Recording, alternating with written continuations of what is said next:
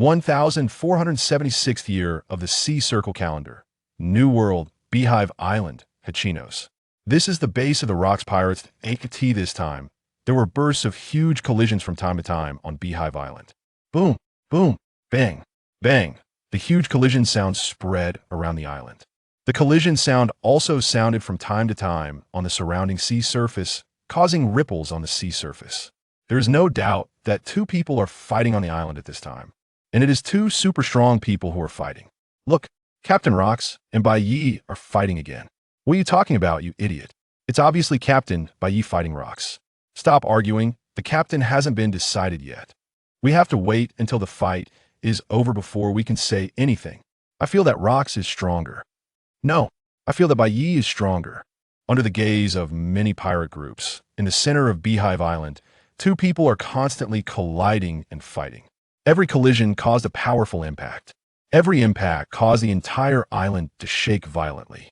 One of them was Rocks, the captain of the Rocks Pirates. Opposite Rocks was a burly and imposing young man.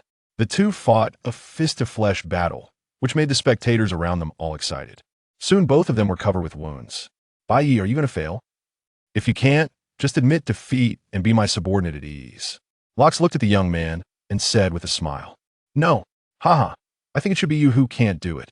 I'm still waiting to defeat you and take your captain position. Bai Yi took a deep breath and said to Rocks without fear. Bai Yi, a time traveler, somehow traveled to the world of One Piece. However, Bai Yi did not travel to the age of exploration opened by Pirate King Roger. But he traveled to the era of Rocks' dominance 40 years ago.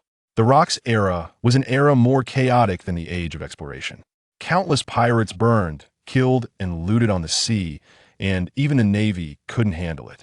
Of course, as a time traveler, how could Bai Yi not have a golden finger? To be precise, Bai Yi's golden finger is a character template. The character template of Fire Demon Lord. That's right, it's the template of the big villain in the anime Jackie Chan Adventures, the Fire Demon Lord. Is the Fire Demon Lord strong? Not only strong, but also very strong. Among them, the main power of the Fire Demon Lord is the 12 spells, followed by the Ghost Army, summoning dragons, giving demons power, and so on. It can be said that each power is extremely powerful.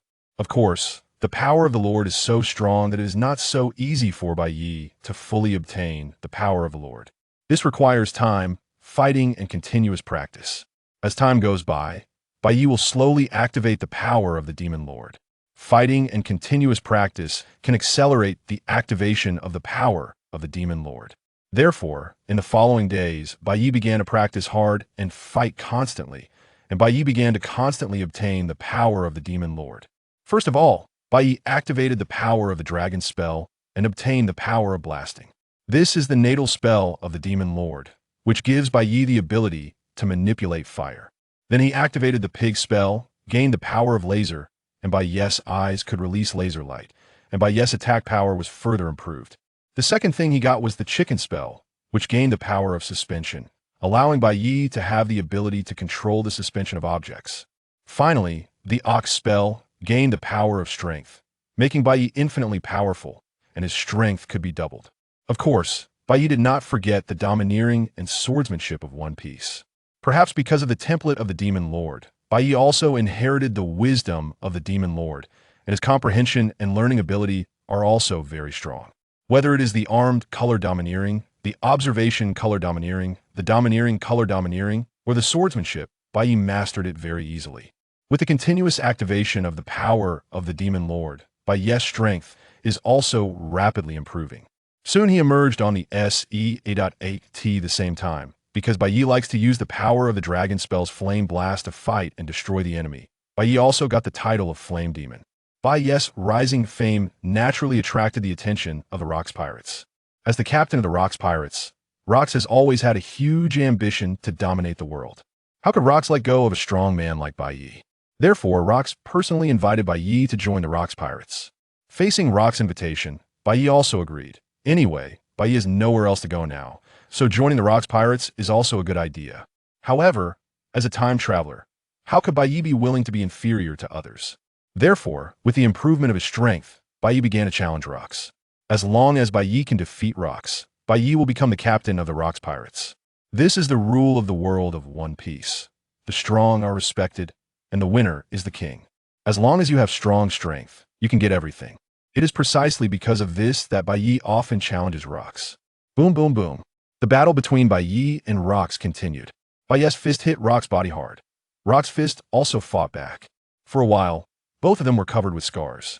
When the two fought, they agreed that they could only use physical strength and not domineering and other abilities. Otherwise, it would not be as simple as causing an impact, and the entire island might not exist. After a fierce battle, both of them were seriously exhausted and panting. However, the fighting spirit in their eyes did not weaken at all. Bai Yi, it seems that you're going to die. Hihi, Rox, don't talk about me. Do you still have strength? Bai Yi and Rox confronted each other, and neither of them backed down. In that case, let's decide the winner with one move. Okay, come on. Bai Yi and Rox looked at each other and rushed towards each other. When the two were about to meet, they concentrated all their strength and punched toward each other. Chapter 2. The future emperors are my subordinates. Boom. Rumble.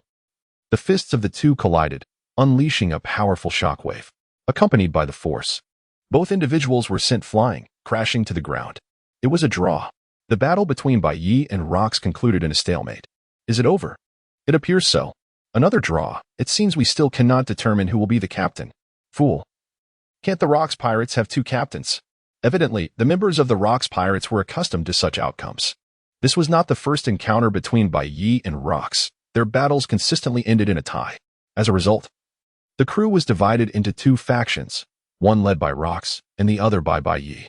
Bai Yi, you truly are formidable. To be able to fight to a draw with Rox, Whitebeard approached, smiling at Bai Yi. As a time traveler, Bai Yi was well aware of Whitebeard's accomplishments. He would eventually become one of the four emperors, the most powerful pirate king, heralded for ushering in the era of Whitebeard. However, at this moment, Whitebeard had yet to achieve such greatness. He was merely the captain of a pirate crew within the Rox pirates, commanding a dozen or so pirates. Thus, upon joining the Rox pirates, Bai Yi immediately took Whitebeard under his wing. Without hesitation, Whitebeard accepted Bai Yi's invitation, recognizing the strength of such an ally. Shortly after Whitebeard's arrival, a flamboyantly dressed beauty approached. Our captain is indeed extraordinary. Bai Yi, would you like to have children with me? I believe our offspring would be immensely powerful. The beauty gazed at Bai Yi with fervent eyes. Undoubtedly, among the Rox pirates, the only woman who had such a desire for children was Charlotte Linlin. Unlike Whitebeard, she was not recruited by Bai Yi. Rather, she had willingly sought him out. In truth, Bai Yi's formidable strength and handsome appearance had captivated Charlotte Linlin, a woman who cherished the idea of having children, especially with strong individuals. She saw in Bai Yi a prime candidate. In Charlotte Linlin's eyes, if she could bear Bai Yi's children, they would undoubtedly inherit his formidable power. Recognizing her potential as a future emperor, Bai Yi welcomed her into his fold. The only dilemma lay in her persistent desire to have children with him. Linlin, step aside. I currently have no interest in that. First, get me something to eat. I'm hungry. Bai Yi firmly rejected Charlotte Linlin's proposition. Bai Yi, you have rejected me again. How disheartening. Charlotte Linlin left with a look of disappointment. Yet, she did not give up. She believed that as long as she remained by Bai Yi's side, she would eventually have the opportunity to have children with him. Listen up, everyone. Don't just stand there. Hurry. Bring Captain Bai Yi some food. Whitebeard waved his hand, prompting a flurry of activity among the pirates as they hurried to prepare a meal for Bai Yi. Captain Bai Yi, here is your favorite drink. A beautiful woman with cascading white waves, adorned with a pink flower and a serpent coiled around her waist, presented a goblet to Bai Yi. He took a generous sip and praised her. Fire Blossom, your brew is indeed exceptional. Fire Blossom, who would become the matriarch of the future Amazon Lily, was currently a stunning beauty and one of Bai Yi's subordinates. After a flurry of activity among the crew, Bai Yi's meal was soon ready. A burly boy with horns on his head approached, carrying a mountain of food before Bai Yi. Bai Yi, here is your meal. The boy presented the towering feast, his eyes filled with admiration. In the world of pirates, strength reigned supreme. And it was clear that Bai Yi's display of power in his battle with Rox had won the boy's respect. Seeing the boy's familiar face, Bai Yi inquired, Hey, little one, what is your name? Bai Yi, my name is Kaido. The boy replied enthusiastically. Kaido, you are quite impressive. From now on, you shall follow me, Bai Yi declared, realizing his fortune in encountering another future emperor. Not one to let such an opportunity slip by. He welcomed Kaido into his ranks. Really? That's wonderful. Thank you, Captain Bai Yi. Kaido exclaimed with excitement upon receiving Bai Yi's affirmation. Kaido, work hard. I shall get you a devil fruit in the future. Bai Yi smiled at Kaido's enthusiasm. As he savored his meal, he contemplated his subordinates. 3 future emperors were already under his command. In the days that followed, Bai Yi continued to train diligently, enhancing his strength.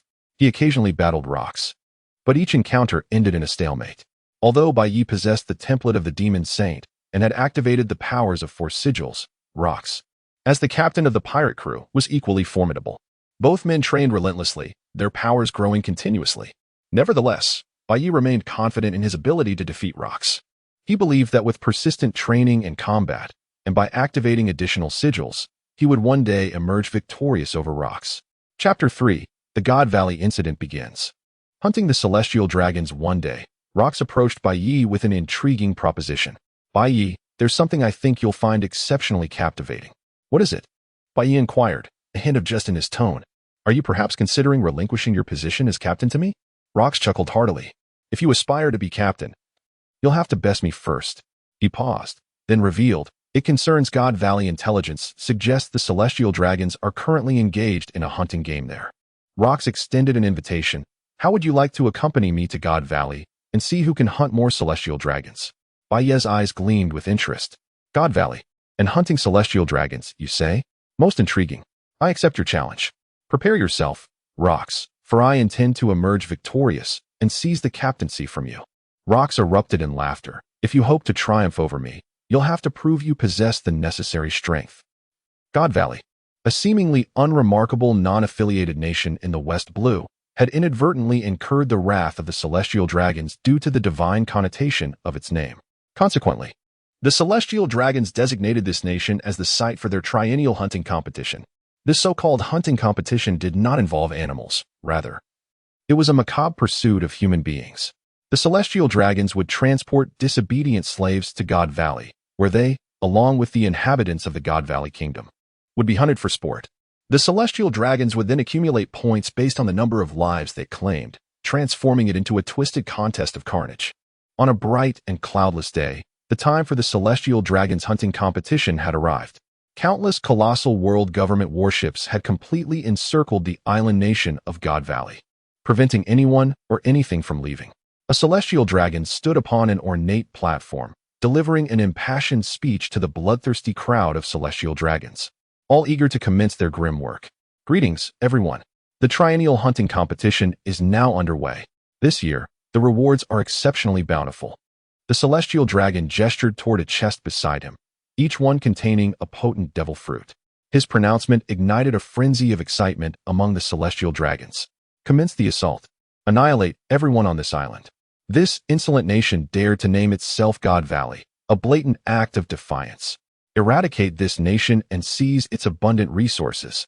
The celestial dragons surged toward God Valley like ravenous wolves, unleashing a wave of indiscriminate slaughter and pillage upon their arrival. The unsuspecting civilians of God Valley were given no chance to react, falling victim to the celestial dragons' guns. Overwhelmed by the onslaught, the king of God Valley cried out in despair, "Celestial dragons of the world government, what are you doing? This is nothing short of banditry. You are all madmen. This is my kingdom, our land." Before the king could finish his plea, a streak of light flashed, and he was instantly slain.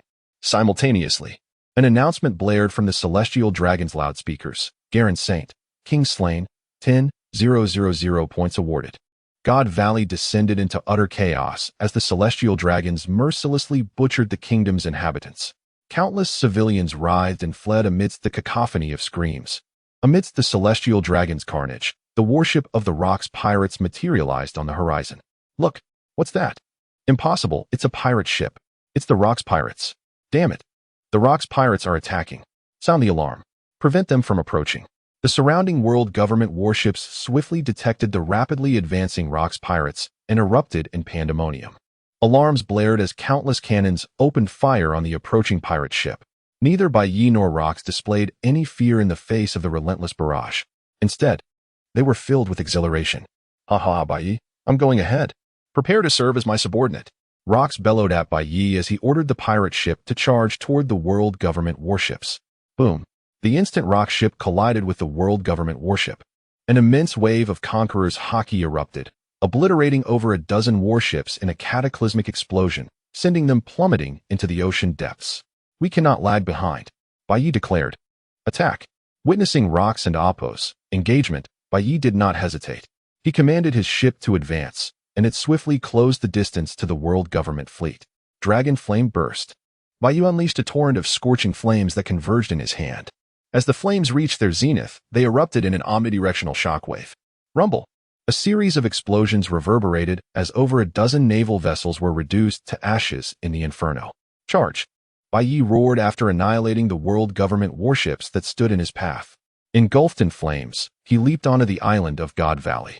Impossible. It's Flame Devil Bai Yi. Stop him at all costs. We must not allow him to attack the celestial dragons. Laser vision.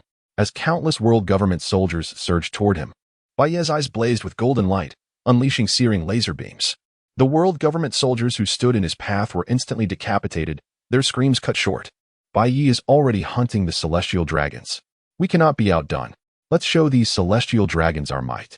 Witnessing Bai Yi's display of power, Whitebeard, Charlotte Linlin, and others joined the fray, charging toward the celestial dragons on God Valley. The celestial dragons were engaged in the wholesale slaughter of the God Valley Kingdom's people, while the Rox pirates were engaged in the methodical hunting of the celestial dragons. The island was plunged into unprecedented chaos. What is happening? What's going on? Who dares to attack the celestial dragons? The commotion swiftly drew the attention of the celestial dragons on the island. It's the Rox pirates. Impossible. The Rox pirates are massacring the celestial dragons. Damn it. All members of the Holy Knights engaged the Rox pirates. While the majority of celestial dragons were weaklings, there were exceptions among them. Faced with the onslaught of the Rox pirates, these celestial dragons mounted a swift counterattack. The stronger celestial dragons engaged the Rox pirates in a fierce melee. On God Valley Island, Bai Yi, wreathed in flames, unleashed a torrent of fire and lasers. One by one, the celestial dragons were incinerated without even a chance to scream. Although there were formidable celestial dragons, Bai Yi's power far surpassed theirs. With each assault by Bai Yi, countless celestial dragons meet their demise. In merely this brief moment, several hundred celestial dragons have perished in the flames unleashed by Bai Yi. Chapter 4. Even more audacious. Confronting the five elders as Bai Yi relentlessly slaughtered the celestial dragons, Whitebeard and his crew exhibited no hesitation, charging fiercely towards their adversaries. Although the celestial dragons were regarded as the world's aristocracy, their reputation was far from admirable. In fact, they were widely despised. Thus, when an opportunity arose to eliminate these tyrants, how could the pirates let it slip away? Scoundrel! You wretched fiend! How dare you consume the devil fruit? Spit it out! At that moment, not far from Bai Yi, Charlotte Linlin was ruthlessly assaulting two small children, clutching a devil fruit in her hand. Linlin, what is happening? Upon hearing the commotion, Bai Yi strode over, engulfed in flames of fury. Captain, I have found a formidable devil fruit. Charlotte Linlin flatteringly presented the fruit to Bai Yi. Alas, another powerful fruit was consumed by that little brat. I shall slay him now and retrieve the devil fruit. With that, she brandished her sword, preparing to strike the child. As it turned out, while hunting the celestial dragons, Charlotte Linlin had spotted the two children holding two devil fruits. Without a moment's hesitation, she had attempted to seize them. Unfortunately, she was a step too late, managing to claim only one while the other had already been devoured by a child. Bear cub, run! The frail child on the ground shouted desperately to his sturdier companion. However, the two children were no match for Charlotte Linlin, who swiftly captured them. These children were none other than the young Ivankov and Bartholomew Kuma. At that moment, they were enslaved by the celestial dragons. In a desperate bid to escape God's Valley, they had leaked its whereabouts, which attracted the Rox pirates. Seizing the opportunity, they infiltrated the celestial dragon's podium and stole the powerful devil fruits, hoping to use their powers to flee. Little did they expect to encounter Charlotte Linlin. Just as the two were on the brink of death beneath her sword, Bai Yi intervened, grasping the descending blade. Release them. We have come to slay the celestial dragons. Not their slaves, he declared, addressing the children. Very well. You two brats may leave. Upon hearing Bai Yi's command, Charlotte Linlin sheathed her sword without further thought. After all, they were merely children. Since her captain had spoken, she would let them go. As for the devil fruit, Kaido, it's yours. Bai Yi tossed the fruit to Kaido. Although Bai Yi recognized the fruit as a powerful mythical zoan type, the Azure Dragon fruit, he refrained from consuming it. Possessing the powers of the fire demon sovereign, he deemed such a fruit, one with side effects, beneath his notice. Ah, really? Is this truly for me? Thank you, Captain. Kaido exclaimed joyfully, receiving the devil fruit. Kaido, remember to thank me for finding that fruit. Charlotte Linlin remarked, eyeing Kaido. Humph, why should I thank you? This is clearly a gift from the captain. Kaido retorted dismissively. For Bai Yi, securing a devil fruit for Kaido was merely a minor interlude, as he continued his frenzied hunt for the celestial dragons on the island. With the relentless death toll among the celestial dragons rising, the stronger among them could no longer remain passive. One of the 5 elders, Jaegerusha Satan, positioned himself before Bai Yi. You vile pirate! How dare you assault the celestial dragons? Jaegerusha Satan glared at Bai Yi, summoning the powers of his devil fruit. In an instant, his lower body swelled and transformed into spider legs, surrounded by ominous black smoke, the signature mark of an awakened Zoan-type devil fruit.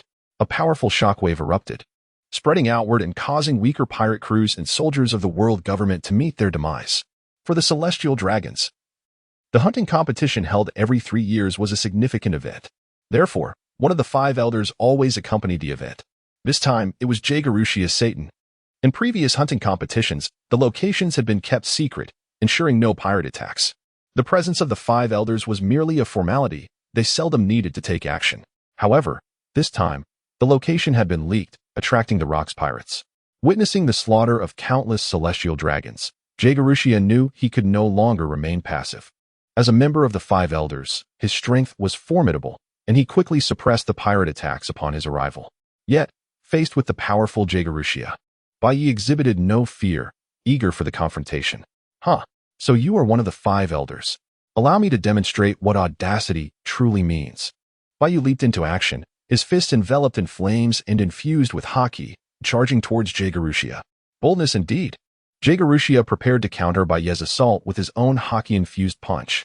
The clash of their attacks generated a tremendous roar, releasing a powerful shockwave. Without hesitation, Bai Yi continued his onslaught against Jaegerusha. Dragon Flame Blast. Laser Beam. Aware of the formidable power of the 5 elders, Bai Yi unleashed his full strength. Various fierce attacks, amalgamated from the dragon and pig talismans, surged towards Jaegerusha. Boom. Flames and lasers relentlessly bombarded Jaegerusha, creating a cacophony of explosions. Surprisingly, under Bai Yi's relentless barrage, Jaegerusha found himself momentarily on the defensive. What? How can this wretched brat possess such formidable power? Enraged, Jaegerusha bellowed, transforming into his beast form, unleashing an even greater power as the abilities of his devil fruit fully manifested. His body expanded rapidly, morphing into a colossal beast.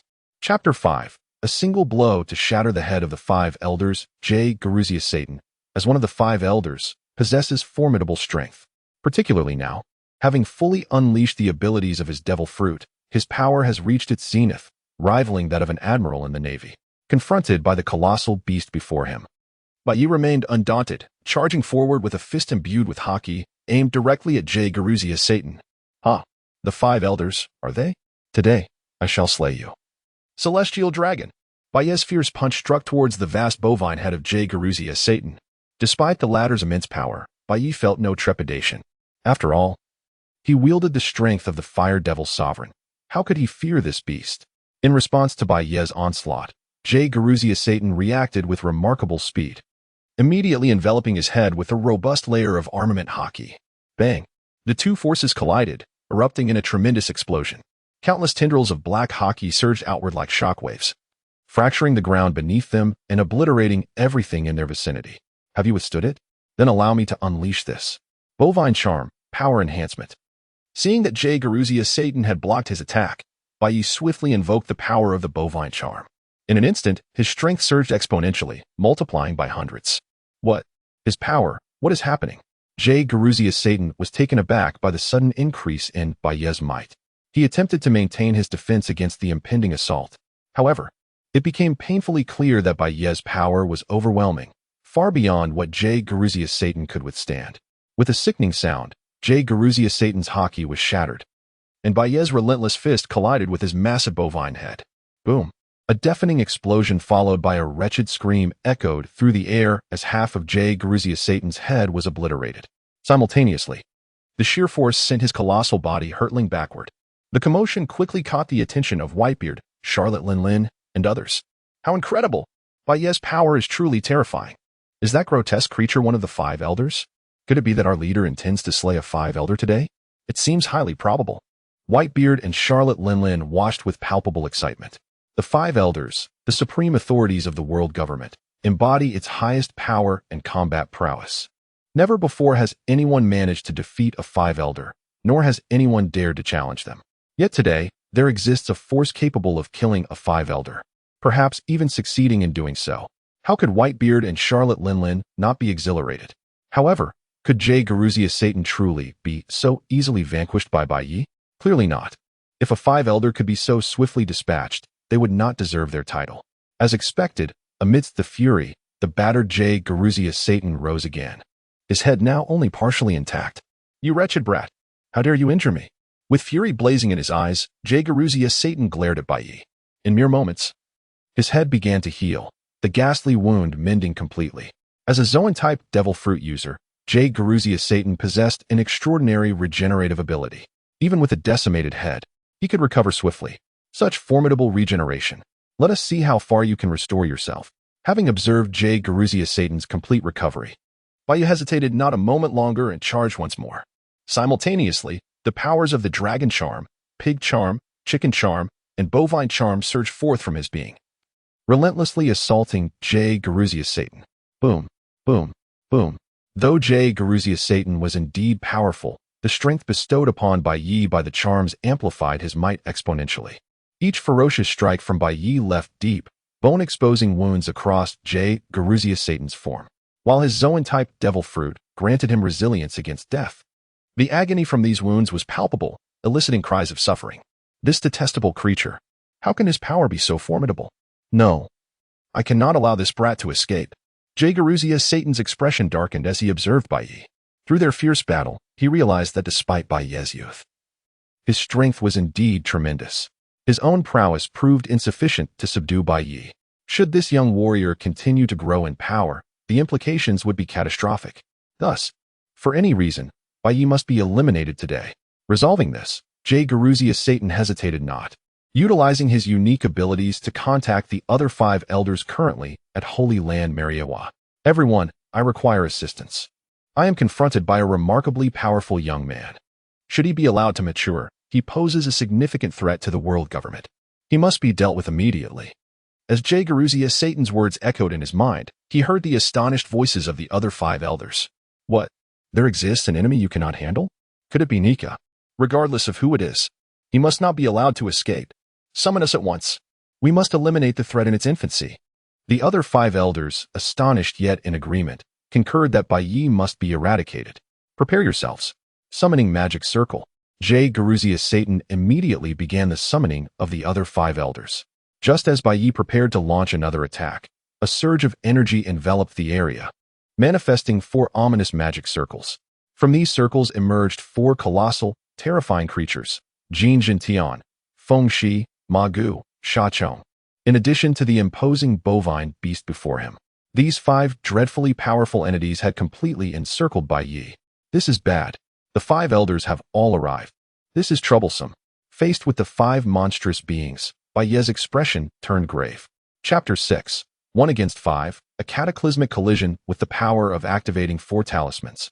Bai Yi found himself capable of contending with a single member of the five elders. However, he was taken aback by their utter disregard for honor in battle. As they summoned their comrades, facing five formidable foes, Bai Yi understood that his situation had turned dire. Although he yearned to flee, it was evident that the five elders had no intention of allowing his escape, surrounding him with relentless determination. Is it truly him? The power he wields is indeed terrifying. A being of such dread has emerged from the depths of the ocean. What devil fruit power does he possess? Could it be a fruit we are yet unaware of? Regardless, he must not be allowed to escape today. He must be eradicated. Understood. Let us launch our assault together. The five colossal entities exchanged words before charging at Bai Yi with ferocity.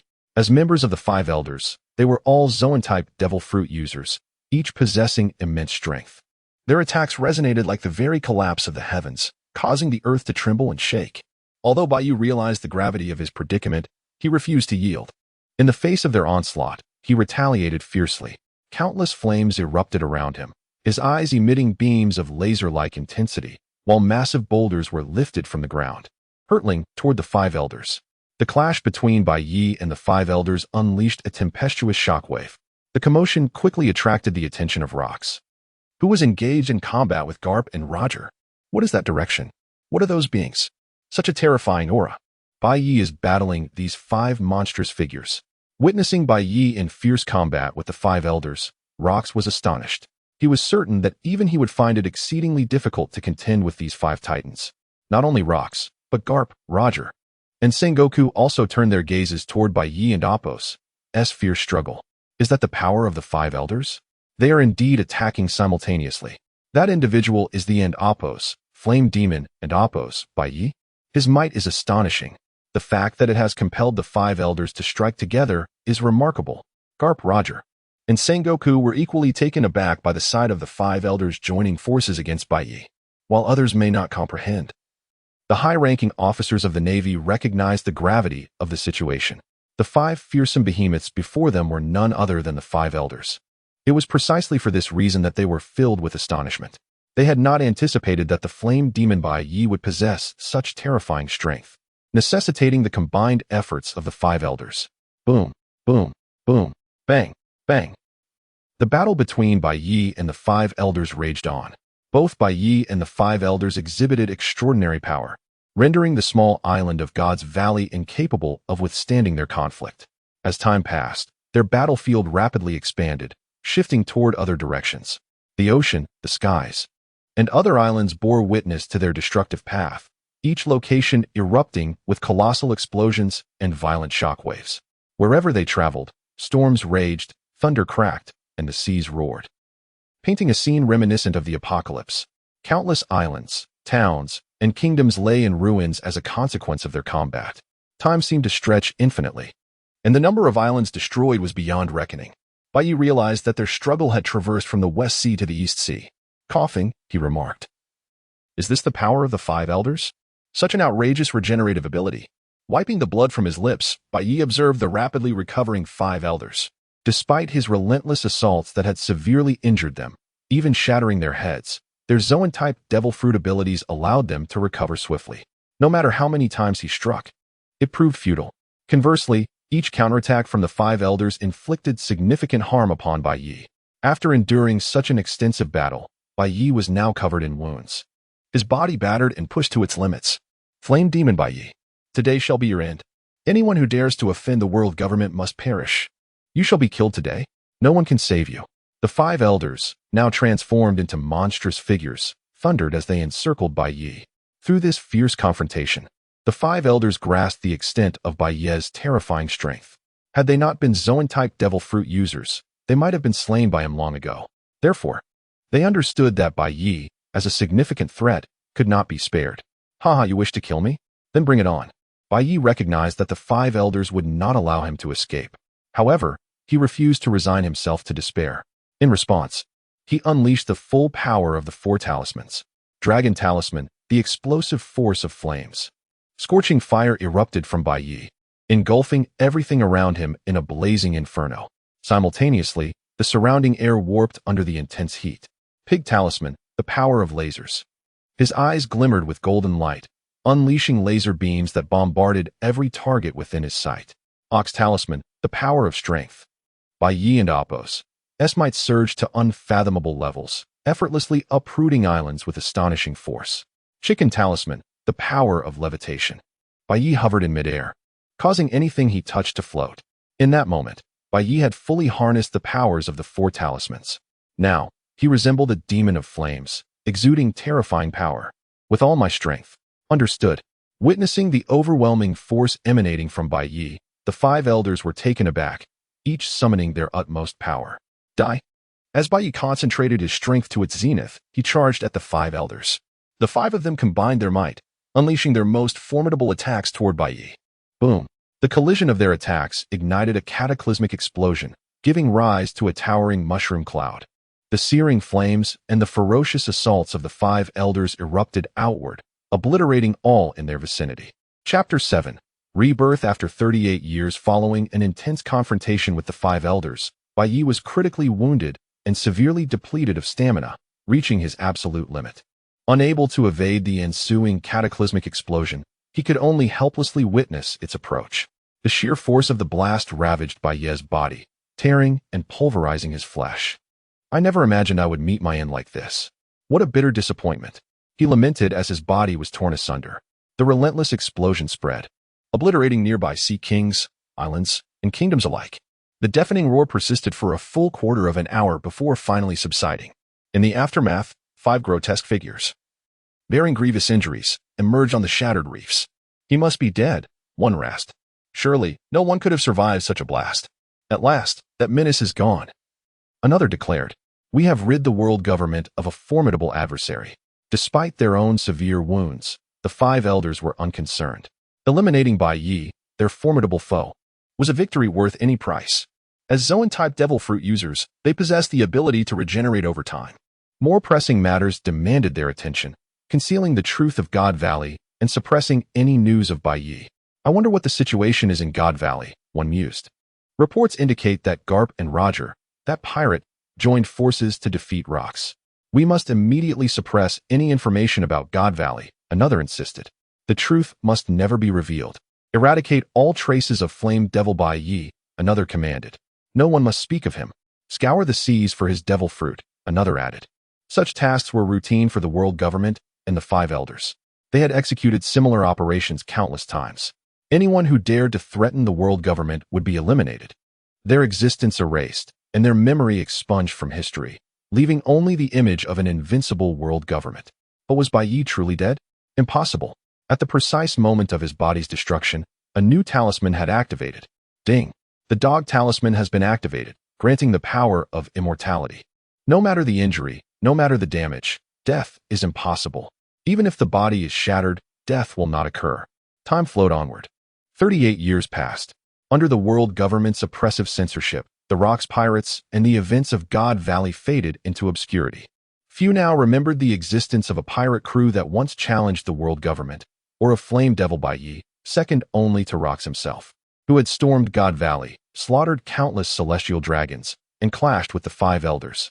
As time marched on, Joel D. Roger, the first to conquer the Grand Line, became the Pirate King, ushering in the Great Pirate Era. Countless pirates flooded the seas, plunging the world into further chaos. On a nameless, desolate island in the East Blue, a pile of dismembered limbs lay scattered. In these turbulent times, such sights were not uncommon. With the advent of the Great Pirate Era, pirates fought and died daily, leaving behind a trail of carnage. What was peculiar about this particular pile of limbs was its resistance to decay. Despite exposure to the elements, it remained remarkably intact, as if still alive. These were the remains of Bai Yi. In his final moments, Bai Yi had activated the dog talisman, granting him the power of immortality, the inability to die, regardless of the severity of his injuries. However, reduced to mere fragments, Bai Yi was incapable of action or thought, trapped in a state of suspended animation. After an unknown duration, a voice echoed within his dormant mind. Ding! The horse talisman has been activated, granting the power of restoration, the ability to dispel any external influence, heal any ailment, and restore any damaged object to its original state. Suddenly, the inert limbs stirred, rapidly coalescing, growing, and merging until they reformed into Bai Yi himself. Even his clothes were restored to their pristine condition. What is happening? Bai Yi wondered. Was I not dead? Was I not slain by the 5 elders? He vividly recalled being surrounded by his adversaries, expending his last reserves of strength in a desperate, suicidal attack, and succumbing to the ensuing explosion. How could he be alive now? Ah, yes, he remembered. In my final moments, I activated another talisman. Focusing his thoughts, Bai Yi examined his body, discovering 2 new talismans alongside the existing dragon, pig, rooster, and ox, the dog and horse talismans. The dog and horse talismans. Immortality and restoration. So that is it, he realized. The dog talisman granted me immortality, and the horse talisman brought me back to life. Grasping the power of these talismans, Bai Yi finally understood his survival. The dog talisman had prevented his demise, even when his body was shattered. As time passed, the horse talisman activated, restoring his fragmented form. The combination of the dog talisman's immortality and the horse talisman's restoration made Bai Yi virtually indestructible. Those damned 5 elders, he seethed. Now that I am resurrected, possessing invulnerability, you will pay. Bai Yi would never forget the dishonorable ambush that led to his death. Now revived, he would seek vengeance. Stretching his limbs, Bai Yi surveyed the horizon, wondering how much time had passed and what had become of the battle at God Valley. I must gather information about the current state of affairs, he thought, and check on Whitebeard and the others. At that moment, a commotion reached his ears. A band of ferocious pirates was pursuing a young woman. You wretched little thieving feline. How dare you pilfer the treasures of our mad pirate's ship? You are courting your own demise. Hunt her down. I shall have her dismembered into pieces. The leader of the pirates bellowed furiously. Chapter 8. The Thieving Cat at your doorstep. The Mad Pirates, a renowned and formidable crew in the East Sea, had recently plundered a town, amassing a treasure trove of riches. However, they were utterly unprepared for the audacious challenge posed by the notorious thief known as the Thieving Cat. Nami. This cunning rogue had gained infamy in the East Sea for her exceptional skills in thievery, successfully pilfering treasures from numerous pirate crews. Today, her sights were set on the Mad Pirate's ship. Employing her remarkable stealth, Nami infiltrated the Mad Pirate's lair and located their coveted treasures. Just as she was about to make her escape, she inadvertently alerted the crew. In a frenzy to reclaim their stolen riches, the Mad Pirates launched a relentless pursuit after her, ultimately cornering her on a desolate island. Cursed be their persistence. What am I to do now? Seeing the pirates swiftly closing in, Nami's face contorted with anxiety. She understood all too well that if she fell into their clutches, her fate would be dire. At that moment, she spotted a strikingly handsome man in the distance. Ah, someone. A plan has emerged. Without a moment's hesitation, Nami dashed toward him. Captain, I've brought you the treasure you seek, she exclaimed, presenting the bounty she had secured to the man before her. Treasure? What treasure? The man, known as Bai Yi, regarded the girl with a perplexed expression. Having just been resurrected, he was still disoriented and baffled by her sudden appearance and her claim of being his subordinate. While Bai Yi had commanded many followers during his time with the Rocks Pirates, he was certain he had never encountered this girl before. And treasure? He held little interest in such trivialities. At that moment, the Mad Pirates arrived, overhearing Nami's words. So, you are the captain of the Thieving Cat, one of them bellowed. You dare to steal from us? Seize him. With weapons drawn, the crew charged at Bai Yi without a second thought. Captain, you handle these pirates first. I'll make off with the treasure. Nami shouted as she hoisted the loot and sprinted away.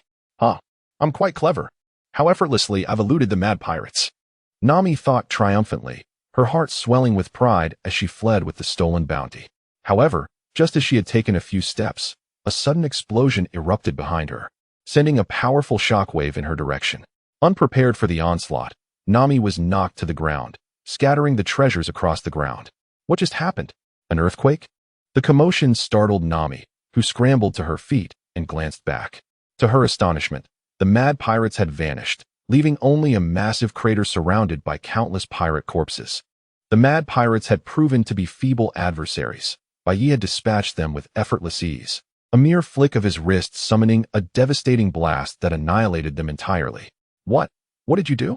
Seeing the flames coalescing in Bai Yi's hand and the gaping chasm before her, Nami realized the Mad Pirates had been obliterated by him, sending a wave of trepidation coursing through her. Initially, her plan had been to divert the pirates' attention, allowing her to escape with the treasure. However, she had never anticipated the extraordinary power possessed by this man, which had so swiftly eradicated the threat. Yet, as the resourceful Thieving Cat, Nami quickly regained her composure. Wow, Captain, your strength is truly remarkable. I've prepared all the treasures for you, she said eagerly, presenting the bags of loot to Bai Yi with a sycophantic smile. How intriguing, Bai Yi replied, his interest piqued. What is your name? Captain, I am Nami, she answered without hesitation. Nami, the Thieving Cat. Upon hearing her name, Bai Yi regarded her with renewed curiosity, as a faint recollection stirred within his mind. What is it, Captain? Nami inquired, observing his intense gaze. Nothing. What year is it? Bai Yi asked, redirecting his focus. Captain, it's the year 1518, Nami replied, taken aback by his question. 1518? Over 30 years have passed. Bai Yi murmured, disbelief etched upon his face, a profound reflection shimmering in his eyes. He had assumed that only a few years had elapsed during his absence. But the reality of 30 years was staggering. "Are you all right, Captain?" Nami asked cautiously, noting the fluctuations in his expression. Given by Ye's formidable presence, she felt a pang of anxiety, fearing she might provoke his ire. "I'm fine. You must have a ship. We should leave this place," Bai Yi declared. "Yes, Captain. What should we do with these treasures?" Nami asked hesitantly. "If you desire them, take them," Bai Yi replied indifferently. Such wealth held no allure for him. As a former second-in-command of the Rocks pirates, Bai Yi had possessed treasures beyond anything Nami had ever encountered. In this chaotic world of pirates, material wealth was but an illusion. True power was the only reality. With strength, one could acquire as much treasure as desired. "Really? Thank you, Captain," Nami exclaimed, her excitement palpable as she gathered the treasure and led Bai Yi toward her small vessel. "Captain, where shall we go next?" she inquired. Aware of Bai Yi's formidable prowess and eager to align herself with him, intending to bide her time and seize an opportunity to escape with the treasure. "Let us find something to eat first. I recall a famous seaside restaurant in the East Sea. Afterward, we shall gather information," Bai Yi replied thoughtfully. At present, Bai Yi has just been resurrected and possesses only a rudimentary understanding of the current state of the world. Consequently, he must first gather information. "Yes, Captain." Upon hearing Bai Yi's words, Nami, ever honest, promptly maneuvered the vessel to sail swiftly across the surface of the sea. Under Nami's skilled guidance, the seemingly modest ship navigated the vast ocean with remarkable steadiness. "Impressive sailing skills. Would you be interested in serving as my navigator?" Bai Yi remarked, observing Nami with admiration. Now that Bai Yi has returned, he intends to reassemble his pirate crew, and the role of a navigator is paramount for any such endeavor. A skilled navigator can ensure that the ship sails with greater stability and speed. While Nami may not possess exceptional combat abilities, her navigational prowess is undeniably exceptional. Thus, Bai Yi wishes to appoint Nami as his navigator. "You want me to be your navigator, Captain?" "Of course." Nami, without a moment's hesitation, readily agreed to Bai Yi's proposal. It is perhaps true that, at this moment, Nami is eager to gain Bai Yi's trust, and she would acquiesce to any of his requests. However, once she secures his trust, she plans to discreetly slip away. "Haha, splendid. From this moment forth, you are my navigator," Bai Yi chuckled nonchalantly at Nami's demeanor. He is well aware that Nami is merely humoring him. How could the cunning little thief so easily join a pirate crew? Nevertheless, Bai Yi remains unfazed. Can a mere little thief truly escape his grasp? Under Nami's guidance, the diminutive vessel traversed the waters with remarkable swiftness, soon arriving before a grand ship fashioned in the likeness of a marine fish. "Captain, this is the Baratai, the finest dining establishment in the East Blue," Nami declared, introducing the restaurant to Bai Yi. "Is that so? Let us partake and ascertain its culinary excellence." Bai Yi responded casually. They ascended to the Baratai and seated themselves at a vacant table. "Greetings, esteemed patrons. May I inquire as to your preferences?" A waiter inquired promptly. "Bring forth your most delectable offerings," Bai Yi replied without reservation. "As you wish, sir. Please allow us a moment," the waiter responded courteously. Shortly thereafter, a plethora of Epicurean delights graced Bai Yi's presence. "Indeed, quite palatable," Bai Yi remarked after a morsel, acknowledging the Baraty's reputation for culinary artistry. "Luffy, you scoundrel. What is the meaning of this? Attend to the floor forthwith." A waiter bellowed at a straw-hatted youth. "Coming, coming," the youth responded, his limbs contorting like pliable rubber as he swept the floor with a cloth. "Luffy is it?" Bai Yi mused, his interest fleeting. Though Luffy possessed the powers of the gum-gum fruit, now known as the mythical Zoan, Hito Hito no Mi, model, Nika, Bai Yi deemed his current strength inconsequential. Even should Luffy attain the pinnacle of his devil fruit's potential, Bai Yi remained confident in his ability to triumph. As Bai Yi savored his repast, a dramatic spectacle unfolded before him. The Krieg Pirates, a formidable band that had ventured into the Grand Line from the East Blue, had met with misfortune. They had been routed by the Shichibukai, Hawkeye Mihawk, their fleet decimated and their crew demoralized. In their desperation, they had retreated to the East Blue, depleted of provisions and morale. They sought succor at the Baratai, begging for sustenance.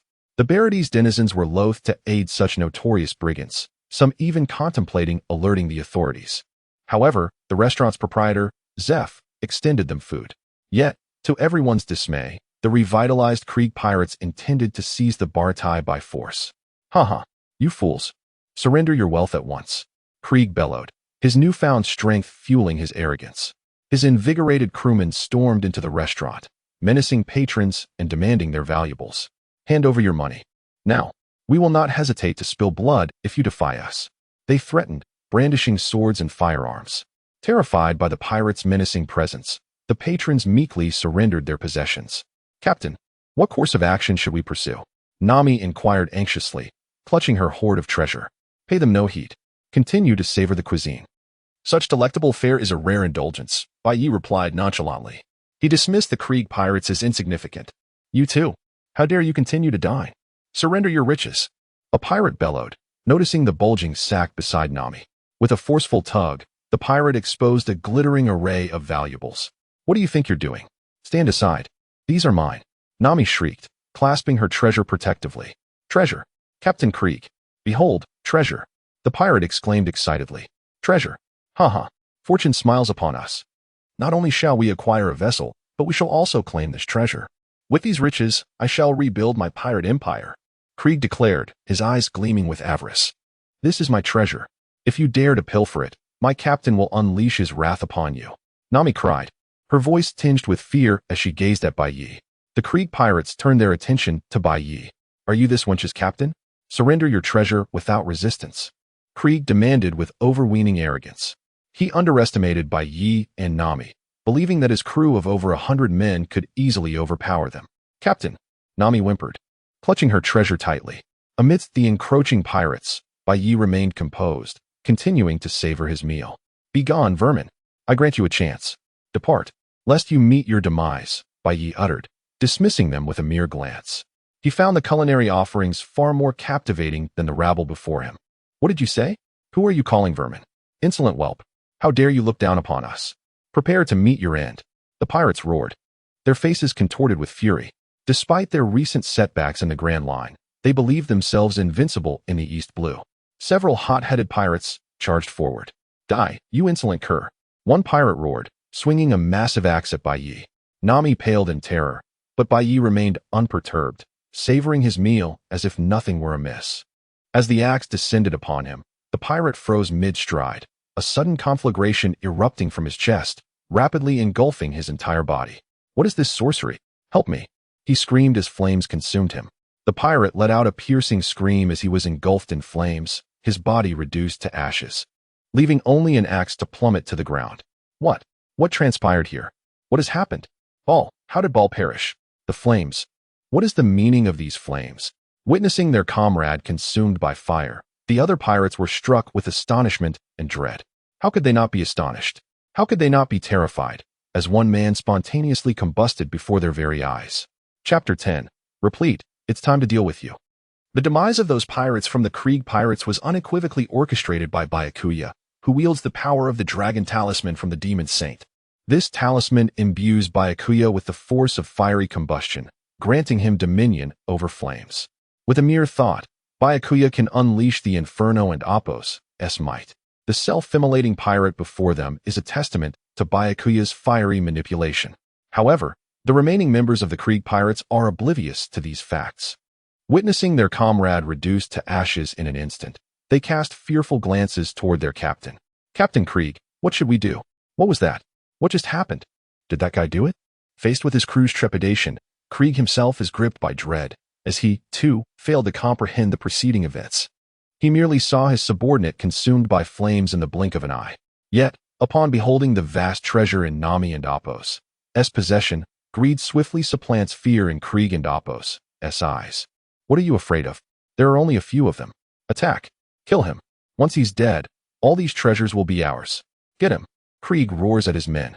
Despite his incomprehension of the recent occurrence, Krieg has no intention of relinquishing the treasure in Nami's grasp. The loss of one subordinate is inconsequential. He has plenty more. Securing the treasure justifies any number of casualties. Yes. Attack. Let's get him. Captain Krieg is right. There are only 2 of them. Kill them. And the treasure is mine. Driven by Captain Krieg's authority and the allure of the treasure, the pirates steel themselves and charge toward Byakuya. Alas, these pirates, too, are engulfed in flames before they can even approach Byakuya, their screams fading into ash. Damn it, use firearms. Attack with firearms. I refuse to believe he's invincible. Krieg bellows. Krieg is not foolish. If approaching Byakuya means certain death, Then they shall attack from a distance with firearms. Quick, firearms. Obey the captain. Attack him with guns and cannons. Following their captain's command, the pirates promptly draw their firearms and cannons, unleashing a barrage upon Byakuya. Even Krieg activates the mechanisms within his armor, revealing a multitude of gun barrels and cannons that relentlessly fire upon Byakuya. A storm of bullets and cannonballs hurtles toward Byakuya. But could these possibly harm him? Of course not. Each bullet and cannonball ignites upon nearing Byakuya, melting away in the flames until nothing remains. Observing the Krieg pirates' relentless assault on Byakuya, the chefs of the Baratai turn to their head chef, Zeph, for guidance. Chef Zeph, what should we do? Should we assist? Captain, what's going on? Why can't the Krieg pirates' attacks hit him? What kind of power is this? Yes, Captain, do you know what's happening? The Baradi chefs and waiters, all hailing from the East Blue, have never ventured beyond its borders and are bewildered by the scene unfolding before them. Witnessing the sudden flames that melt away every pirate attack before it reaches Byakuya, they are struck with awe and confusion. They turn to their captain, Zeph, in hopes of an explanation. They believe Zeph, having sailed the Grand Line, must possess knowledge of such matters. I'm not sure either, but that person might be a devil fruit user. His strength is immense. We shall not interfere. Let's observe the situation. Zeph replies gravely. Zeph, despite his voyage on the Grand Line, only traversed its initial stretch and ultimately met with failure. As such, his understanding of the Grand Line's formidable figures is limited. Therefore, the power Byakuya displays leaves him perplexed. Nevertheless, Zeph recognizes the sheer strength of the individual before them. The Krieg pirates have likely bitten off more than they can chew. The Krieg pirates' relentless attacks prove futile against Byakuya. The crew members cast fearful glances at their captain. Captain, it's not working. Yes, our attacks are ineffective. Captain, have we encountered a ghost? Captain, what should we do? Faced with his crew's fearful gazes, Krieg feels immense pressure, his eyes wide with sweat trickling down his forehead. He has never encountered such a situation and is at a loss for what to do. At that moment, Byakuya savors the last morsel of his meal. I'm full. It's time to deal with you, trash. Byakuya rises, casting a menacing gaze upon the Krieg pirates. What are you going to do? The Krieg pirates recoil in fear at Byakuya's movement. I warned you before. I told you to leave. Since you refused, now you shall perish. With those words, a burst of flames erupts from Byakuya's hand. Several Krieg pirates, caught within range, are instantly reduced to ashes, leaving them no chance to react.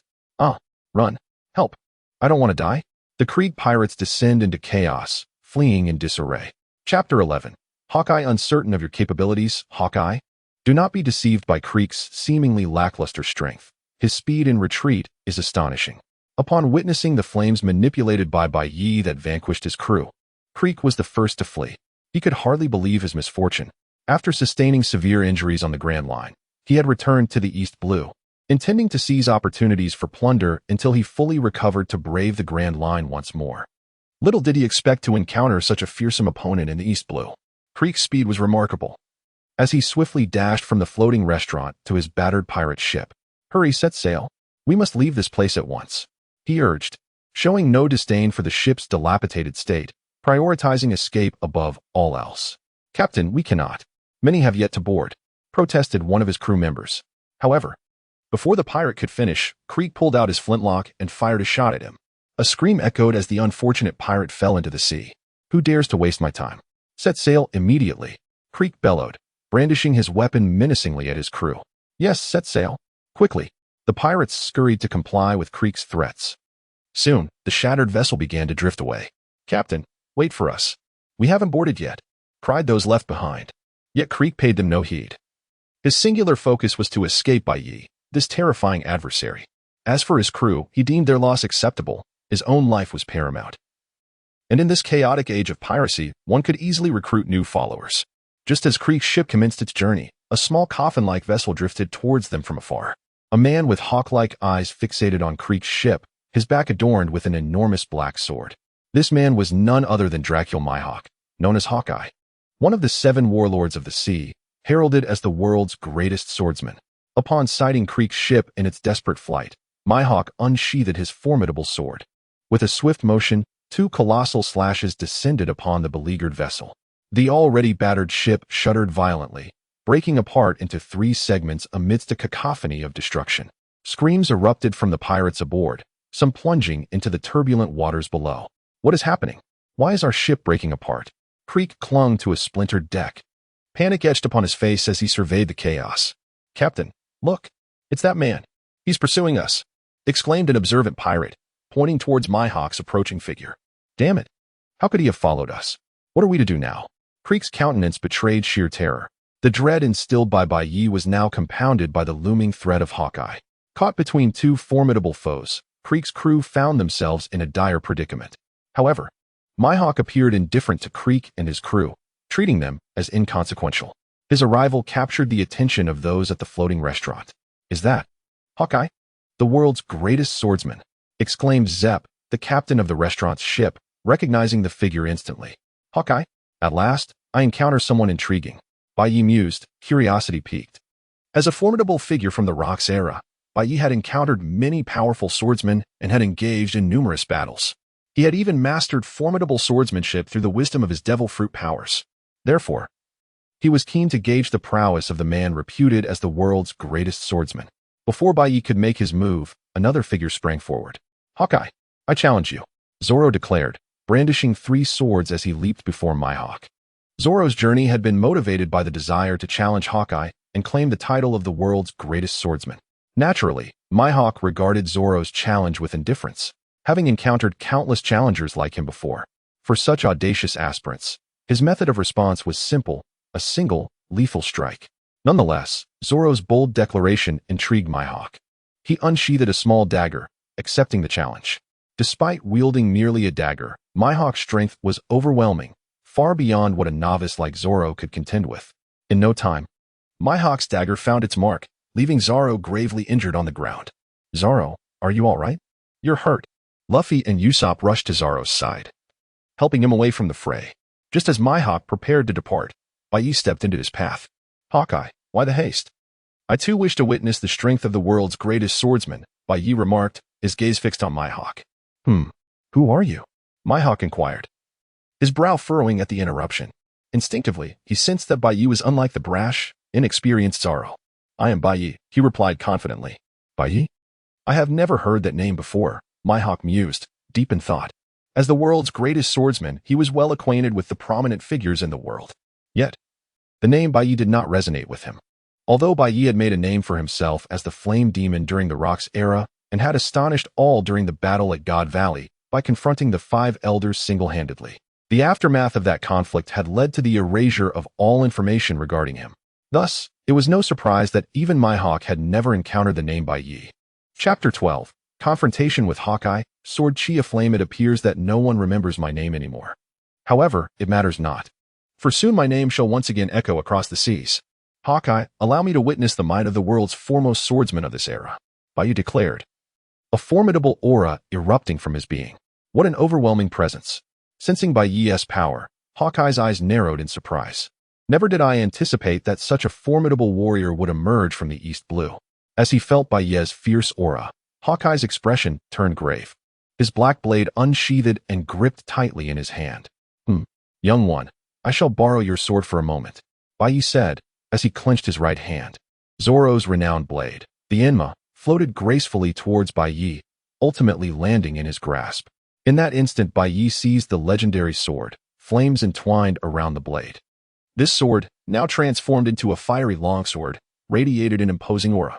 "Well, Zoro, this fellow has taken your sword, and it's on fire," Luffy exclaimed, his voice filled with astonishment as he beheld Bai Yi wielding Zoro's blade. "Luffy, cease your shouting. Focus on the battle," Zoro interrupted, mustering all his strength to rise and fix his gaze intently on the impending clash between Bai Yi and Hawkeye. Zoro was acutely aware that a monumental confrontation was about to unfold. "Everyone, pay attention. The world's greatest swordsman is about to strike. This level of combat is not something one can simply observe." Meanwhile, Zeph and the others at the floating restaurant rallied all the staff and chefs to witness the impending duel. Hawkeye, with his black blade in hand, fixed his hawk-like gaze upon Bai Yi, who gripped the fiery longsword with equal intensity. Though neither had yet made a move, their auras locked onto one another, suffusing the atmosphere with palpable tension. The onlookers held their breath, feeling the oppressive energy surrounding them. Even those who had contemplated fleeing, such as the Krieg pirates, found themselves paralyzed by the sheer terror emanating from Bai Yi and Hawkeye, unable to make a single move. At that moment, a wine bottle shattered upon the deck, plummeting into the ocean with a crisp splash. This sound acted as a signal, causing both Bai Yi and Hawkeye to narrow their eyes and simultaneously unleash a strike toward one another. Slicing, the immense slashes cleaved through the ocean's surface, racing toward each other.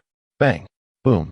A thunderous explosion erupted as the two colossal strikes collided, sending a shower of water skyward. Following that initial clash, without hesitation, both warriors charged at one another once more. Bang! Their swords collided again, creating yet another resounding explosion. The sea erupted violently, sending countless droplets scattering in all directions. The spectators were drenched by the cascading water, left in a state of shock. Among the most unfortunate were the Krieg pirates, whose ship had been reduced to splinters by Hawkeye's earlier assault. They now clung desperately to the driftwood in the tumultuous sea, the waves crashing around them, with some unfortunate souls being swept into the depths by the ferocious currents. "Help! Someone save me! I'm drowning! Captain Krieg, help!" they cried out, their voices filled with despair. However, no one paid them any heed, as all eyes were captivated by the fierce battle between Bai Yi and Hawkeye. Swish! Swish! Boom! The clash of swords echoed as Bai Yi and Hawkeye continued their furious exchange. Each collision of their blades unleashed a cacophony of explosions, sending powerful shockwaves across the water, creating towering waves.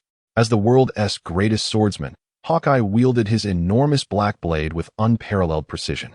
Each strike unleashed a torrent of sword chi, relentlessly bombarding Bai Yi. Yet Bai Yi did not falter. With the fiery longsword in hand, he met Hawkeye's assaults with fervor. The flames danced around him, igniting the air with scorching heat as he parried and countered the onslaught.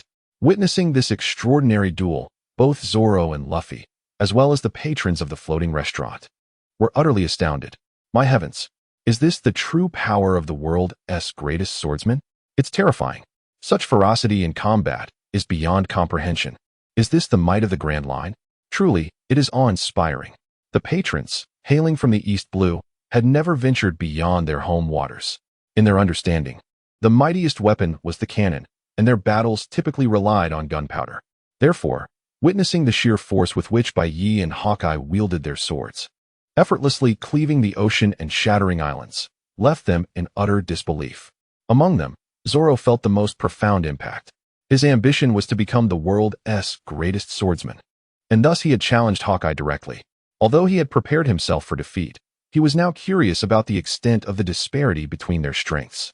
Observing the fierce clash between Bai Yi and Hawkeye, he felt as if his previous encounter with Hawkeye had been child's play. A blush crept across Zoro's face as he reflected on his own battle. While the onlookers were captivated by the intensity of Bai Yi and Hawkeye's combat, the expressions of the two warriors remained remarkably composed. Indeed, such fierce battles are the hallmark of the strong upon the seas. Chapter 13. The four emperors were once my subordinates. Whoosh! Bang! Another clash erupted, the air shimmering with sword energy as Bai Yi and Hawkeye's techniques collided. Who on earth are you? How can your swordsmanship be so formidable? Hawkeye inquired, unable to contain his curiosity. After an intense battle, he was convinced of Bai Yi's extraordinary sword skills. Such strength puzzled him, for as the world's greatest swordsman, Hawkeye was well acquainted with the masters of swordsmanship across the seas. Clearly, Bai Yi was not among them. He appeared as a sudden, powerful contender. Didn't I tell you? My name is Bai Yi. Bai Yi replied succinctly, launching his sword towards Hawkeye. In an instant, flames erupted from his blade, surging fiercely towards his opponent. What? This move? Hawkeye exclaimed, gathering all his strength to slash with his black blade. A tremendous explosion resonated as he successfully parried Bai Yi's assault. What is your connection to Kaido of the 100 Beasts? How can you employ the same techniques as him? Hawkeye continued, questioning Bai Yi after deflecting his strike. As the world's leading swordsman, he possessed considerable knowledge of the four emperors' capabilities. The technique Bai Yi used bore a striking resemblance to Kaido's. Kaido, that little brat. I'm his superior. His techniques were taught to him by me, Bai Yi declared with unwavering confidence. In the Rocks Pirates, Kaido was merely Bai Yi's subordinate, and thus, Bai Yi occasionally guided him in training, naturally leaving traces of Bai Yi's own techniques in Kaido's repertoire. You taught him? How is that possible? Hawkeye exclaimed, incredulous. Kaido was one of the four emperors, the mightiest pirate king on the seas. The notion that this individual could claim to have imparted techniques to him was astonishing. Nothing is impossible. Prepare yourself. Flame sovereignty. Baiye's flaming sword slashed down powerfully, unleashing a wave of fiery sword energy that sliced through the ocean's surface, hurtling towards Hawkeye. What? Faced with Baiye's fierce attack, Hawkeye swiftly raised his black blade to block. The impact was immense, yet Hawkeye managed to withstand it, albeit being forced back several steps. This is a slash akin to one of the four emperors, Big Mom. Aren't you Kaido's superior? How can you wield a technique similar to Charlotte Linlein's? Hawkeye queried, recognizing the resemblance to Big Mom's style. Heh, that's because Charlotte Linlein is also my subordinate. Baiye responded matter-of-factly. In her youth, Charlotte Linlein had trained under giants, mastering their techniques. When she became Baiye's subordinate, he easily learned the swordsmanship known as sovereignty from her. But it was not over yet. Cloud-cutting slash. At that moment, Baiye unleashed another powerful slash towards Hawkeye. Not good. Hawkeye braced himself, gripping his black blade tightly for defense. However, the force of Baiye's strike was overwhelming. A resounding clash echoed as Hawkeye's sword was knocked from his grasp, flying away and embedding itself in his coffin ship. That was Whitebeard's technique. Could it be that Whitebeard was also your subordinate? Hawkeye could not help but ask Baiye. You are correct. Whitebeard indeed was once my subordinate. Baiye replied without hesitation, ceasing his attack. Phew. In this battle, you have emerged victorious, Hawkeye said, taking a deep breath as he regarded Baiye. Although he was uncertain of the truth behind Baiye's claims, as a swordsman, being disarmed in battle was undeniable evidence of his defeat. Nonetheless, Hawkeye did not display any despondency. Instead, his eagle-like eyes sparkled with determination as they remained fixed upon Baiye. Your name is Baiye, right? I shall return to challenge you, Hawkeye declared, retreating to his coffin ship, drifting away with the waves. The onlookers in the sea restaurant erupted in astonishment. Wow, did you see that? Hawkeye conceded. Of course I saw it. My eyes aren't blind. This person's strength is incredible. He actually defeated Hawkeye. If he can defeat Hawkeye, could he be the world's greatest swordsman? Absolutely. What is his name again? I believe it's Baiye. Indeed, that's it. Baiye has become the new world's greatest swordsman. The patrons of the sea restaurant buzzed with excitement. For them, Hawkeye, one of the 7 warlords of the sea, was an immensely powerful figure they revered. They never imagined they would witness someone defeat Hawkeye and claim the title of the world and Apos' greatest swordsman. The birth of a new champion filled each of them with exhilaration. As Baiye stood there, indifferent to the accolades of defeating Hawkeye and claiming the title, he remained unfazed. For Baiye, who possessed the strength to contend with the 5 elders, vanquishing Hawkeye was merely a matter of course. It would indeed be strange if he failed to do so. Hey, Nami, where are you headed? At that moment, Baiye noticed Nami boarding a ship, seemingly preparing to depart. Captain, I've prepared the ship for you. We can set sail at any time. Nami quickly explained in response to Baiye's inquiry. Is that so? Baiye smiled at Nami, curious. Of course. As your navigator, it's only natural that I consider your needs, Nami replied, slightly flustered. Chapter 14. Nami's subtle thoughts. Did Nami truly prepare a vessel for Baiye in advance? It seemed utterly impossible. At the onset of Baiye's fierce clash with Mihawk, Nami discerned an opportunity and had already devised a plan to slip away unnoticed. However, she could never have anticipated the intensity of the battle that unfolded before her eyes. Countless sword energies crisscrossed the air, relentlessly crashing onto the sea's surface, generating towering waves. Even if Nami wished to escape stealthily, there was no avenue available to her. Preparations for a vessel?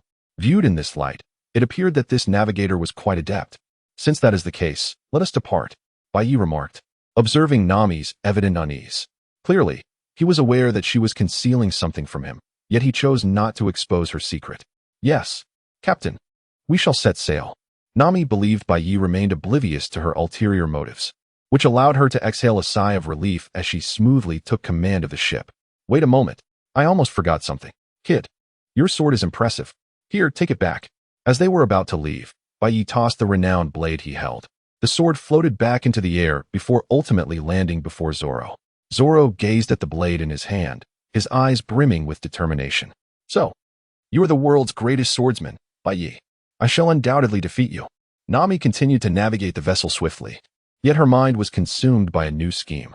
Initially, she intended to seize the opportunity amidst Baiye's battle with Mihawk to escape unnoticed.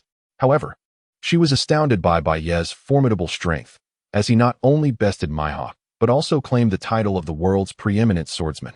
Consequently, a new plan began to take shape in her mind. Captain, your strength is extraordinary. I wonder, could you defeat a pirate crew? Nami feigned admiration as she gazed at Bai Yi, inquiring. A pirate crew? Which one do you mean? A crew like Kuros? Bai Yi asked, intrigued. Indeed, Captain. Can you vanquish such a formidable crew of fishmen pirates? Nami's eyes were fixed intently on Bai Yi. TCH. Merely a bunch of trash. Killing them would be a trivial matter for me. Bai Yi replied nonchalantly. Really? That is splendid news. Upon hearing Bai Yi's words, a look of exhilaration spread across Nami's face. Nami, why are you asking this? Bai Yi inquired, his curiosity piqued. It's nothing. I was just wondering. Nami laughed heartily, swiftly diverting the conversation. Captain, where shall we head next? Seeing Nami's demeanor, Bai Yi refrained from pressing further and began to ponder. We should first acquire a proper ship. This one cannot navigate the Grand Line, he remarked, eyeing Nami's small vessel. I understand, Captain. Nami responded as she adeptly maneuvered the ship. Yet, was her previous question merely casual? That seemed highly improbable. The reason Nami, at such a tender age, became the cat burglar was due to her village, Kokosia, being overrun by a fishman pirate crew known as the Dragon Pirates. To survive, the villagers were forced to pay for their lives each month. Failure to do so resulted in immediate death.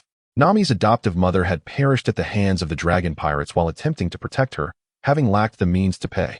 Now, having recognized Bai Yi's immense prowess, Nami formulated a new plan in her heart, to utilize Bai Yi to defeat the Dragon Pirates and save her village. With this thought in mind, she discreetly altered their course toward the Dragon Pirate stronghold. Soon, their vessel approached an island. Nami stealthily tossed a bundle of tobacco into the sea, fully aware that fishmen detest the scent of tobacco. Sure enough, moments later, a dozen fishmen surfaced from the water. You vile humans, how dare you cast tobacco into the sea? Do you not know that we fishmen loathe the stench of it? Prepare to die. Spotting Bai Yi and Nami, the fishmen charged toward the small ship without hesitation. Not good. Captain, we have inadvertently trespassed into the Dragon Pirates' territory. They are all part of the Dragon Pirates. Nami exclaimed in alarm. Seeking death? The ones facing death shall be you. Bai Yi scoffed at the advancing fishmen. With a swift gesture, a torrent of searing flames erupted, launching toward the oncoming foes. Boom! A resounding explosion ensued, and several fishmen were obliterated by the fiery onslaught. What? You dare attack the Dragon Pirates and slay our kin? The remaining fishmen were taken aback. However, fear was quickly replaced by rage. For years, the Dragon Pirates had dominated the surrounding seas, with only fishmen taking the lives of humans. Never had humans dared to kill their kin. Thus, witnessing Bai Yi's merciless actions, the remaining fishmen immediately sent out a distress signal. Not far from the Dragon Pirates base, the fishmen received the urgent call. What is happening? What transpired? Is this a distress signal? Someone has slain our kin. What? How dare they kill our fishmen? Enraged, the entire Dragon Pirates crew, armed with weapons, plunged into the sea, swiftly heading toward Bai Yi's position. Captain, the pirates are coming. They are all beneath the water. We must eliminate them. Nami shouted as she spotted the approaching fishmen. Eliminate these fishmen? That sounds tedious. I shall simply obliterate the entire island. Bai Yi declared, ignoring the oncoming fishmen and casting his gaze toward the nearby island. Chapter 15. The Pirate Dragon, come to meet your end. What? Destroy this island? Upon hearing Bai Yi's words, Nami was taken aback. What? Is there a problem? It appeared that the pirates were stationed right on this island. It would be perfect to obliterate this island and annihilate the entire pirate crew. Bai Yi remarked as he surveyed the island, flames swiftly gathering in his hands. Oh. No. Realizing Bai Yi was truly about to destroy the island, Nami was alarmed and stood directly in front of him. She was compelled to act out of desperation, for her hometown, Kokoyasi village, lay upon this land. Initially, Nami had sought to leverage Bai Yi's power to eliminate the Dragon Pirates. However, she had not anticipated that Bai Yi intended to obliterate the entire island. What's the matter? Fear not, with my strength, I can effortlessly reduce this entire island to ashes. Everything upon this island will be consumed by my flames, Bai Yi declared malevolently. The flames in his hands intensifying, causing the temperature around them to surge dramatically. No, Boss Bai Yi, please do not destroy this island. I beg you, do not destroy it. Nami pleaded anxiously as she realized the gravity of the situation. My navigator. You seem a bit dishonest. If you do not confess honestly, I may indeed destroy this island, Bai Yi said with a smirk, observing Nami's distressed expression. I will tell you. I will tell you everything. My hometown is on this island. The dragon pirates control my village. I wish to utilize your power to eliminate the dragon pirates and save my village. To avert Bai Yi from truly destroying her homeland, Nami, without reservation, divulged her innermost thoughts. Boss, I implore you to help me save my village. I will do anything you ask if you can assist me. Nami beseeched Bai Yi, her eyes filled with earnestness. Is that so? You would truly do anything? If so, then you shall be a diligent navigator for me. Upon uttering these words, Bai Yi unleashed the gathered flames, which erupted into a powerful shockwave, soaring into the distance. Boom! A tremendous explosion echoed as flames struck the ocean's surface, resulting in a cataclysmic blast. The fishmen pirates plotting to ambush Bai Yi from beneath the waves perished in the explosion, their remains floating upon the water's surface. Lead the way. I shall assist you in eliminating the dragon pirates. After vanquishing the fishmen, Bai Yi addressed Nami. Yes, boss. Please follow me. Nami obediently guided Bai Yi onto the island. The commotion caused by Bai Yi swiftly captured the attention of the dragon himself. What is happening? What is that sound of explosions? The dragon furrowed his brow in inquiry. At that moment, a panicked octopoid fishman burst into the room. Captain Dragon, it's bad. Help. What the hell is happening? The dragon growled at the intruding fishman. Captain Dragon, we are under attack. The enemy is far too powerful. Many of our comrades have already perished. The octopoid fishman replied in distress. What do you mean? Our base is under attack. Who dares assault the dragon pirates' territory? The dragon was furious yet perplexed, for he had long colluded with the nearby naval branch to establish his fishman paradise in the East Sea. Despite the dragon pirates' notorious reign in the nearby waters, they had never been discovered by the Navy. Moreover, the dragon pirates were composed entirely of fishmen, who naturally adapted to the ocean and possessed strength superior to that of humans. Hence, the dragon pirates were indeed formidable. The dragon could not fathom who would dare to attack them in this so-called weakest domain of the East Sea. Captain Dragon, it is Nami. Nami has come to assault our base. The octopoid fishman continued. Nami, that wretched human. I should never have spared her life. The dragon's fury escalated upon learning that Nami had led the assault on his territory. Initially, he had merely sought to exploit her navigational talents. However, her betrayal incensed him beyond measure. Just as the dragon hefted his serrated blade, intent on confronting Nami, a tremendous explosion reverberated, shattering a wall before him. Nami and Bai Yi entered slowly. Is this him? What an unsightly fellow, Bai Yi remarked, gazing upon the dragon. Boss, this is him. He is the captain of the dragon pirates, the dragon. He is the one who killed my adoptive mother. Nami's eyes burned with hatred as she glared at the dragon. Pirate dragon, come forth to meet your demise, Bai Yi proclaimed disdainfully, regarding the pirate before him. The dragon, a fishman, was far too weak in comparison to Bai Yi, who could scarcely be bothered to engage him. Were it not for Nami's guidance, Bai Yi would not deign to confront such a being. However, the dragon, oblivious to Bai Yi and Appo's contempt, seethed with fury. Damnable Nami, you treacherous human! How dare you betray me? And you, insolent human, dare to speak to me in such a manner? Today, I shall end your lives. Enraged, the pirate dragon charged at Bai Yi, wielding his serrated blade, while the surrounding fishmen pirates encircled them with menacing expressions. Chapter 16. Do you seek death? Then I shall grant it. Arlong the pirate, a fishman hailing from the Grand Line, possessed considerable strength, especially in the East Blue. Few could rival him. Thus, when faced with the perceived insolence of Bai Yi and Nami, Arlong flew into a rage, launching an attack. He would not suffer these humans to scorn him. He would cut them down. Ah, Bai Yi, sir, Nami cried, her face paling at the sight of the approaching Arlong. Years of subjugation had instilled in her a primal fear of the fishman. Umph. Mere trash, Bai Yi scoffed, casually waving his hand. Dragon blast. A torrent of flames erupted, engulfing Arlong. The force of the blast left the fishman no chance to react. His body detonated into fragments. Done, Bai Yi declared nonchalantly. This. Bai Yi, sir, is Arlong dead? Nami asked in disbelief. In her mind, Arlong was an indomitable force. Even with Bai Yi's power, she had expected a fierce battle. Yet, Arlong had been obliterated before even reaching them, reduced to nothing. The suddenness of it all left her reeling. Nami was not alone in her shock. The surrounding fishmen were equally dumbfounded. What? What happened? What just occurred? Where's Captain Arlong? It seems Captain Arlong exploded. Did I see that correctly? I saw it too. Captain Arlong simply exploded. That human. He killed Captain Arlong. The fishmen pirates exchanged bewildered glances. Moments ago, they had been poised to attack alongside their captain, eager to crush the human who dared to look down on them. Now, their leader had been reduced to nothing. Damn it. He killed Captain Arlong. We must avenge Captain Arlong. Charge. Kill him. The fishmen, spurred by fury, brandished their weapons and surged toward Bai Yi. They, the fishmen, were the oppressors, the ones who dealt death. How dare a human strike down one of their own? The death of Arlong had ignited their rage, and they clamored for vengeance. So, you fishmen desire to die?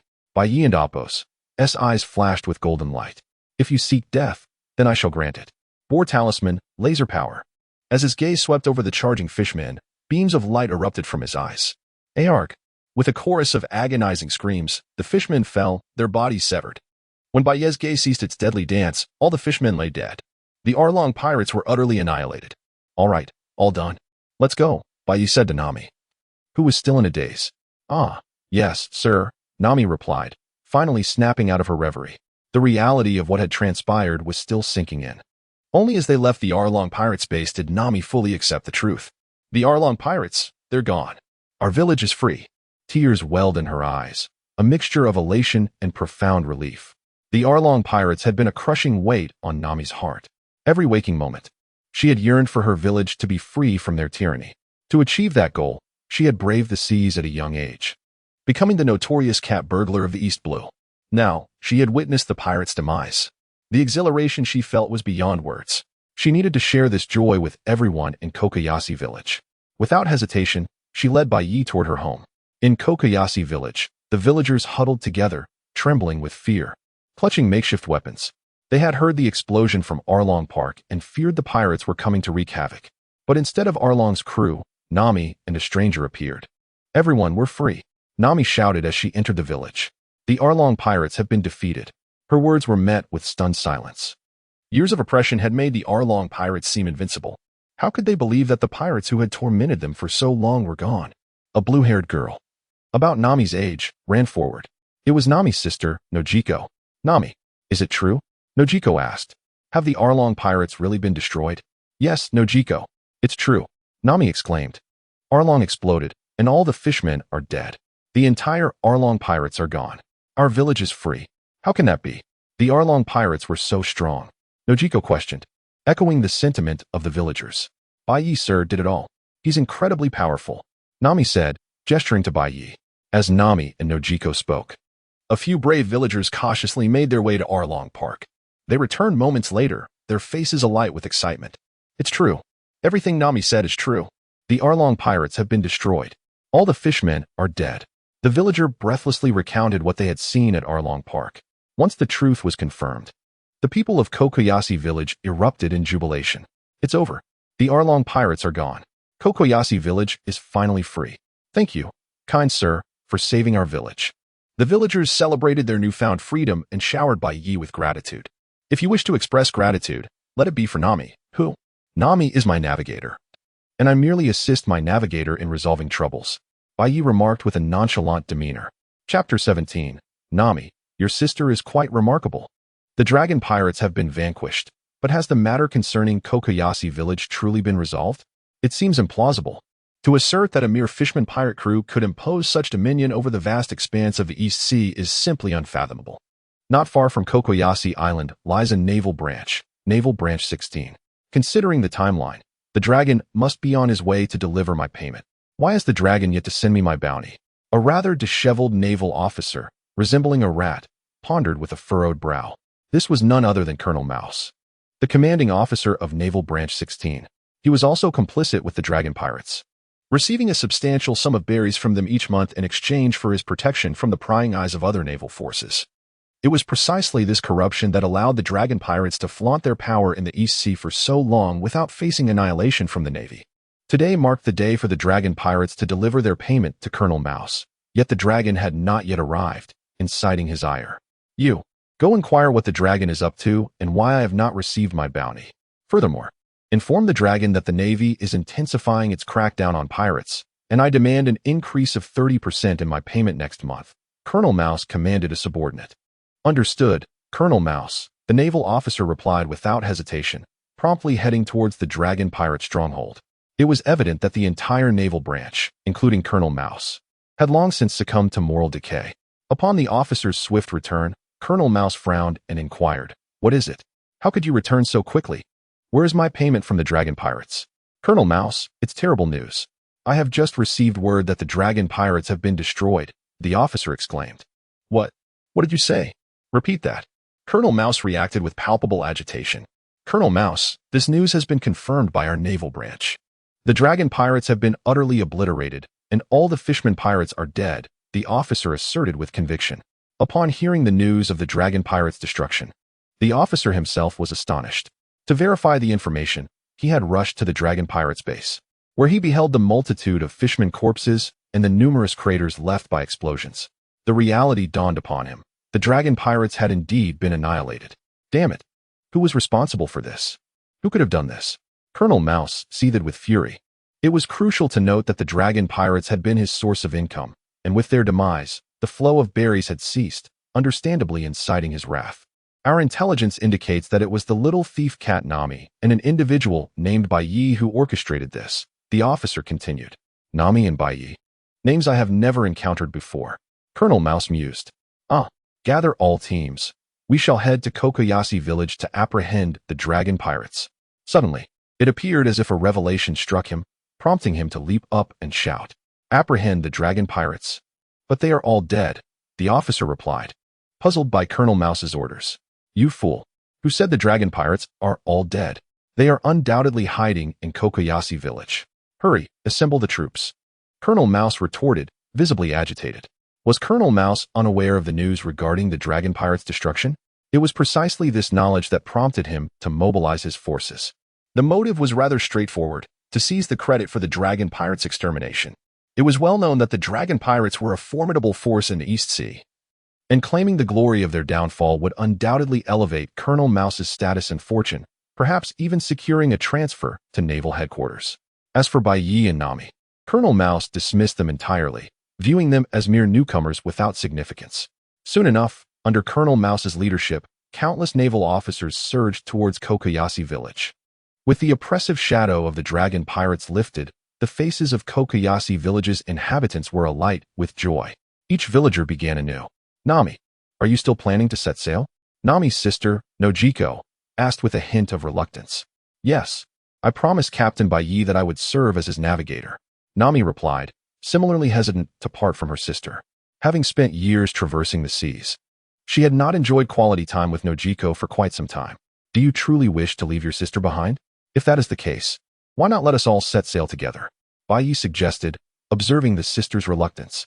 "My sister will come aboard as well," Nami exclaimed in surprise at Bai Yi's proposition.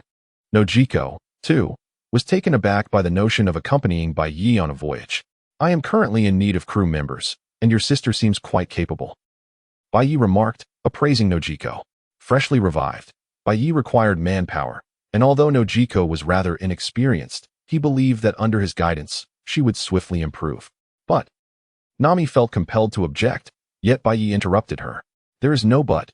From this moment forth, your sister shall also be my subordinate," Bai Yi decisively declared, leaving no room for Nami's rebuttal. "Well, all right then. Sister, come sail with us. This way, we can always be together," Nami conceded, understanding she had no choice but to accept Bai Yi's decision. "I have yet to sail the seas myself. Captain Bai Yi, I look forward to your guidance." Nojiko's face brightened with anticipation at the prospect of sailing alongside her sister, eager for the adventures that lay ahead. At that moment, a cacophony of sounds erupted from afar, followed by a throng of naval officers rushing towards them, completely encircling Kokoyasi village. "The Navy? What business do you have in Kokoyasi village?" the villagers questioned in confusion. "Indeed, why are you surrounding our village?" the villagers echoed, bewildered by the sudden naval presence. Chapter 18. Kill the Navy? What of it? One by one, the Navy, armed with flintlocks, encircled the modest village of Kokosia. With a cacophony reminiscent of rat-like chortles, Colonel Mouse emerged from the ranks of the Navy, brazenly proclaiming to the villagers, "We have just received a tip-off. You and Kokosia are harboring pirates. His declaration elicited gasps of disbelief from the villagers. Pirates in our village? How can that be? Indeed, how could there be pirates among us? You Navy must be mistaken. The villagers vehemently protested. Kokosia was a small community where everyone knew each other. It was inconceivable that pirates could exist among them. Silence. I declare there are pirates in your village, and so it is. Colonel Mouse barked, his tone brooking no dissent. At that moment, he spotted Nami and erupted into laughter. Huh, at last, I found her. She is the pirate. Seize her at once. He issued a direct order for Nami's arrest. Navy, what are you doing? Nami is not a pirate. Indeed. She has just aided us in vanquishing the dragon pirates. You cannot take her. The villagers shouted, attempting to thwart the advancing navy. Incensed by the villagers' defiance, Colonel Mouse drew his flintlock and fired a shot into the sky, threatening, You scoundrels, what do you intend? Do you wish to collude with these two pirates? All Navy, heed my command. Anyone who dares obstruct the arrest of a pirate shall be dealt with mercilessly. Faced with Colonel Mouse's intimidation, the villagers were filled with trepidation. They were mere commoners, unaccustomed to such a spectacle. Under the Navy's threat, they recoiled in fear. What are you Navy doing? I am not a pirate. Nami implored as the Navy closed in. Whether or not you are a pirate is not for you to decide. It is I who shall make that determination. You bear the mark of the dragon pirates. I declare you a pirate, and so you are. Colonel Mouse bellowed. What are you all waiting for? Seize her at once. At his command, 2 Navy soldiers rushed forward, intent on apprehending Nami. However, before they could reach her, a powerful force sent them flying. What are you Navy doing to my navigator? Bai approached, glaring at the soldiers. You dare to lay a hand on us. They are pirates. Attack them immediately. Colonel Mouse shouted in outrage at Bai's audacity. Open fire. Eliminate these 2 pirates. All units engage. Without hesitation, the surrounding navy raised their flintlocks and aimed at Bai. You seek death, Bai declared, raising his hand as flames erupted. The searing fire engulfed the Navy soldiers. In a string of anguished cries. The soldiers were consumed by the flames, reduced to ashes. You dare to strike. You dare to kill our Navy. Colonel Mouse exclaimed in disbelief, staring at Bai. They were the Navy, the mightiest force upon the seas. Any pirate would instinctively flee upon seeing them. It was this very confidence that led Colonel Mouse to believe he could capture Bai and Nami. Yet, he had not anticipated that Bai would act so decisively, slaying his men. Kill your Navy? What of it? Since you Navy dare to provoke me, prepare for death. Bai scoffed, the flames in his hand flaring as they surged toward the surrounding Navy. Bai had fought against the Navy countless times during the Rocks era, and thousands had perished at his hands. Those Navy who dared to attack him should brace themselves for death. Damn it, attack. All of you. Attack and eliminate this vile pirate. Colonel Mouse shouted, commanding the Navy to assault Bai. Meanwhile, he himself swiftly turned to flee. Colonel Mouse had come to Kokosia seeking personal glory, not to meet his demise. Faced with the formidable Bai, he showed no hesitation in choosing to escape. You think you can run? All of you shall die. Bai scoffed, unleashing a fiery blast directed at Colonel Mouse. No. Oh. Wit Chapter 19. A ship is needed, and the Navy arrives. Colonel Mouse and all the Navy personnel were slain by the enigmatic White Knight. Although White Knight did not take this to heart, it nonetheless drew the attention of the entire East Blue Navy. Lobetown, the village where the legendary pirate King Roger was both born and met his demise, is often referred to as the town of beginnings and endings. Moreover, Lobetown serves as the final town and gateway from the East Blue to the Grand Line, making it an exceedingly significant location in the East Blue. Consequently, the Navy's main base in the East Blue is situated near Lobetown. Smoker, the commanding officer of this base, was engrossed in reviewing documents detailing the current status of pirate crews in the East Blue. It appeared that the pirates had been nearly eradicated, and soon, peace would reign in the region. A smile crept across Smoker's face, for as a Navy officer, his ultimate aim was to eliminate all pirates from the seas. Witnessing the dwindling numbers of pirate crews brought him immense satisfaction. At that moment, a flustered Navy officer burst into the room. Captain Smoker, urgent intelligence, he exclaimed. The 16th Division has reported an attack by pirates. Colonel Mouse and all the Navy personnel at the 16th Division have been killed by the pirates. What did you say? Smoker's astonishment quickly morphed into fury. How dare these vile pirates murder our Navy? Who is responsible for this? It was the cat burglar Nami and a pirate known as White Knight. The officer quickly replied, Cap Burglar Nami. White Knight. Who are these pirates? Smoker furrowed his brow, inquiring further. As the commander of the East Blue Navy base, he was well acquainted with formidable pirates in the region. Yet the names White Knight and Nami were unfamiliar to him. According to our intelligence, Cap Burglar Nami has long been active in the East Blue, making a living through theft. As for White Knight, we possess no information regarding him. He may be a newcomer to piracy, the officer reported. The Navy boasted the most formidable intelligence network at sea. Typically, if the Navy sought information on a pirate, it could be found. In Nami's case, the Navy swiftly unearthed all pertinent details. However, when it came to White Knight, their exhaustive search yielded nothing. This could only imply that White Knight was indeed a novice pirate. The lack of information was likely due to the stringent secrecy imposed by the world government regarding White Knight's activities. Even the Navy, under the world government, had no intelligence on him. Furthermore, White Knight had only recently resurfaced, having defeated Mihawk and displayed extraordinary strength, but the news had not yet reached the Navy. A mere thief? A novice pirate? They destroyed the entire 16th Division of the Navy? Smoker questioned incredulously. His disbelief was warranted. Each Navy division in the East Blue was staffed with numerous personnel, not all of whom were exceptionally powerful, but they could easily overpower the pirate crews in the region. Yet now, a thief and a rookie pirate had managed to obliterate a Navy division. Was this some kind of jest? Captain Smoker, though it's hard to believe. This is the intelligence gathered by our Navy. The officer insisted, handing over the documents. Despite the incredibility of the information, the Navy's intelligence capabilities had indeed produced these findings. Smoker quickly scanned the document, confirming its accuracy without a hint of error. Regardless, these two pirates dared to provoke the Navy, and they must not go unpunished. Gather the troops. I shall personally eliminate them. Smoker commanded loudly, though he was skeptical that a mere thief and a novice pirate could destroy a Navy division. As the commander of the East Blue Navy, he could not let their transgressions go unaddressed. Yes, sir. Upon hearing Smoker's orders, the Navy personnel quickly assembled. Soon, a colossal Navy warship departed from the base. Boss White Knight, how do you like the strawberry cake I made? On a small boat. Noki proudly presented a cake to White Knight. It had been a week since White Knight had annihilated the dragon pirates and slain Colonel Mouse. Noki had become White Knight's subordinate and joined him on his ship. Now, she held the position of White Knight's chef. To hone her culinary skills, Noki had been diligently practicing her craft. As White Knight took a bite of the cake, a delightfully sweet flavor spread across his palate.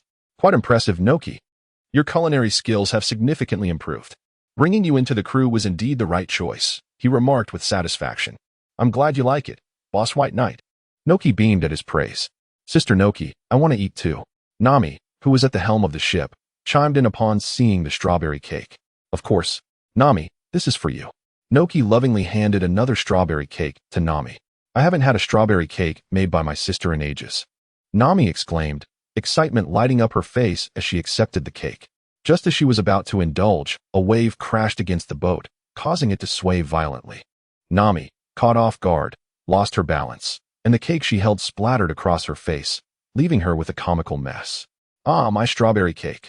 Nami cried out in dismay, her face smeared with cake. Haha, Nami, be careful. Noki laughed, quickly offering Nami a handkerchief to wipe her face. What a pity. My strawberry cake. Nami lamented, staring at the cake that bore the imprint of her face. Don't be sad, Nami. I'll make you another cake, Noki reassured her. It's just that our boat is too small to carry a lot of supplies. Boss White Knight, shouldn't we get a bigger ship? This small boat is simply inadequate for our journey, Nami said, wiping the remnants of cake from her face. Indeed, we should indeed find a larger vessel. However, searching for a suitable ship in the East Blue is no simple task, White Knight replied.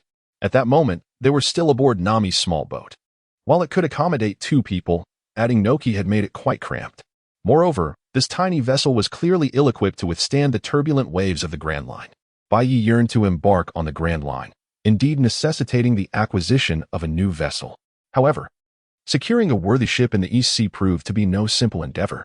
At that moment, a colossal Navy warship emerged on the distant horizon. What is that? Captain Bai Yi, this is bad. It's the Navy. The warship is heading straight for us. What should we do? We must flee this place quickly. As the imposing Navy vessel drew nearer, Nami's expression turned frantic. She could not forget that they had just slain a Navy colonel, taking countless lives in the process. The arrival of this Navy warship could only signal ill intentions. Flee. Why should we leave? Aren't we in need of a ship? Is the Navy not delivering one right to us? Bai Yi remarked, observing the approaching warship with intrigue. Chapter 20. I shall claim this naval warship.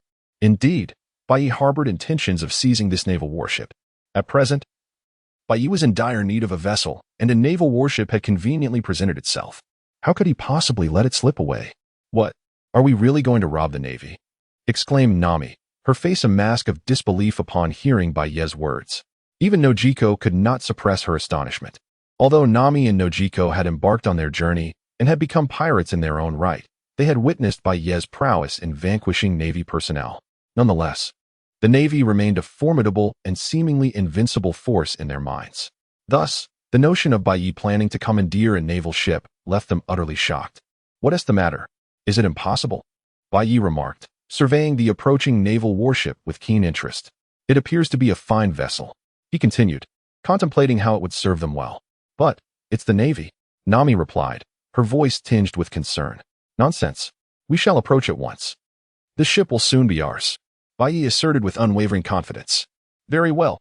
You are the captain, so I shall follow your lead, Nami acquiesced, albeit still apprehensive. She deftly steered their small craft toward the looming naval warship under Bai Yi's command. As Bai Yi set his sights on the naval vessel, the Navy personnel aboard also took notice of him. Commander Smoker, we have identified the target. According to our intelligence, the small boat approaching is none other than the notorious little thief Cap Bai Yi and the upstart pirate. One naval officer exclaimed, peering through his telescope at the rapidly approaching craft. Strange, they haven't fled but are instead heading directly for us. Another officer remarked in astonishment. Upon hearing this, Commander Smoker, cigar in mouth, squinted into the distance. He furrowed his brow at the sight of the approaching boat. What are these two pirates up to? He pondered aloud. As the commander of the East Blue Navy base, Smoker had dismantled numerous formidable pirate crews. Typically, when faced with the Navy, pirates would hastily retreat. However, this was the first time he encountered pirates who charged toward them instead. Commander Smoker, they must be here to surrender, one officer suggested. Indeed, with only two of them, they stand no chance against our forces. Surrender is their only option, another added. I was hoping for a grand battle, but it seems they wish to yield instead. Justice will prevail. However, Smoker's expression remained grave. Do not let your guard down. Remain vigilant. I have an unsettling feeling about this. Unlike his relaxed comrades, Smoker's brow was furrowed with concern. For reasons unknown, a sense of foreboding washed over him as he observed the rapidly approaching small boat. Moments later, the massive naval warship collided with Bai Yi's vessel. With a leap, Bai Yi sprang onto the deck of the naval ship. The pirates have arrived, the naval officers shouted, their weapons trained on Bai Yi. Yet, he paid them no heed, instead taking meticulous note of the warship before him. Ah, a splendid naval vessel, he mused, clearly pleased with his find. Smoker, noticing Bai Yi's disregard, furrowed his brows and spoke with authority. Pirate, you dare board my naval warship? You possess remarkable audacity. Your warship. Ah, from this moment on, it belongs to me, Bai Yi replied with a smirk. What did you say? You audacious pirate intend to rob my naval vessel? Smoker's expression shifted to one of fury, taken aback by Bai Yi's brazen demeanor. Robbing it, you might say. I offer you a chance to save your lives. Leave my ship at once, Bai Yi declared, his gaze fixed on the assembled naval officers. Huh, I have never encountered such an arrogant pirate. One officer scoffed. You dare to rob us? Clearly, you wish for death. You speak the truth. I have seen many pirates, yet none as audacious as you, Smoker retorted, his anger brewing. The surrounding naval officers erupted in laughter. Having spent years chasing down pirates under Smoker's command, they had encountered a myriad of rogues, yet none had dared to challenge them so openly. This audacious pirate's claim to seize their warship was the most absurd jest they had heard in a long while. With their resolve strengthened, the naval officers prepared to eliminate the insolent intruder. Even Smoker, amidst his amusement, felt a surge of indignation. How could a mere pirate dare defy the Navy? Arrogant pirate, know your limits. By the name of naval justice, prepare to meet your end, Smoker declared, launching an immediate attack on Bai Yi without hesitation. Chapter 21. How could such terrifying pirates exist in the East Sea? As the commander of the East Sea Navy's main base, Smoker is not only a formidable user of a devil fruit, but also a powerful Logia-type smoke fruit user. He possesses the ability to transform any part of his body into smoke, enabling him to launch attacks and evade damage. Thus, upon witnessing the audacious White Knight daring to board the Navy warship, Smoker immediately activated his Devil Fruit power. With a swift motion, Smoker's right arm transformed into a billowing cloud of smoke, propelling his fist toward White Knight. Rather than retreating, White Knight extended his right hand to seize Smoker's fist. Smoker regarded this attempt with disdain. Humph, to think you can grasp my fist. How naive. I am a Logia smoke fruit user. No one can capture smoke. Despite acknowledging that his strength was relatively insignificant in the Grand Line and New World, he felt invincible in the East Sea, a region where devil fruits were exceedingly rare and often regarded as mere legends. The concept of Haki was almost non-existent here. Thus, Smoker's natural smoke fruit abilities rendered him an unrivaled force in the East Sea. However, he was unfortunate enough to encounter White Knight. Is that so? Who says one cannot grasp smoke? Haki. With an air of confidence, White Knight exerted a powerful grip, successfully capturing Smoker's fist. What? How is this possible? You cannot seize my attack. The astonishment was evident on Smoker's face as he realized that White Knight had indeed caught his fist. Quickly, he deduced that White Knight was utilizing Haki. Armament Haki. You've mastered Armament Haki. Who are you? Smoker was acutely aware that while Armament Haki was a common ability among pirates who traversed the Grand Line, it was virtually unheard of in the East Sea, the weakest of all seas. The pirates here were often oblivious to the existence of Haki, let alone its mastery. Thus, witnessing White Knight block his attack with Armament Haki filled Smoker with disbelief. A pirate capable of wielding Armament Haki was no ordinary foe. Such a pirate was certainly not a novice. My name is White Knight, White Knight declared, looking directly at Smoker. White Knight. I've never heard of such a name. Smoker pondered, clearly lacking any intel on White Knight. Damn pirate. Don't think that mastering Armament Haki gives you the right to be so arrogant. All Navy personnel, prepare to fire. Smoker issued a command to the surrounding Navy soldiers. Despite White Knight's shocking display of Armament Haki, Smoker remained unperturbed. Even with the mastery of Armament Haki, one was not invincible. With so many Navy soldiers poised to launch an attack, Smoker was confident he could subdue White Knight. Yes, the Navy soldiers raised their firearms, ready to fire upon White Knight. What are you doing? Are you really going to attack? I cannot allow you to damage my ship. Stay still. Conqueror's Haki. As the Navy prepared to strike, White Knight unleashed a terrifying wave of Conqueror's Haki, surging outward. This warship had captured White Knight's attention, and in his mind, it was already his. He would not allow the Navy to damage his newfound vessel. Thud! A nearby Navy soldier felt as if his head had been struck by a massive hammer. Darkness enveloped him, and he collapsed. One by one, more soldiers fell, succumbing to White Knight's Conqueror's Haki, toppling like wheat in a field. This is Conqueror's Haki. How can this be? How could such a powerful being exist in the East Sea? Smoker felt an overwhelming pressure as the force of White Knight's Haki washed over him. His legs buckled, and he knelt involuntarily, his mind swirling in dizziness. However, his sense of justice compelled him to endure, preventing him from losing consciousness. At that moment, Smoker was utterly astonished. While Armament Haki could be acquired through years of training, Conqueror's Haki was a rare gift, bestowed only upon those with the qualities of a king. Such pirates were extremely formidable within the Grand Line. Smoker could not fathom how a pirate wielding Conqueror's Haki could arise in the East Sea, the weakest of all seas. Oh, you haven't fainted yet. But it's futile. Your resistance is meaningless. With a mere thought, White Knight intensified his Conqueror's Haki, directing it toward Smoker. Finally, Smoker reached his limit and, like the other Navy soldiers, succumbed to unconsciousness. Now this ship is mine. Under the overwhelming might of White Knight's Conqueror's Haki, every soldier aboard the Navy warship had fallen into a deep slumber. The entire vessel now belonged to White Knight. Nami, Noki, come up here and see how my ship looks. White Knight called out to Nami and Noki.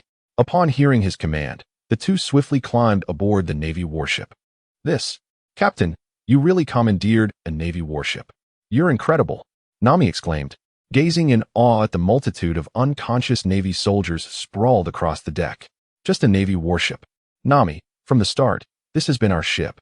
Make sure to chart a course. White Knight dismissed her admiration nonchalantly. Yes, Captain, leave it to me. Nami confidently took the helm, controlling the entire Navy warship. What should we do with these Navy soldiers, Captain White Knight? Noki inquired, glancing at the many unconscious sailors. Just find an island and drop them off. White Knight replied thoughtfully. Chapter 22. The shock of Admiral Sengoku. It is uncertain how much time has passed when Smoker and the other Navy personnel awaken from their unconscious state. Upon opening their eyes, they discover themselves on the sandy shore of a deserted island. What has happened? How do we end up here? This seems to be an uninhabited isle. The confused Navy officers glance around, bewildered. Even Smoker himself is perplexed, unable to comprehend how he arrived at this place. Wait a moment, the pirate. White Knight. I remember now. Weren't we in the midst of capturing a pirate? The pirate boarded my ship, intending to plunder us, and then we lost consciousness. Yes, that must be it. Damn it. We have been robbed by the pirates. They have taken our vessel. After a brief moment, the Navy personnel suddenly recall something, their expressions turning grim. Not only the officers, but even Smoker's face darkens. As members of the Navy, being robbed by pirates is an immense disgrace, a profound humiliation. Since becoming a Navy officer, Smoker has never experienced such a deep sense of shame. Commander Smoker, what should we do now? The pirates have stolen our ship. One of the officers approaches Smoker, cautiously inquiring. Clearly, he understands that Smoker is not in a good mood. Bring me a den mushy. I need to contact the naval headquarters immediately. Smoker responds, unable to contain his frustration. Despite his anger, he recognizes the formidable prowess of the pirate White Knight, whose conqueror's haki is far beyond what he can contend with. Faced with such a powerful foe, Smoker's only recourse is to contact the naval headquarters. Yes, Commander Smoker. Here is the den mushy. Soon, a den mushy is presented to Smoker. He takes it and promptly dials the naval headquarters. As the commander of the East Blue Naval Base, Smoker possesses the privilege to make direct contact with the naval headquarters. Marineford, this is the naval headquarters. At that moment, Admiral Sengoku, the fleet admiral of the Navy, furrows his brow as he examines the documents in hand. Following the death of Pirate King Roger, the era of the Grand Line has commenced, unleashing a deluge of pirates upon the seas. As the Navy, tasked with safeguarding the ocean's justice, they cannot simply ignore these marauders. Consequently, the naval headquarters receives daily reports of battles with pirate crews. Each time Sengoku reviews the multitude of reports, he is filled with exasperation. When will we be able to eradicate so many pirate crews? Suddenly, the den mushy on Sengoku's desk rings. A call from the East Blue? Could something have happened there? Sengoku, puzzled, swiftly answers the call. Hello, this is Sengoku. Quickly. Smoker's voice comes through the den mushy. Admiral Sengoku, this is Smoker. I have crucial information to report. A powerful pirate has emerged in the East Blue. We require assistance. The gravity in Smoker's tone is evident. East Blue? A powerful pirate? Smoker. Are you unable to handle this pirate with your strength? Sengoku queries, perplexed. He is acutely aware that following Roger's demise, the East Blue, being both his birthplace and the site of his death, would undoubtedly experience turmoil. This is precisely why Sengoku dispatched Smoker to the East Blue. As a user of a Logia-type devil fruit, Smoker should have no trouble subduing the pirates there. Now, however, Smoker claims he has encountered a formidable pirate and is seeking backup from the naval headquarters. This raises Sengoku's suspicions. Is there a pirate in the East Blue capable of besting Smoker? Although it is difficult for Smoker to admit, he dutifully reports, Admiral Sengoku, this pirate possesses extraordinary strength. Not only is he proficient in armament haki, but he also wields conqueror's haki. The Navy of the East Blue is no match for him. What? Haki? How is that possible? How could a pirate in the East Blue master haki?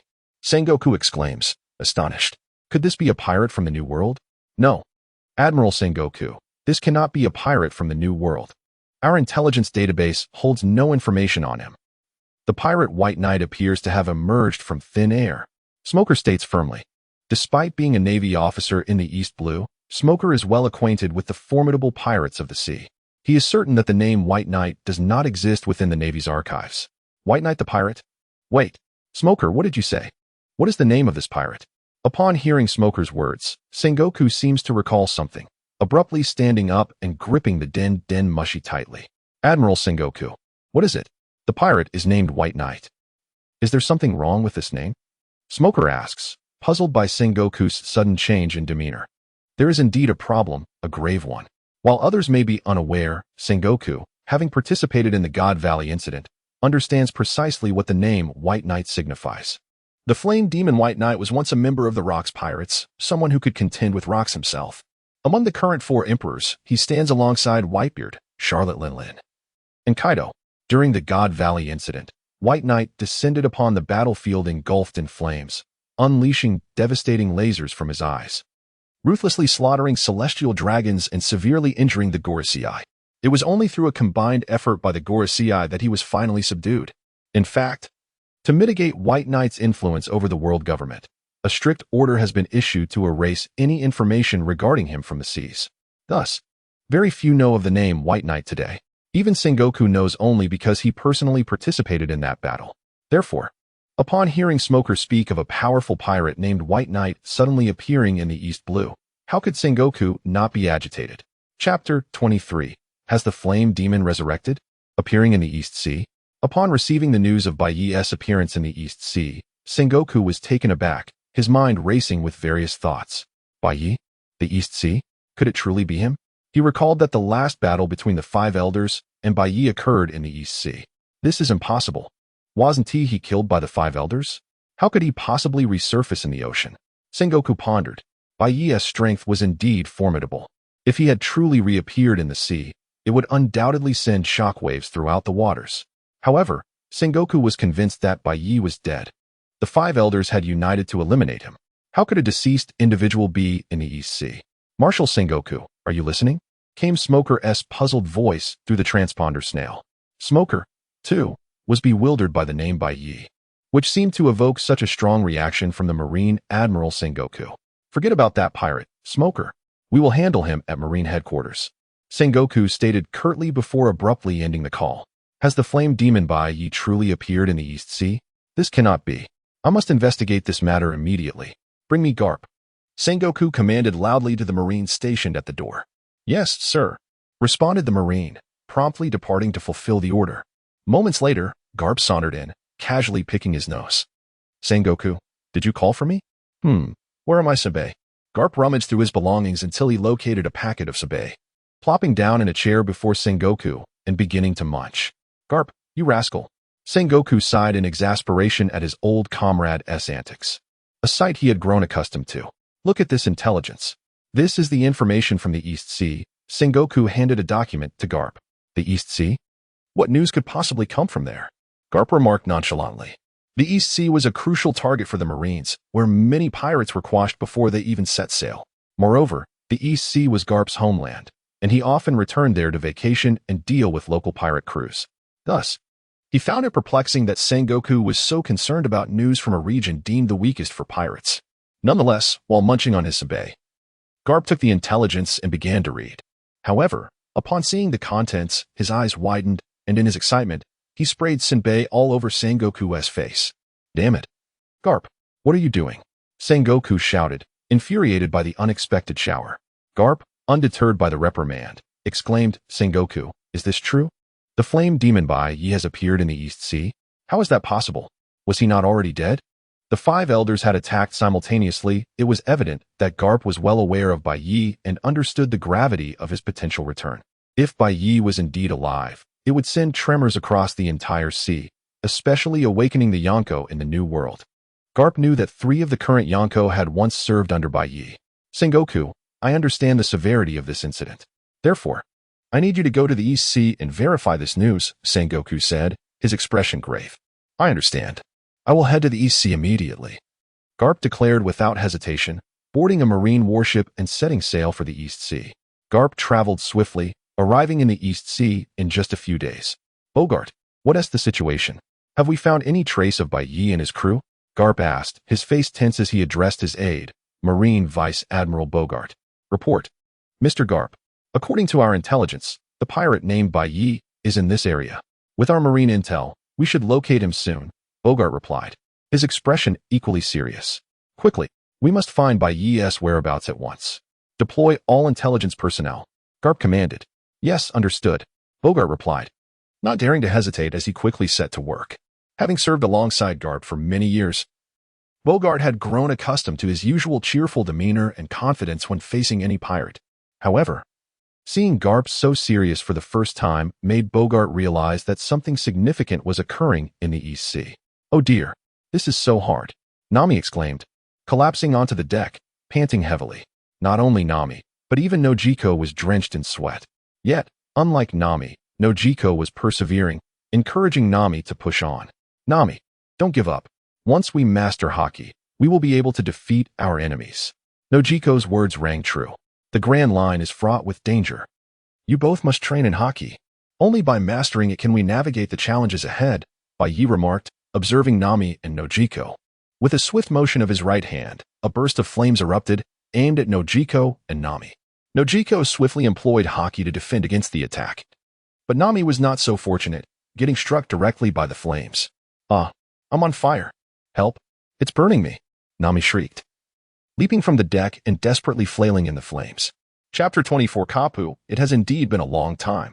Although Nami and Nojiko are both quite lovely and fall within the type that Bai Yi favors, and being sisters grants them a unique advantage in certain aspects, the paramount factor in the world of One Piece remains strength.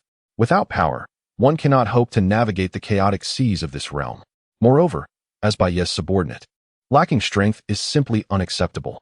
Thus, Bai Yi has been diligently training the two of them during this period. The method of their training is rather straightforward: combat. Bai Yi occasionally launches fiery assaults upon them, and their task is to evade and counter his flaming onslaughts. Naturally, even if they fail to defend themselves and suffer burns from the flames, it poses no issue. Bai Yi has activated the Horse Talisman and possesses regenerative powers, allowing him to heal any injuries sustained by Nami and Nojiko instantaneously. As long as they do not perish on the spot, no matter how severe the injuries, the power of the Horse Talisman can restore them. In the face of Bai Yi's guidance, Nojiko is exceptionally earnest, practicing diligently each day. She is acutely aware that the reason her hometown, Kokoyashi Village, fell under the control of the Dragon Pirate crew was due to a lack of strength. Now that she has set sail, with the responsibility of protecting her sister Nami, she recognizes the necessity of acquiring formidable power. Thus, with the opportunity to train and enhance her strength before her, Nojiko is determined not to squander it, committing herself to rigorous practice every day. In stark contrast to Nojiko's seriousness, Nami often resorts to cunning tactics, evading training like a little thief, and ends up sustaining numerous burns from Bai Yi's flames. Today was no exception. Due to a momentary lapse in her evasive maneuvers, she was struck directly by Bai Yi's fire, leaving her body marked with fiery scars. The searing pain compelled Nami to cry out, "Bai Yi, it hurts so much. Help me, I'm going to die." Seeing her sister Nami in such distress, Nojiko felt a pang of sympathy and pleaded with Bai Yi. "Bai Yi, Nami is injured and may not be able to continue training. Please, lend her your healing powers." With a gesture, Bai Yi activated the restorative capabilities of the Horse Talisman. A verdant light enveloped Nami, and her wounds began to heal at a visible pace. Within mere seconds, all traces of her injuries vanished, revealing her pristine skin once more. "My injuries are healed, and the pain is gone. Bai Yi's abilities are truly remarkable," Nami exclaimed, her excitement palpable. "No matter how many times I witness it, it remains astonishing." "All right, today's training concludes here. We have guests approaching," Bai Yi said, casting his gaze toward the horizon where a naval warship rapidly advanced towards their location. "Kapu, we have identified the target," reported Bogart, Kapu's aide. "That large vessel ahead is indeed our quarry." "Excellent. All personnel, prepare for battle and remain vigilant.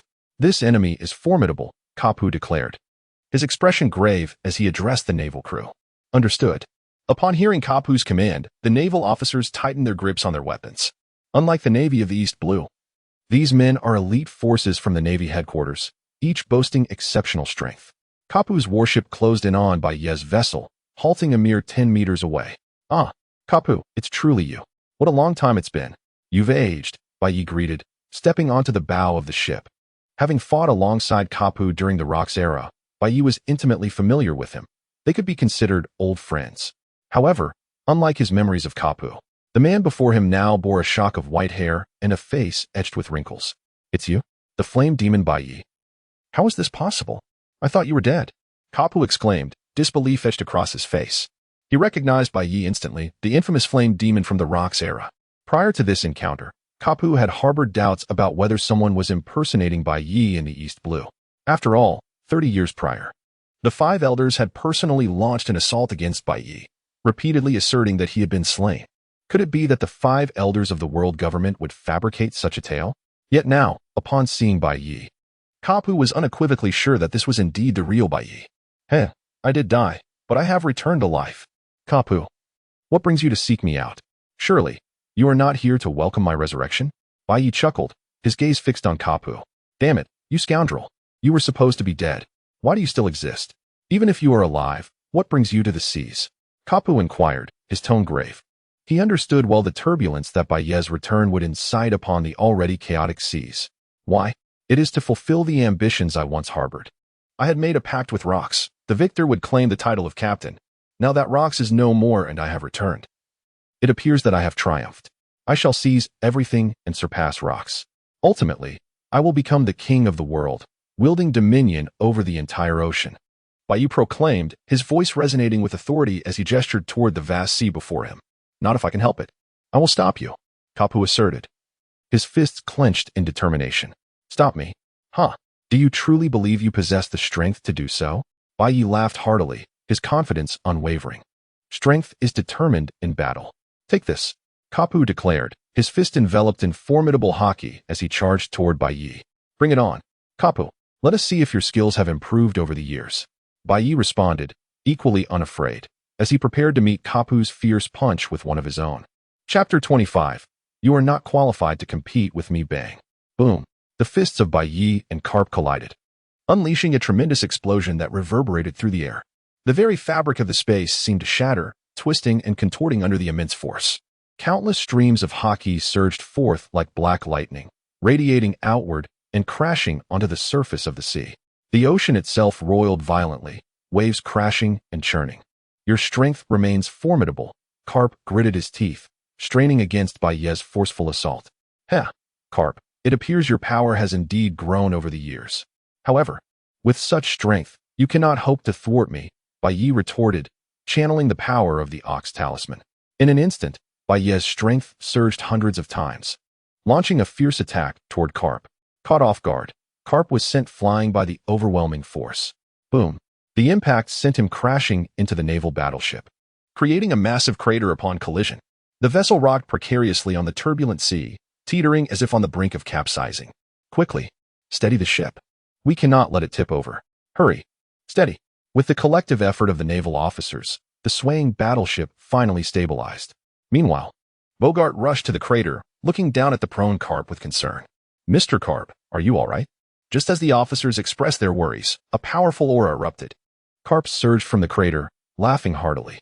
Haha, I am not so easily defeated. Flame Demon Bai Yi, let us continue.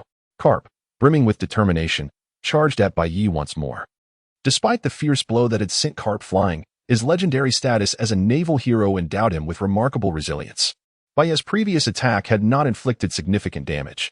As Karp launched another assault, Bai Yi mirrored his actions, clenching his fist and rushing forward. Bang! Boom! The clash of their fists erupted into another deafening explosion. Their haki collided, sending forth countless tendrils of black lightning in all directions. Nearby, a rock was obliterated by the splintering energy. Without hesitation, the two continued their fierce exchange. Bang! Bang! Bang! Boom! Boom! The battle intensified as torrents of haki collided with their every strike, creating a cacophony reminiscent of a cataclysm. The atmosphere crackled with energy, and the scene resembled the end of days. The naval officers aboard the battleship, witnessing the clash between Bai Yi and Karp, were left in awe. How powerful! Is this the strength of the legendary hero Karp? Indeed, it's terrifying. Who is this pirate that can contend with Mr. Karp to such an extent? I do not recognize him, but anyone who can fight Karp to this degree must lead a formidable pirate crew. Do you think Mr. Karp can defeat this pirate? Of course. He is a naval hero. Absolutely. Mr. Karp will surely prevail. The officers spoke with unwavering confidence. After all, Karp was the legendary hero who had once pursued the pirate king across the seas. Surely, there was no pirate he could not overcome.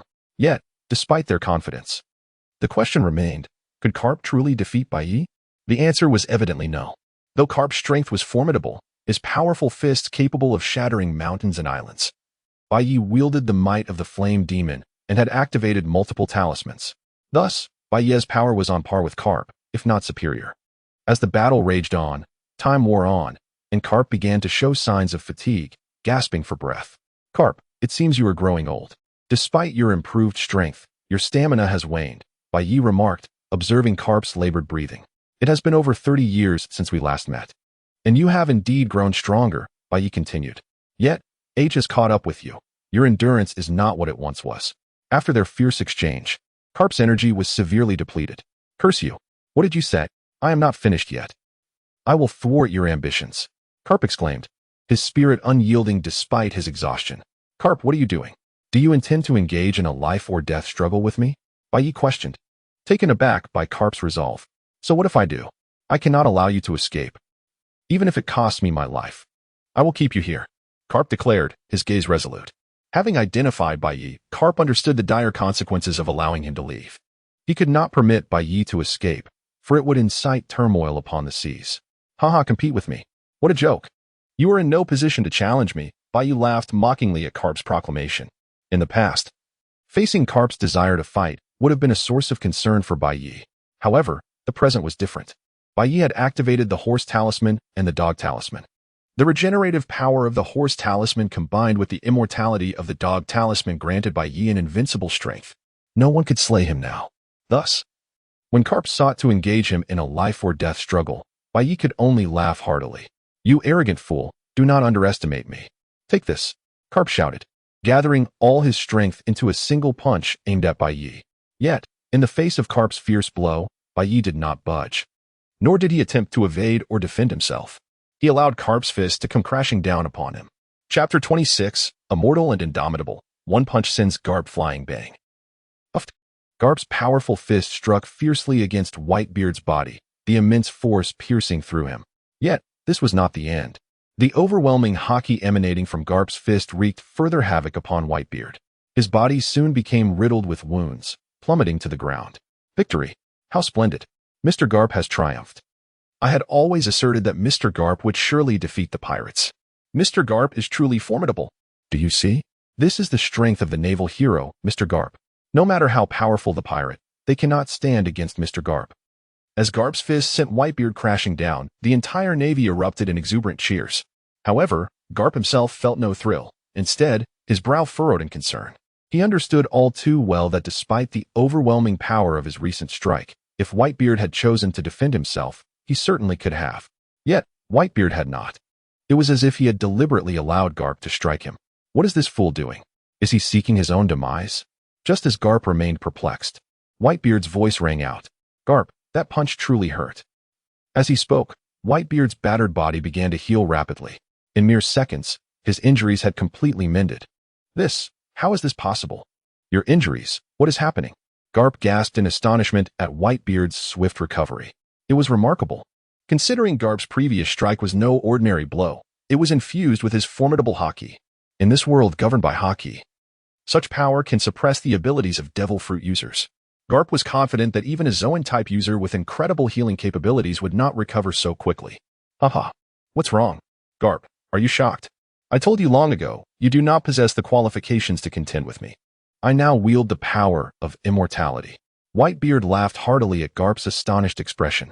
His intention to allow Garp to land a hit was to instill fear in him, to make Garp aware of the despair that came with his newfound immortal strength.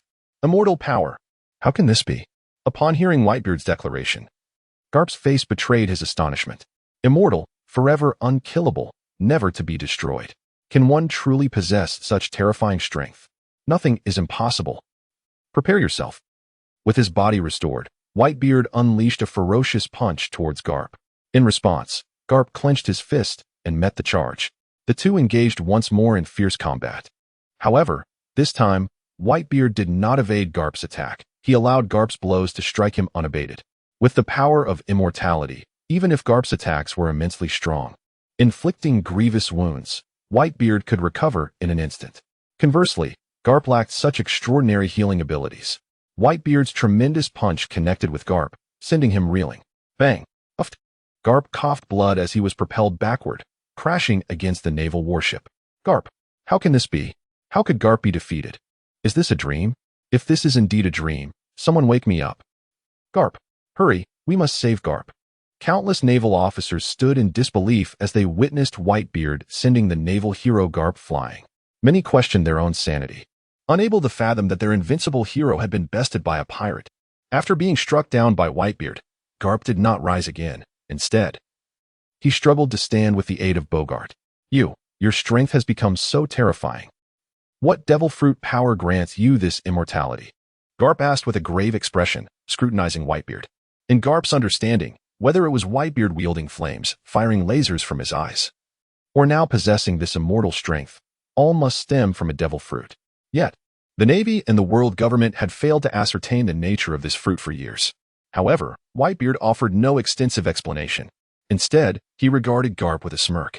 Garp, it appears you truly are aging. If so, you should retire and enjoy your twilight years. The time for my reign has arrived. With that, Whitebeard turned and departed. Whitebeard, you scoundrel. I am not old. Garp shouted defiantly at Whitebeard's retreating figure. Yet, as soon as his words left his lips, he coughed up blood once more. Garp, quick. Where's the ship's doctor? Hurry. We need to tend to Garp. Seeing Garp spewing blood again, the surrounding Navy officers erupted into chaos.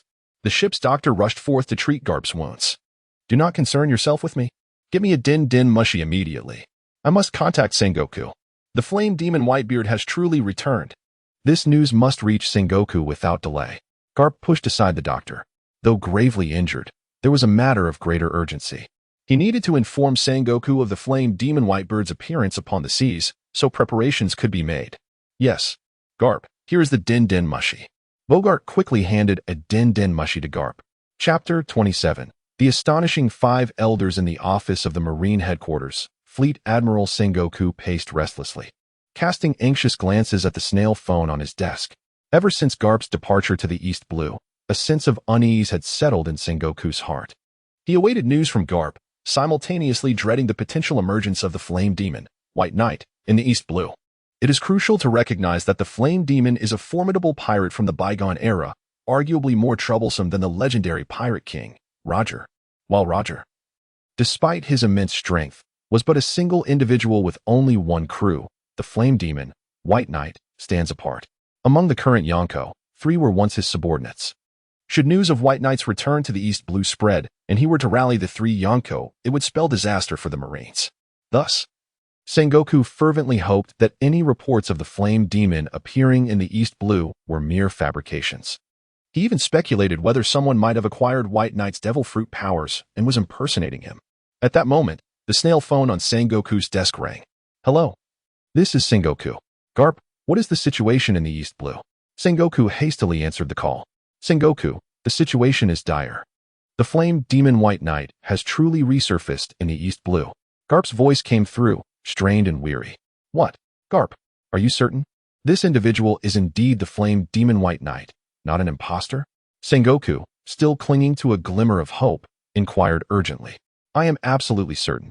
This man is the flame demon White Knight. I have engaged him in combat, and his overwhelming strength is unmistakable. There is no possibility of a deception, Garp asserted firmly. Damn it, how could this be? Did the 5 elders not eliminate him? Sengoku cursed, frustration bubbling over as he processed Garp's words. Sengoku, if my suspicions hold true, this individual must possess the power of immortality. My attacks have inflicted severe damage upon him, yet he recovers instantaneously. Garp recounted the details of his battle with White Knight, emphasizing the latter's extraordinary regenerative abilities. Immortality. Such a power truly exists, Sengoku remarked, his expression darkening as he realized the implications. Understood, Garp. Tend to your wounds. He ended the call, his countenance grave. The very scenario he had dreaded had come to pass. White Knight had indeed returned to the seas. This matter transcended the Marines' capacity to handle, prompting Sengoku to hasten to the headquarters of the world government in Mariehua. He promptly reported the resurrection of the flame demon White Knight to the 5 elders. Upon receiving this news, the 5 elders were taken aback. What? Sengoku, what do you mean? You cannot be mistaken. The flame demon White Knight has long been deceased. Indeed, we personally dealt with him 38 years ago. No one could have survived that explosion. The 5 elders expressed their certainty, recalling the battle at God Valley, where they had taken it upon themselves to ensure White Knight's demise. They were resolute in their belief that he had perished. Yet, despite our disbelief, the intelligence is irrefutable. The flame demon White Knight has indeed reappeared in the East Blue. Garp has personally confirmed this and has engaged him in battle. Garp is now gravely injured. Sengoku understood the incredulity surrounding this revelation. Thus he presented the gathered intelligence to the 5 elders. The dossier detailed White Knight's emergence in the East Blue and included photographs of his confrontation with Garp. As the five elders perused the information, expressions of astonishment crept across their faces. It is true. The flame demon White Knight has returned to the East Blue. How can this be? He was definitively dead, and we were the ones to ensure it. They grappled with the implications of a man they had personally defeated now resurfacing, their disbelief palpable. Sengoku, how can this be? How has the flame demon White Knight returned to the East Blue? The five elders questioned Sengoku, their confusion evident. Faced with their inquiries, Sengoku felt equally bewildered. You asked me how this is possible. I am just as perplexed. It was you five who resolved the matter 38 years ago at God Valley. Now you inquire of me. How am I to know? After a brief moment of contemplation, Sengoku continued, perhaps this is related to the immortality that White Knight has acquired. That is the only explanation I can fathom. Immortality.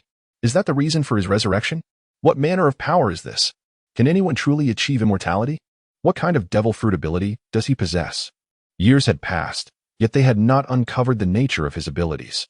The five elders, representing the world government, were evidently intrigued by the notion of such a power. Chapter 28. The Five Elders Strategy. Is Captain Buggy attempting to rob me? The flame demon, White Knight, can be considered one of the most formidable adversaries the world government has confronted in decades. Even after the five elders extinguished White Knight's life 38 years ago, their inquiries into his existence persisted. The five elders were profoundly intrigued by the source of White Knight's immense power, speculating on the nature of his devil fruit ability. If the world government could harness such a power, they could create a formidable guardian for themselves. However, despite their relentless investigation over the past 38 years, they have yet to ascertain the true nature of White Knight's abilities. It is no surprise they have failed. For White Knight's extraordinary strength does not stem from a devil fruit, but rather from the fire demon, the Holy Master. It is understandable that the five elders would be misled. In the vast oceans, extraordinary powers are typically attributed to devil fruits.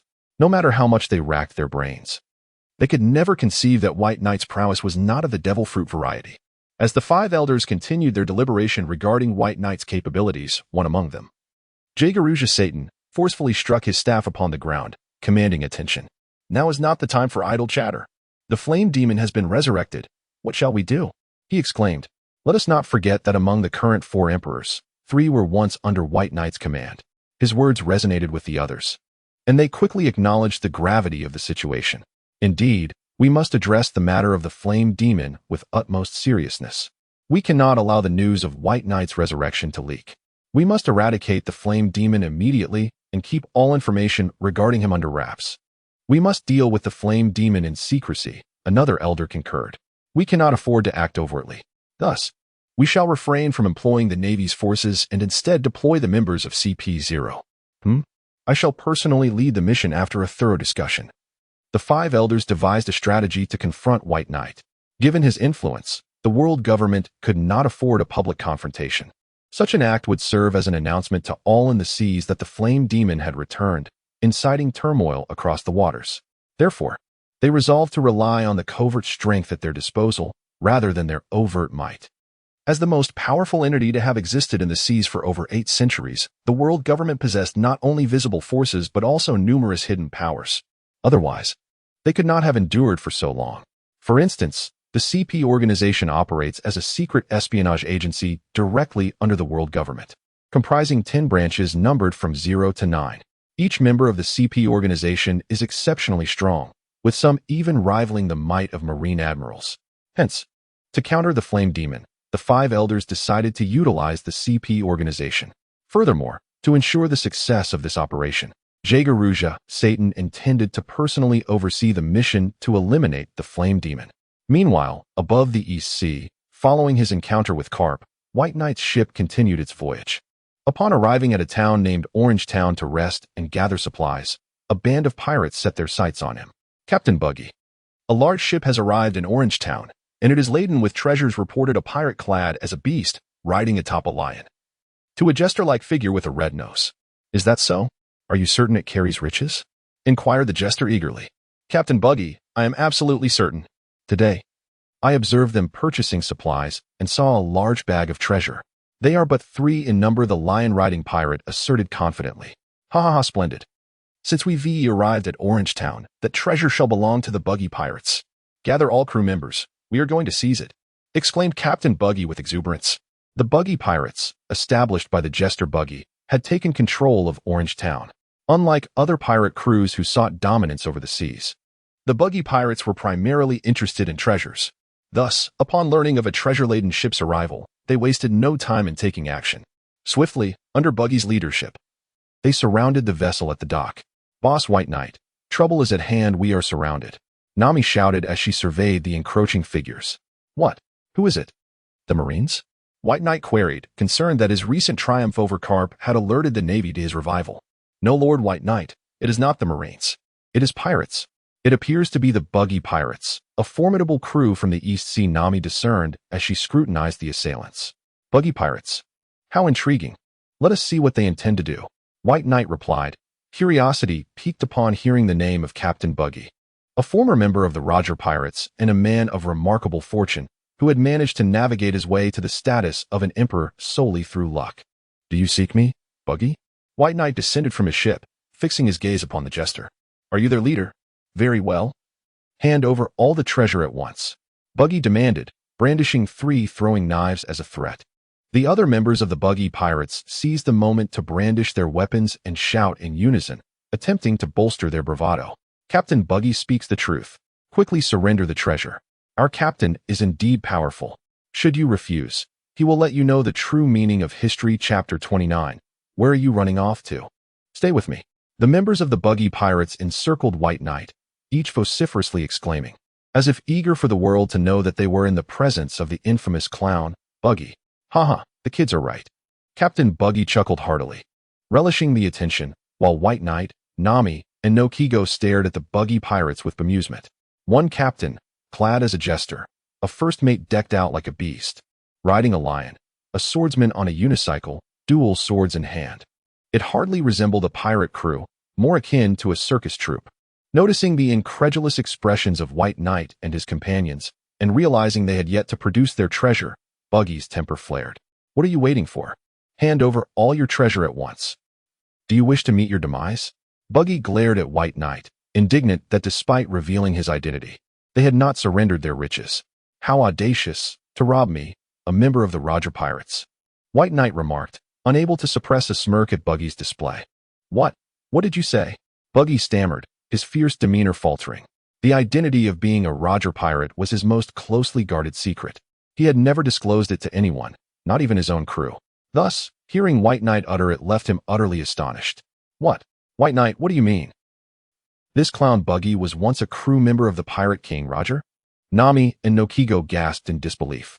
Having spent time at sea, they were no longer naive about the implications of being associated with the Roger Pirates. Their astonishment stemmed from the revelation that this jester-like pirate was indeed a former member of such a legendary crew. Indeed, he is a former intern of the Roger Pirates.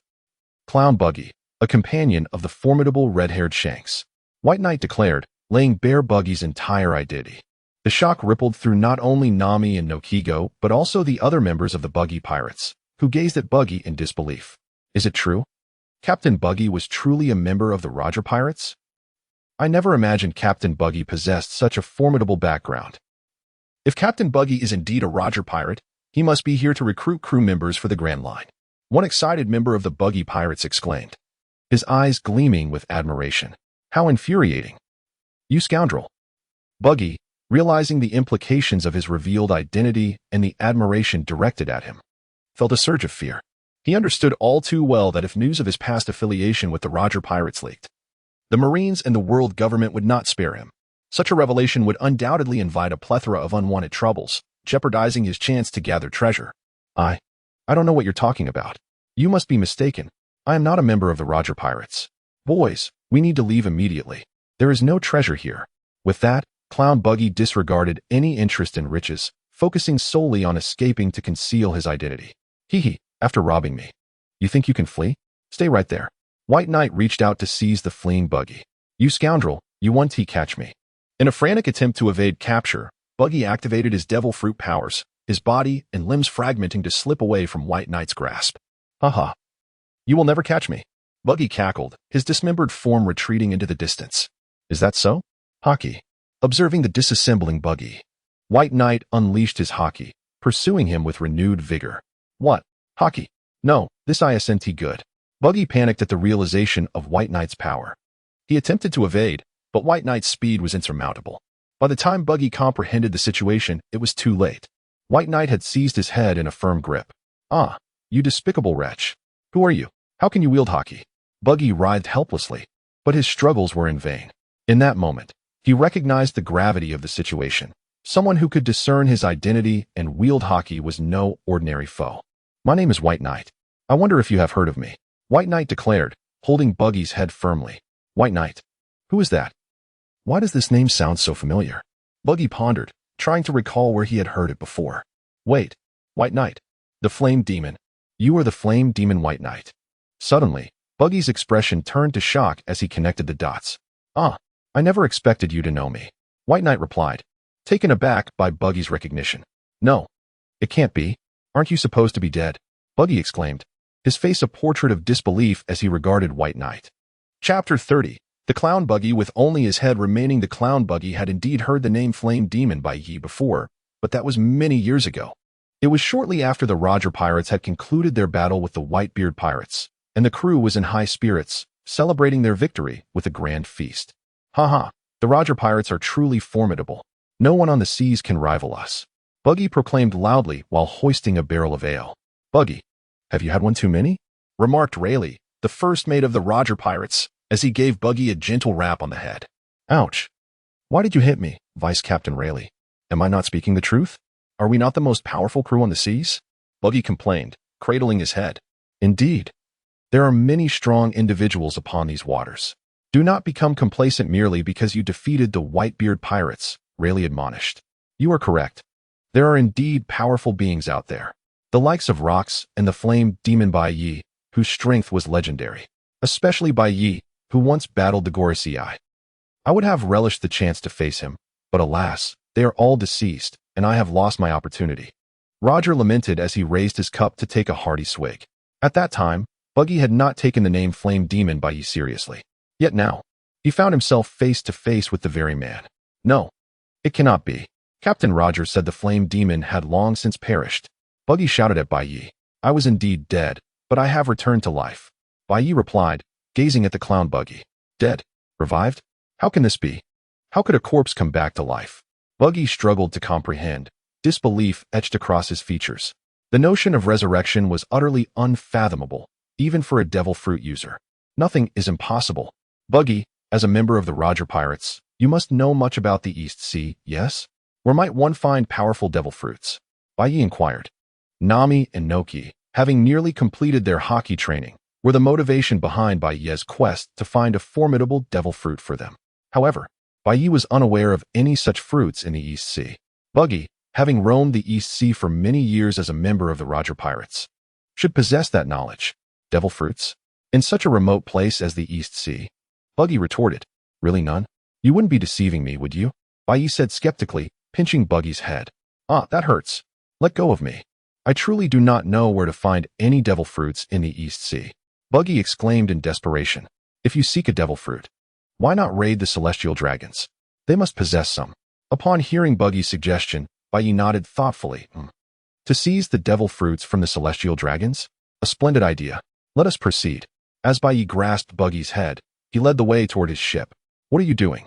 Let me go? If you are seeking trouble with the celestial dragons, do not drag me into this. Buggy shouted in protest. Let you go? Not a chance. I have finally found someone familiar with the East Sea and who has traversed the Grand Line. I cannot let this opportunity slip away. Bai Yi chuckled, regarding Buggy with a gleam in his eyes. Though Bai Yi had returned to life, he remained ignorant of the current state of affairs at sea. Buggy, while lacking in strength, had spent years navigating these waters and was bound to possess significant insights. Thus, Bai Yi had no intention of releasing him. What? Curse you. Let me go? Release me at once. Buggy protested vigorously, struggling in vain. To his dismay, Bai Yi simply tied Buggy's head to the ship's mast, allowing it to flutter in the sea breeze.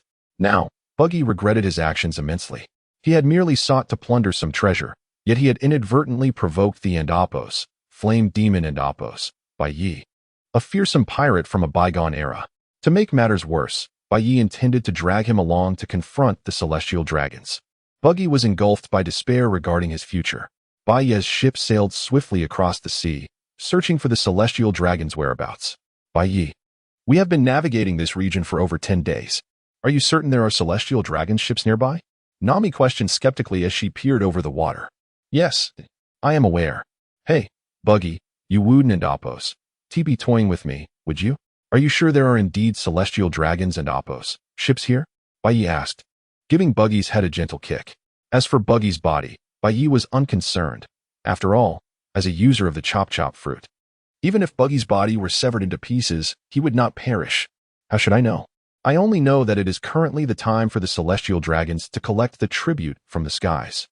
Whether they will pass through this area remains uncertain. Buggy replied, feeling quite aggrieved. It seems you truly are deceiving me. If that is the case, I shall be quite unkind to you, Bai Yi warned, his tone darkening as flames flickered to life in his hand, drawing nearer to Buggy's head. Ah, it's so hot. It hurts. Do not come any closer. I shall be ignited. Buggy cried out in panic. Go to the Goya Kingdom. It is the largest kingdom in the East Sea. The celestial dragons collect their tribute there every year. We are sure to encounter them. And perhaps find a devil fruit. Faced with the threat of flames, Buggy hastily shouted out the information. Is that so? Nami, let us head to the Goya Kingdom. Bai Yi declared, satisfied with the information he had received, withdrawing the flames. Relieved to see the flames vanish, Buggy let out a sigh of relief. Chapter 31. Indeed, there are celestial dragons here. In the Kingdom of Goa, one of the largest nations in the East Sea and a member of the world government. It is often hailed as the most beautiful country in the region. The kingdom is impeccably clean, devoid of any impoverished individuals. As for the filth and the destitute, they have been dealt with, often eliminated. This very fact makes the Kingdom of Goa exceedingly favored by the celestial dragons. Each year, as the time for collecting celestial gold approaches, the celestial dragons make their visits to this nation. Today marks yet another day of gathering celestial gold, with countless treasures and berries being transported onto the ships of the world government. Amidst this, a figure clad in a bubble mask bellowed orders loudly, "You wretched commoners. Hurry up. Load everything quickly. I have other nations to visit." This individual, exuding arrogance, shouted with impunity. The surrounding populace dared not retort in the face of such disdain. For this person was indeed a celestial dragon. The celestial dragons hold an absolute position in this world. Any who dare to offend them face dire consequences. At that moment, a laborer suddenly lost his footing, unable to maintain his balance, causing a box filled with various jewels to tumble to the ground. The jewels scattered, rolling to the feet of the celestial dragon. "You lowly peasant, how dare you drop the celestial gold? You deserve to die." Without a moment's hesitation, the celestial dragon drew a firearm and fired. A scream echoed as the laborer fell lifelessly to the ground. "Dispose of him," the celestial dragon said dismissively, holstering the weapon. "Yes, sir," responded the guards, promptly casting the corpse into the sea. This exemplifies the celestial dragon's ability to slaughter any race at will. What a nuisance. How much longer until the loading is complete? I'm waiting to return and train my slaves. I've just found some delightful devil fruits, the celestial dragon remarked, revealing a box containing 5 uniquely shaped fruits, the coveted treasures of the sea, the devil fruits. While these fruits are exceedingly rare for others, they are of little consequence to the celestial dragons, who can procure them with ease due to their status. Indeed, it's not uncommon for them to feed devil fruits to their slaves for their amusement. "My lord, we still require an hour to finish loading the celestial gold," one of the guards reported.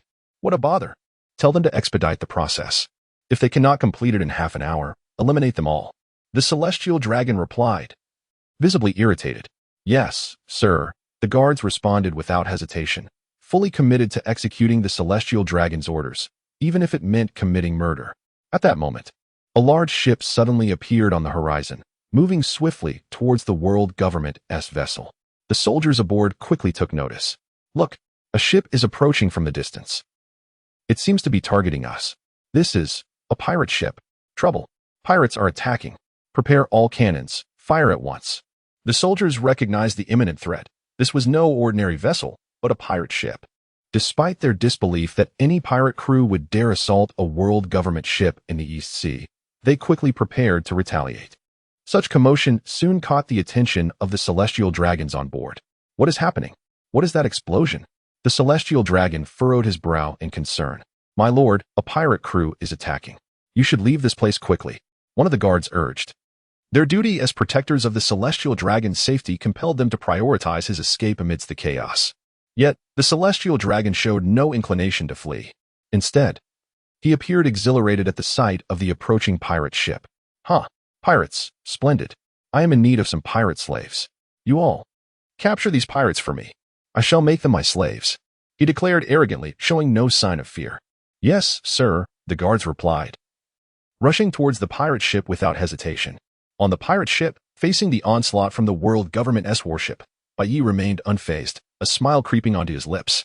"Bucky, you were right. There truly are world government ships here. I wonder if they have any devil fruits," Bai Yi mused, eyeing the distant vessel. "Haha. It seems we finally located the world government ship." Bucky chuckled nervously, relieved. "With this, Bai Yi, the flame demon, shouldn't have too much trouble with us, right?" Suddenly, several figures glided gracefully across the moonlit sea, landing deftly on Bai Yi's ship. "Oh no. These are the guards of the celestial dragons. There are celestial dragons here." Bucky recognized them instantly. Celestial dragons. This is fantastic. The chances of finding devil fruits just increased. Bai Yi exclaimed, "Attack! Subdue these pirates." The guards commanded. "You and Appos, seeking death." Bai Yi retorted, unleashing a barrage of laser beams from his eyes. The guards fell before they could reach him. Their fate sealed. After dispatching the celestial dragon's guards, Bai Yi leaped into action, charging towards the world government's ship. Chapter 32. The heist of celestial gold. As a convoy escorting the celestial gold, this fleet was undeniably vast and powerful. Not only did it comprise soldiers from the world government, but it was also accompanied by a naval fleet for protection. Such a formidable armada was enough to deter ordinary pirate crews, who would instinctively flee at the mere sight, fearing the wrath of the world government and the navy. However, it was unfortunate for them that they encountered White Knight this time. Not only was White Knight audacious enough to launch an attack, but he also sought to plunder them. "Curse it, pirates are attacking. Quickly, retaliate. Annihilate him." As White Knight charged forward, soldiers from both the world government and the navy launched their assaults against him. But could their attacks truly hinder White Knight? The answer was evidently no. Dragon spell, inferno. Pig spell, laser. Scorching flames and piercing lasers rained down upon the soldiers of the world government and the navy in a fierce onslaught. Boom, boom, boom. Screams of the navy echoed amidst the cacophony of explosions. Within mere minutes, all the navy personnel and world government soldiers had been utterly vanquished by White Knight. Just as he dispatched his foes, Nami, Noki, and the headless buggy arrived. "Wow, so much treasure. All of this is ours now." Nami, having just set foot on the scene, was immediately captivated by the celestial gold. This treasure, offered by the kingdoms of the East Blue to the celestial dragons, was truly magnificent, brimming with an array of gems, jewels, and gleaming gold coins. Although Nami had become one of White Knight's subordinates and no longer needed to scavenge for treasure for her village of Kokoyashi, her innate greed remained unchanged. The allure of the shimmering riches was irresistible to her. "Indeed, all this treasure belongs to us now," White Knight remarked nonchalantly. "Fantastic, I've struck it rich. All this treasure is mine." Overwhelmed with excitement, Nami dove into the pile of riches, greedily hoarding various treasures as if fearing they might be snatched away. The sight of the treasure thrilled not only Nami but also Buggy, who, despite being just ahead, was wide-eyed with desire. Hey, I deserve a share of that treasure. I exerted considerable effort to locate the world government's fleet. I want treasure too," Buggy shouted, his head bobbing with indignation. A notorious treasure seeker, Buggy had harbored resentment towards Shanks for so long, merely over a treasure map and a devil fruit. Now, faced with such an abundance of riches, he could hardly contain his envy. Seeing Nami hoarding treasure without leaving any for him, Buggy felt more distressed than if he had been slain. "You fool! What nonsense are you spouting? This treasure was rightfully seized by our captain. It has nothing to do with you. It's mine, and no one can take it from me. Besides, you have no limbs to carry it. Even if I were to give it to you," Nami replied, clutching the treasure while casting a wary glance at Buggy. "You scoundrel! Who says I can't take the treasure without hands? I still have my mouth." Buggy protested, struggling fiercely. With a sudden burst of energy, his head broke free from its restraints and rolled toward the celestial gold. Before long, Buggy's head found itself before an enormous gem. Without a moment's hesitation, He opened his mouth wide and stuffed the massive jewel inside. What on earth are you doing? That's my treasure. Spit it out this instant. Nami rushed over and began to pummel Buggy's head. For Nami, the thought of losing her treasure was akin to facing death itself. However, Buggy, equally greedy, refused to relinquish the gem, no matter how much Nami battered him. Even when she unleashed her haki, leaving him battered and bloodied, he would not part with the jewel. It was a case of better a severed head than a lost treasure. Why are you all just staring at the treasure? Look for any devil fruits here. White Knight interjected, his focus elsewhere. Unlike Nami and Buggy, who were preoccupied with the treasure, White Knight sought the elusive devil fruits. Noki, responding to White Knight and Appo's command, began to search amidst the celestial gold. Boss White Knight, although there is an abundance of treasure, it appears there are no devil fruits here. Noki reported after scouring the entire hoard. No devil fruits. What a disappointment. Just as White Knight expressed his dismay, a portly figure approached from a distance. You despicable pirates dare to seize my celestial gold. I shall turn you into slaves. Without a doubt, this individual was a celestial dragon. Despite White Knight's display of overwhelming strength, having dispatched countless navy and world government soldiers, the celestial dragon was not intimidated. Rather, he was exhilarated. He even contemplated making White Knight his slave, envisioning the prestige he would gain among other celestial dragons by possessing such a powerful subordinate.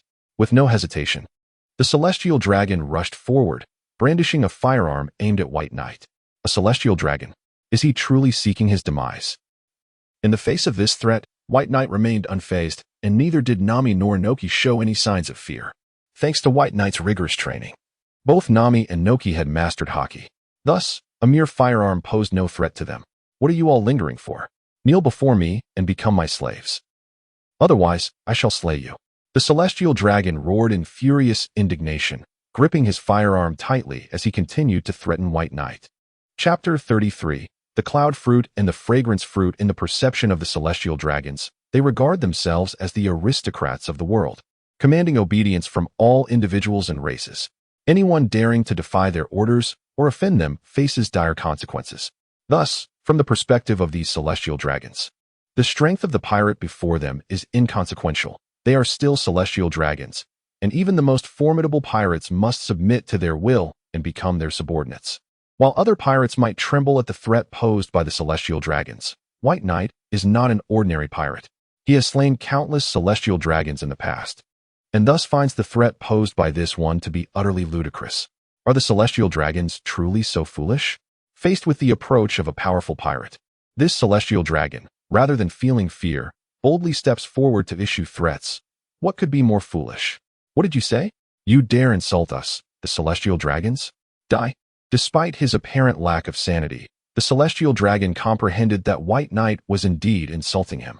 Enraged, he pulled the trigger of his firearm. Bang! A bullet hurtled towards White Knight. Yet, White Knight did not flinch. He had no need to evade the attack. With a mere pinch of his fingers, he captured the bullet in his grasp.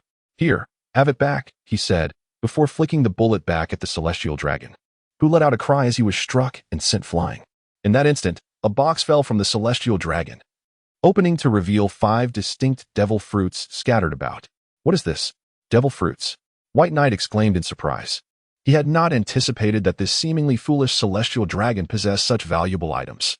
He quickly gathered the 5 fruits, contemplating their various powers. The abilities of devil fruits are diverse, and thus, he could not ascertain their nature at first glance. Although it is said that there are no worthless devil fruits, only those who fail to unlock their potential, some abilities are indeed peculiar and challenging to develop. White Knight was determined not to allow Nami and Nojiko to acquire any odd abilities without understanding what these fruits could do. Hey Buggy, do you know what these devil fruits are capable of? White Knight inquired, holding up the fruits towards the clown. At that moment, Buggy had a large gem stuffed in his mouth, being pummeled by Nami. Hearing White Knight's question, Buggy attempted to respond, but was unable to speak due to the obstruction. White Knight seized Buggy's head and gave it a vigorous shake, dislodging the gem from his mouth. Ah, my treasure! Buggy exclaimed in panic as the gem flew away. Calm down. Your gem won't be lost. Now tell me, do you know the abilities of these devil fruits? White Knight pressed. Upon hearing White Knight's inquiry, Buggy turned his gaze to the 5 fruits. This one is the Logia-type cloud fruit, he declared. pointing to a fruit resembling an apple adorned with white cloud patterns. He then indicated a cherry-like fruit radiating with multicolored light. That should be the Paramecia-type fragrance fruit. As for the remaining three, they are likely Zoan-type devil fruits. The dog fruit in the form of a husky, the mouse fruit in the form of a mole, and the bird fruit in the form of an owl. Buggy remarked. White Knight was taken aback. I can't believe you recognize these 5 devil fruits. Haha, of course. I have seen the devil fruit encyclopedia, Buggy boasted, reveling in White Knight's surprise. In that case, I can't let you leave. White Knight replied with a smile. Indeed. As a former member of the Roger Pirates, Buggy had navigated the seas for many years without being discovered by the world government or the Marines, demonstrating his own skills and insights. What? How could this be? You scoundrel. Buggy thought to himself, regretting his earlier words. Nami, this cloud fruit is for you. Nojiko, you take the fragrance fruit. White Knight swiftly assigned the devil fruit abilities. Nami, as a navigator, required the ability to observe the weather, making the cloud fruit an excellent fit for her. As for Nojiko, being White Knight's cook, the fragrance fruit suited him perfectly. Is this really a devil fruit? A treasure of the sea. I've heard it's worth a fortune. Am I really going to eat it? Nami pondered, somewhat reluctant as she accepted the devil fruit. In comparison to immense power, she still favored wealth and treasures. Nami, stop hesitating. Just eat it. White Knight commanded. He was certain that without his order, Nami would have secretly tried to sell the fruit. All right, but I wonder what it tastes like. Nami hesitated, yet eventually took a bite of the fruit and swallowed it. Ugh, she soon began to retch. This tastes terrible. Captain White Knight, is this fruit spoiled or something? She grimaced. However, as soon as she spoke, she noticed her right hand transforming into a white cloud. What is happening? My hand has vanished. No, it has become a cloud. She marveled. Is this the power of the devil fruit? How incredible! She exclaimed, excitedly showing Nojiko her transformed hand. Having consumed the Logia-type cloud fruit, Nami had become a cloud human, capable of transforming her entire body into clouds.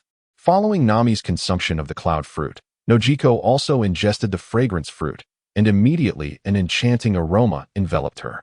Wow, sister, you smell amazing, Nami exclaimed, nuzzling her sister like a puppy, captivated by the delightful scent. Nojiko, now a user of the fragrance fruit, could control the scent emanating from her body and alter the fragrance of objects around her. Chapter 34. The marvelous use of the tiger talisman. As Nami and Nojiko diligently explored their newfound devil fruit abilities, an extraordinary power emerged within Baiye's being. Ding. Tiger talisman activated, gaining yin-yang power, capable of harmonizing the conflicts of various forces within the bearer, enabling them to operate flawlessly. What? Another talisman has been activated. Feeling the sudden influx of power coursing through him, a smile crept onto Baiye's lips. For Baiye, who possessed the template of the Demon Lord of Fire, activating the powers of the Lord required time, much like the horse talisman, which only activated over a prolonged period. This wait was indeed long. Baiye had spent over 30 years to activate the horse talisman. Additionally, constant battles and training were necessary. Through fierce skirmishes, he could expedite the activation of his talismans.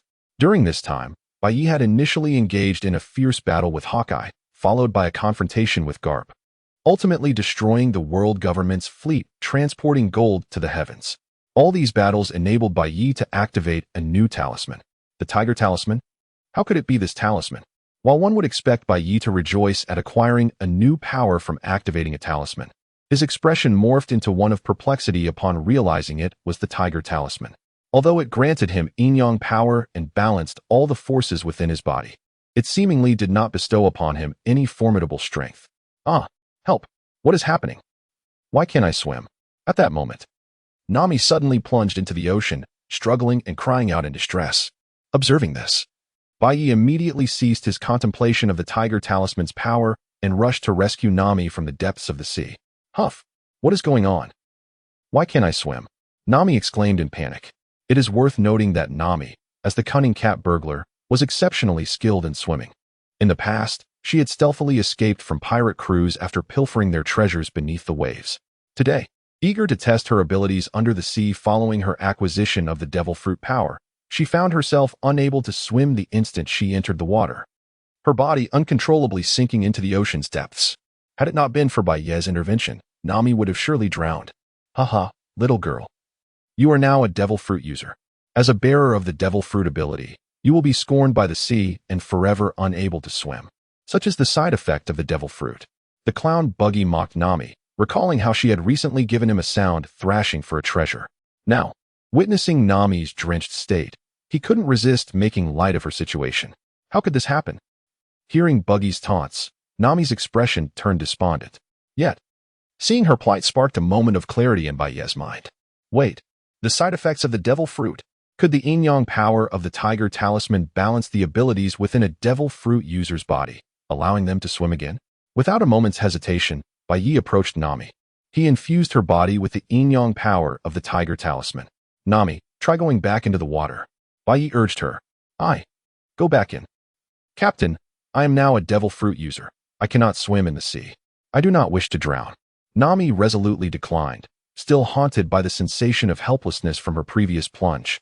Rest assured, Nami, I have infused a power into your body. You should be safe from drowning. Baiye offered her a reassuring smile. Really? Then I will try again. Encouraged by his words, Nami mustered her courage and leaped into the ocean once more. Haha, little girl, are you seeking death? I warned you long ago that devil fruit users cannot swim in the sea. Buggy continued to ridicule her as he observed her actions. However, the ensuing scene left Buggy utterly astonished.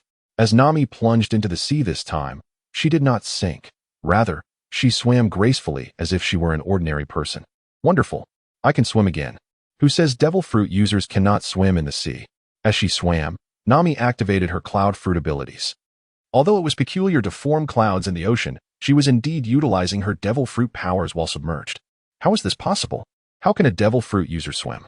Buggy gaped at Nami in disbelief, unable to comprehend how she could swim in the sea and employ her powers simultaneously. Indeed, the yin-yang power of the tiger talisman has balanced the abilities within a devil fruit user's body. If that is the case, might the tiger talisman allow one to possess multiple devil fruit abilities simultaneously? A new thought dawned upon Baiye. Typically, a person can only possess one devil fruit ability. Consuming two will result in their body exploding.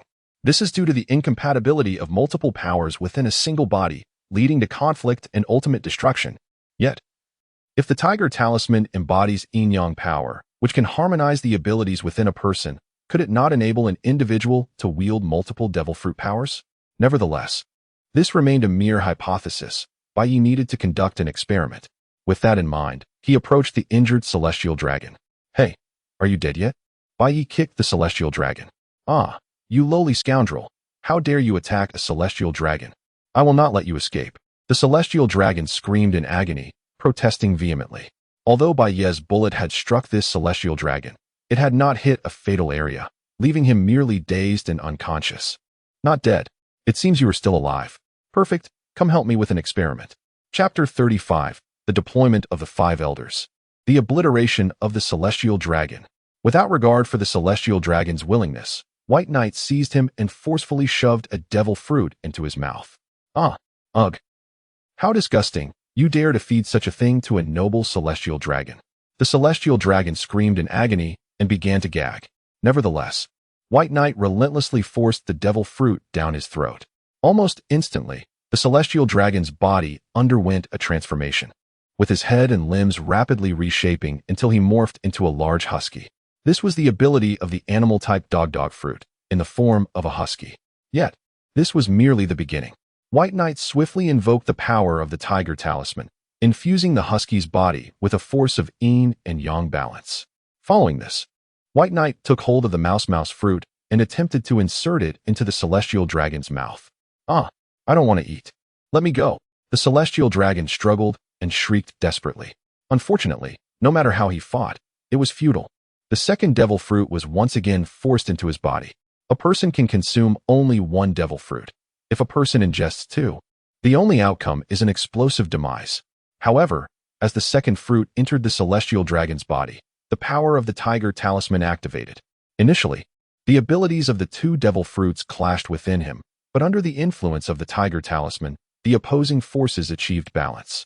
Simultaneously, the celestial dragon, now resembling a husky, saw his paws transform into those of a mouse, and his nose morph into that of a rodent. At this moment, he had become a creature embodying both husky and mouse characteristics. Incredibly, White Knight marveled at the sight before him. He had merely intended to experiment with the power of the Tiger Talisman, but he was taken aback by its success. With this revelation, he pondered the possibility of trying a third devil fruit. Without hesitation, he seized the bird fruit and shoved it into the celestial dragon's mouth. Instantly, along with the features of the husky and mouse, the celestial dragon began to exhibit characteristics of an owl.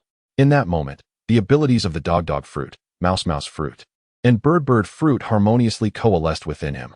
The power of the Tiger Talisman indeed possessed the ability to balance the powers of the devil fruits. It appeared that the Tiger Talisman not only mitigated the side effects of the devil fruits, but also allowed one to simultaneously wield multiple devil fruit abilities. White Knight felt a surge of excitement. Previously, he had refrained from consuming devil fruits due to their adverse effects. However, with the Tiger Talisman and the power of yin and yang at his disposal, he considered acquiring a few devil fruits for himself. After all, who would refuse enhanced abilities? Joker Buggy, did you see all of this? At that moment, White Knight sensed something and abruptly addressed Joker Buggy. What? I don't know what you're talking about. I didn't see anything. Upon hearing White Knight's words, Joker Buggy quickly turned his head. However, sweat drenched his face. He was acutely aware that he had witnessed something extraordinary. What has the Flame Demon White Knight done? Is this his ability? He can actually allow someone to consume multiple devil fruits at once. Is this the secret of the Flame Demon? I'm doomed. I've uncovered his secret, and he surely won't let me go. Upon realizing this, Joker Buggy trembled in fear. Through his experimentation on the Celestial Dragon, White Knight gained a deeper understanding of the Tiger Talisman's power. With this knowledge, the Celestial Dragon had outlived his usefulness. White Knight promptly withdrew the balance of power from the Celestial Dragon's body. Deprived of its sustaining force, the three devil fruit abilities within the Celestial Dragon clashed violently. Boom. Ultimately, the Celestial Dragon's body erupted in a catastrophic explosion. Near Rogue Town, at the naval base, the entire establishment was under lockdown. Even the base commander, Smoker, stood guard at the entrance as a significant individual had arrived. Jaeger Satan, one of the 5 elders, was present at the base. What is the situation? Have we confirmed the whereabouts of the Flame Demon White Knight? Jaeger Satan inquired from a member of the CP organization, seated comfortably on the sofa and leaning on his cane. Report, sir. We have just received word. The Flame Demon White Knight has attacked the fleet transporting celestial gold from the Goa Kingdom, killing the celestial dragons and stealing the celestial gold. Based on our projections, the Flame Demon White Knight should be arriving in Rogue Town shortly. A CP organization member reported. Excellent. Immediately initiate combat preparations in Rogue Town. We must eliminate the Flame Demon White Knight this time. He must not be allowed to enter the Grand Line alive. Jaeger Satan stated with a grave tone. Understood. Upon hearing Jaeger Satan's orders, all members of the CP organization swiftly mobilized in Rogue Town. They rushed towards the town, relentlessly driving civilians away. If they could not disperse them, they would resort to lethal force. In an instant, Rogue Town echoed with cries of despair and agony. However, the CP members remained indifferent. Their mission was to eradicate White Knight. The fate of the townspeople was of no concern to them. What are these fiends doing? Are they intent on destroying Rogue Town? Smoker exclaimed in anger upon witnessing the actions of the CP members and the wails of the townspeople. It was known that Smoker had invested considerable effort over the years to restore stability in Rogue Town. Now, those members of the CP organization were poised to obliterate it. Inciting his fury, he contemplated intervening to halt their actions. Wait, Commander Smoker, what are you doing? They are members of the world government's CP organization. This is an order from the 5 elders. Smoker's subordinate rushed forward to restrain the impulsive commander. Damn it, are we just going to stand by and watch them destroy Rogue Town? Smoker replied, deeply aggrieved. Hearing Smoker's words, the surrounding navy fell silent. Clearly, they too harbored anger towards the CP organization's actions.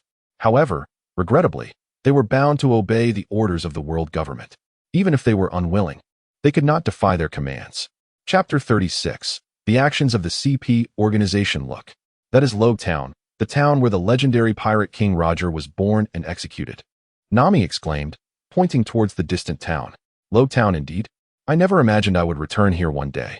Buggy the Clown remarked, his head hanging from a rope as he gazed at the town with a sense of nostalgia. Roger, Buggy's captain, had met his end in this very town, and each visit stirred memories of his former leader. Rogue Town, huh? If that is the case, we should soon reach the Grand Line. Bai Yi observed. his eyes fixed on the town. Yes, Lobetown is the last island before entering the Grand Line. Let us rest and resupply here before we set sail, Nami stated, glancing at the navigation chart in her hands. Then let us disembark. Upon hearing Bai Ye's words, Nami promptly took control of the vessel, steering it swiftly towards the dock of Lobetown. As Bai Ye's ship approached Lobetown, members of the CP organization, who had been lying in wait, noticed his arrival. The target has appeared, approaching Lobetown. All units, prepare for action. Ready to engage. Taking cover around Lobetown, the CP members swiftly mobilized. Clang. The sound of impact echoed as Bai Ye's ship docked, and he stepped onto the pier. However, upon entering Lobetown, he frowned at the eerie silence. Hey, Buggy. Isn't Lobetown supposed to be bustling with activity? Bai Ye questioned, observing the deserted town and quiet dock. I'm not sure. Lobetown should be very lively. When did it become like this? Nami, is this really Lobetown? Did we come to the wrong place? Buggy replied, bewildered. Impossible. This is definitely Lobetown. I would never misnavigate, Nami asserted with confidence. At that moment, Bai Ye sensed danger. Be careful. Just as his warning fell from his lips, the surrounding buildings suddenly cracked open, revealing numerous cannon barrels. Fire. Everyone, open fire.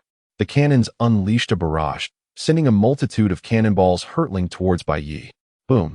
Explosions erupted around him as the powerful shockwaves surged towards Bai Ye, accompanied by fragments of shrapnel. One piece struck Buggy's head, causing him to feel weak and powerless. Damn it, this is Seastone shrapnel. I knew being near this guy would bring trouble. Help.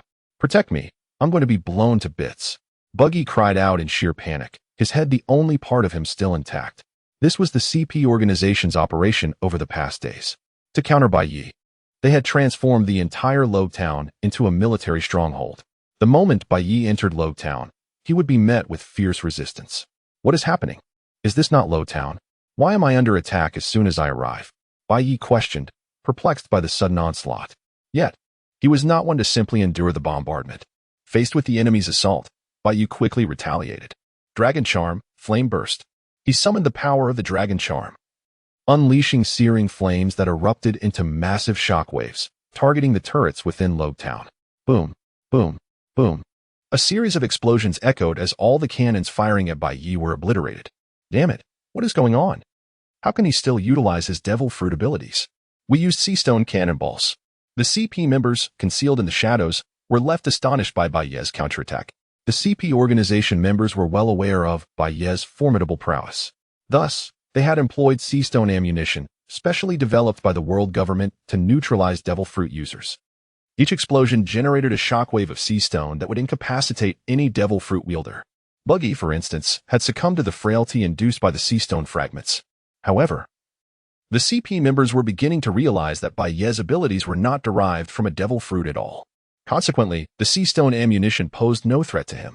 Other than causing him a bit of disarray, it inflicted no harm. Curse it, Plan A has failed. The bombardment was ineffective. Initiate Plan B. The CP members quickly shifted into action upon realizing the futility of their cannon fire.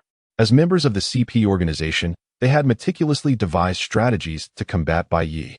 Since the cannon fire proved ineffective, they would implement their next offensive plan. Understood.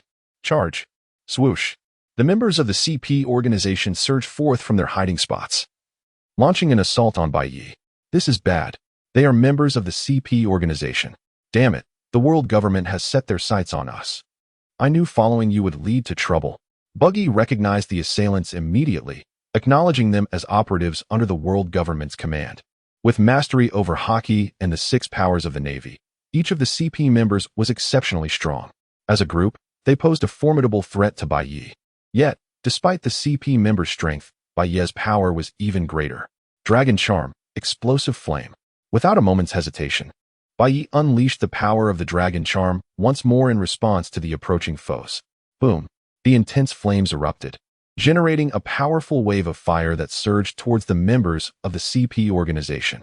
Amidst Bai's fiery onslaught, the CP organization operatives reacted swiftly. Incoming flames. Defend with Iron Body, they cried, invoking the Iron Body technique from the 6 powers martial art to shield themselves. Yet, their defense proved futile against Bai's inferno. Ack! Ack! Ack! Their screams echoed as the flames pierced their Iron Body defenses, reducing them to ashes. Careful. Evade. These flames are too potent to withstand directly. Warned the others, recognizing the inadequacy of Iron Body against Bey's assault. Understood. Paper Art, Moonstep, Shave. They responded, employing various Six Powers techniques to evade the flames. Heh, evade? You think you can escape?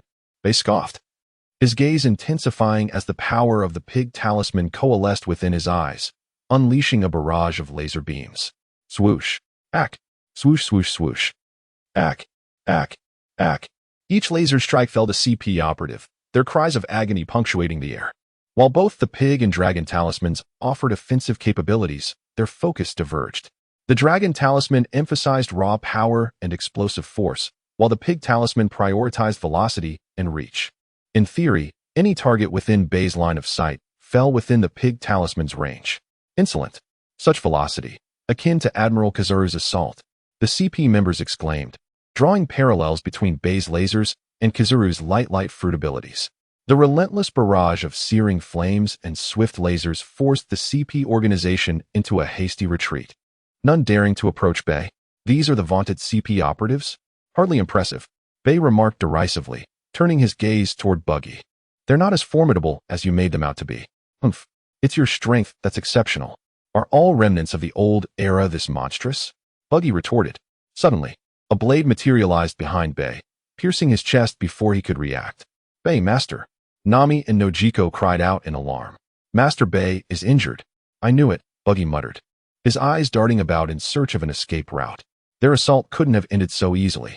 This is it. I'm done for. I need to find a way out now. Bey, aghast at the blade protruding from his chest, wondered how. How is this possible? His confidence in his abilities, especially his observation haki, was unwavering. Yet, the blade had bypassed his senses entirely, appearing as if from thin air. Flame Devil, you cannot elude my grasp, a CP operative declared, emerging from the shadows. I am a user of the ambush fruit. He brandished more blades, launching them at Bey. The blades materialized around Bey, piercing him again before he could react. The CP organization, it turned out, possessed its own devil fruit users, including the ambush fruit user, tasked with assassinating individuals deemed threats to the world government. This operative had been specifically dispatched to eliminate Bey. I see. A devil fruit ability. The ambush fruit. No wonder I didn't sense it, Bey murmured. His curiosity piqued despite his injuries. The CP operatives erupted in cheers. We did it. The cursed flame devil Bey is finished. These blades are forged from sea stone. Any devil fruit user struck by them loses their powers. Inform the 5 elders. Our mission is complete. We have captured the flame devil Bey. One of the operatives contacted the 5 elders via Din Din Mushi. Soon after, Jay Garcia Saturn of the 5 elders, supported by aides, arrived on the scene. Chapter 38 today. I shall witness who shall prevail in this deadly confrontation. Jaegeruja Satan, one of the 5 elders, once clashed with the formidable White Knight, who, with his immense power, had nearly obliterated him. Therefore, he is acutely aware of White Knight's might. Until he could ascertain a definitive means to vanquish White Knight, Jaegeruja Satan would never reveal himself. Now, observing White Knight impaled by the Sea Prism Stone Sword, grievously wounded and pinned in place, Jaegeruja Satan felt a sense of relief and stepped forth from the shadows. Flame Demon White Knight, you wicked criminal, have finally been apprehended by our world government. Jaegeruja Satan declared, his tone sharp and menacing. Who might this be? Oh, it's you, the shameless elder. It seems the world government is indeed no paragon of virtue, resorting to ambushes. White Knight retorted with palpable disdain. 38 years prior, atop God Valley, it was this very Jaegeruja Satan who summoned the other elders to gang up on him, ultimately leading to his near demise. It was inconceivable that, 38 years later, the world government would employ the same tactics, surrounding him and launching a surprise attack. Flame Demon White Knight, as you face your imminent demise, you still dare to speak defiantly. Today, I shall erase you from the seas entirely, Jaegeruja Satan asserted with unwavering conviction. Jaegeruja Satan understood the significant influence White Knight wielded over the oceans. Thus, for the stability of the seas and the preservation of the world government, it was imperative that White Knight did not escape alive. Resolute in ensuring White Knight's death, Jaegeruja Satan prepared to take matters into his own hands to eliminate any trace of him from the seas. Haha, you wish to kill me. How amusing. Today, I shall see who truly claims victory." White Knight laughed derisively, and at that moment, a torrent of searing flames erupted from him. Dragon incantation, fiery explosion. The blazing inferno surged around White Knight. The sea prism stone swords embedded in his body melted away into ashes under the intense heat. In mere seconds, the grotesque wounds on White Knight's body visibly healed, restoring him to his former self. It is noteworthy that White Knight had activated the horse and dog incantations, bestowing upon him an immortal power. It mattered not the severity of his injuries. Even if his body were to explode, White Knight could swiftly recover. What? His wounds have healed. How can this be? This is a sea prism stone weapon. Even if he is a Zoan-type devil fruit user, he should not be able to heal. Jaegerusha Satan and the CP organization members were astonished. Especially Jaegerusha Satan, whose previously composed demeanor faltered, revealing shock. He possessed formidable regenerative abilities himself. Yet even he would find recovery from such a multitude of sea prism stone swords exceedingly troublesome. Yet here was White Knight, not only continuing to unleash his powers, but also exhibiting astonishing regenerative capabilities. What on earth is happening? He never possessed such remarkable healing prowess before. Could it be that he has acquired new powers? Jaegerusha Satan pondered in disbelief. He was certain that 38 years ago, while White Knight was undoubtedly powerful, he lacked such extraordinary restorative abilities. Otherwise, the 5 elders would not have succeeded in defeating him. Damn it! Attack! Continue the assault! Jaegerusha Satan bellowed upon witnessing White Knight's rapid recovery. At his command, a CP organization member with a surprise attack fruit immediately seized 2 sea prism stone swords, poised to strike White Knight again. Humph, still wish to ambush me. You seek death. White Knight's gaze turned fierce, and a beam of golden light shot forth. With a resounding explosion, the ambushing CP member was reduced to ashes before he even had a chance to react. Now it is your turn. After dispatching the CP member, White Knight hesitated not a moment and, engulfed in flames, charged at the remaining members of the CP organization. Attack. Assault with everything you have. You must subdue him. He must die today. Jaegerusha Satan roared, his eyes wide with fury. It is crucial to note that Jaegerusha Satan was armed with the mandate of all the elders to annihilate White Knight. Thus, regardless of the circumstances, White Knight had to be eliminated today. Yes, attack. Hearing Jaegerusha Satan's orders, all members of the CP organization surged towards White Knight. Sea prism stone cannons, gale kicks, finger guns, countless ferocious assaults rained down upon White Knight, inflicting significant damage and leaving numerous ghastly wounds. However, in mere seconds, White Knight's injuries healed instantaneously. Futile. I have attained immortality. Your attacks hold no power over me. White Knight disregarded the onslaught, pressing forward with relentless vigor. Die. Dragon incantation, fiery explosion. Blazing flames erupted from White Knight once more. With each surge of fire, several CP members were consumed in agonizing screams, turning to ash. Faced with the formidable White Knight, the members of the CP organization were gripped by fear. What is this ability? Can he truly not be killed? This power is terrifying. What should we do now? Confronted with White Knight's indomitable strength, the CP members were engulfed in panic, utterly at a loss. Their attacks were ineffective, no matter the harm they inflicted. White Knight would swiftly recover. Meanwhile, each of White Knight's counterattacks wreaked havoc upon them. How can this battle proceed? It is utterly unmanageable. Damn it. An immortal power? Is it truly possible for someone to attain such strength? Even Jaegerusha Satan himself, witnessing White Knight's overwhelming regenerative capabilities, found himself at a loss. Before the confrontation, Jaegerusha Satan was well aware of White Knight's formidable prowess. Hence, in preparation to eradicate him, meticulous strategies had been devised in Rogue Town. In Jaegerusha Satan's estimation, no matter how powerful White Knight may be, under his meticulous strategy, the White Knight could be utterly annihilated. However, Jaegerusha Satan never anticipated that the White Knight possessed the power of immortality, regardless of their assaults. Any harm inflicted upon the White Knight was swiftly mended.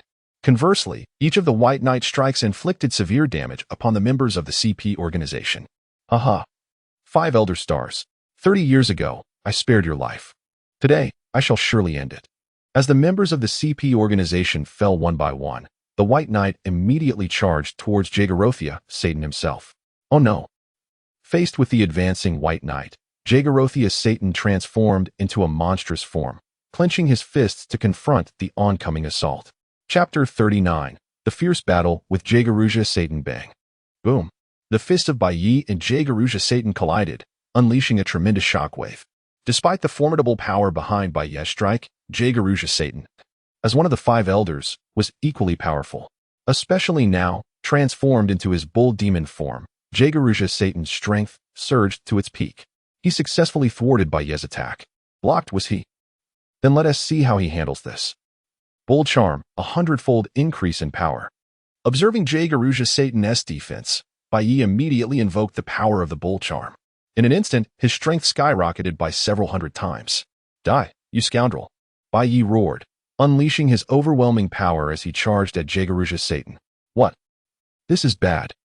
Jaegerusha Satan sensed an unstoppable force surging toward him. His fist, along with his arm, exploded under the pressure. Yet, this was not the end. Bai Yi's power continued to surge toward Jaegerusha Satan's body. Bang! Jaegerusha Satan's massive form was sent hurtling backward, crashing violently to the ground, causing the very earth to tremble. Damn it, this guy's power is still terrifying. Jaegerusha Satan quickly rose from the ground. His face contorted in pain as he looked at his severed arm. However, he activated his regenerative abilities, and the broken limbs swiftly healed. Restored again? I shall see how many times you can recover. Seeing Jaegerusha Satan regenerate, Bai Yi clenched his fist and charged forward once more. You despicable pirate! Faced with Bai Yi's onslaught, Jaegerusha Satan had no choice but to defend himself again. But could he truly withstand Bai Yi's assault? Clearly not. Bang! Another tremendous crash echoed as Bai Yi shattered Jaegerusha Satan's arm once more. Simultaneously, Jaegerusha Satan's colossal body was sent flying again. As one of the five elders, he could transform into the bull demon, excelling in strength and formidable regeneration. However, it was unfortunate for him that Bai Yi was equally adept in both strength and recovery. With Bai Yi's abilities surpassing those of Jaegerusha Satan, the Horse Charm and Dog Charm endowed Bai Yi with an immortal strength, while the Bull Charm unleashed his terrifying power. The Dragon Charm and Pig Charm afforded him explosive flames and laser-like attacks. It could be said that, bolstered by these charms, Bai Yi's strength had completely eclipsed that of Jaegerusha Satan. Thus, Bai Yi relentlessly pummeled Jaegerusha Satan. Bang! Bai Yi's fierce punch struck Jaegerusha Satan's transformed bull demon spider leg with great force. Boom! The tremendous impact shattered one of the spider legs, causing Jaegerusha Satan to emit a pained scream. Suddenly losing a leg disrupted his balance, and his enormous bull demon form collapsed to the ground. Dragon Charm. Explosive flames. Bai Yi swiftly unleashed the power of the Dragon Charm, igniting a torrent of flames that surged toward Jaegerusha Satan. The searing inferno engulfed him completely. The raging flames forced Jaegerusha Satan to scream in agony. Damn it, this guy's power is overwhelming. Alone, I stand no chance against him. I must summon the strength of others. After enduring Bai Yi's relentless assault, the excruciating pain made Jaegerusha Satan realize that he could not defeat Bai Yi on his own. To conquer Bai Yi, he needed to call upon the powers of the other five elders. With this thought in mind, Jaegerusha Satan wasted no time and leaped away, intending to contact the other elders. However, Bai Yi was quick to sense his intentions. Think you can summon others? Not a chance. Utilizing the Bull Charm, Bai Yi surged toward Jaegerusha Satan, interrupting his summons and amplifying his strength several-fold. Bai Yi seized one of Jaegerusha Satan's spider legs and swung the massive bull demon like a sack, repeatedly slamming him into the ground. Each impact sent shockwaves through the earth. Such commotion soon attracted the attention of numerous Navy personnel at a nearby base. What is happening? Where is this tremor coming from? An earthquake? Smoker inquired, bewildered. Captain Smoker, this shouldn't be an earthquake. Our naval base is situated on stable ground. An earthquake is impossible here. It seems to be coming from the direction of Logtown, the lieutenant observed. Logtown, let us go check it out. Smoker said curiously. Wait, Captain Smoker, the five elders ordered us to secure the naval base. We cannot leave without their command. The lieutenant quickly interjected. Secure what? There's nothing here. Furthermore, Logtown is under my jurisdiction. I must investigate what has happened there. Smoker retorted, disregarding the lieutenant's warning and promptly mounted his steam motorcycle, speeding toward Logtown. Smoker, naturally averse to following orders, would never have been stationed at the East Blue had he been obedient. His resentment toward the Five Elders and the CP organization for their reckless destruction of Logtown only fueled his defiance. How could he remain complacent under their orders? Captain Smoker, wait for us. As Smoker raced ahead, the lieutenant and other Navy personnel hurriedly followed in pursuit. Upon their arrival at Logtown, they were met with the sight of the town reduced to ruins, leaving Smoker and his crew in stunned silence. Is this truly Logtown? How could it have been reduced to this state? Damn it, Smoker seethed, clenching his fists in fury. Chapter 40. The frantic escape of the Five Elders. Unlike the other despicable members of the Navy, Smoker is a true champion of justice. Under his stewardship, Rogue Town transformed from a chaotic haven for pirates into a well-ordered and peaceful community. It can be said that the entirety of Rogue Town is a testament to his dedication, witnessing the destruction of his years of hard work. How could Smoker not feel anger and indignation? Like Smoker, the Navy officers who followed him were also devoted to justice. The sight of their beloved Rogue Town reduced to ruins weighed heavily on their hearts. Boom, boom, boom. At that moment, a tremendous tremor reverberated nearby. Which direction? Let us go. Upon hearing the commotion, Smoker promptly led his men towards the source of the noise. When they arrived, they were once again astounded by the scene before them. Flames engulfed the surroundings, burning fiercely throughout the area. Surrounding the inferno lay the corpses of numerous CP organization members. In the midst of the flames, White Knight relentlessly pummeled the massive figure of Jaguaruzius Satan. What is happening? All the members of the CP organization are dead. What is that creature? A monster? Smoker and the other Navy officers stared in shock at the unfolding spectacle. Captain Smoker, look, that person seems to be Flame Demon White Knight. A keen-eyed officer pointed towards White Knight in the distance. Flame Demon White Knight. Wasn't it said that the Five Elders and the CP organization members were here to deal with him? How is he still alive? Could it be that their mission has failed? What is that monster he is fighting? Could that person be one of the Five Elders? As Smoker processed the scene before him, his mind raced with analysis. What? The Five Elders have failed in their mission. The strength of Flame Demon White Knight is truly terrifying. The other officers quickly grasped the situation, their faces reflecting disbelief. They were well aware that the purpose of the Five Elders leading the CP organization to Rogue Town was to eliminate Flame Demon White Knight. The fact that Flame Demon White Knight remained alive could only indicate that the Five Elders' operation had met with failure. It was astonishing that an enemy so formidable could elude even the Five Elders. Boom, boom, boom. White Knight continued to mercilessly assault Jaguaruzius Satan. Under the sheer force of White Knight's attacks, Jaguaruzius Satan was battered and bruised. However, thanks to his extraordinary vitality, despite being dazed and bloodied, he still clung to life. What remarkable resilience. Even after all this, he still hasn't perished. Observing the half-conscious Jaguaruzius Satan in his grasp, White Knight felt a sense of surprise. At this moment, White Knight unleashed the full extent of his mystical powers. After enduring such a relentless barrage, Jaguaruzius Satan was still standing. It was a testament to the fortitude of the Five Elders. They could withstand punishment. This cannot continue. Flame Demon White Knight is far beyond my capacity to contend with. I must escape. Jaguaruzius Satan thought to himself. Realizing that his mission to eliminate White Knight had failed, and with White Knight now possessing indomitable strength, he understood that further combat was futile. He was not a match for White Knight and would only suffer more blows. Continuing the fight could very well lead to his demise. Clearly, Jaguaruzius Satan had no desire to perish. Thus, he resolved to retreat. Seizing the opportunity while White Knight was distracted, he tore free from White Knight's grasp. Without hesitation, he limped away, dragging his injured body toward the distance. Trying to flee? Where do you think you're going? Stay here. White Knight noticed Jaguaruzius Satan's attempt to escape and swiftly pursued him. With fierce determination, Jaguaruzius Satan activated his powers, his eyes widening as a powerful shockwave erupted. However, the shockwave was not aimed at White Knight, but rather at the ground around him. The earth trembled violently under the force, kicking up a massive cloud of dust that obscured White Knight's vision. Seizing this moment, Jaguaruzius Satan hastily made his escape. When White Knight burst through the dust cloud, he found that Jaguaruzius Satan had vanished from sight. Damn it, he actually got away, he muttered in frustration. White Knight had intended to eliminate Jaguaruzius Satan, one of the Five Elders, but he had not anticipated that this elder would choose to flee. At that moment, White Knight noticed Smoker and his contingent of Navy officers approaching from the distance. Cloaked in flames, he descended directly before them, unleashing a massive wave of fire that spread outward. Feeling the searing heat, all the Navy officers were taken aback, gasping in alarm. "Ah, what do you intend to do?" Upon seeing White Knight charging towards them, the faces of Smoker and his crew were etched with fear. They had just witnessed the terrifying power of White Knight, a force far beyond their capacity to confront. "Fear not. I have no intention of killing you. Smoker, right? Would you care to join me as my subordinate?" White Knight said, a smile gracing his lips as he looked at Smoker. Chapter 41. The Missing Items. Seeking assistance from the Navy, Smoker stands out among the Navy as one of the few who genuinely uphold justice. His admirable qualities are greatly appreciated by Bai Yi. "You scoundrel!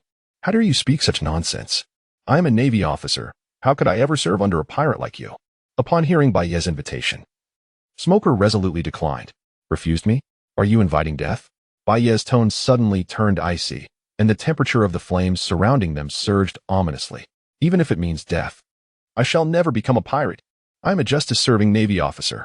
Despite the fear gripping his heart, Smoker stood firm in his declaration. "Haha, a justice-serving Navy officer? I hope that when you uncover the true nature of the world government, you will still be able to utter such words." Bai Yi laughed heartily at Smoker's obstinacy before turning away, sparing him from violence. As Bai Yi departed, a collective sigh of relief swept through Smoker and the other Navy officers. The sheer terror of Bai Yi's prowess had weighed heavily upon them, making even the act of breathing a laborious task. "Commander Smoker, what should we do now?" a cautious Navy officer inquired after Bai Yi's exit.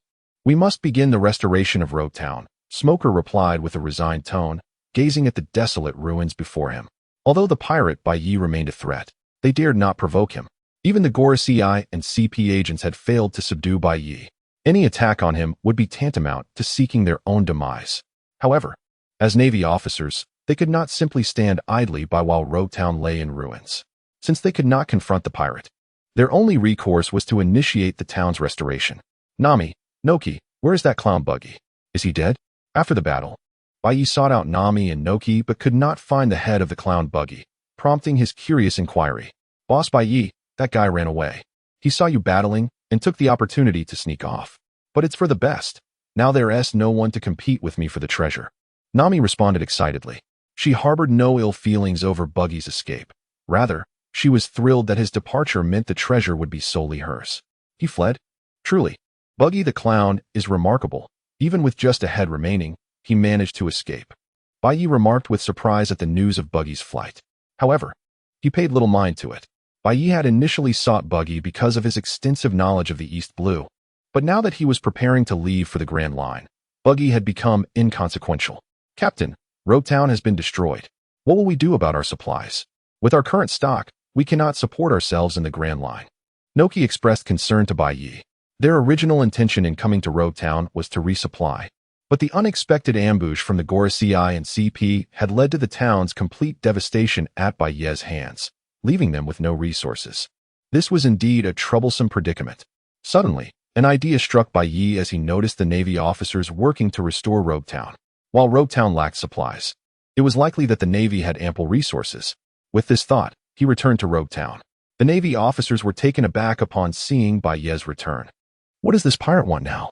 Smoker and his comrades braced themselves for conflict, fearing that Bai Yi had returned to exact vengeance. "Fear not. Since I have spared your lives, I shall not kill you," Bai Yi assured them. "My ship is in need of supplies, and with Rogue Town in ruins, I must seek assistance from you, the Navy." "What?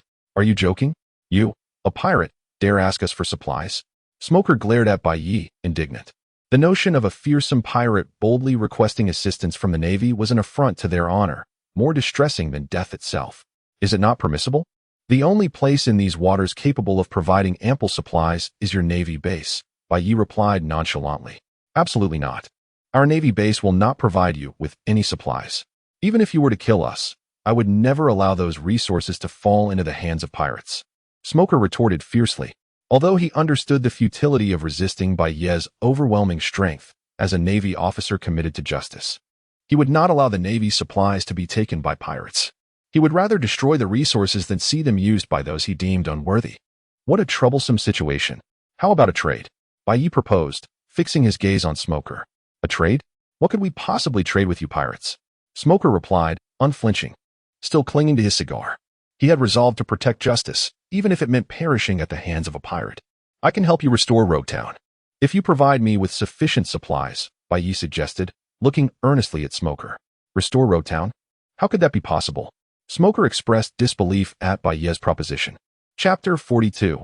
Annihilation with a Fist, Restoration with a Wave. In the wake of the clash between Bai Yi and the Five Elders, the entirety of Loguetown's infrastructure lay in ruins. The island itself, upon which Loguetown was situated, had been fractured into countless pieces by the sheer force of the battle. Even with the combined might of every naval base under Smoker's command, the complete restoration of Loguetown would have necessitated decades, if not centuries. Yet, here was Bai Yi, a pirate, audaciously claiming the ability to restore Loguetown, an assertion that seemed utterly implausible. Nothing is impossible, Bai Yi declared. The Horse Talisman, the power of mending. With a sweeping gesture, Bai Yi invoked the power of the Horse Talisman. A vibrant, emerald energy emanated from his being, spreading outward in all directions. As the verdant energy enveloped the debris, the ruins levitated, swiftly rearranging themselves. Before long, the rubble coalesced into pristine structures. The green energy continued its expansion, resurrecting more and more of the wreckage. The scene resembled a reversal of time itself, with every vestige of destruction reverting to its former glory. Even the shattered island was rapidly reintegrating. This was the restorative power of the Horse Talisman. Not only could it mend the injuries of its wielder, but it could also rejuvenate objects, returning them to their original, flawless state. Bai Yi was now utilizing this power to instantaneously resurrect the devastated Loguetown. Witnessing the rapid rejuvenation of Loguetown, both Smoker and the Marines were utterly dumbfounded. By heavens, is this real? Loguetown has been restored? It's utterly inconceivable. Not merely restored, but even the structures decimated by the CP organization have been resurrected. What manner of power is this? A power capable of both destruction and restoration? Is this the power of Flame Devil Bai Yi? A truly despair-inducing power. Loguetown, restored by the hand of a pirate. It's nothing short of a miracle. Destruction and restoration are diametrically opposed abilities. While destruction is easily achieved, restoration is an arduous undertaking. Yet, Bai Yi had not only annihilated Loguetown, but had also, with a mere wave of his hand, restored it to its former grandeur. This stark contrast left the Marines in a state of utter bewilderment. Even Smoker himself was agape, his eyes wide with disbelief, oblivious to the cigar that had fallen from his mouth. The scene unfolding before him was simply too astonishing, too unfathomable. Hey, quit gawking, Bai Yi interjected. I've restored Loguetown for you. Shouldn't the Navy be providing us with supplies? Hearing Bai Yi's words, Smoker fell into contemplation, torn between his convictions. As a stalwart Marine, Smoker was loath to cooperate with pirates. Handing over naval supplies to pirates was a blatant violation of his sense of justice. Yet, this pirate had, with a mere gesture, restored Loguetown. Smoker found himself in a moral quandary. What? Is the Navy reneging on our agreement? Bai Yi's tone grew colder, as a ball of flame rapidly materialized in his hand. If so, I'll simply obliterate Loguetown once more. Seeing Smoker's hesitation and the burning flames in Bai Yi's hand, the Marines grew increasingly anxious.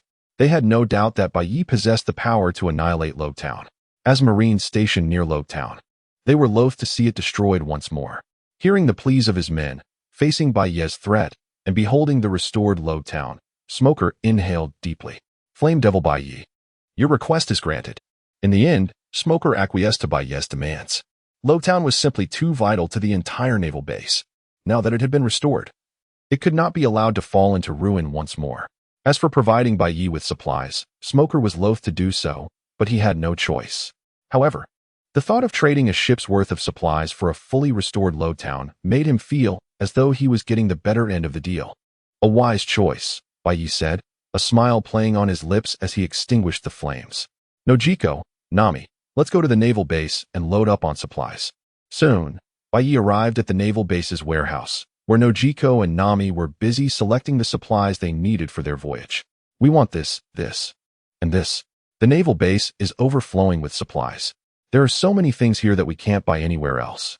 We'll take all of this. Under the guidance of Nami and Nojiko, who were now filled with admiration for Bai Yi, they never imagined that they, as pirates, would be allowed to plunder supplies from a naval base. More importantly, the Navy not only didn't dare to stop them, but even stood guard for them. They felt that their life as pirates was more than worthwhile. Soon, Bai Yi's ship was laden with supplies. Boss, we're ready to set sail at any time. Nami and Nojiko announced. Excellent. Let's depart. Smoker, our transaction has been most satisfactory. If the opportunity arises, let us continue our business. Bai said with a smile as he prepared to leave. Humph, you detestable pirate. I never want to see you again, Smoker retorted. Bai's ship left Logtown and continued its voyage. Meanwhile, not far from Logtown, a wooden plank was skimming across the surface of the ocean, with a head bobbing atop it. The head belonged to none other than Buggy the Clown. Having witnessed the battle between Bai Yi and the Five Elders, Buggy had stealthily made his escape. Despite being reduced to a mere head, as a user of the Chop Chop fruit, he was still capable of many things. Buggy's ears had detached from his head and were now acting as makeshift paddles, propelling him through the water. Phew, I've finally escaped from Logtown. This place should be safe, right? Buggy muttered to himself. Just as Buggy was about to heave a sigh of relief, a fishing hook emerged from the depths, snagging him squarely on the nose. Before Buggy could react, he was yanked upward. Hey, Luffy, look, a voice exclaimed. I've caught a head. How peculiar. This head can even talk. Chapter 43. The World Government dares not pursue the White Knight in the headquarters of the World Government, located in the Holy Land of Mariawa. Within the conference room of the Five Elders, Jagorcious Satan sat on the sofa, heavily injured and wrapped in bandages. Despite possessing an extraordinarily powerful regenerative ability that allowed him to recover swiftly from any injury, the sheer strength of White Knight's assaults proved overwhelming. Even with his remarkable recovery capabilities, it would take considerable time for Jagorcious to fully heal from the relentless onslaught he endured. The other members of the Five Elders gazed at Jagorcious with astonishment. What transpired? Weren't you tasked with eliminating the Flame Demon White Knight alongside members of the CP organization? How could such a formidable force fail in its mission? They questioned among themselves, incredulous that the elite of the CP organization, equipped with an array of sea prisms, could not subdue a single adversary. The other four elders were perplexed, struggling to comprehend how the operation against the Flame Demon could have faltered, although not all of them had participated. The entirety of the CP organization's elite was deployed alongside specialists with abilities suited for assassination and an arsenal of the latest sea prism weaponry developed by the world government. With such overwhelming firepower, even the mightiest of pirate crews could be confronted directly. Thus, witnessing Jagorcious's return, battered and defeated, left them in shock. The mission has failed. The power of the Flame Demon has only grown stronger. He possesses an indomitable strength. No matter the attack or injury, he can recover in an instant. Even the sea prism weaponry proved ineffective. Jagorcious spoke gravely, recounting the events of the battle. What? Indestructible? How could this be possible? He is impervious to sea prism weaponry? Does such power truly exist? To withstand any assault and heal from any wound? What manner of devil fruit grants him such abilities? To be unkillable, such a capacity is astonishing. The other elders gasped in disbelief. Though they understood that Zoan-type devil fruit users gain remarkable regenerative abilities upon awakening. Such powers have their limits and are countered by sea prisms. A Zoan user struck by a sea prism would meet their end. Hence, the development of various sea prism weapons by the Marine headquarters aimed to counteract powerful devil fruit users. The revelation that White Knight could disregard sea prism weaponry and wield immortality left them astounded. Despite their disbelief, the truth was undeniable. The Flame Demon has likely already entered the Grand Line. We must prepare accordingly. Should we issue a bounty on the Flame Demon? Jagorcious continued somberly. Hearing his words, the other elders fell into deep contemplation. Initially, they believed Jagorcious's mission would surely eliminate White Knight, allowing them to leverage the influence of the world government to erase all traces of him from existence, rendering him as if he had never graced the seas. They never anticipated that Jagorcious's endeavor would result in failure, with the Flame Demon not only surviving, but also becoming aware of his newfound immortality, poised to enter the Grand Line. After a brief silence, one elder spoke up. I propose we refrain from placing a bounty on the Flame Demon. Let the news of his resurrection remain concealed for as long as possible. With this suggestion, the other elders began to voice their opinions. I concur. Even if the Flame Demon ventures into the Grand Line, we must prevent the dissemination of his resurrection news. Furthermore, we should reach out to the four emperors. While they were once under the command of the Flame Demon, they likely harbor their own ambitions. Additionally, we must dispatch spies to infiltrate White Knight's ranks and ascertain the source of his immortality. Not only the Flame Demon, but even his subordinates should not be pursued. Yes, that is the course we shall take. The five elders swiftly devised a strategy to counter White Knight. Simultaneously, the world government prepared to act anew. Meanwhile, after resupplying in Logtown, White Knight's ship resumed its voyage. At this moment, Nami was fervently perusing newspapers, seemingly in search of something. "Nami, what are you looking for?" White Knight inquired curiously. "What's the matter?" "Captain White Knight, why haven't we received our bounty notices? We should be recognized as formidable pirates by now. Moreover, you just defeated the five elders." Nami questioned with confusion.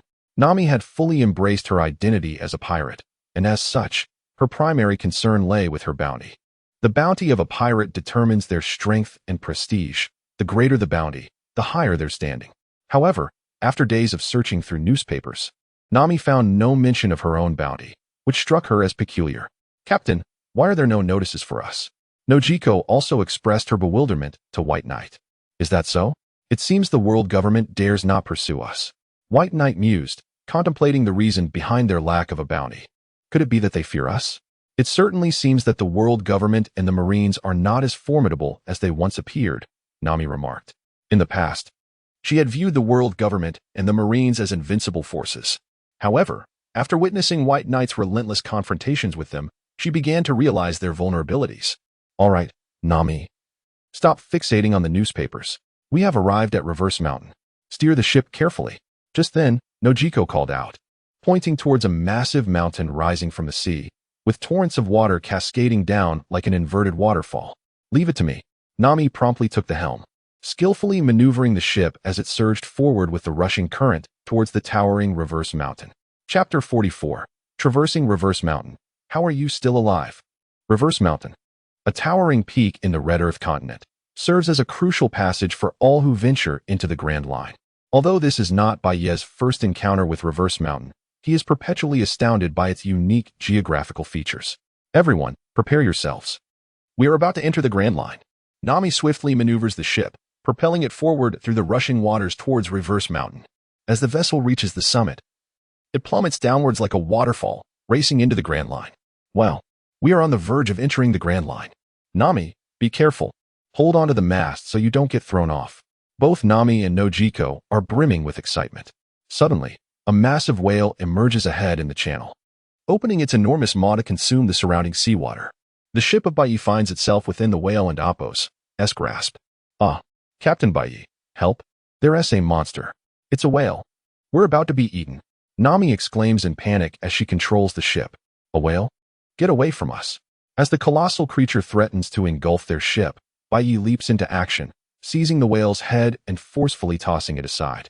With a thunderous crash, the gargantuan whale, akin to a small mountain, is uprooted from the ocean and slammed onto the nearby ground, causing the earth to tremble violently. That was close. I almost thought we were done for. What a massive whale. How could there be a whale here? This is truly dangerous.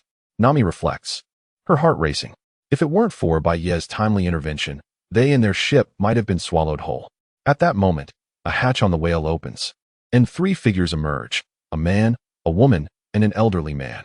The man and woman appear bewildered, unsure how such a colossal creature has suddenly appeared on land. The elderly man, however, is filled with fury. "Who did this?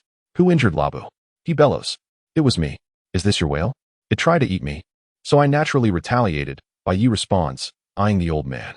Hearing this, the old man's enraged gaze shifts to Baiye. You actually hurt Labu." Initially incensed by Baiye's words, he quickly freezes upon recognizing his face. "Wait, you. How is this possible? How are you still alive?" The old man's voice trembles as he points at Baiye, astonished. This elderly figure is not just any old man. He is Dr. Crocus, the ship's doctor of the late pirate king Joel D. Roger. As a member of Roger's crew, he possesses knowledge of many secrets, including the events of the God Valley incident, which the world government has sought to erase from history. Crocus had participated in the battle against the Rocks pirates alongside Roger and has witnessed the overwhelming might of the flame demon, Baiye. The memory of Baiye, engulfed in flames, his eyes gleaming like gold, effortlessly battling the five elders, remains vividly etched in Crocus's mind. Yet, he never expected to see the flame demon before him again. No, it cannot be. The flame demon Baiye was supposed to be dead. He was slain by the five elders. You cannot be him. Crocus shakes his head vigorously, attempting to dismiss the notion. "Ah, you recognize me." Bai Yi replies, equally astonished, observing Crocus closely. I remember now, you were the ship's doctor of Roger's crew. Bai Yi suddenly recalls, recognizing the peculiar old man before him. I thought you had perished. How have you survived? Was my flame's taste not to your liking? During their previous encounter, Crocus had attempted to ambush Bai Yi with a harpoon, only to be sent flying by Bai Yi's dragon curse flames. Is it truly you? The flame demon Bai Yi? But you were supposed to be dead. How are you still alive? Crocus stares at Bai Yi, unable to fathom the reality. Only a select few, including Roger's crew, knew that Crocus had narrowly escaped death from Bai Yi's flames. The possibility that Bai Yi, a figure long thought deceased following the God Valley battle over 30 years ago, stands before him now is astonishing. I did die. But now I have returned. Bai Yi gazes at the astonished Crocus, continuing, return to life, indeed. Could it be the power of a devil fruit?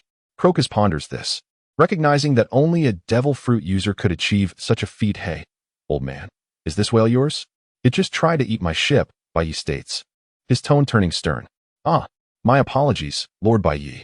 Labu didn't mean to attack your ship. It was merely fulfilling a promise to his companions. Crocus hastily apologizes, acutely aware of Bai Yi's formidable power. Having heard Crocus's explanation, Nami and Nojiko are deeply moved. What an intriguing tale. A whale possessing human emotions? I want it, Bai Yi declares, casting his gaze upon the gigantic whale. What do you mean by that, Lord Bai Yi? Crocus asks, perplexed. I am in need of subordinates, so let this whale serve as one. However, its strength is insufficient. Allow me to bestow upon it a portion of my power. Approaching the immense creature, Bai Yi channels a surge of scorching energy into the whale.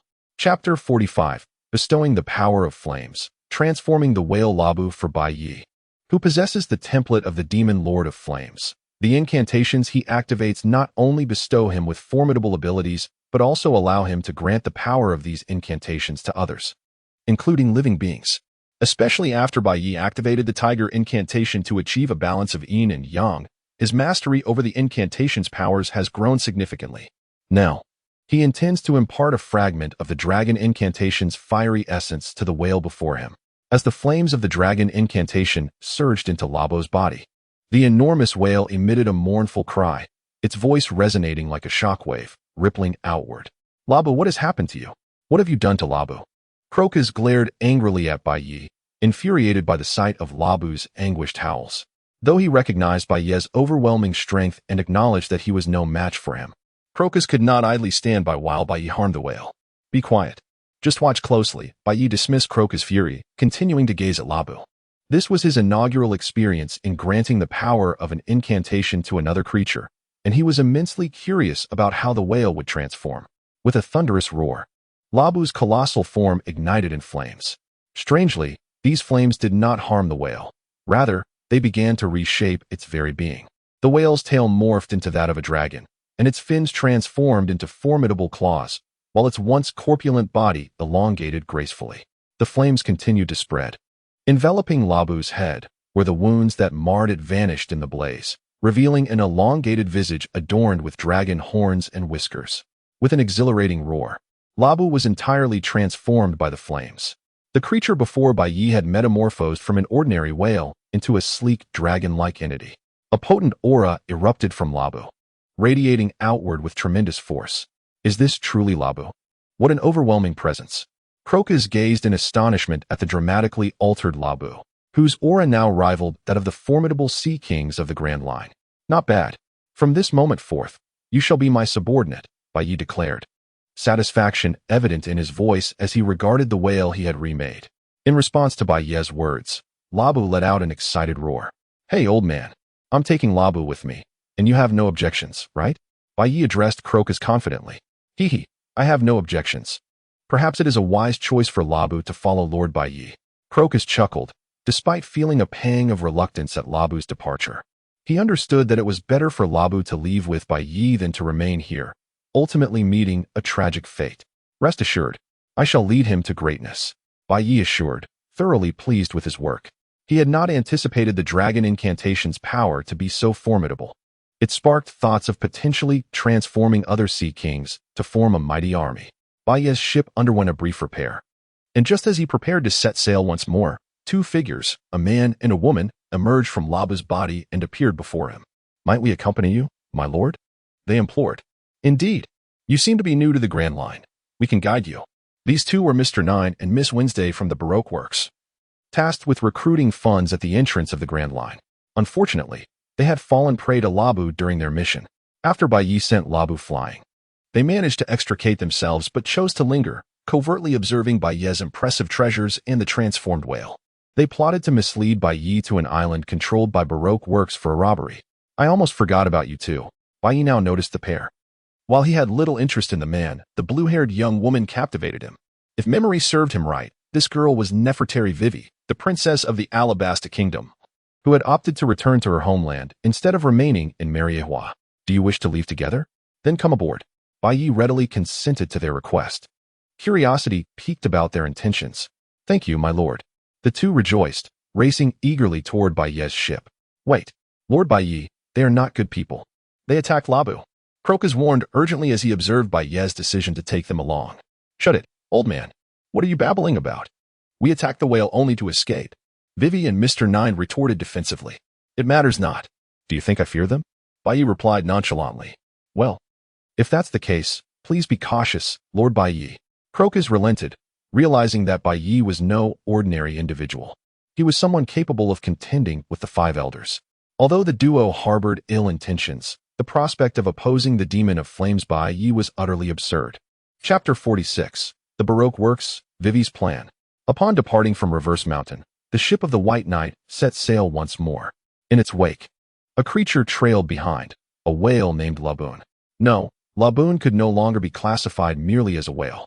Transformed by the power of the dragon's flame, Laboon had undergone a remarkable metamorphosis, becoming a formidable entity capable of breathing fire. He now deserved the title of Dragon Whale.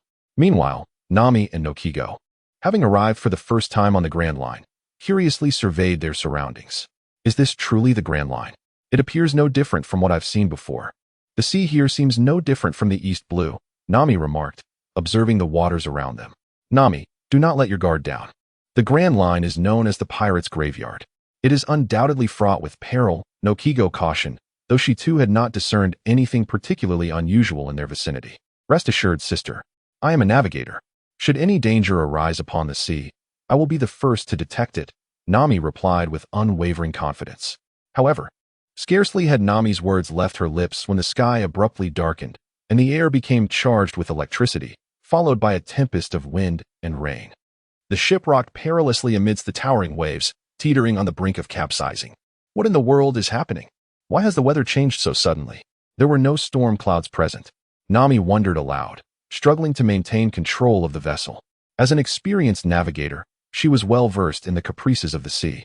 She could predict any impending changes in weather, yet this torrential storm had emerged without warning, leaving her utterly perplexed. Just as Nami managed to steady the ship, the storm dissipated, replaced by a flurry of snowflakes descending like feathers. The temperature plummeted, and the surroundings were soon blanketed in snow, causing Nami to shiver uncontrollably. It's so cold. How could it snow so suddenly? The weather here is utterly bizarre, she exclaimed, glancing towards White Knight in confusion. This is the nature of the weather on the Grand Line. It can change at a moment's notice, entirely unlike the climates of the Four Seas. To become a competent navigator, there is still much for you to learn, White Knight advised her. I see now. I will strive to master the conditions of the Grand Line as swiftly as possible, Nami assured him, while she may not be particularly interested in other matters. Even requiring prodding to practice, her passion for navigation was unyielding, driving her to learn fervently without any need for external motivation. Simultaneously, Vivi and her companions aboard White Knight's ship were cautiously investigating everything on board. How is Mr. Nine faring? Vivi inquired. Fear not. I have gathered all the necessary information. This pirate ship is laden with treasures, and more importantly, it is manned by only 3 individuals, Mr. Nine replied, his face alight with excitement. Is that true? If we can secure these treasures, we shall undoubtedly rise in rank. Vivi exclaimed, equally thrilled. Indeed, we must acquire these treasures to advance. But how should we proceed? Mr. Nine and Vivi pondered thoughtfully. Their roles in Baroque Works revolved around gathering funds, and the discovery of such riches aboard this pirate ship was exhilarating. Yet, they needed a meticulous plan to lure the ship to Baroque Works territory. White Knight, we have a problem. Our compass has malfunctioned, and we have lost our bearings. Nami shouted, her compass needle spinning erratically in her hand. At that moment, Vivi seemed to have an epiphany and approached Nami. On the Grand Line, ordinary compasses are ineffective. To navigate the seas, you require both a log pose and a permanent compass. Did you not prepare a log pose? She asked. What? We need a log pose? This is disastrous. We have nothing prepared. What should we do now? Nami's face reflected her anxiety. You are fortunate. We happen to have a log pose. It points towards Whiskey Peak. In light of your allowing us to board your vessel, I can lend it to you temporarily, Vivi declared, producing a log pose as if by magic and presenting it to Nami. Really? Thank you, Nami said, not hesitating to strap the permanent compass onto her wrist. Now we have our bearings again. Let us set sail. With renewed direction, Nami steered the ship swiftly across the waters. Well done. That means we are headed for Whiskey Peak. That is the base of our Baroque works, Mr. Nine exclaimed, his excitement palpable as he witnessed Vivi hand the log pose to Nami. Absolutely. Soon the treasures aboard this ship will be ours. Vivi chimed in, equally exhilarated. With the guidance of the log pose, Nami swiftly confirmed their course, and soon a massive island came into view, dotted with towering cacti. We've arrived. This is Whiskey Peak, a haven for pirates, Vivi explained, gesturing towards the island. As White Knight's ship approached, they were greeted by a throng of enthusiastic revelers. Have you just arrived on the Grand Line? Welcome. We have prepared food and drink for you. The welcoming party is ready. The island was alive with music and merriment, as if they were celebrating the arrival of a great celebrity. Nami and Nokigo were taken aback by the warmth of their reception. Is this truly the Grand Line? How unexpected. In stark contrast to the Four Seas, where pirate crews were met with disdain, here they were embraced as honored guests. Amidst the jubilation, they soon found themselves in a tavern, where an abundance of delectable dishes was presented before White Knight and his companions. Is this what the islands of the Grand Line are like? I absolutely adore this place, Nami exclaimed, raising her glass and leaning against Nokigo with excitement. Her cheeks flushed from the revelry. Nami, perhaps you should stop drinking. You seem to have had enough, Nokigo advised, observing her state with concern. I have not indulged excessively. I still wish to drink. Sister, do not just stand there. Let us drink together, Nami declared nonchalantly, even seizing the bottle to pour herself a generous amount. Meanwhile, Bai Yi engaged in a feast, consuming copious amounts of various beverages. After a hearty meal and plentiful drinks, Bai Yi and his companions succumbed to inebriation. Outside the hotel, four officials from the Baroque works gathered, celebrating their successful scheme. The plan has succeeded. These three pirates have all fallen unconscious. Are they truly pirates? Why have I not found their bounties? Without bounties, how shall we claim our rewards? Whiskey Peak, a site for fundraising by Baroque works, employed a rather straightforward approach, luring newly arrived pirates to the island, intoxicating them, and then capturing them to exchange for their bounties. However, after incapacitating Bai Yi and his companions, they were perplexed by the absence of Bai Ye's bounty. Is it possible that these three are not pirates? No bounty. How can that be? They must possess great treasure aboard their ship. I am certain they are indeed pirates, Vivi asserted confidently. It is indeed strange. Why then is there no bounty? The members of Baroque works pondered in confusion. That is simply because the world government dares not issue a bounty on me. Just as the members of Baroque works were enveloped in their doubts, Bai Ye's voice suddenly resonated through the air.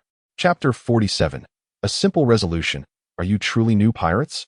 Upon hearing the sudden voice, the members of the Baroque works were momentarily taken aback, all gazing into the distance. Unbeknownst to them, Bai Yi had appeared not far away, mocking the members of Baroque works. How did you end up here? Weren't you intoxicated? The members of Baroque works were astonished at Bai Ye's presence. Intoxicated? A little alcohol means nothing to me, Bai Yi replied nonchalantly, setting aside the fact that Bai Yi now possessed the power of immortality, rendering him impervious to drunkenness. He had often engaged in drinking contests during his time with the Rocks Pirates. For Bai Yi, consuming alcohol was as trivial as drinking water. So what if you're sober? You are now surrounded by us, Baroque works. It seems yet another monument will be added to the cactus. With Bai Ye's discovery of their presence, the members discarded their disguises, revealing their true selves. Whether they were cooks, waiters, or violinists, they swiftly drew their weapons. An array of firearms aimed directly at Bai Yi. Although Bai Ye's sobriety surprised the members of Baroque works, they were not intimidated. After all, Whiskey Peak was their territory, and they numbered in the hundreds. Surely they had no reason to fear a solitary figure. They had even devised a plan to eliminate Bai Yi to prevent him from divulging the secrets of Whiskey Peak, intending to bury him among the cacti. Haha, one monument is hardly sufficient. I wonder if you all are prepared for your own memorials. Upon hearing their words, Bai Yi laughed heartily. Stop with the theatrics. Attack him. Mr. 8 of Baroque Works issued the command to assault. Yes. Attack. Fire. Without a trace of hesitation, the members of Baroque Works launched their assault, countless bullets flying toward Bai Yi. In the face of the incoming projectiles, Bai Yi exhibited no intention of evasion. In fact, he regarded the bullets with disdain, for they posed no threat to him. Vanish. With a mere wave of his hand, a burst of flames erupted. Before the bullets could reach him, they were ignited and reduced to ash, disappearing without a trace. What? Flames. What is this ability? Is he a devil fruit user? The members of Baroque Works gasped in astonishment at the fire Bai Yi unleashed. Though the strength of Baroque Works members was lacking, they were familiar with devil fruit users, as many among them possessed such powers. Thus, witnessing Bai Yi conjure flames with a wave, they naturally regarded him as a devil fruit wielder. Have your attacks concluded? Now it is my turn. Dragon Spell, Explosive Flame. Bai Yi immediately summoned the power of the Dragon Spell, unleashing searing flames that surged toward the members of Baroque Works. Boom, boom, boom. Soon, a series of explosions erupted, mingled with countless cries of anguish. The members of Baroque Works were far too weak. Bai Yi's assault felt akin to bullying. Damn it, this pirate's strength is astonishing. We cannot allow this to continue. He must be dealt with immediately, or our losses will be catastrophic. As they witnessed Bai Yi's relentless slaughter of their comrades, the leaders could no longer remain passive. Mr. 9 charged forth first, wielding a baseball bat in each hand, intent on attacking Bai Yi. Bai Yi, I will assist you. Armament Haki.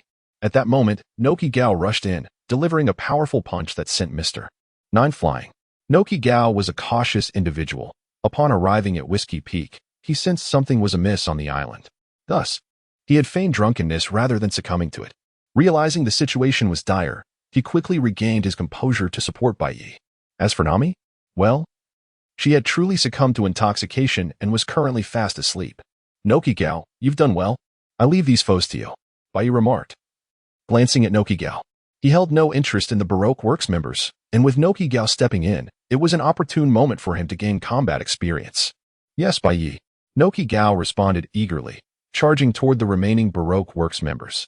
At the same time, Noki Gao activated his Devil Fruit ability, Scent Fruit, Paralytic Fragrance.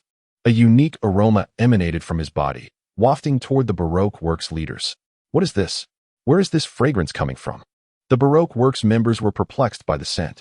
However, at that moment, they suddenly realized their bodies had grown numb, losing control. Ah, what is happening? I can't move. Me too. I feel paralyzed. Wait, could it be the fragrance from earlier? The 4 Baroque Works leaders were not foolish. They quickly deduced the cause of their paralysis. Noki Gao, as a devil fruit user, had been diligently honing his haki while also developing his powers. Among them was the paralytic fragrance, allowing him to emit a scent that rendered anyone who inhaled it immobile. Now, faced with the incapacitated Baroque Works members, Noki Gao seized the opportunity and launched a decisive attack. A series of anguished cries echoed as the Baroque Works leaders fell one by one. Bai Yi, all enemies have been defeated. Noki Gao exclaimed excitedly as he approached Bai Yi. Well done. Bai Yi encouraged him with a proud gaze. Damn it, who are they? Are they truly new pirates? The fallen Baroque Works leaders wore expressions of disbelief. Having operated at Whiskey Peak for many years and defeated numerous rookie pirate crews, they had never encountered such a formidable group. Witnessing their comrades defeated, the remaining ordinary members of Baroque Works turned pale with fear. Curse it, the strength of these 2 pirates is astonishing. Even the cadre of the Baroque Works has been defeated. What should we do now? Fool, of course we should flee. Do you intend to stay here and await our demise? Indeed, let us hasten our escape.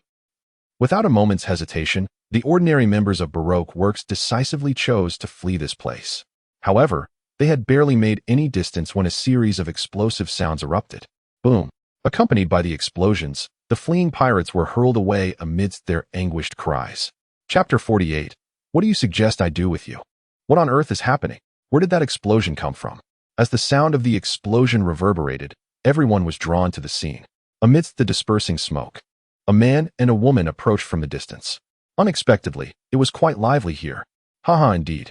I initially thought this mission would be dreadfully dull, but I never imagined such intriguing events would unfold at the front lines, the man and woman remarked in unison, surveying their surroundings.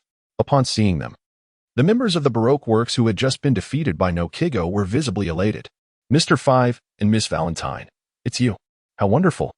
Our reinforcements have arrived. With your presence, we can certainly vanquish these adversaries. Indeed, the man and woman were none other than Mr. Five and Miss Valentine, formidable officers of the Baroque Works. To the members of Baroque Works, their arrival at Whiskey Peak could only mean one thing. Support had come, and victory was within reach against the White Knight and his companions. As senior officers, we find great amusement in such remote islands. Haha, that's where we differ from you. Mr. Five and Miss Valentine sneered at the defeated Baroque Works members. How infuriating. Are you here to mock us? The members of Baroque Works, still on the ground, glared at Mr. Five and Miss Valentine in indignation. Haha, of course we're here for the mission. Who would have thought that the Princess of Alabasta was hiding among us in Baroque Works? Am I right, Princess Vivi? Mr. Five pulled out a photograph depicting Vivi in her royal attire. Haha, our task is to eliminate you, Princess Vivi, Miss Valentine stated with a smile. This is bad, Princess Vivi, run. I'll hold them off. Realizing their cover was blown, Mr. 8, despite his severe injuries, quickly positioned himself in front of Princess Vivi. Unbeknownst to them, Mr. 8 was also Icolum, the princess's bodyguard. Thinking of escaping? Let it explode. Mr. 5 picked his nose and flicked the booger towards Icolum. At the moment it made contact, a resounding explosion erupted. Boom. Icolum was instantly gravely injured. Princess Vivi. It's your turn now, Mr. 5 declared, brandishing a piece of the booger, preparing to attack her. Mr. 5, a user of the bomb fruit, possessed the ability to make parts of his body explode like dynamite. Icolum, how infuriating. Is this how I meet my end today? Vivi thought, filled with anguish. Just then, the White Knight stepped forward. Hey, aren't you being a bit rude? They are my defeated foes now. How to deal with them is not for you to decide, White Knight remarked, gazing at Mr. 5 and Miss Valentine. A rookie pirate. Is it? Haha, a rookie pirate dares to meddle in Baroque Works affairs. Mr. 5 and Miss Valentine dismissed White Knight without a second thought. After all, they were senior officers of Baroque Works and powerful devil fruit users. The audacity of these novice pirates who had just entered the Grand Line to interfere with Baroque Works was tantamount to seeking death. Baroque Works? Are you really that strong? Even your leader, Crocodile, wouldn't he intimidate me in person? White Knight retorted disdainfully, exposing Baroque Works' greatest secret. Upon hearing this, not only were Mr. 5 and Miss Valentine astonished, but even Vivi was taken aback. She had infiltrated Baroque Works to uncover their secrets and had learned that Crocodile was their leader, risking her life in the process. Now, this rookie pirate had revealed the identity of their leader in an instant, leaving Vivi in shock. You actually know who our leader is. How infuriating. If that is the case, you cannot be spared. Die, Mr. 5 exclaimed, flicking another booger at White Knight. How disgusting. In the face of Mr. 5's assault, White Knight swiftly dodged, not out of fear of the attack's strength, but due to its repugnant nature. Boom. The booger missed White Knight, detonating upon hitting the ground. Damn, did he evade it? Seeing White Knight dodge his attack, Mr. 5 prepared to pick his nose again. Do you enjoy explosions that much? Then let me give you explosions galore. Dragon spell, flame explosion. Before Mr. 5 could dig again, White Knight unleashed his assault. A blazing inferno struck Mr. 5 directly. Boom. Ah. With a scream, Mr. 5 exploded into a mass of flesh. What? This is impossible. You killed Mr. 5. Miss Valentine, who had been laughing with her umbrella moments ago, was now frozen in astonishment. Indeed, he is dead. Now it's your turn, White Knight stated, turning his gaze towards Miss Valentine. You bastard, die. Miss Valentine shouted, activating her float fruit ability. She leaped into the air, then suddenly increased her weight to 10,000 kilograms, aiming to crush White Knight. However, would this weight truly be effective? Certainly not. Let us not forget that White Knight possessed the power of the bull spell. To him, 10,000 kilograms was hardly a challenge. With a swift motion, White Knight effortlessly caught Miss Valentine's attack. Is this your assault? Pathetically weak. You can leave now. With a forceful throw, White Knight sent Miss Valentine flying into the sky, disappearing into the horizon. All right, the nuisances are dealt with. Now, how shall I handle you? Having effortlessly resolved the threats of Mr. Five and Miss Valentine, White Knight turned his attention back to Princess Vivi and Icolum. As he felt White Knight's gaze upon them, Princess Vivi and Icolum shockingly knelt before him. "My lord, please save our country." In Chapter 49, Princess Vivi contemplates offering herself as recompense.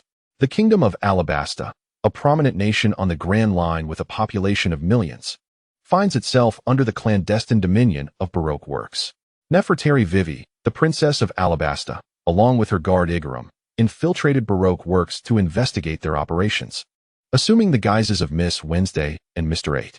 Through meticulous investigation, they uncovered the identity of the organization's president, Crocodile, one of the 7 warlords of the sea. However, their discovery led to an immediate pursuit by Mr. Five and Miss Valentine. Facing imminent peril, Vivi and Igarum were on the verge of despair when Bailly intervened. Offering a glimmer of hope, they implored Bailly to assist them in liberating Alabasta. Bailly, taken aback by their entreaty, questioned his motivation, reminding them of his identity as a pirate. Vivi and Igarum, initially stunned, acknowledged the incongruity of a pirate aiding their nation. They proposed offering Bailly a substantial reward for his assistance. However, Bailly scrutinized their apparent lack of resources, leaving them in silence. He granted them time to deliberate, cautioning against any attempts to flee under the threat of obliterating their kingdom. To underscore his power, Bailly obliterated a colossal cactus mountain with a burst of flames, leaving Vivi and Igarum in awe and trepidation. Vivi, witnessing Bailly's might, resolved to secure his aid, while Igarum questioned their ability to offer sufficient compensation. Vivi, with unwavering resolve, declared that she possessed an irresistible offering. Igarum, curious, inquired about the nature of this reward. Vivi revealed her intention to offer herself as payment, a decision Igarum vehemently opposed.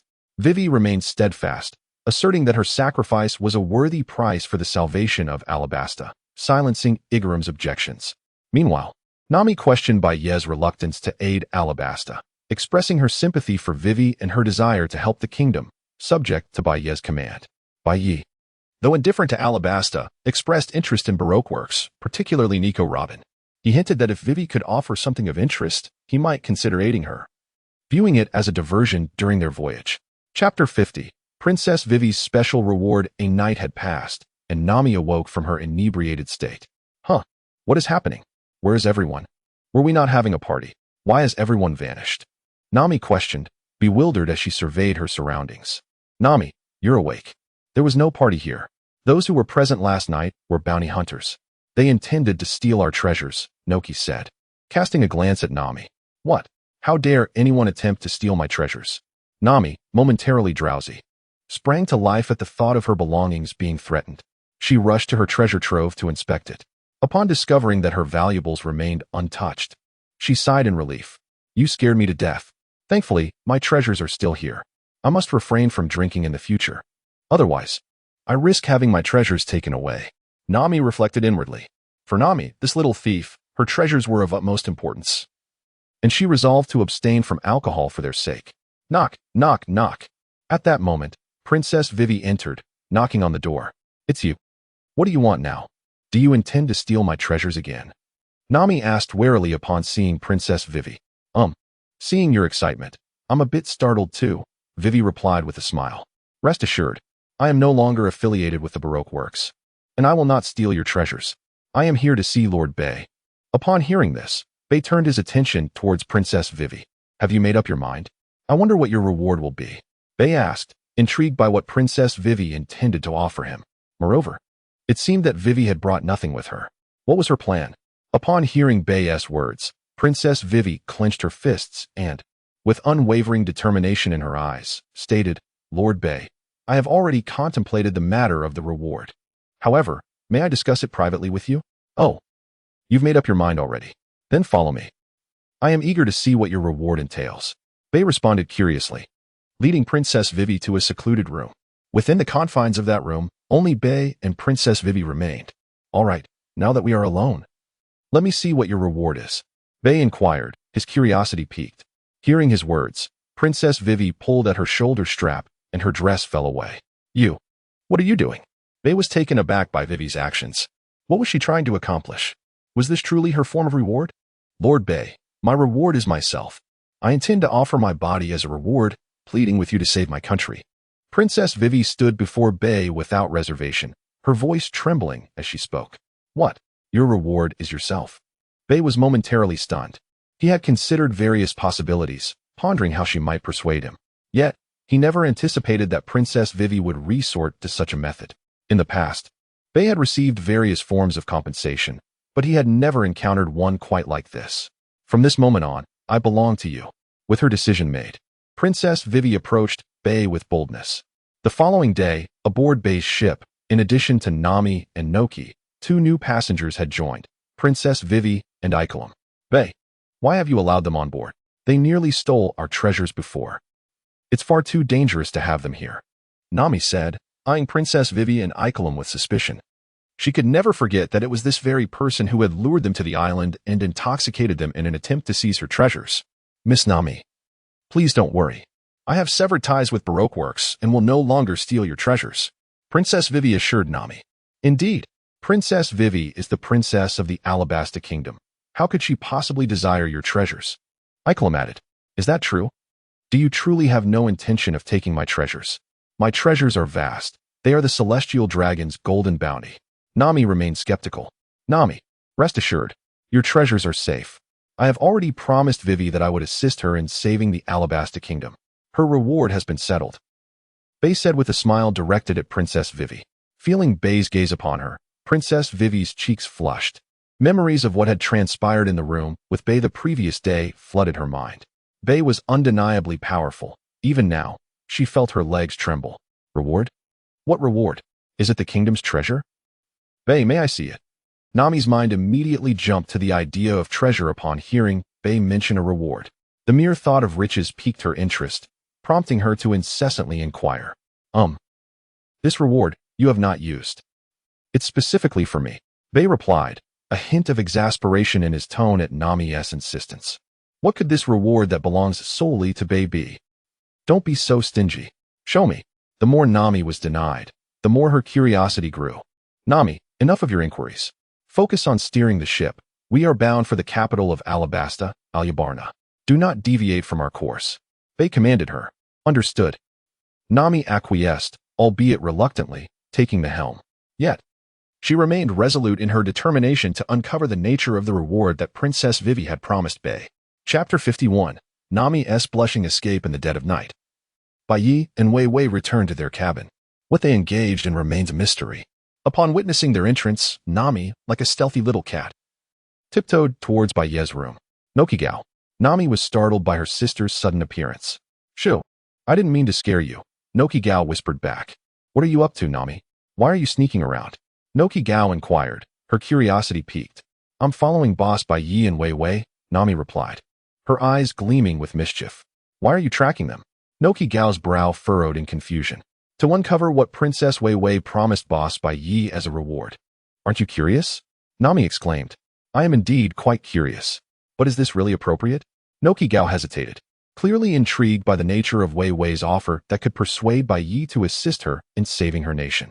What kind of reward could possibly sway Bai Yi? Nokigao mused, but felt a twinge of guilt about eavesdropping. There's no need for concern. Come on, Nokigao, let us go? Nami insisted, dragging her sister toward Bai Yi and Appo's room. As they approached, an unusual sound reached their ears. Did you hear that strange noise, Nokigao? Nami asked. It must be them discussing the reward. Let us hurry, Nami urged, and they rushed forward, eager not to miss anything. Upon arriving at the door, the peculiar noises grew clearer and more bizarre. Nami, it seems like Bai Yi and Princess Wei Wei aren't merely discussing rewards. We should leave. Nokigao blushed, realizing the implications. However, Nami remained oblivious to the gravity of the situation. Since we're already here, we must see what they're doing. Nokigao, stop hesitating, Nami declared, pressing her face against the door to peer inside. When Nami finally caught sight of the scene within, her cheeks flushed crimson. She gasped, swiftly pulling Nokigao away as they fled the scene. Inside the room, Princess Wei Wei heard the commotion and curiously questioned, Bai Yi, did you hear that noise? What noise?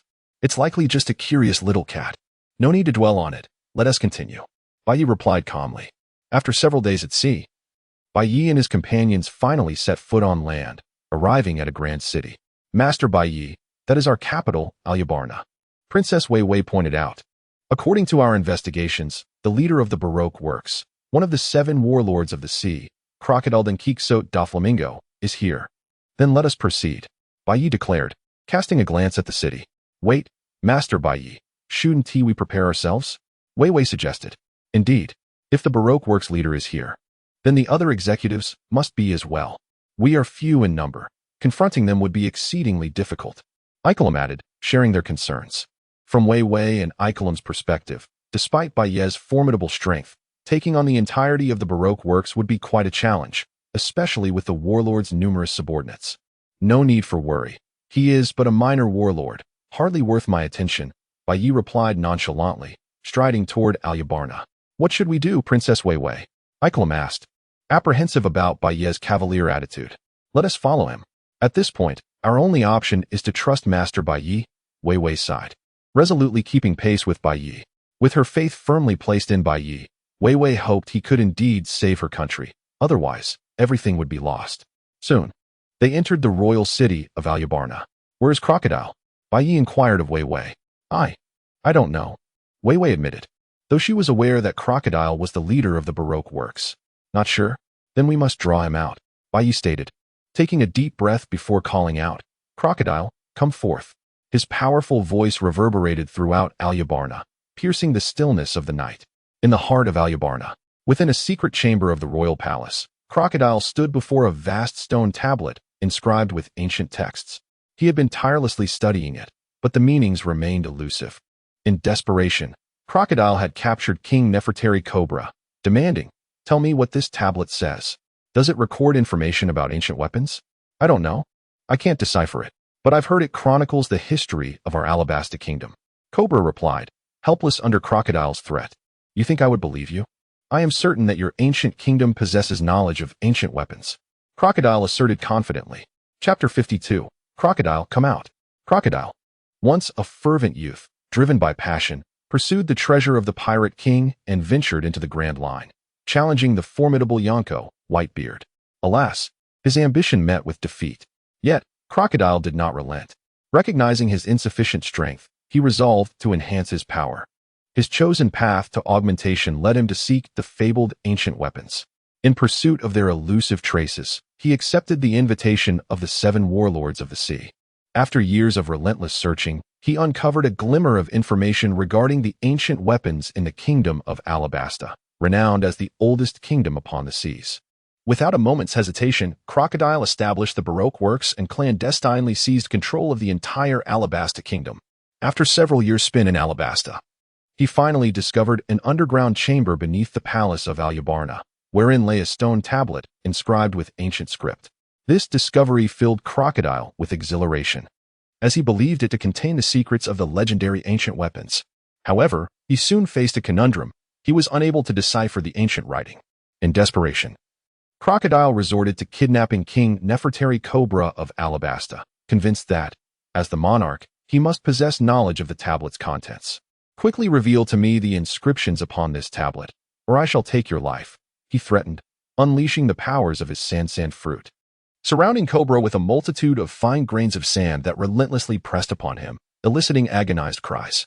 I truly do not know, though I am king. I only understand that this tablet has been passed down through our lineage. I cannot tell you what it contains. Cobra cried out desperately. Crocodile, however, remained skeptical of Cobra and Apos' claims and continued to exert his demonic powers. Ultimately, Cobra, bloodied and weakened, succumbed and lost consciousness. Damn it.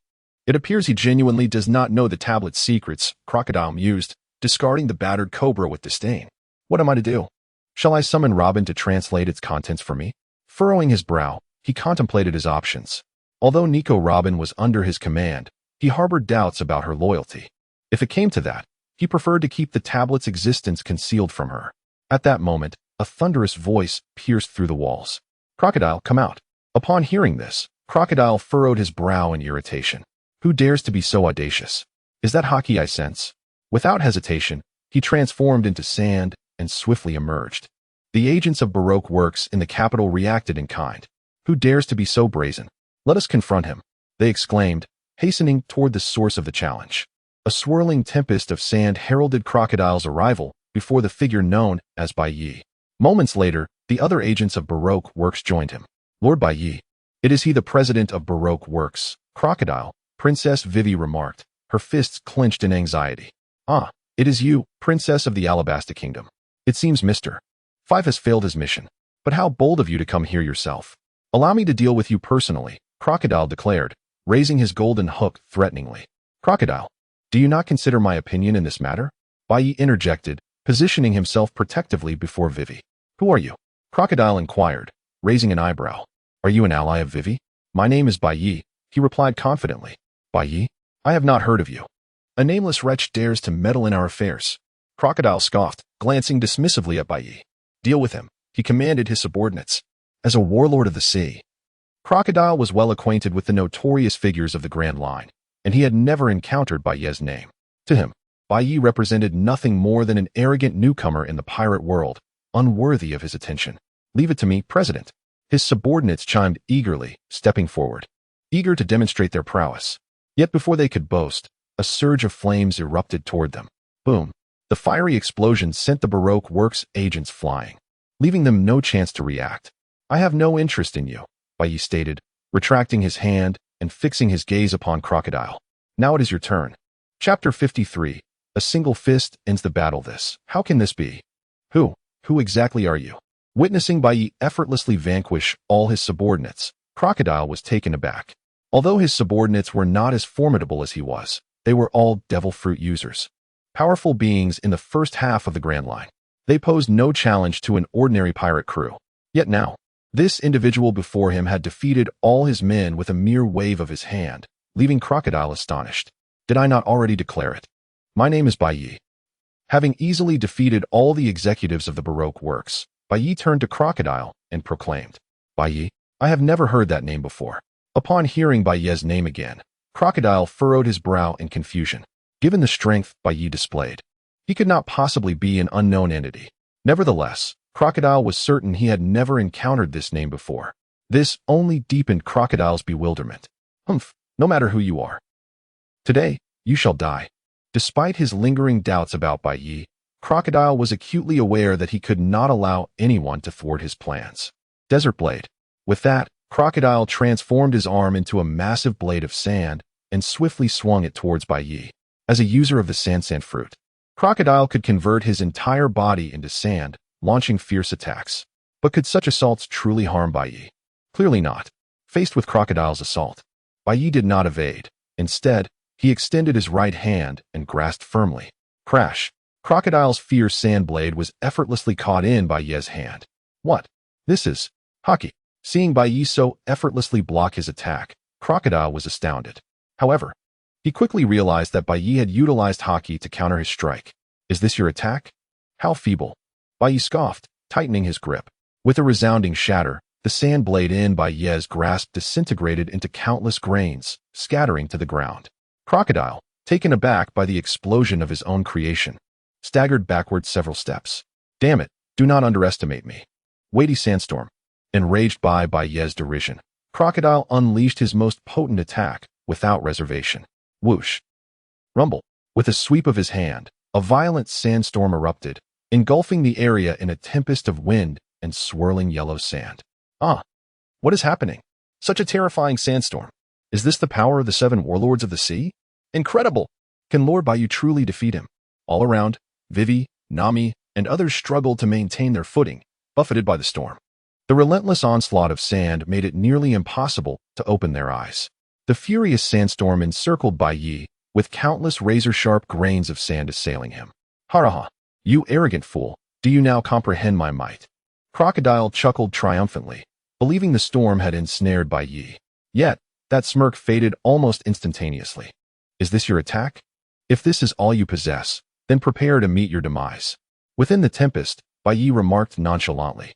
Despite the ferocity of Crocodile's assault, it remained pathetically weak in Bai Yi's eyes. These seemingly fierce sand attacks posed no threat, failing to breach even Bai Yi's hockey defenses. What? How can this be? Bastard die? Desert Greatsword. Realizing his strikes had inflicted no harm upon Bai Yi, Crocodile was left in shock. He had not anticipated such a lack of effect from his powerful onslaught. Yet, refusing to yield, Crocodile continued to gather sand, forming it into a colossal sand sword aimed at Bai Yi. Futile, mere struggle. Observing Crocodile's renewed attack, Bai Yi clenched his fist tightly. In an instant, an immense surge of haki coalesced around his fist. When the haki reached its zenith, Bai Yi unleashed a powerful blow. Boom! Rumble. In a heartbeat, Bai Yi's fist erupted, obliterating the surrounding sandstorm. But this was not the end. The relentless haki surged forth towards Crocodile. Such terrifying haki. Such a fearsome assault. Who exactly is he? As the overwhelming haki bore down upon him, Crocodile was filled with dread. As a veteran of the Grand Line, who had challenged Whitebeard, his perspective was broad. Yet, he had never witnessed such a terrifying haki attack before. In Crocodile's perception, facing this tremendous haki was akin to confronting Whitebeard years ago. No, this was even more formidable than his previous encounter with Whitebeard. The feeling of helplessness, the overwhelming might, instilled a sense of despair within Crocodile. As the ferocious haki approached, Crocodile sought to evade, but the haki had already locked onto him, leaving him no avenue for escape. He attempted to defend himself, but his sand could not withstand the onslaught of such overwhelming haki. He could only watch helplessly as the chaos surged towards him. Ah, thud! With a cry of anguish, Crocodile was sent hurtling backwards, blood spilling from his mouth as he lost consciousness. It is done. Hey, Vivi, do not stand there in shock. Having effortlessly resolved the conflict, Bai Yi addressed the still-stunned Vivi and her companions. Ah, Lord Bai Yi, is the battle over? Hearing Bai Yi's words, Princess Vivi was momentarily bewildered. Even Ikelam, her guard, stood in a daze. The speed of Bai Yi's victory had been so swift that they scarcely processed the end of the battle. Initially, upon seeing Crocodile and the multitude of Baroque Works executives, they had anticipated a fierce confrontation, mentally preparing for a protracted struggle. Yet, they could scarcely believe that Bai Yi had dispatched the Baroque Works with mere punches and kicks. It felt surreal. Indeed, the Baroque Works has been vanquished. You may now take control of your kingdom. Ah, I understand. Thank you, Lord Bai Yi. After expressing her gratitude, Vivi hurried towards the palace. Master Bei, how should we deal with these individuals? Norki pointed at the incapacitated members of the Baroque Works sprawled on the ground. Although Bei had effortlessly defeated them with his formidable strength, they remained alive. Well, let's get in touch with Smoker. We'll hand them over to him. Bei contemplated before speaking. Understood, Norki replied, promptly retrieving the Den Den Mushi to contact Smoker. Chapter 54. Extorting Smoker once again amidst the vast ocean. A naval warship was sailing swiftly. Damn it, have we yet to locate the Straw Hat crew? Smoker, cigar clenched between his teeth, inquired irately of his subordinate. Report. Commander Smoker, we are currently tracing the course of the Straw Hat crew, but as of now, we have not found any sign of them. His lieutenant replied promptly. Damn it, continue the search. They must not escape. This detestable band of pirates must be eradicated. Smoker seethed with anger. Despite the chaos caused by the arrival of the enigmatic White Knight in the East Blue, many things remained unchanged. The Straw Hat Pirates, having lost their navigator Nami to White Knight, still managed to navigate their way to Logtown through sheer luck and resilience. For Luffy, whose ambition was to become the Pirate King, the execution platform of the legendary Roger was a sight of deep yearning. Thus, Luffy charged towards the execution platform with unwavering determination. However, as a member of the Navy, Smoker could not allow a pirate like Luffy to wreak havoc. He immediately launched an assault, intent on capturing Luffy. The outcome was all too evident. Luffy successfully evaded Smoker's pursuit, which only fueled Smoker's fury. Especially after having been humiliated by White Knight recently, he was even more determined not to let Luffy slip through his fingers. If he was no match for the Flame Demon, could he truly be outmatched by this rookie pirate, Straw Hat Luffy? Thus, Smoker led his fleet in relentless pursuit, vowing to annihilate the Straw Hat Pirates. Yet, after such a prolonged chase, they still had not caught up with them. Just as Smoker was seething with frustration, a Den Den Mushi beside him suddenly rang. Damn, who dares to call me at a time like this? Smoker growled as he picked up the Den Den Mushi, his irritation palpable. Hello, this is Smoker. His mood was already grim, given his ongoing pursuit of the Straw Hat crew, and the unexpected call disrupted his concentration, rendering his tone far from amiable. Ah, Smoker, it's been quite a while, came the voice of White Knight from the other end. You flame, demon White Knight. What do you want, you insufferable pirate? Smoker's voice grew increasingly harsh upon realizing who was on the line. As a paragon of justice in the Navy, Receiving a call from a pirate felt like a blatant provocation. Yet, confronted with White Knight's challenge, Smoker found himself powerless. After all, White Knight's strength was formidable, and he was no match for him. Smoker, I have always said there are opportunities for us to collaborate. There is now a chance for cooperation. And I wonder if you would be interested. White Knight's voice resonated through the din mushy. Not interested. Smoker replied without hesitation, ready to hang up. However, White Knight's voice interrupted him once more. Are you truly disinterested? If that's the case, I will simply release Crocodile, the warlord of the sea. Upon hearing this, Smoker, poised to disconnect, froze in place. What did you say? The warlord of the sea? What does he have to do with this? Smoker queried, perplexed. Crocodile, one of the warlords of the sea, had attacked the kingdom of Alabasta and was now in my custody. I initially intended to hand him over to you for processing. If you have no interest, I shall have no choice but to let him go. White Knight continued. Wait, I'm interested. Smoker exclaimed hastily. I am heading to Alabasta immediately. He then called out to his lieutenant. Change our course now. We are going to Alabasta. Smoker's speed was remarkable, and it was not long before he led the Navy to Alabasta, where they apprehended all members of Baroque Works. You detestable pirates. Even as a warlord of the sea, you are nothing but scum. Smoker remarked disdainfully at Crocodile. It was clear that Crocodile also disapproved of the world government's recruitment of pirates into the ranks of the warlords of the sea. Just as Smoker was about to depart, White Knight called out to him directly. Hey, Smoker, don't be in such a hurry to leave. The kingdom of Alabasta has been ravaged by pirates. Shouldn't the Navy make some gesture? White Knight said to Smoker. A gesture? What do you mean? Smoker's brow furrowed at White Knight's words. Well, how about you leave behind 100 million berries? White Knight suggested after a moment of contemplation. What?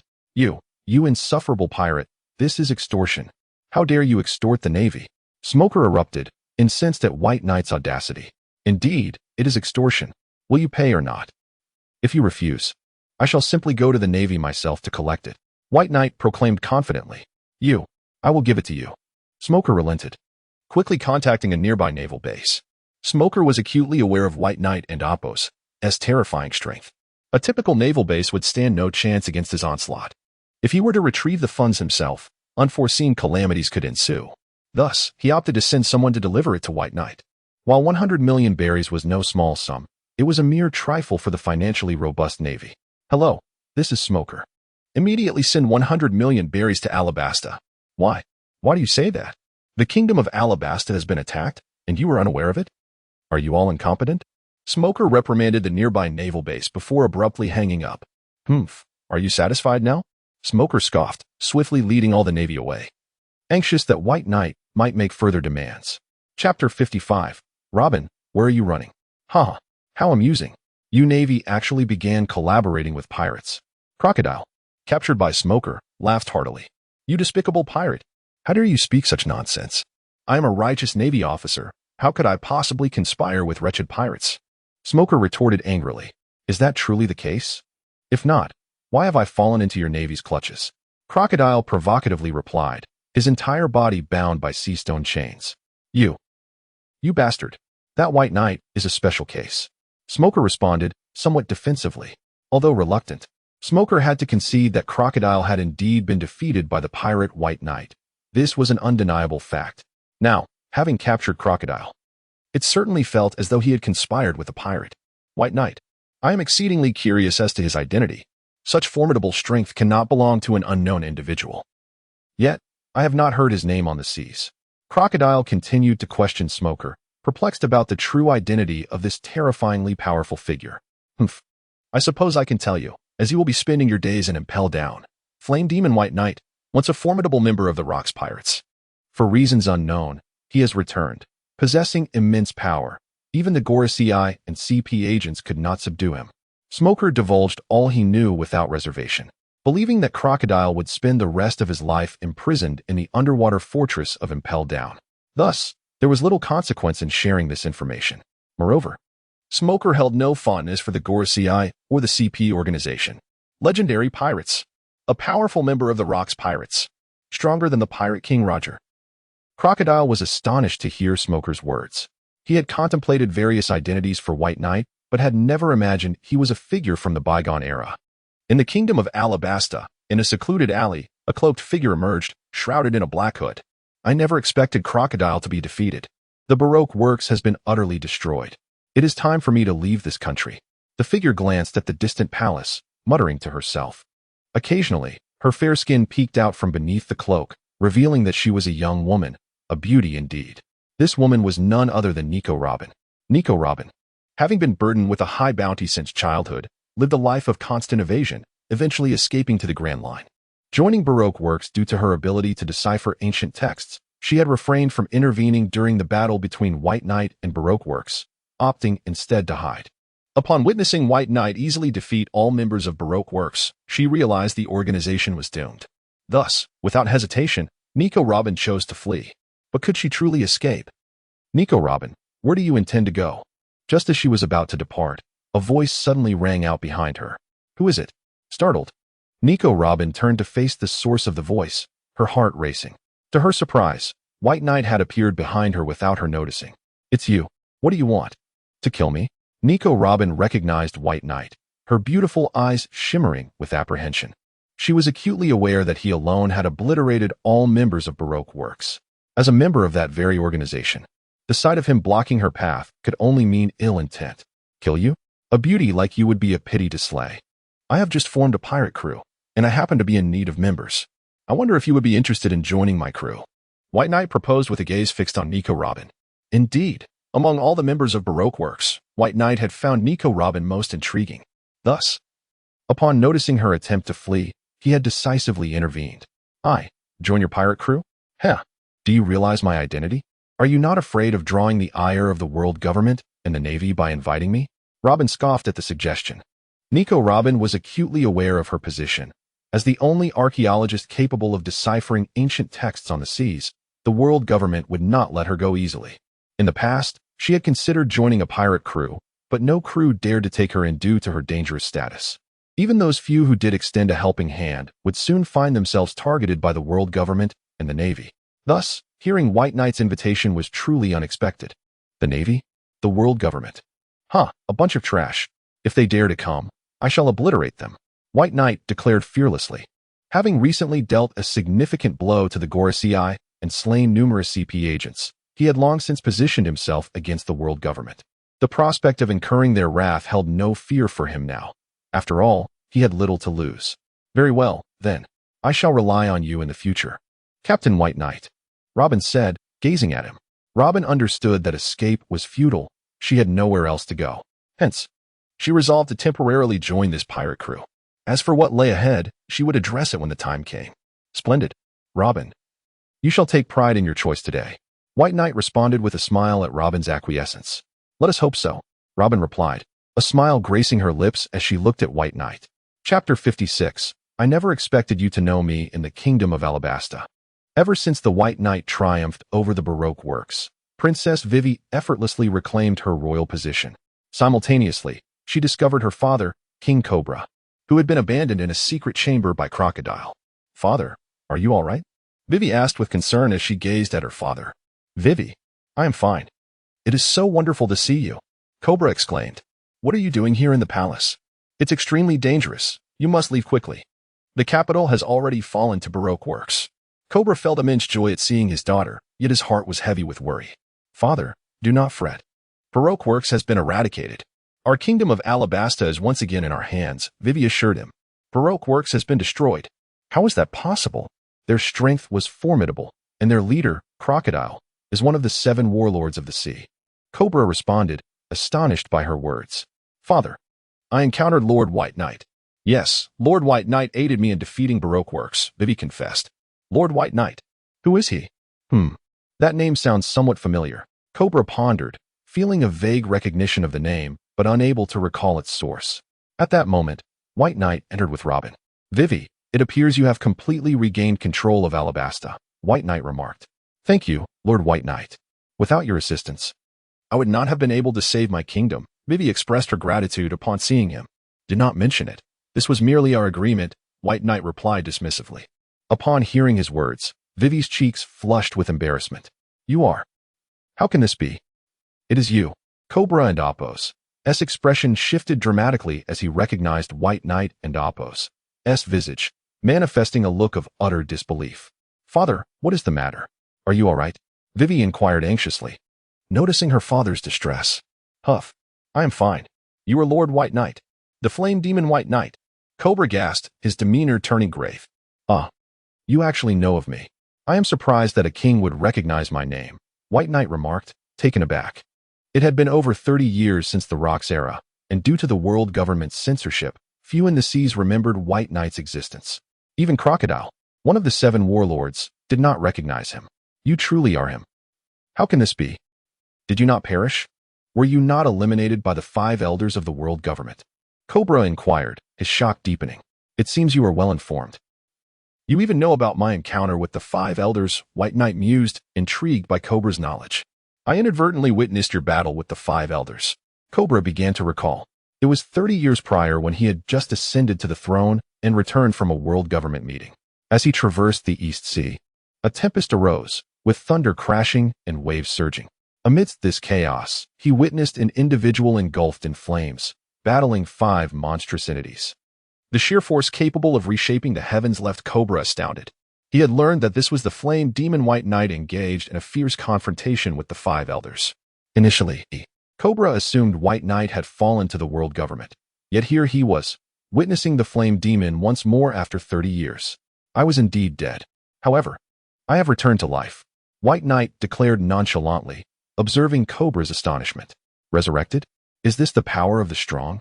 Cobra contemplated, his mind racing. The Flame Demon White Knight. Could it be that his captain possesses such formidable strength? Robin, too, regarded White Knight with newfound admiration. After a period of recuperation in the kingdom of Alabasta, White Knight and his companions resumed their voyage. Unlike their arrival, the ship now bore 2 additional passengers, Nico Robin and Princess Vivi. As Vivi had joined their ranks, White Knight deemed it essential to take her along, irrespective of Cobra's wishes. Following Cobra's realization of White Knight's identity, he refrained from opposing them. One day, as the vessel sailed swiftly, Nami, the navigator, suddenly shouted, "Captain White Knight, look! There is someone in the distance." Indeed, a figure was seen traversing the sea, seemingly walking upon flames. Upon closer examination, it became apparent that the individual was not walking on flames, but rather riding a small flaming-powered board. That person? He is Portgas D. Ace, an exceptionally powerful pirate and the commander of the Whitebeard Pirates' 2nd Division, Robin exclaimed. Wait, Robin, you know him? Nami inquired, intrigued. Crocodile had taken a keen interest in the Whitebeard Pirates and Appo's activities. I have occasionally reviewed his intelligence reports, Robin replied. Impressive as always, Miss Robin, Noki remarked. Ace, how fortuitous. Let us greet him. White Knight smiled, igniting a flame in his hand and tossing it towards Ace, who was sailing nearby. Chapter 57. Whitebeard is my subordinate. Portgas D. Ace, the son of the Pirate King, also serves as the captain of the 2nd Division of the Whitebeard Pirates. The heinous crime committed by Teach, a member of the Whitebeard Pirates who murdered Ace's dear friend Sabo, stands as the most egregious transgression within the crew. It also violates the ironclad rule aboard Whitebeard's ship, no killing of comrades. This ignited a fiery rage within Ace, who swore to capture Teach at all costs. As Ace pursued Teach's whereabouts, he eventually found himself near the waters of the Alabasta Kingdom. Cursed be Teach, where on earth could he possibly be hiding? Yet, regardless of his location, I shall seize him. Ace clenched his fist, his gaze resolute. Suddenly, a blaze shot through the distance, landing before Ace in an explosive burst. A colossal wave of water surged, blocking his path. Who goes there? Who is it? The unforeseen attack momentarily stunned Ace, prompting him to scan his surroundings warily. Before him loomed a grand pirate ship, and a figure aboard waved at Ace. Hey, Ace of the Whitebeard Pirates. Care to come aboard for a chat? Called out by Yi. A pirate crew, is it? In response to Baye's invitation, Ace, without a moment's hesitation, ignited in flames and leapt onto the mast of Baye's ship. What business do you have with me? He inquired. Curiosity piqued upon seeing the individuals before him. Nothing much. It's just been a while since I've seen a member of Whitebeard's crew. I wonder how he is doing these days, Baye remarked, eyeing Ace. Do you know Pops? Ace paused, intrigued as he appraised Baye. As the captain of the 2nd Division of the Whitebeard Pirates, Ace had encountered many of his father's acquaintances. Yet, he was certain he had never laid eyes on this person before, which fueled his curiosity. Know him? Of course. Whitebeard is my subordinate, Baye stated, regarding Ace with a smirk. What? What did you just say? Ace's anger flared at Bayez's audacious claim about his father. In Ace's eyes, Whitebeard was a figure of immense greatness, the most important person in his life. The sudden emergence of someone asserting that his pops was their subordinate was an affront that ignited Ace's wrath. Captain, what are you doing? Whitebeard is currently the most formidable pirate in existence. How dare you insult him, especially in front of his crew? Robin interjected, glancing at Bai Yi in bewilderment. She found it incomprehensible why Bai Yi would provoke Whitebeard, especially in the presence of his own crew. Was he courting death? What is wrong? Did I say something incorrect? Whitebeard is indeed my subordinate. Bai Yi replied nonchalantly, bemused by Robin's confusion. While Bai Yi spoke the truth, over 30 years ago, during the era of the Rocks Pirates, Whitebeard had indeed been his subordinate. Ace was oblivious to this history. Fueled by rage at Bayez's continued disrespect towards his beloved father, Ace declared, "You despicable fiend, I shall not allow you to speak of Pops in such a manner. Anyone who dares insult him will face consequences." Without hesitation, Ace unleashed his fiery assault. His right hand transformed into a blazing inferno, launching a powerful fire attack towards Bai Yi. Yet, rather than evade, Bai Yi reached back and grasped the flames with force. "Huh, you are truly impulsive. Such recklessness will lead to your downfall," Bai Yi remarked as he crushed Ace's fiery onslaught. "Damn it, do not underestimate the members of the Whitebeard Pirates." Flame Pillar. Angered by Bayez's ease in deflecting his attack and condescending lecture, Ace's fury escalated. "Enough already. I do not wish for you to destroy my ship." Bai Yi swiftly maneuvered behind Ace, seizing him by the neck and slamming him into the ground with tremendous force. The impact reverberated, and Ace was pinned beneath Bai Yi. Opft. A cry escaped Ace's lips as blood spilled from his mouth, his spirit waning. Cough. Who are you? Ace gasped, astonished by Bayez's overwhelming power. He had always been confident in his abilities. Few could best him within the ranks of the Whitebeard Pirates. Yet, the indomitable strength he had just encountered reminded him only of his father. It became clear that this man possessed a power akin to Whitebeard's own. "Did I not inform you earlier? I am the captain of Whitebeard, and he is my subordinate," Bai Yi continued, gazing down at Ace. "You bastard. You dare to insult Pops. I will not let this slide." Despite being gravely wounded and defeated, Ace's fury surged at Bayez's continued disrespect. He attempted to rise and retaliate, but his injuries rendered him powerless. All he could do was glare at Bai Yi with wrathful eyes. "Believe it or not. By the way, do you have Whitebeard's contact information? It has been such a long time since I last saw him. Please help me reach out to him," Bai Yi inquired of Ace. "You. Just wait. I will report this to Pops. He will not let you off the hook." Ace retrieved a Din Mushi, preparing to contact a member of the Whitebeard Pirates, though he had initially intended to pursue Teach without involving his father's crew. The situation had changed dramatically upon encountering the formidable Bai Yi. Most importantly, Ace could not tolerate the repeated insults directed at his father from this individual. Thus, he had no choice but to reach out to the Whitebeard Pirates. Chapter 58. Whitebeard, how dare you speak to me in such a manner? In a certain expanse of the Grand Line, an enormous vessel resembling a whale was anchored. This was none other than the flagship of the Whitebeard Pirates, the Moby Dick. Numerous members of the crew were gathered, indulging in revelry and idle chatter. Concern weighed heavily on their minds as they pondered Ace's well-being. Had he managed to capture the traitor Teach? Jozu, the captain of the 3rd Division, expressed his frustration vehemently. "Rest assured, Jozu, with Ace's strength, he will undoubtedly apprehend Teach." Marco, the captain of the 1st Division, interjected promptly. "Humph, once Teach is caught, he must not be spared." The sentiment echoed among the other division captains, all of whom bore expressions of seething hatred at the mere mention of Teach, the despicable fiend responsible for the death of their comrade. Just then, Marco's transponder's snail began to ring. Oh, a call. He realized only Ace knew how to reach this particular snail. "It seems Ace has apprehended Teach," Marco remarked, his heart racing with anticipation. "What are we waiting for? Have Ace bring Teach back at once. Marco, pick up the call now. I can hardly contain myself. I long to slap Teach across the face." Under the watchful eyes of their fellow pirates, Marco answered the call from Ace. "Hello, this is Marco. Ace, what is your current situation? Have you captured Teach?" Cough, cough, Marco. "I have yet to find Teach. I am in trouble. Someone has insulted father." Ace coughed as he relayed the events involving the man who had offended Whitebeard. Upon hearing Ace's words, the members of the Whitebeard Pirates were engulfed in fury. "What? Ace, what did you say?" Who dares to insult our father? This scoundrel must not be spared. Ace, where are you? I shall come to your aid immediately. Count me in. Anyone who dares insult father must die. In the hearts of the Whitebeard pirates, their father represented everything they cherished. The audacity of someone to insult him was intolerable, igniting their rage. Ace, are you all right? I will consult with father at once. Although Marco was seething with anger, longing to teach a lesson to this audacious individual, he understood that this person who could defeat Ace was indeed formidable. It was beyond his capacity to handle alone.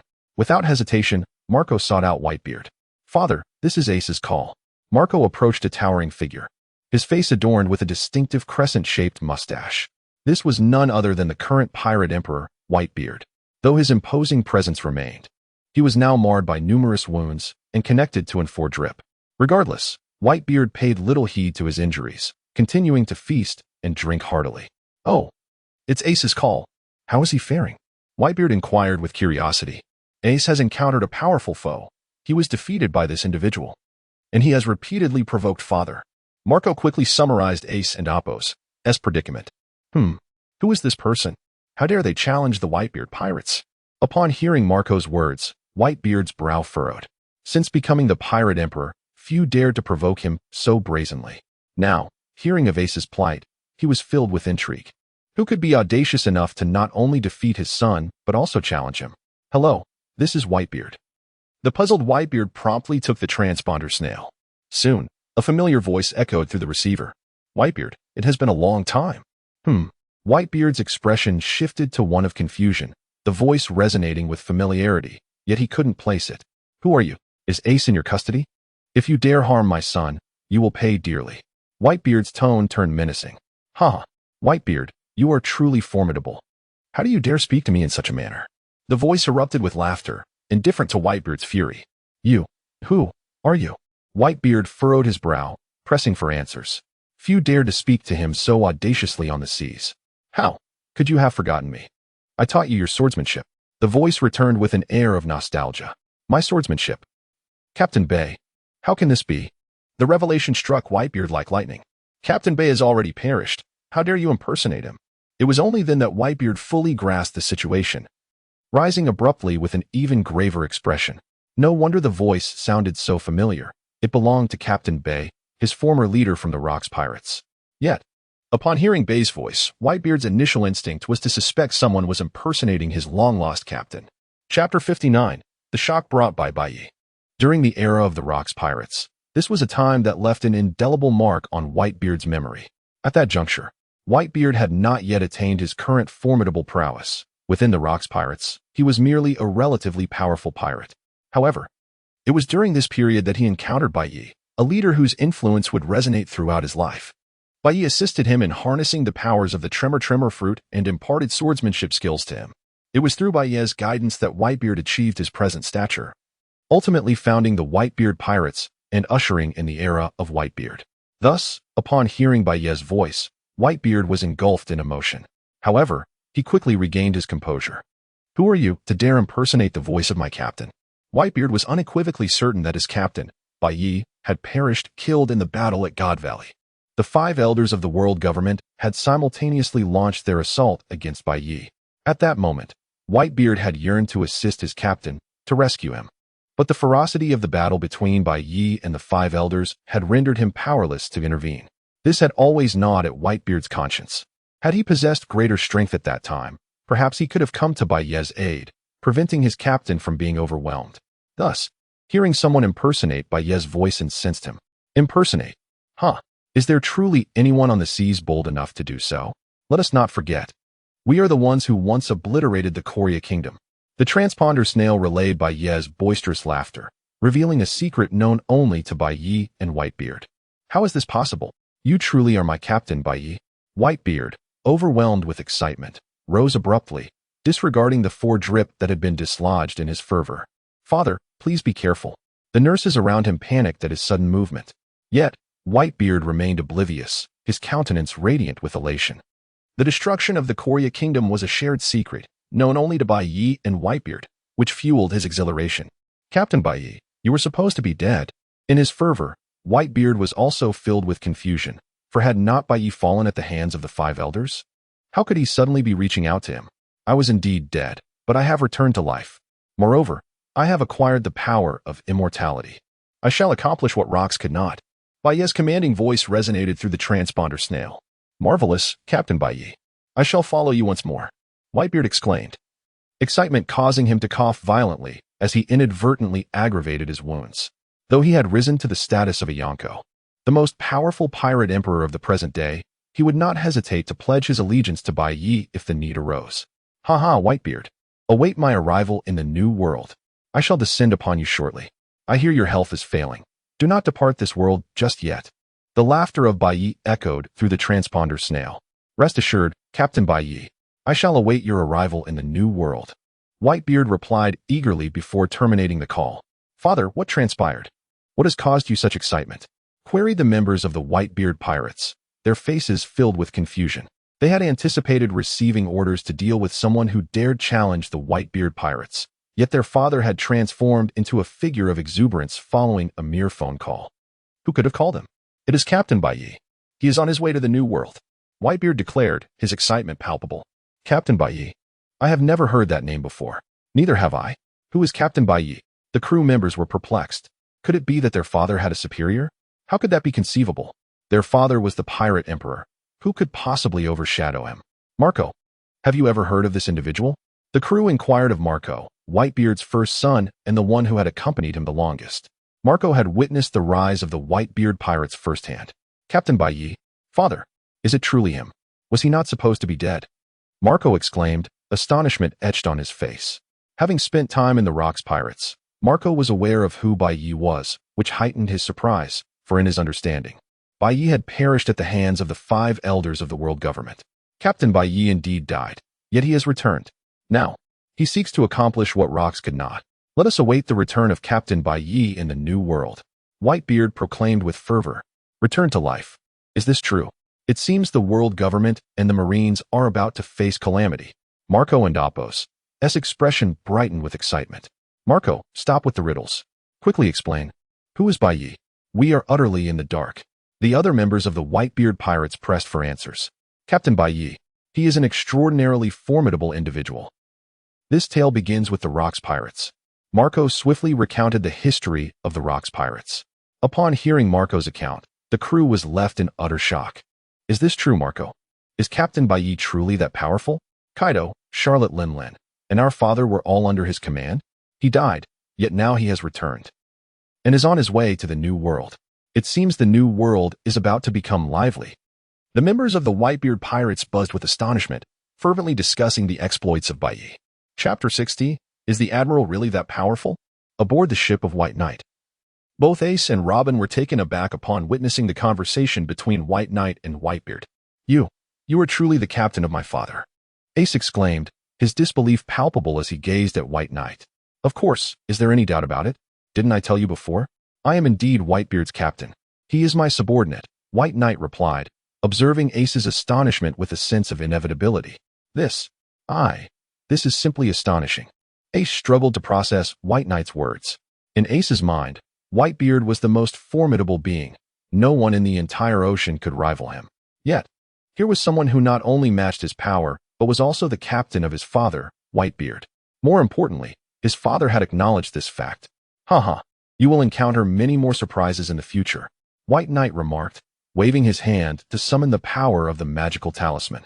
A cascade of green light enveloped Ace, and his grievous injuries were miraculously healed in an instant. My wounds are healed, Ace exclaimed, astonished by the sudden transformation. He was acutely aware of the extent of his injuries, which would have otherwise taken months to recover. To have regained his strength so swiftly was beyond comprehension. Listen, young one, be less impulsive in your endeavors.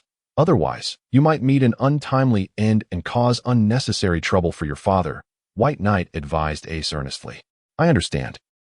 Once I finish my business, I will seek you out again, Ace replied, leaping back onto his small vessel and activating his devil fruit abilities. Harnessing the power of flames, he propelled his ship across the vast sea, motivated by the pressing matter of capturing Teach. Captain White Knight, are you truly Whitebeard's captain? Robin asked incredulously after Ace departed. Initially, she believed White Knight's claim was merely a provocation aimed at the Whitebeard pirates. However, She was astonished to discover that her captain was genuinely Whitebeard's superior. What of it? Is that not permissible? White Knight responded nonchalantly. I merely find it hard to believe. I never anticipated that I would find myself with a captain of such remarkable strength, Robin said, her disbelief evident. Haha, I have long since informed you that you would take pride in being my crew member. White Knight smiled at Robin, his confidence infectious. I am beginning to believe the captain's words, Robin thought to herself, a sense of joy swelling within her. Meeting Ace had merely been a minor interlude on White Knight's journey, and the ship continued its course across the ocean. While White Knight was taking a respite on an island, a figure appeared on the horizon. Typically, a solitary individual on the sea would not provoke surprise. But this person was pedaling a bicycle across the water, which was quite extraordinary. Captain, look! A peculiar individual approaches on the water, Nami shouted, her voice carrying excitement as she pointed toward the approaching figure. Pedaling a bicycle on water? Is that truly possible? What an intriguing sight. First, there was a person traversing flames, and now another riding a bicycle on the sea. Noki joined in, curiosity piqued as he leaned over to gaze at the spectacle.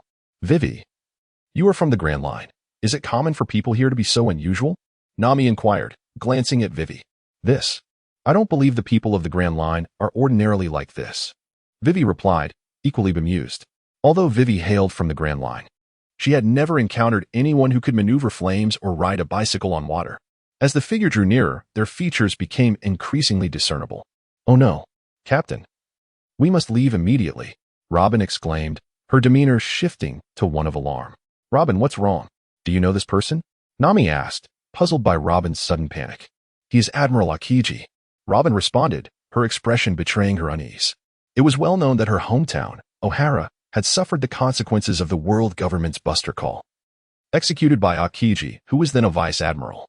Furthermore, her giant friend, Saul, had perished at Aokiji's hands while trying to protect her, instilling in Robin an instinctive fear of the admiral. Realizing Aokiji was heading in their direction, Robin's complexion grew pale. Oh, so it's an admiral. Are admirals really that formidable? Nami and Noki, however, remained remarkably composed. As the earliest members of White Knight's crew, they had faced countless adversities. From seizing treasures from the heavens to battling the celestial dragons and the formidable forces of the world government. Of course, he is incredibly powerful. He possesses the Ice fruit ability. If we do not make haste, we may miss our chance to escape, Robin urged, observing Nami and Noki's calm demeanor with growing urgency. Chapter 61. Aokiji, would you care to join my pirate crew? In Robin's eyes, the Marine Admiral Aokiji is a terrifying and formidable presence.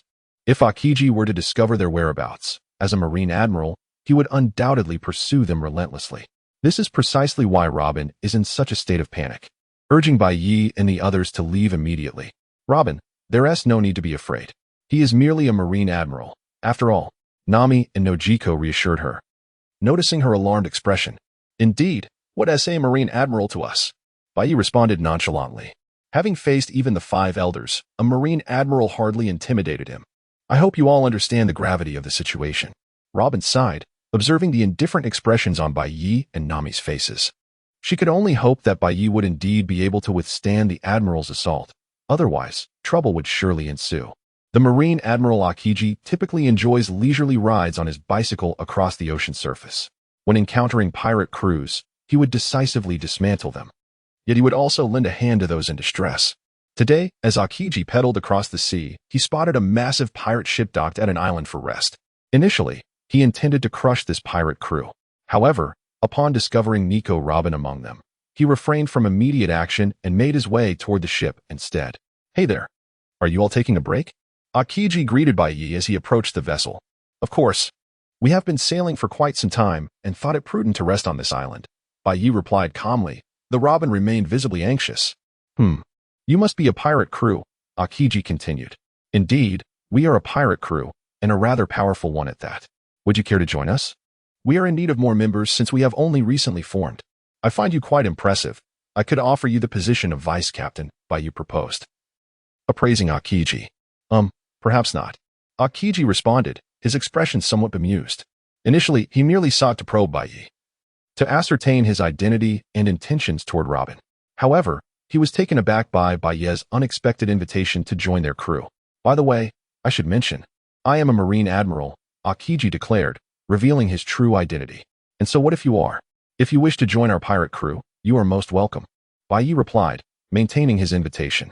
You, a pirate, truly surprise me. Akiji remarked, astonished. In his experience, a crew in his position would either flee or attack upon recognizing his authority. Yet, Bai Yi not only remained unfazed but continued to extend an invitation. Have you made up your mind? Will you join our pirate crew? Bai Yi pressed on. Still, I must decline. I am a Marine Admiral. Your crew is harboring a wanted criminal from the world government. In the name of marine justice, I shall arrest you, Akiji declared. Realizing he could not extract further information, he wasted no more time and launched an attack toward Bai Yi. Frozen time capsule. Akiji waved his hand, activating his ice fruit powers, sending a torrent of piercing ice hurtling toward Bai Yi. In response, Bai Yi summoned the power of the dragon spell. Fiery flames erupted forth to meet the oncoming ice. Boom. The collision of ice and fire unleashed a tremendous explosion. Is this how the Marines operate, forsaking honor? We were just having a pleasant conversation, and then you suddenly attack. Bai Yi scoffed, effortlessly deflecting Akiji's assault. You managed to block my attack. It seems you, as a pirate, possess considerable strength. No wonder you dare harbor a wanted criminal from the world government. I shall have to take this more seriously, Akiji acknowledged, surprised that Bai Yi had withstood his strike. As a Marine Admiral, Akiji represented the apex of marine power. Even a casual blow from him bore immense force, one that ordinary pirates would find insurmountable. Initially, he had intended to swiftly eradicate this pirate crew, but he never anticipated that Bai Yi would counter his attack. Thus, Akiji resolved to unleash his true power. Ice block, ice bird. Akiji's right arm radiated a frigid aura as countless icy tendrils coalesced into a gigantic ice bird. Soaring toward Bai Yi, along its path, the cold emanating from the bird created a vast ice tunnel upon the ground. Dragon spell, explosive flame. Bai Yi, witnessing the icy bird's approach, invoked the dragon spell's power, unleashing a torrent of scorching flames to counter the icy assault. Bang! The fiery eruption collided with the ice bird, producing yet another massive explosion. With the initial assault thwarted, Akiji exhibited no hesitation, continuing to wield the powers of his ice fruit. The biting cold coalesced into various ferocious attacks directed at Bai Yi. Ice ball. Frozen moment. Ice block, two-pronged spear. Undaunted by Akiji's relentless icy onslaught, Bai Yi unleashed the power of the charms, summoning fiery shockwaves and laser beams. In that moment, the air was filled with the cacophony of explosions as ice and fire collided, sending shockwaves radiating outward. Chapter 62. Your attack is impressive, but unfortunately useless. Admiral Akiji, as a formidable figure in the Navy, possesses immense strength, particularly due to his powerful ice fruit abilities, allowing him to effortlessly freeze the ocean and transform any location into an ice sculpture. However, this time, he encounters Bai Yi, under the influence of a mystical charm. Bai Yi's strength is on par with, if not superior to, Akiji's. Consequently, despite Akiji's relentless attacks, he fails to inflict any harm on Bai Yi. Who on earth are you? Akiji cannot help but inquire, feeling increasingly bewildered by Bai Yi's formidable prowess. As a naval admiral, he is accustomed to dominating the seas, with few capable of withstanding his assaults, most of whom are notorious pirates. Yet, here stands someone who can deflect his attacks. And even more perplexing is that Akiji has never encountered this individual before. I am Bai Yi, he responds calmly. Bai Yi? I've never heard of that name. Akiji's brow furrows, clearly taken aback. It is not surprising, as the world government has effectively concealed all information regarding Bai Yi. Even Akiji, as a high-ranking admiral, has remained oblivious to his existence. Hey, Admiral, is that all the power you possess? At this rate, it seems the strength of an admiral is rather overrated, Bai Yi remarks, having effortlessly thwarted Akiji's assault. Do not underestimate the Navy. Ice Age, Akiji retorts, unleashing his most potent attack. A chilling wave emanates from him, freezing everything in its vicinity, turning the surroundings into ice sculptures. Bai Yi, being the foremost target, is instantly enveloped by the excruciating cold, encasing him in a solid layer of ice. Yet, the icy grip continues to spread. Quick, we must evade.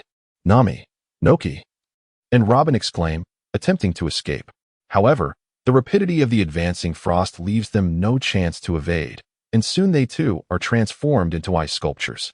The frigid air swiftly blankets the entire island, extending its reach into the sea.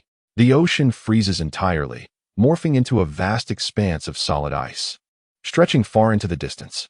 In an instant, the landscape is transformed into a wintry wasteland. That should settle the matter, Akiji thinks, observing Bai Yi, now encased in ice. Yet, just as he begins to relax, cracks appear upon the icy shell encasing Bai Yi. With a resounding shatter, the ice explodes, and Bai Yi emerges unscathed. An impressive attack, but regrettably ineffective against me, Bai Yi states, revealing that his strength surpasses Akiji's, as he can shatter the ice merely through sheer will.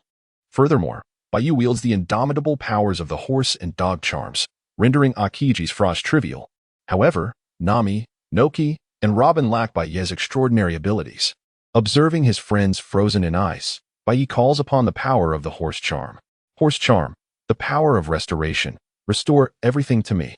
The restorative energy radiates outward, and the ice around them vanishes at a visible pace. The wintry scene reverts to its former state, even erasing the craters formed during the battle, as if time itself has reversed. What kind of power is this? My ice has vanished, Akiji exclaims in astonishment. Although many can shatter his ice, he has never witnessed such a phenomenon where his frost simply dissipates. Ah, you scared me. I almost thought I was done for. Bai Yi, give him a good beating. That despicable admiral. Nami, having returned to her senses, exclaims fearfully. Do not worry.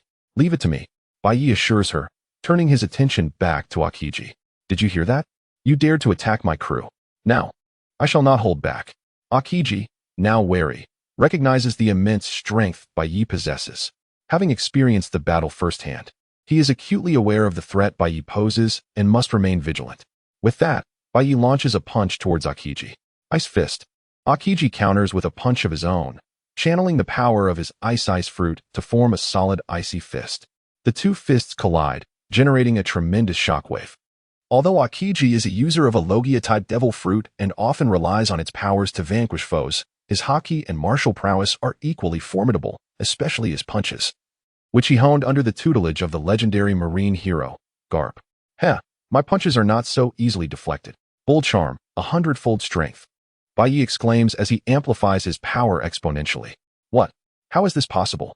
Akiji gasps, feeling an overwhelming force surge toward him. His icy fist shatters. But that is merely the beginning. The relentless power continues to assail him, ultimately sending him reeling backward, blood escaping his lips. Cough, such immense strength. Who is he? Bai Yi. This power is beyond my capacity to withstand. A terrifying pirate has emerged upon the seas. I must report this to the Navy headquarters immediately. With that thought, Akiji hesitates not a moment longer and leaps away toward the distant sea. Chapter 63. The reckless celestial dragon, a formidable and unknown pirate, had unexpectedly emerged upon the vast ocean, an event of paramount significance for the entire Navy. Thus, without a moment's hesitation, Admiral Akiji decided to retreat, promptly returning to Navy headquarters to seek out Fleet Admiral Sengoku. Cough, cough. Mr. Sengoku, I have crucial intelligence to report, Akiji said, glancing at Sengoku, as a trickle of blood escaped the corner of his mouth. Akiji, you are injured. Who inflicted this upon you? Sengoku inquired, taken aback by the sight of Akiji bleeding. It was widely known that Akiji was an admiral, the pinnacle of the Navy's fighting force. What kind of individual could possibly wound him? Mr. Sengoku, it was a pirate named White Knight. Akiji replied, wiping the blood from his lips, his expression grave. This pirate possesses an extraordinarily terrifying strength. We must take immediate action. In Akiji's eyes, the existence of such a powerful and enigmatic pirate as White Knight posed an immense threat to the Navy. They needed to act swiftly, ideally nipping this menace in the bud. However, upon hearing Akiji's words, Sengoku maintained an unexpectedly calm demeanor. Ah, so it is White Knight. That explains everything, Sengoku remarked nonchalantly, as if it were a matter of course. After all, White Knight was a figure bold enough to confront the 5 Elder Stars. It was hardly surprising that he could injure Akiji. Mr. Sengoku, do you know White Knight? Akiji asked, puzzled by Sengoku's nonchalance. Indeed, Akiji, you are now an admiral. Since you have encountered White Knight, you are entitled to know about him, Sengoku stated, regarding Akiji seriously. Under the veil of secrecy imposed by the world government, information regarding White Knight had been strictly forbidden from dissemination. Yet, no one anticipated that White Knight had returned. His power significantly amplified. Thus, Sengoku believed that concealing information about White Knight had become futile. Information about White Knight? Does this pirate possess a significant identity? Akiji questioned, intrigued by Sengoku's words. White Knight's identity is anything but simple. He was once a member of the Rocks Pirates, the only individual capable of standing against Rocks during his era. To eliminate White Knight, the 5 Elder Stars joined forces, engaging in a cataclysmic battle that ultimately resulted in White Knight's demise. However, for reasons unknown, he has resurrected and reappeared upon the seas. Sengoku slowly revealed all there was to know about White Knight. Akiji gasped in astonishment upon hearing Sengoku's account. A formidable warrior of the Rocks Pirates, capable of opposing Rocks. The 5 Elder Stars had to unite to vanquish him, and he has returned from death? Akiji was indeed taken aback. While he had known of White Knight's formidable strength, he had never imagined it would be to such an extent. Mr. Sengoku, with White Knight's terrifying power, are we merely to allow him to roam the seas? Akiji pressed on. Although the identity and strength of White Knight were exceedingly formidable, the Navy could not simply permit such a pirate to wreak havoc upon the ocean. Rest assured, the world government and the Navy will soon commence action. We need only wait, Sengoku replied. Faced with the formidable presence of White Knight, Sengoku felt a sense of helplessness. Since the world government wished to resolve the issue of White Knight, it was best left to them. The Navy had no desire to wade through this murky water. After defeating Akiji, White Knight and his crew resumed their voyage. For Nami and Noki, the fact that White Knight had bested an admiral elicited no surprise. To them, White Knight was an overwhelmingly powerful entity, with no adversary beyond his capabilities. However, Robin's reaction was quite different. She was acutely aware of the terror that admirals instilled. Upon first encountering Admiral Akiji, her instinctive response was one of fear. Yet, she was astonished to find that the admiral, whom she regarded as formidable and terrifying, had been so easily bested by White Knight. At this moment, Robin felt a sense of relief for having joined White Knight's pirate crew. Perhaps aligning with White Knight would prove to be an excellent decision. Boom. Just then, a magnificent ship in the distance suddenly opened fire. Countless cannonballs rained down around White Knight's vessel, causing tumultuous splashes in the water. What is happening? Who dares to attack us? White Knight exclaimed, taken aback by the unexpected assault. Captain White Knight, we are under attack. It appears to be a celestial dragon's ship. Robin, sipping tea on the deck, observed the opulent vessel from afar. A celestial dragon ship. Where? White Knight seethed, and sensed that these detestable nobles would dare to assault them. We must not let them escape. Upon hearing the mention of the celestial dragons, Nami became rather excited.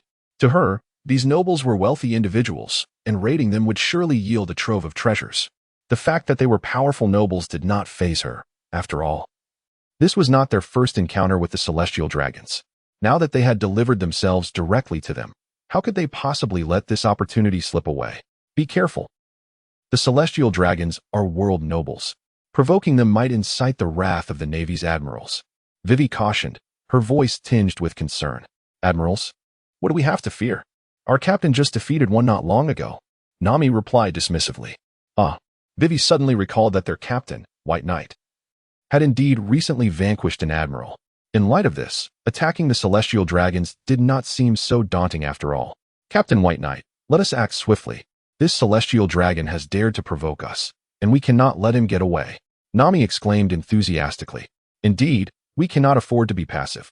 The celestial dragons possess vast riches. For little thief cat Nami, treasure is everything. The prospect of acquiring the wealth of the celestial dragons was simply irresistible. You are absolutely right. Since this celestial dragon seeks his demise, I shall oblige him.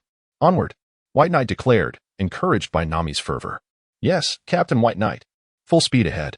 Nami responded without hesitation, swiftly maneuvering the ship towards the celestial dragon's vessel. Chapter 64, The Plans of the World Government St. Charles. A noble celestial dragon of the world government reveled in the thrill of navigating the Grand Line, often attacking passing vessels. Naturally, should he encounter individuals who piqued his interest, he would not hesitate to enslave them. Today, he set his sights on a formidable pirate ship, igniting his desire to obliterate it. The presence of powerful pirates aboard the ship did not concern him in the slightest. After all, could any pirate rival the might of the world government? Could they surpass the celestial dragons? He had previously assaulted ships of similar strength without hesitation. Bring forth my cannon, he commanded his guards. Yes, your highness. The guard replied without a hint of hesitation, promptly positioning a cannon before St. Charles. The noble approached the cannon, aimed at the distant ship, and ignited the fuse. With a resounding blast, the cannonball soared through the air, but alas, it missed its target. Damn it, how could I have missed? He bellowed furiously. What are you waiting for? Load the cannonball immediately. Yes, Your Highness. His guards scrambled to comply, swiftly reloading the cannon. However, before he could fire again, St. Charles noticed the pirate ship rapidly approaching. Your Highness, be cautious. The pirate ship is closing in. One of his guards warned. Ah, this time. The pirates do not flee. How amusing. If they possess sufficient strength, I shall make them my slaves, St. Charles remarked excitedly, unfazed by the impending danger. In mere moments, the pirate ship collided with the Celestial Dragon's vessel. Shortly thereafter, a man accompanied by several young women boarded St. Charles's ship. Captain White Knight, look. It truly is a Celestial Dragon, Nami exclaimed, her eyes lighting up at the sight. The presence of a Celestial Dragon signified the potential for treasure. Defeating this noble would surely grant them access to unimaginable riches. Indeed, Celestial Dragons are nothing but foolish waste, White Knight sneered disdainfully at St. Charles. Upon witnessing the audacity of the pirates, who did not kneel in deference but instead pointed and laughed, St. Charles's rage ignited. Scoundrels! You wretched commoners dare to act so brazenly before me? Kill him! Kill them all! He roared in fury. However, before he could finish, White Knight interrupted with a dismissive tone. Enough of your incessant prattle. I have no interest in the ramblings of a worthless fool. You shall perish. With a swift glance at the frenzied Celestial Dragon, a laser shot forth. Ah! Came the scream as St. Charles was instantly severed in two. The speed of White Knight's attack left the surrounding Celestial Dragons in shock. By the time they comprehended the situation, their leader had already been cleaved in half. What? You dare to kill a Celestial Dragon? How could you possibly do that? The guards stared in disbelief at White Knight, aware that Celestial Dragons held a revered status among the world's nobility. Offending them was a perilous endeavor, even for pirates, who typically fled upon encountering such beings. The audacity of killing a Celestial Dragon astonished them. He was merely a worthless fool. Killing him was of no consequence, White Knight replied nonchalantly. Curse them. Attack. We cannot allow them to escape after killing a Celestial Dragon. The guards cried, charging at White Knight. In the depths of the Celestial Dragon's ship lay a cage, where a young woman was imprisoned. How infuriating. What is this Celestial Dragon up to now? Are they attacking a pirate ship again? Where's White Knight? When will I be able to commence my mission? I've been a slave here for nearly a month. Tina lamented, her frustration mounting. The world government had not given up on capturing the notorious pirate White Knight. However, devising a means to eliminate him proved elusive. Consequently, they resolved to place a spy beside White Knight to gather intelligence, ideally uncovering the secret to his invincibility. Such tactics were not new. Nearly every powerful pirate crew harbored a world government spy. Colonel Tina had been entrusted with executing this plan. Research indicated that White Knight harbored a profound hatred for the Celestial Dragons. Each encounter resulted in him striking them down without mercy. Thus, the world government ordered Tina to pose as a slave to the Celestial Dragons aboard their ship. Should White Knight attack, she would seamlessly integrate into his crew as a victim. To flawlessly execute this plan, Tina had endured a month of captivity in the cell. Yet she had yet to encounter White Knight, causing her impatience to grow. What's going on? Why has the battle not concluded? She pondered, hearing the cacophony of conflict outside. Chapter 65. The Undercover of the World Government. Bang, bang, bang. Boom, boom, boom. After a fierce battle, all the dragon's guards fell victim to the prowess of Bai Yi. Although the strength of these Celestial Dragons was formidable, they paled in comparison to Bai Yi, who effortlessly dispatched them without breaking a sweat. Yea, the Celestial Dragons are dead. Their treasures now belong to us. With all the guards vanquished, Nami, brimming with excitement, dashed towards the Celestial Dragon's cabin, eager to search for valuables. True to her nickname of Little Thief Cat, she quickly uncovered several chests overflowing with riches. Well, these treasures are all mine. Overwhelmed by the sight of the bounty, Nami lunged towards the loot. Nearby, Tina was imprisoned. Who is she? How dare she covet the treasures of the Celestial Dragons? Wait a moment. Isn't she the Little Thief Cat Nami, who is under Bai Ye's command? As an operative on a covert mission, Tina had prior knowledge of those around Bai Yi, including Nami. It appeared that this Celestial Dragon had met his demise at Bai Ye's hands. I can commence my actions now. With that thought, Tina wasted no time and sprang into action. Help? Is there anyone who can rescue me? She cried out to Nami, who was not far away. Who are you? Nami, engrossed in her treasure hunt, heard Tina's plea. How did you end up locked up here? I am from Kjarl Island. The celestial dragon slaughtered my village, killed my kin, and captured me, intending to turn me into a slave, Tina sobbed. To facilitate her infiltration into Baiye's circle, the world government had meticulously crafted a perfect background for Tina. Even if Baiye were to investigate, he would find no inconsistencies, for Kjarl Island truly existed, and its inhabitants had indeed been massacred by the celestial dragons. Upon hearing Tina's tale, Nami felt a surge of sympathy. Those detestable celestial dragons, she fumed, cursing them vehemently before turning to Tina with a comforting smile. Fear not. The celestial dragons have been slain by Captain Baiye. You are safe now. Let me free you. In an instant, Nami shattered the cage and liberated Tina. Soon after, Nami emerged from the cabin, clutching treasures alongside Tina. Hey, Nami. Who is this? Baiye inquired, surprised to see a girl following Nami. For some reason, he felt an uncanny familiarity with her. Captain Baiye, this is Tina. Her homeland has been destroyed by the celestial dragons. I rescued her from her cage, Nami quickly explained. Tina? You mean she is called Tina? Upon hearing Nami's words, a figure flashed in Baiye's mind.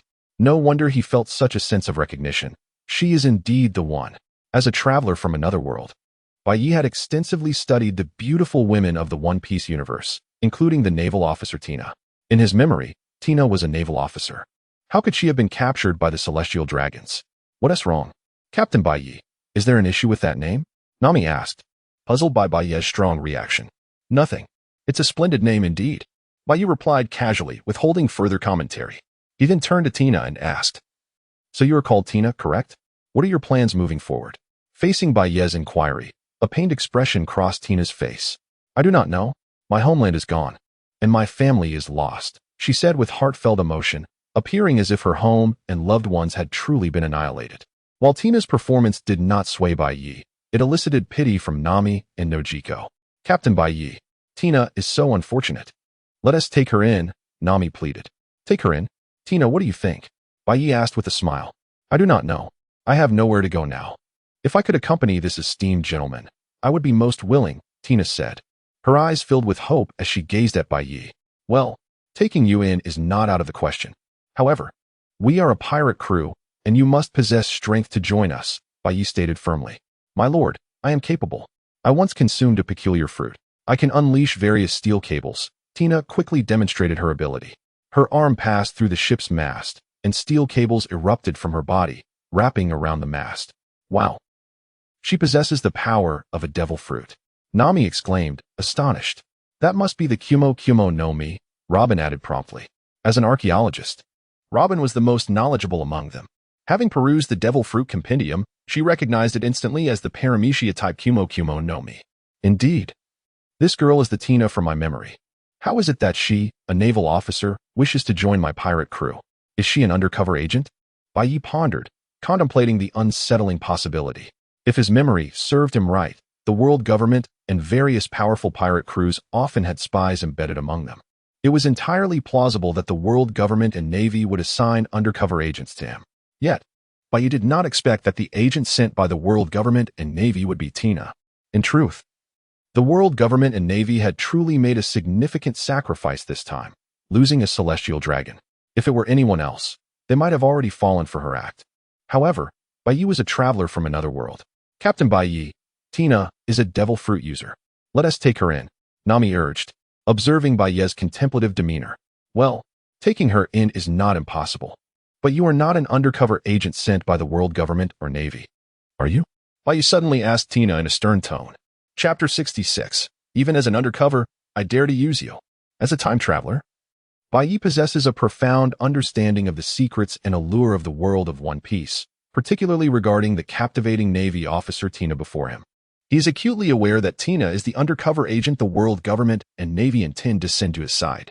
Upon hearing Baiye's assertion that she is an undercover agent, Tina's heart races. Her expression stiffens as she stammers. What did you say, my lord? How could I possibly be an undercover agent? Tina is engulfed in panic, unable to fathom how Baiye has uncovered her true identity before her mission has even commenced. Baiye, what do you mean? She is an undercover agent. How could that be? Nami and Noki also glance incredulously at Tina. Yet, no matter how they perceive her, it is exceedingly difficult to associate Tina with the world government's espionage. Feeling their scrutinizing gazes, Tina becomes increasingly flustered, already preparing to flee at the slightest hint of exposure. However, at that moment, Bai Yi bursts into laughter. Haha, but it doesn't matter. Even if you are an undercover agent for the world government, so what? Welcome to my pirate crew, Bai Yi declares nonchalantly. With his current strength, Bai Yi is utterly unconcerned about the world government or the navy. Even if Tina were indeed an undercover agent, he remains unfazed. After all, he has the audacity to invite Admiral Akiji on board. So what of a mere undercover agent? This confidence reflects Bai Yi's formidable power. Thank you, Lord Bai Yi, for taking me in. Tina exhales in relief upon hearing Bai Yi's acceptance. Simultaneously, her caution intensifies. Is this the might of a powerful pirate? It's truly terrifying. I nearly got discovered. I must be more vigilant in the future. Thus, Tina joins Bai Yi's pirate crew. Naturally, to prevent her true identity from being revealed, Tina behaves exceptionally well during her time in the crew, refraining from any reckless actions. Moreover, she exhibits remarkable enthusiasm in her duties, akin to a genuine pirate crew member. Lord Bai Yi, here is your favorite steak. Miss Robin, your black tea. Nami, take a break. Noki, let me assist you. Miss Wei Wei, I've already washed your clothes. Tina busies herself tirelessly. Captain Bai Yi, it seems we have found a passionate crew member. Robin observes, smiling at Tina's industriousness. Bai Yi, did you see? Tina is an exceptionally competent crew member. I recruited her. Nami seizes the opportunity to add. Indeed, she is quite an impressive crew member. Bai Yi replies with a smile, watching the diligent Tina. If one were unaware of Tina's true identity, one might indeed consider her an impeccable crew member. Yet, Bai Yi is acutely aware that Tina is an undercover agent for the world government. Everything she does is a facade, a ploy to deceive him and gain his trust. However, Bai Yi is unperturbed. He desires her as a person. As long as she serves him, does it truly matter if her intentions are genuine? Lord Bai Yi, are you satisfied with my work? Tina approaches Bai Yi, smiling. Tina, you are doing splendidly. Keep it up, Bai Yi responds. Yes, I understand, Lord Bai Yi. She replies eagerly. As an undercover agent, Tina knows that her foremost task is to gain the trust of Bai Yi and the others. Only then can she obtain the information she seeks and execute her espionage mission. At that moment, a shadow looms in the sky nearby. What is happening? Are there clouds? Is it going to rain? No, the weather here shouldn't produce clouds. Is that an island? Captain, look, an island is floating in midair. Nami exclaims, pointing at the shadow on the horizon. Upon hearing Nami's words, everyone on Bai Yi's ship turns their gaze skyward. Indeed, they see countless islands suspended in the air, gliding swiftly. Incredible. The islands are truly in the sky. What is going on? How can islands float in the air? Is this some unusual geological phenomenon? As they watch the approaching islands, both Nami and Robin are astounded. I can't believe it. We have encountered an acquaintance. This lion, he is still alive. Bai Yi remarks, gazing at the islands. Captain Bai Yi, do you know what this is about? The others inquire curiously. These islands are the result of the abilities of the float fruit users, Bai Yi explains. These are powers from devil fruits. That is astonishing. They can make islands float in the air. Nami and the others are even more astonished. Although they too possess devil fruit abilities, their powers are still in the nascent stages of development, rendering them relatively weak. Thus, hearing that these massive islands are the handiwork of devil fruit users leaves them in awe. Lord Bai Yi, do you know this devil fruit user? Tina inquires further. Of course, if my memory serves me right, the one with this ability is Shiki the Golden Lion. Let me go greet him. Bai Yi responds, preparing to unleash his powers. Dragon Spell, Explosion. Bai Yi channels the power of the Dragon Spell, directing a fiery assault toward the islands in the sky. With a thunderous explosion, flames erupt, striking the floating landmass. Chapter 67, The Golden Lion, Strike First. Speak later. The Golden Lion Shiki, a member of the Rocks Pirates, embarked on a solitary path after the disbandment of the crew. Harnessing his formidable strength, he established the Flying Pirate crew and engaged in fierce battles against numerous pirate factions, including the likes of Roger and Whitebeard in the New World. 24 years ago, Shiki could not fathom that Roger, whom he regarded as a rival, would be captured. In a fit of disbelief, he stormed into the Navy headquarters single-handedly, slaying countless Navy personnel with his overwhelming might. Ultimately, he was defeated by the combined efforts of Sengoku and Garp, and subsequently imprisoned in level 6 of Impelled Down. However, Shiki was not to be confined for long. To escape from Impelled Down, he severed his own feet, shackled by Sea Stone, becoming the first inmate to successfully break out. Following his escape, rather than immediately seeking vengeance against the world government, Shiki utilized his abilities to commandeer numerous islands, levitating them in the sky while secretly researching ferocious beasts. He intended to unleash these creatures upon the East Blue, demonstrating his retribution against the world government, a plan that took decades to prepare. To elude detection by the world government and the Navy, Shiki frequently shifted the positions of his floating islands. On this particular day, he was navigating through the Grand Line, controlling his islands. At the center of these suspended lands was his flagship, a vessel shaped like a golden lion. "Hey, what is the situation? Have you made any progress with your research?" Shiki inquired, a cigar clenched between his teeth, addressing his subordinates. "Lord Shiki, we have nearly mastered the ferocious beasts. With a little more time, our plan can commence," several researchers replied eagerly. "Ha ha ha, splendid. Those wretched Navy and detestable world government shall soon witness my power," Shiki exclaimed with exuberance upon hearing the report from his men. Suddenly, a tremendous explosion reverberated through the air, causing Shiki's ship to shake violently. "What is happening? What is going on?" The unexpected commotion startled Shiki. "Lord Shiki, it's bad. We are under attack. A pirate crew has assaulted us," one subordinate reported urgently. "A pirate crew dares to attack me? Ha ha, how amusing.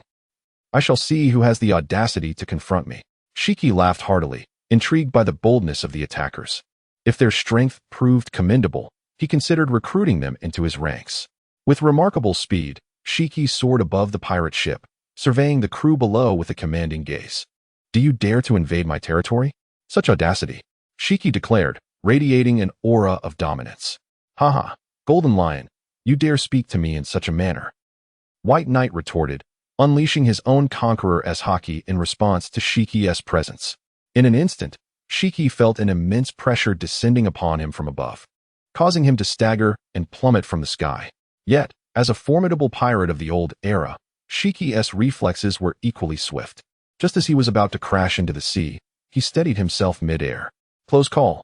I almost fell into the ocean." Shiki exhaled a sigh of relief, but his expression quickly twisted into one of fury. "Curse be you. Who are you? How can you possess such overwhelming Haki?" Initially, Shiki intended to intimidate the pirate crew, gauging their strength. Should they prove capable, he would have welcomed them into his fold. However, he did not anticipate that he would be the one nearly cast into the depths. "Ha! Golden Lion, do you no longer recognize me?" White Knight called out, observing Shiki's disarray. "Who are you?" Shiki shouted furiously, turning his gaze toward White Knight, only to be struck with astonishment upon recognizing his face. "White Knight, you are the Flame Demon White Knight."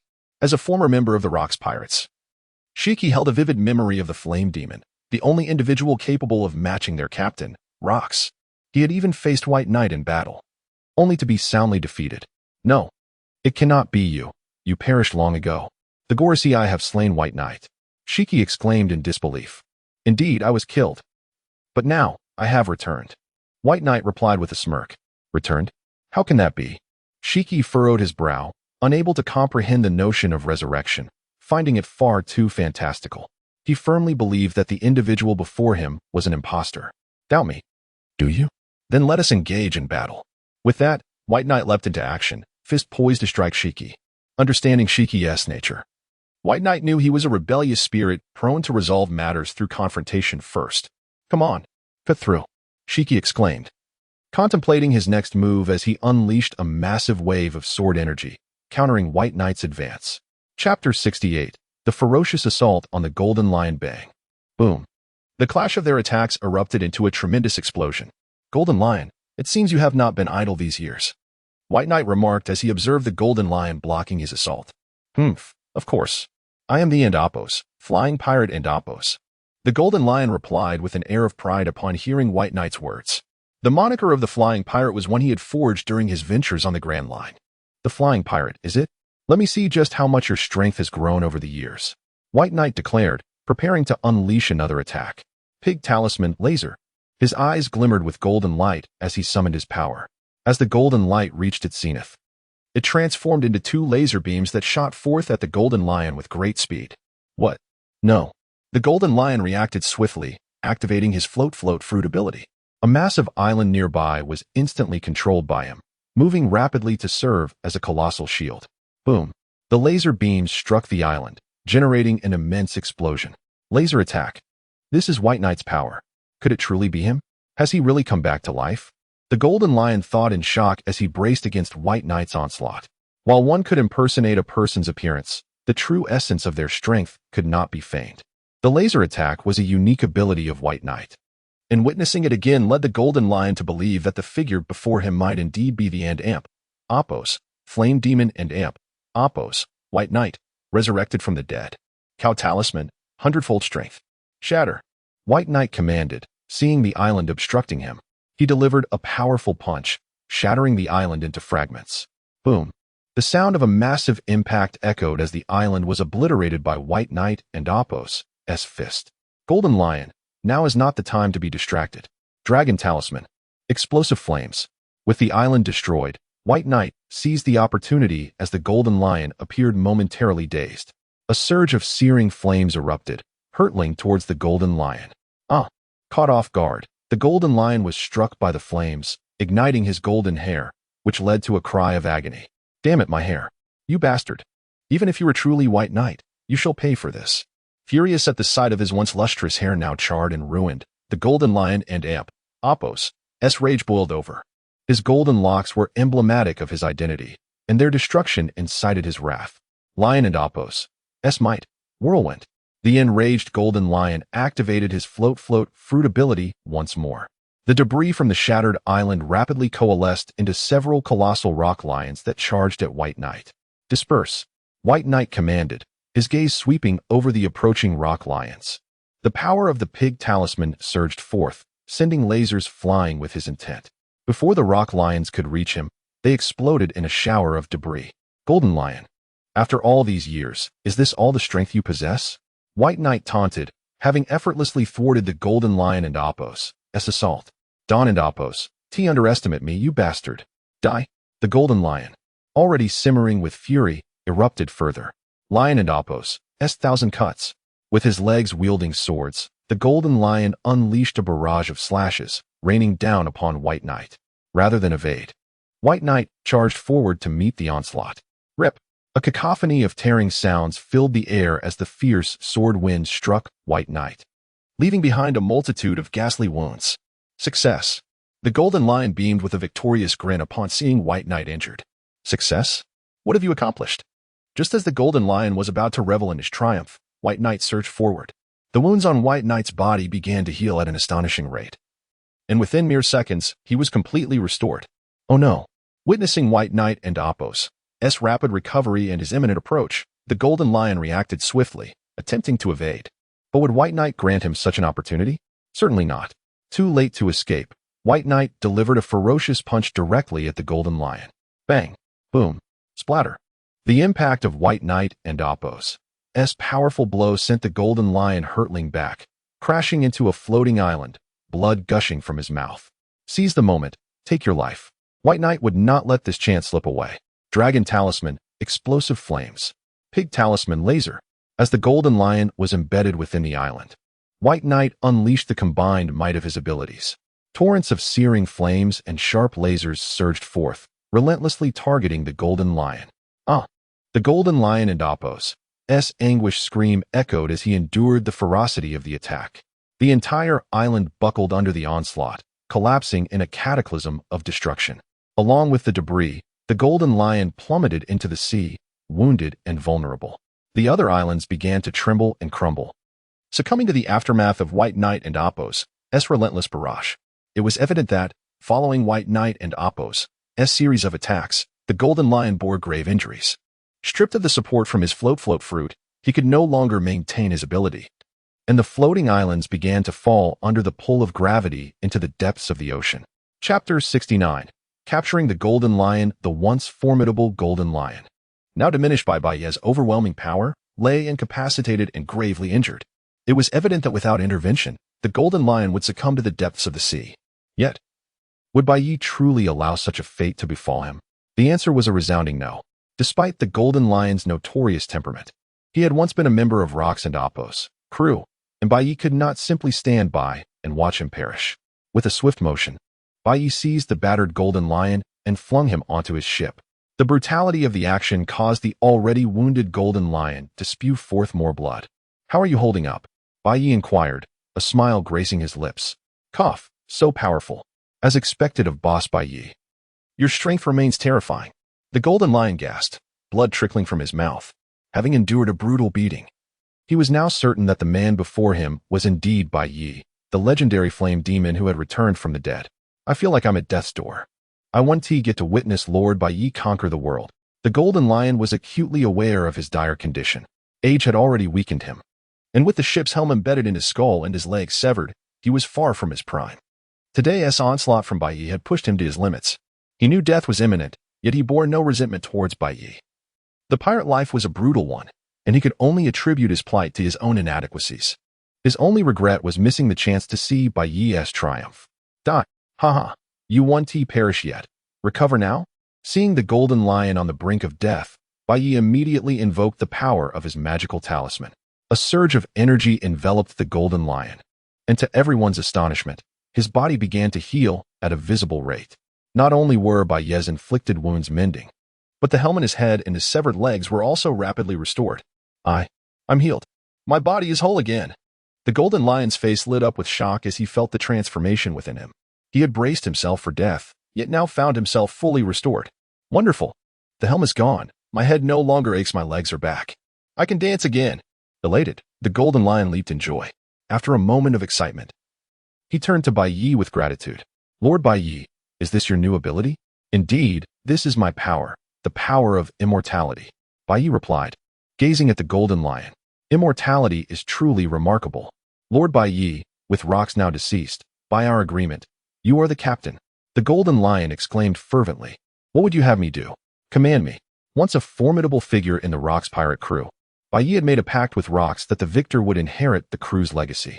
Now that Rox lay dead and Bai Yi had risen, it was clear that Bai Yi had emerged victorious, claiming everything that came with it.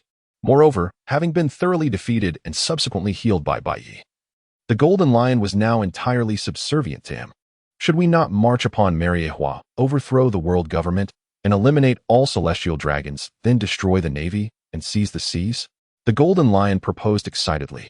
Recalling the ambitions of the Rox pirates that had gone unfulfilled, he believed that under Bai Yi's leadership, they would achieve what was once thought impossible. "Not so fast. First, you should focus on reassembling your Sky Pirate crew," Bai Yi suggested. The recent skirmish had dismantled the Golden Lion and Appo's stronghold, and now he needed to regroup. "Rest assured, Lord Bai Yi, I will swiftly rebuild the Sky Pirate crew," the Golden Lion affirmed, activating his devil fruit powers and vanishing into the horizon. "Let us set sail," Bai Yi declared, addressing Nami and the others. "Yes, Boss Bai Yi," they responded, resuming their respective tasks without hesitation. Despite the astonishing event of capturing the renowned pirate, they had grown accustomed to Bai Yi's prowess, and his strength only served to elevate their spirits. However, Tina was different. As an undercover agent of the world government and navy, she had infiltrated Bai Yi's crew to gather intelligence. Witnessing Bai Yi's acquisition of the Golden Lion, her heart sank. That scoundrel Bai Yi has captured the Golden Lion. His crew's power has surged. I must report this to the navy immediately. Seizing the opportunity while others were distracted, Tina returned to the ship's cabin. Once inside, she ensured no one was watching and retrieved a Den Mushi, dialing a number. "This is Tina. I have crucial intelligence to report. Pirate Bai Yi has encountered the legendary pirate, the Golden Lion," she relayed swiftly. "The Golden Lion." "Understood. Tina, be cautious," came the voice from the other end before the call was abruptly terminated. Tina carefully tucked the Den Mushi away, adjusting her demeanor to appear nonchalant as she re-emerged from the cabin. Yet, could Tina's covert actions truly escape notice? Certainly not. Bai Yi had long been aware of her through his formidable observation haki, monitoring her every move without exposing her duplicity. Chapter 70. The Troubling Navy and the World Government. At the Navy headquarters, Admiral Tsuru entered Fleet Admiral Sengoku's office, holding a piece of intelligence. "Sengoku, this is the latest intel we've just received. The Flame Demon White Knight has encountered the Golden Lion and engaged him in battle, ultimately subduing him," Tsuru reported gravely. "What? The Golden Lion?" Sengoku exclaimed, his frustration palpable. Damn it, that despicable man is still alive. Upon reading the report, Sengoku, as the fleet admiral, felt an overwhelming headache. White Knight's formidable strength had just escalated further with the addition of the powerful pirate, the Golden Lion, to his ranks. Sengoku, we must prepare ourselves. If we allow White Knight to continue on this path, it will culminate in disaster. Tsuru insisted. I know we cannot let White Knight flourish unchecked, but his power is simply too formidable. Even the Gorosei and the world government are at a loss when it comes to him. What can our navy possibly do? Sengoku lamented. He harbored a deep-seated desire to eliminate such a powerful pirate as White Knight, yet his strength was overwhelming. Even the world government, with its CP organization and the Gorosei, had failed to defeat him. What could the navy achieve? An attack on White Knight with their current military might would only result in severe losses, an endeavor fraught with futility. Thus, even upon learning of White Knight's acquisition of the Golden Lion and his enhanced power, Sengoku dared not take action against him. What shall we do then? Are we to simply allow this individual to grow stronger? Tsuru expressed his own exasperation. Renowned for his strategic acumen, Tsuru had always orchestrated flawless plans during significant pirate operations. Yet, confronted with the might of White Knight, he found himself at an impasse. It dawned on him that in the face of such overwhelming power, their cunning seemed futile. Let us relay this information to the world government. Allow them to grapple with this issue. Sengoku contemplated. If they could not resolve the matter, they would pass it on to the world government, leaving it to them to decide their course of action. Tsuru concurred with Sengoku's approach.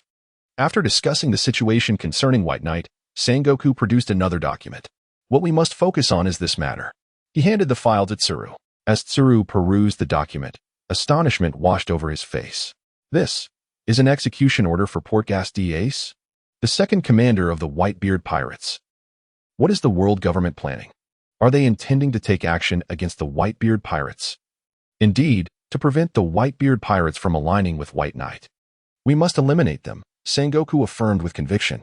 Although White Knight had previously subdued Ace and advised him against impulsiveness, Ace seemingly disregarded White Knight's words and continued his pursuit of Blackbeard, culminating in a fierce confrontation where he was ultimately defeated by Blackbeard's crew. Blackbeard leveraged Ace as a bargaining chip to gain the title of Warlord of the Sea from the world government. Consequently, the world government planned to use Ace as bait to lure the Whitebeard pirates into a trap, seizing the opportunity to eradicate them. This plan has merit. However, the strength of the Whitebeard pirates is daunting. Relying solely on our navy's capabilities to vanquish them poses significant challenges, Tsuru remarked, furrowing his brow. As a navy strategist, he was acutely aware of the formidable prowess of the Whitebeard pirates, especially that of Whitebeard himself, whose terrifying abilities, particularly the quaking powers of the Tremor fruit, were said to possess world-destroying potential. Rest assured, the world government will dispatch members of the CP organization to assist our navy when the time comes. Sengoku added. Members of the CP organization, you say? We need to devise a detailed plan. Before long, Sengoku and Tsuru engaged in discussions to strategize the elimination of the Whitebeard pirates. Meanwhile, in Mariewa, the world government's 5 elders also received the news of White Knight's subjugation of the Golden Lion. Each of their expressions darkened upon hearing the report. Cursed be this wretched pirate. He has managed to subdue the Golden Lion, and the strength of the White Knight pirates has grown yet again. What shall we do now? The 5 elders were filled with ire upon reviewing the intelligence on White Knight. However, confronted with his enhanced power, they felt utterly powerless. They had contemplated eliminating White Knight, even sending one of their own to lead an attack with the CP organization, but it ended in failure. White Knight's strength was insurmountable, especially with his newfound abilities of immortality. They had yet to devise a strategy to counter such capabilities. Their only course of action was to temporarily suppress the news of White Knight, thereby preventing it from causing a stir across the seas. Yet, they were acutely aware that this was merely a stopgap measure, one that would not hold for long. If they did not swiftly devise a plan, White Knight's power would only continue to grow. White Knight possesses the power of immortality. This is beyond our capacity to contend with. We must report the situation to Lord Imu. One of the 5 elders proposed. Imu was the true mastermind behind the world government. Despite the seemingly high status of the 5 elders, they too were required to kneel before Imu. Must we truly report a mere pirate to Lord Imu? One questioned. Yes, Lord Imu is only interested in Nika. Is White Knight merely an ordinary pirate? He has transcended the realm of typical pirates entirely. You are correct. The matter of White Knight must be entrusted to Lord Imu. Chapter 71. M takes action. The prowess of White Knight is undeniably formidable. So much so that even the combined strength of the five elders is insufficient to contend with it. Consequently, the five elders have no choice but to report the situation regarding White Knight to Lord M, leaving the decision in his hands. With this thought in mind, the five elders proceeded towards the center of Mariewa without a moment's hesitation, where a throne awaited. Moments later, a shadow appeared upon the throne. Upon witnessing this shadow, the five elders knelt in reverence. Your Highness M, we have urgent intelligence to convey. They spoke humbly, heads bowed in respect. What is it? The shadow inquired, casting a glance at the kneeling figures before it. Your Highness M, we have encountered a troublesome pirate. This pirate possesses immense strength. We find ourselves unable to defeat him. We require your power. The five elders hastily relayed the details concerning White Knight. You mean to say there exists a pirate you cannot handle? Could it be that Nika has resurfaced upon the seas? M's eyes narrowed upon receiving the news from the five elders. Nika, a name that arose after the awakening of the gum-gum fruit, had once wreaked irreparable havoc upon the world government.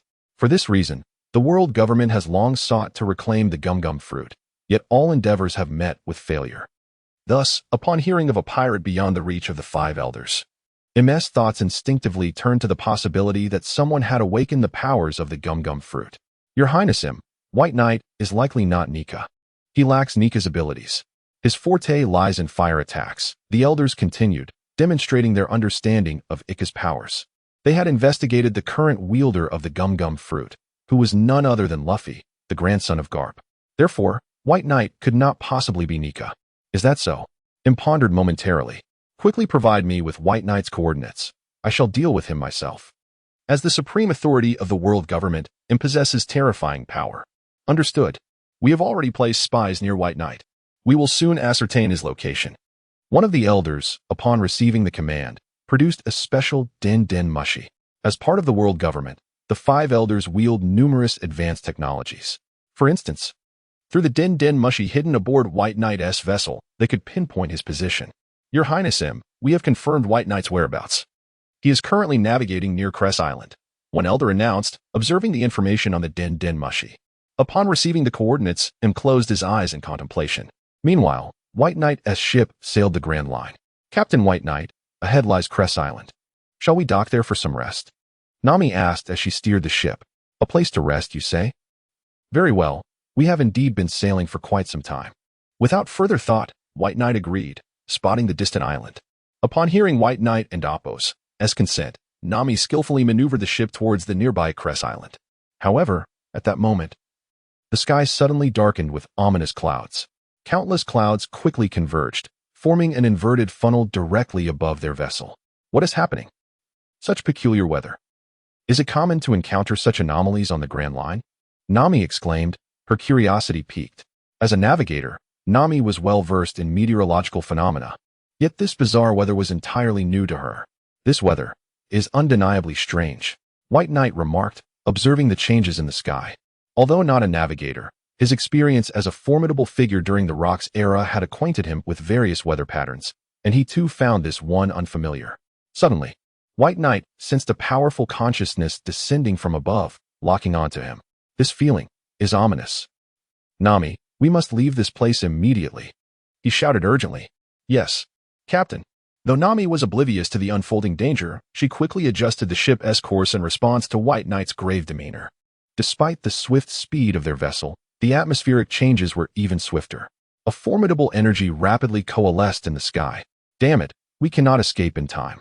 Realizing the futility of their situation, White Knight understood that merely relying on their pirate ship would not suffice for their escape.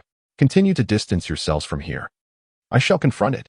With a mighty leap, White Knight ascended towards the sky. At that moment, a colossal energy beam descended from above, aiming directly at him.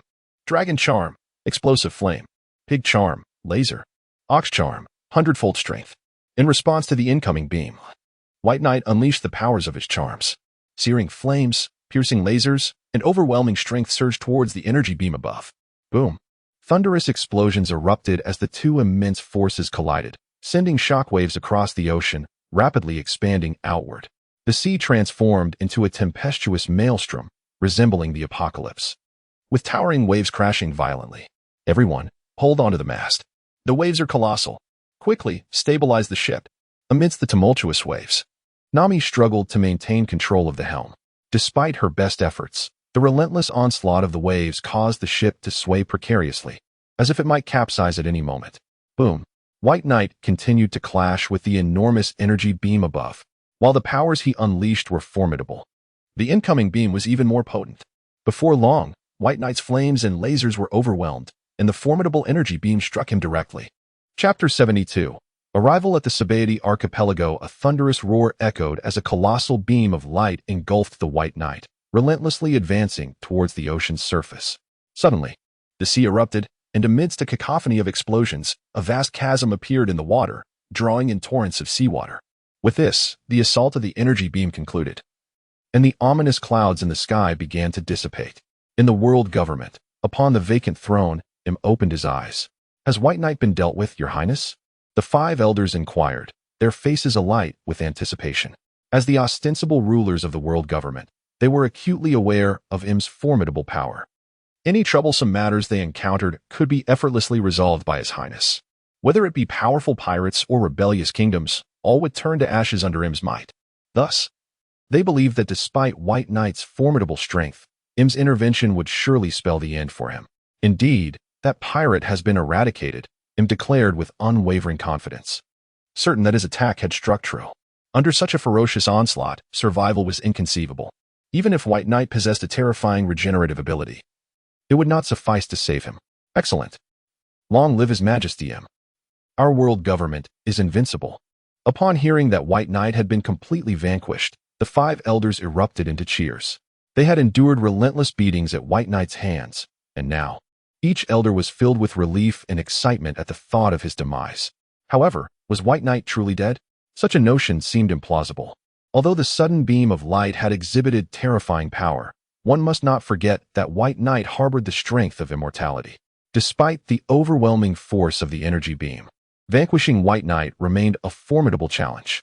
Not long after the assault had ceased, a seemingly unscathed White Knight re-emerged upon the ocean. What a powerful attack! Could this be the work of the world government SM? It seems I must continue to enhance my strength. With the dissipating clouds above, White Knight reflected. The preceding attack had indeed been supremely potent, and even with all his current magical seals, he had been unable to withstand such force. In the vast world of pirates, he could only think of one individual capable of such might. The enigmatic ruler of the world government, Im. Just you wait. White Knight clenched his fists, his tone resolute. Although the strength of Im had taken him aback, he felt no fear. After all, he possessed the template of the Demon of Fire. With each seal activated, his power would be significantly enhanced. Though he might not currently match Im's prowess, White Knight firmly believed that, as he activated more seals, he would one day triumph over him. "Hasn't he launched a surprise attack on me? I shall make him regret it." "Boss White Knight, are you all right?" Nami and her companions, concerned, questioned upon his safe return. "Fear not. I possess the power of immortality. Such an attack cannot harm me," White Knight replied confidently. "I knew Boss White Knight was the strongest," Nami exclaimed, brimming with excitement. However, unlike Nami's enthusiasm, Tina felt a profound sense of despondency. The pirate's strength was astonishing. To survive such a terrifying onslaught, could the world government and navy truly defeat him? Initially, Tina had been elated to see White Knight struck by such a ferocious attack. In her view, no one could withstand such a fierce assault, and she believed White Knight was surely dead. Yet, to her astonishment, he had not only survived but appeared unscathed. This caused her to doubt whether the navy and world government could truly overcome such a formidable foe. "The island of Cress has vanished. It seems we must press onward," Nami remarked, gazing at the shattered remnants of the island with a sense of grievance. The collision between White Knight and the beam had unleashed a tremendous shockwave, obliterating the nearby Cress Island. "If that is the case, let us continue our journey," White Knight stated, glancing at the completely destroyed island with resignation.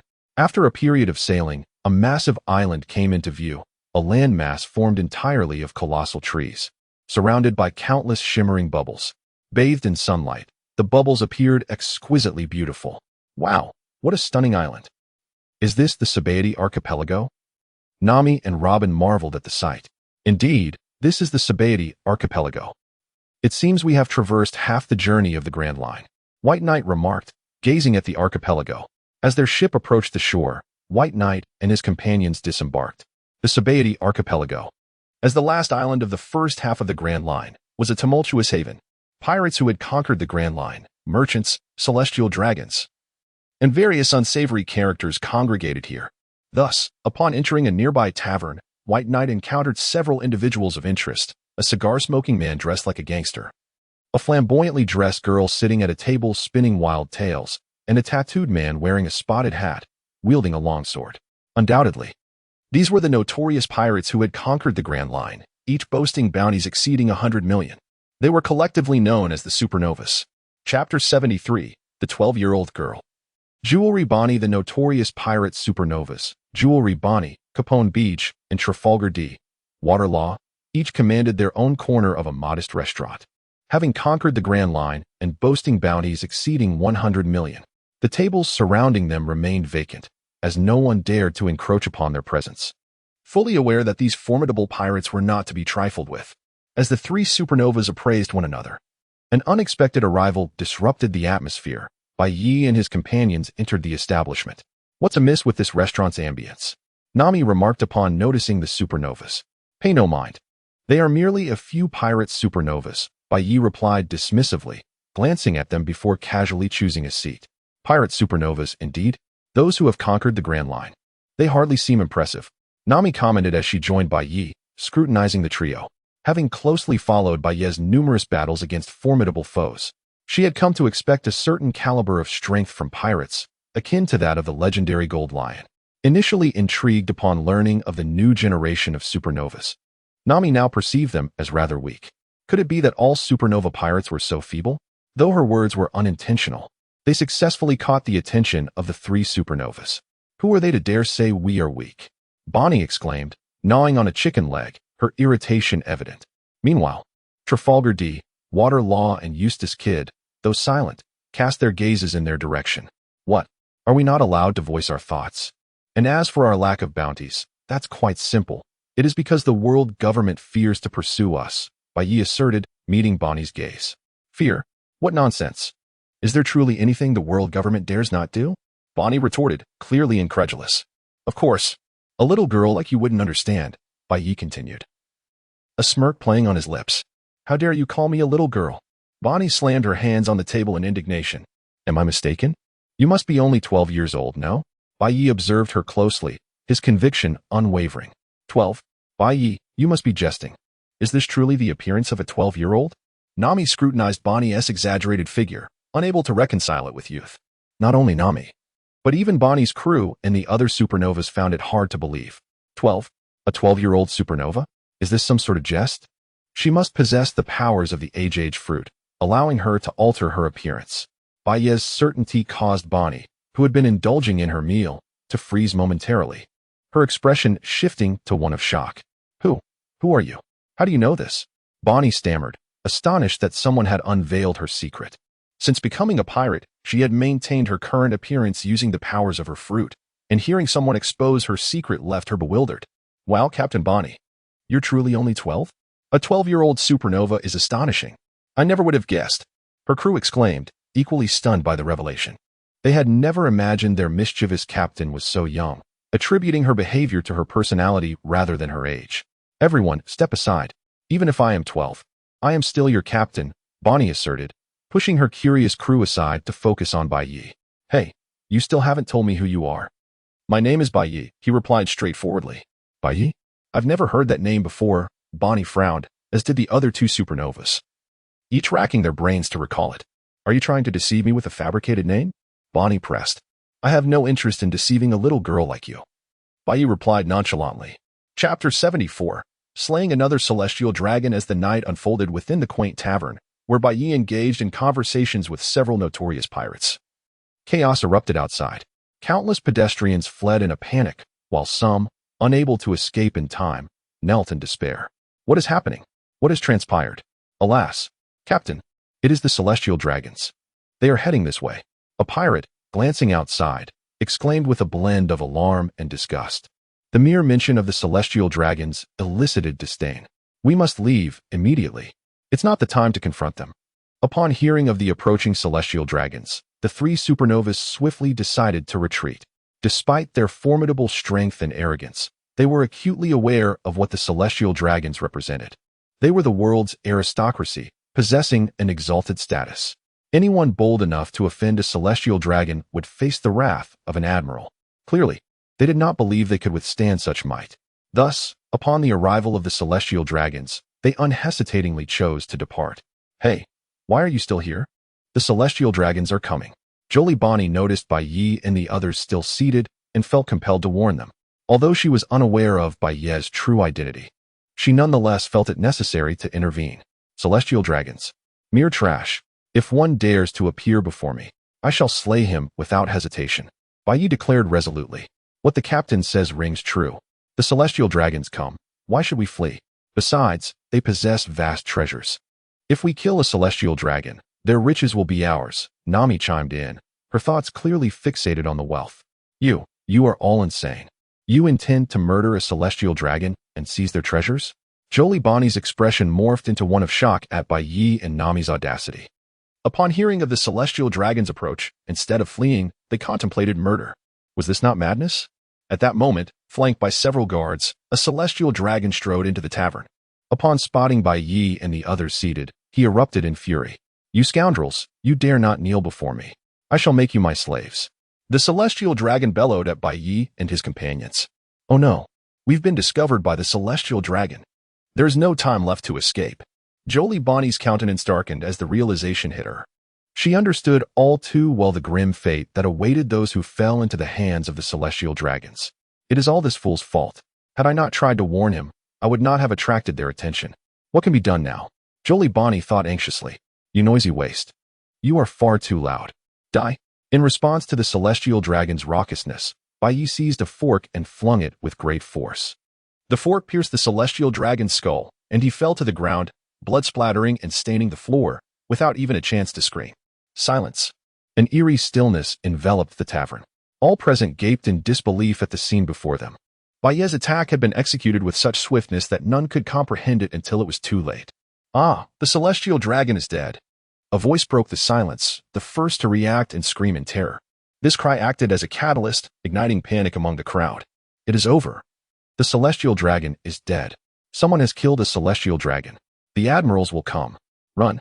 Without hesitation, the crowd scattered in all directions, fully aware of the repercussions of the celestial dragon's demise. Such an act would undoubtedly invoke the ire of the Navy and the world government. To uphold the celestial dragon's status, the world government and Navy would not spare those present. What else is there to do but flee? As the news of the celestial dragon's death spread swiftly, it reached every corner of Sabaody Archipelago. "What? The celestial dragon is dead. Is this a jest? Who would dare to commit such an audacious act? No one knows. Regardless of who it is, they are courting death. Indeed, the celestial dragon has perished in Sabaody Archipelago. The admirals are on their way. We must leave at once. Wait for me. I too shall escape." In that moment, whether pirate, merchant, or any other soul, upon hearing the news of the celestial dragon's demise, shock rippled through the Sabaody Archipelago. Their immediate instinct was to flee the island. Nearby the tavern, the trio of supernovas, initially prepared to leave, stood in stunned disbelief at Bai Yi's audacious act of slaying the celestial dragon. You truly killed a celestial dragon. Do you even realize the consequences of such an action?" Jolie Bonnie pointed at Bai Yi, her voice trembling. "Consequences? What consequences could there be? It is but the death of a celestial dragon. We have slain them before." Nami retorted nonchalantly as she approached the corpse to loot. However, after a brief search, she could only find a few gemstones. She cast a look of disdain at the celestial dragon's body, exclaiming, "How could this wretch be so impoverished? Despite being a celestial dragon, how could there be such a disparity in wealth?" Witnessing Bai Yi and Nami's nonchalance towards the murder of a celestial dragon, the minds of all present echoed with but two words: madman. Chapter 75, A Naval Admiral? I wouldn't mind giving him a thrashing. In a grand hall of the Navy headquarters, Fleet Admiral Sengoku was filled with exhilaration upon receiving the news of the demise of the fired demon White Knight. The wretched pirate had finally met his end. Although the specifics of how the world government had accomplished this were unclear, the significant threat to the Navy had been eradicated, allowing Sengoku a moment of respite. However, his relief was short-lived, as news from the Sabaody Archipelago soon reached him. "Damn it! How could a celestial dragon have perished in Sabaody? The audacity of these pirates knows no bounds. Sengoku lamented, his frustration palpable.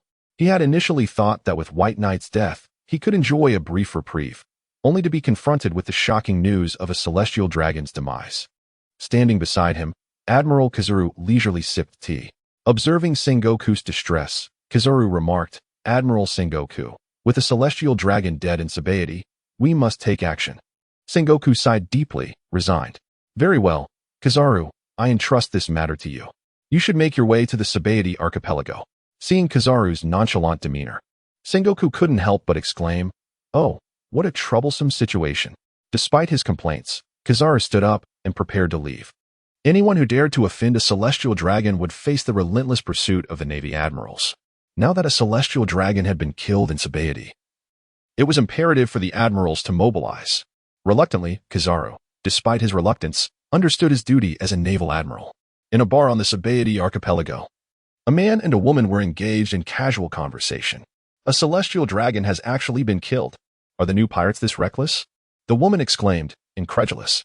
"They dare to slay a celestial dragon on Sabaody. Rayleigh, what do you think?"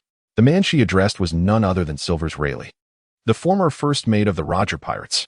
The woman was Shaki, a former member of the Rocks Pirates. After the dissolution of the Rocks Pirates, Shaki had left piracy behind to open a bar in Sabaody while dabbling in intelligence work. Rayleigh, too, had settled in Sabaody after the Roger Pirates disbanded, occasionally indulging in food and drink at Shaki's establishment. "It's certainly astonishing," Rayleigh remarked. "Are you interested in meeting this new pirate?" "Meet this new pirate? I assume you intend to rescue him?" Shaki responded, quickly grasping Rayleigh's intentions. "However, with a celestial dragon dead in Sabaody, the Navy admirals will surely be dispatched. Rescuing someone from their grasp is no small feat." Rayleigh chuckled. "Haha, how will we know if we don't try? Besides, the thrill of rescuing someone from the admirals is quite enticing." "You fool, you're courting death," Shaki retorted, though she followed him out, adding, "You still owe me for that drink. If you die, who will repay my tab?" Meanwhile, on the Sabaody archipelago, the notorious pirate White Knight, along with his companions, remained unfazed after the slaying of the celestial dragon. "Why not flee?" exclaimed Jewelry Bonnie, observing their nonchalance. "Flee? Why should we?" White Knight replied dismissively. Bonnie was taken aback, perplexed by White Knight's apparent indifference. She felt compelled to warn him, "You've killed a celestial dragon. The world government and navy will not let this go. The admirals will come to Sabaody. If you don't leave now, you might miss your chance." Despite Bonnie's concerns, White Knight remained unperturbed. "So what if the admirals come? Would you like something to eat? The food here is quite good." Not only White Knight, but also Nami and Robin exhibited a similar disregard for the imminent danger, continuing to eat and drink. "Do you truly understand the terror of the Navy admirals? Do you wish to confront them?" Bonnie pressed, witnessing their persistence. If the admirals arrive, I wouldn't oppose. Mind giving one of them a thrashing." White Knight declared confidently. "Boss, White Knight is right. We've faced admirals before. They're not invincible." Nami chimed in. Bonnie could only shake her head in disbelief, feeling utterly defeated by their reckless bravado. Realizing they were not heeding her warnings, she opted for a hasty retreat, understanding that she lacked their formidable strength. As she prepared to flee, the other supernovas echoed her sentiments, scrambling to escape the impending arrival of the Navy admirals. "What? A celestial dragon has been killed. Who is this audacious individual? Is it someone named White Knight? Who is White Knight? Has anyone heard of him?" Regardless, with the death of a celestial dragon in Sabaody, the Navy admirals would soon be on the move. "We must leave immediately. Set sail at once." The supernova pirates sprang into action, knowing that despite their reckless nature, they were no match for the admirals, having barely conquered the first half of the Grand Line. They were eager to venture into the New World and wished to avoid capture by the Navy at all costs. Chapter 76. Kizaru lands on Sabaody archipelago in the wake of White Knight's assassination of the celestial dragon. Chaos enveloped the Sabaody archipelago. Countless pirate crews hastily boarded their ships, eager to flee the island. Survival took precedence over all else, and they cared little for the consequences. Yet, despite their rapid departure, the Navy was swifter still. Boom, boom, boom. The sound of explosive detonations reverberated as several pirate vessels that had barely set sail were obliterated. "What is happening? What is going on? Look, it's a Navy warship. The Navy has arrived. Damn it, how can the Navy be so fast?" At that moment, the pirates on Sabaody noticed a colossal Navy warship looming in the distance. It was evident who was responsible for the destruction of those pirate ships: the Navy. Report to Admiral Kizaru. We have arrived at Sabaody Archipelago. There are numerous pirates here. They intend to escape. A Navy officer reported to Kizaru. Have we arrived? Leave the pirates to you. I shall proceed ahead, Kizaru remarked, and with that, he leaped onto a cannonball, swiftly making his way to the archipelago. Boom! A tremendous explosion rang out as the cannonball struck a group of pirates near the dock. Simultaneously, a flash of golden light appeared as Kizaru landed on the Sabaody Archipelago. This person? No good. That's Admiral Kizaru. What? Admiral Kizaru. Run. Confirming Kizaru's identity sent the surrounding pirates into a panic, scattering in all directions. Don't run. Can you at least tell me who killed the celestial dragon? Kizaru shouted at the fleeing pirates. In a flash of golden light, he vanished and reappeared, blocking their path once more. Run. Faced with Kizaru's sudden appearance, the pirates were filled with dread, turning to flee again. However, a burst of light flashed, and Kizaru once more stood in their way. As a Logia-type devil fruit user, Kizaru could transform into light, possessing unparalleled speed and power. Thus, the pirates could not escape his gaze. Curse you, damn admiral. Die. With Kizaru once again obstructing their escape, the terrified pirates were now tinged with anger. Although they knew they were no match for an admiral, they could not allow themselves to be toyed with. In a fit of fear and fury, the pirates drew their firearms and cannons, directing their fire at Kizaru. Bang, bang, bang, boom, boom. Countless bullets and cannonballs passed through Kizaru's form, inflicting no harm whatsoever. As a Logia-type user, he was invulnerable to conventional attacks, rendering the pirates' efforts utterly futile. Damn it, what is going on? Why is our attack ineffective? Is this the power of an admiral? They exclaimed in disbelief, turning once more to flee. It appears you have no intention of revealing who killed the celestial dragon. In that case, perish, Kizaru declared, raising his right foot as golden light rapidly coalesced around it. When the light reached its zenith, he unleashed a powerful kick. Whoosh! A massive golden beam shot forth, striking a colossal tree on Sabaody Archipelago. Boom! The ensuing explosion consumed the fleeing pirates, while the tree was cleaved in two. The commotion drew the attention of the supernova pirates who were in the midst of their own retreat. What is happening? Where did that explosion come from? Captain, it's bad. It's Admiral Kizaru. The admiral has landed on the island. What? An admiral? Damn it, the Navy's speed is astonishing. Our ship is still at the dock. It seems we're out of time. Everyone, prepare for battle.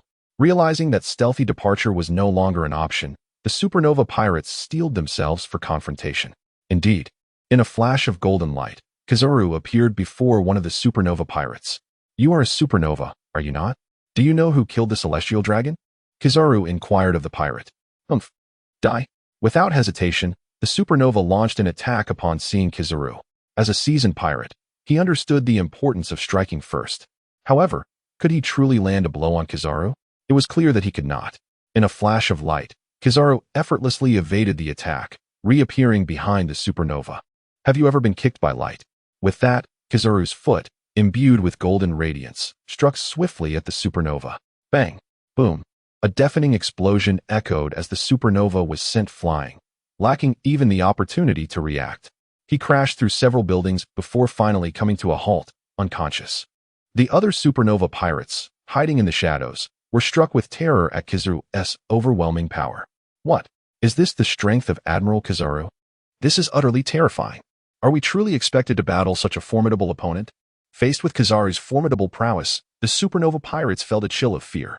Yet, they understood that fighting was their only option. Admiral Kizaru had effectively blocked their path. If they did not defeat him, escape would be impossible. Attack! Let us unite and confront him. One supernova shouted, leading the charge. Seeing this, the others joined him without hesitation, rushing forward to engage the admiral. Chapter 77. A kick that sends Kizaru flying. The supernovas were acutely aware that without defeating Admiral Kizaru, their dreams of reaching the Sabaody Archipelago would remain unfulfilled. However, Kizaru's formidable strength rendered them individually powerless against him. To stand a chance, they needed to unite their forces.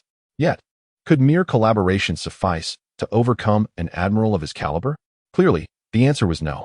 With a resounding crash, one supernova was sent hurtling away by Kizaru's kick.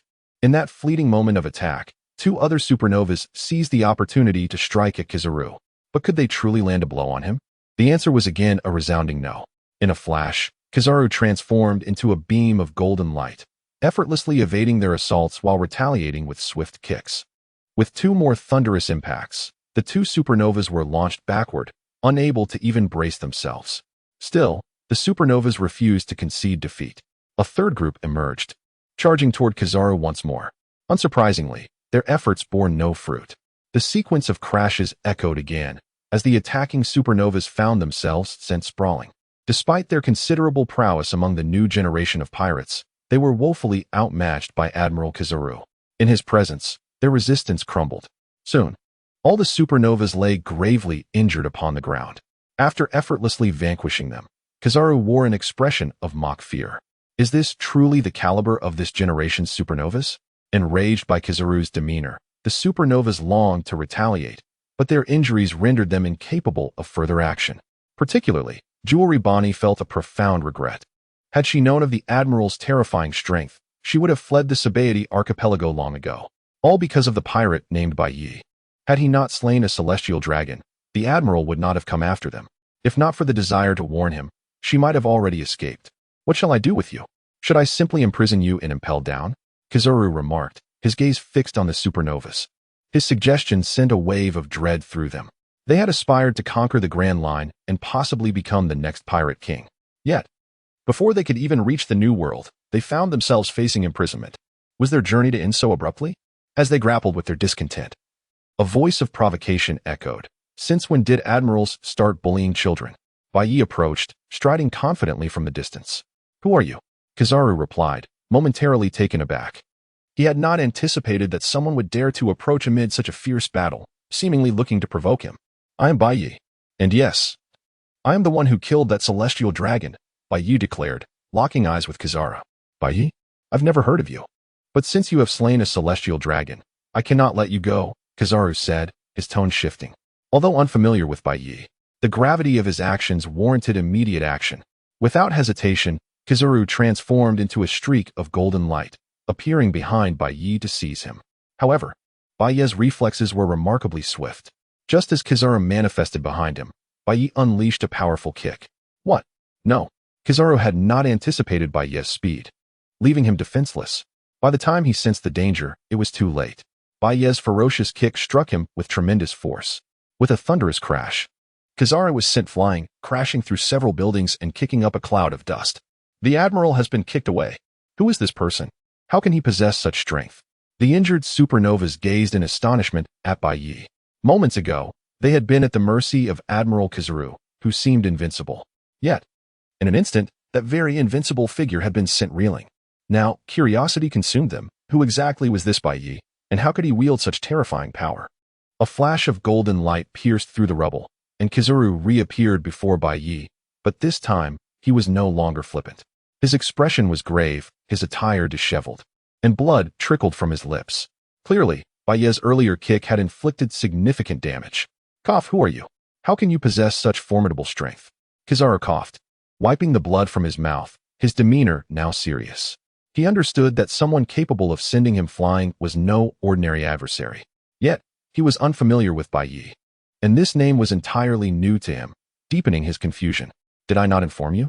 My name is Bai Yi, Bai Yi replied, his gaze steady. Humph.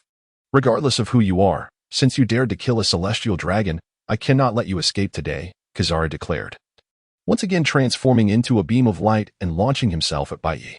Previously, his carelessness had led to being kicked away, but now, having recognized Bai Yi's formidable prowess, Kizaru was determined to engage with utmost seriousness.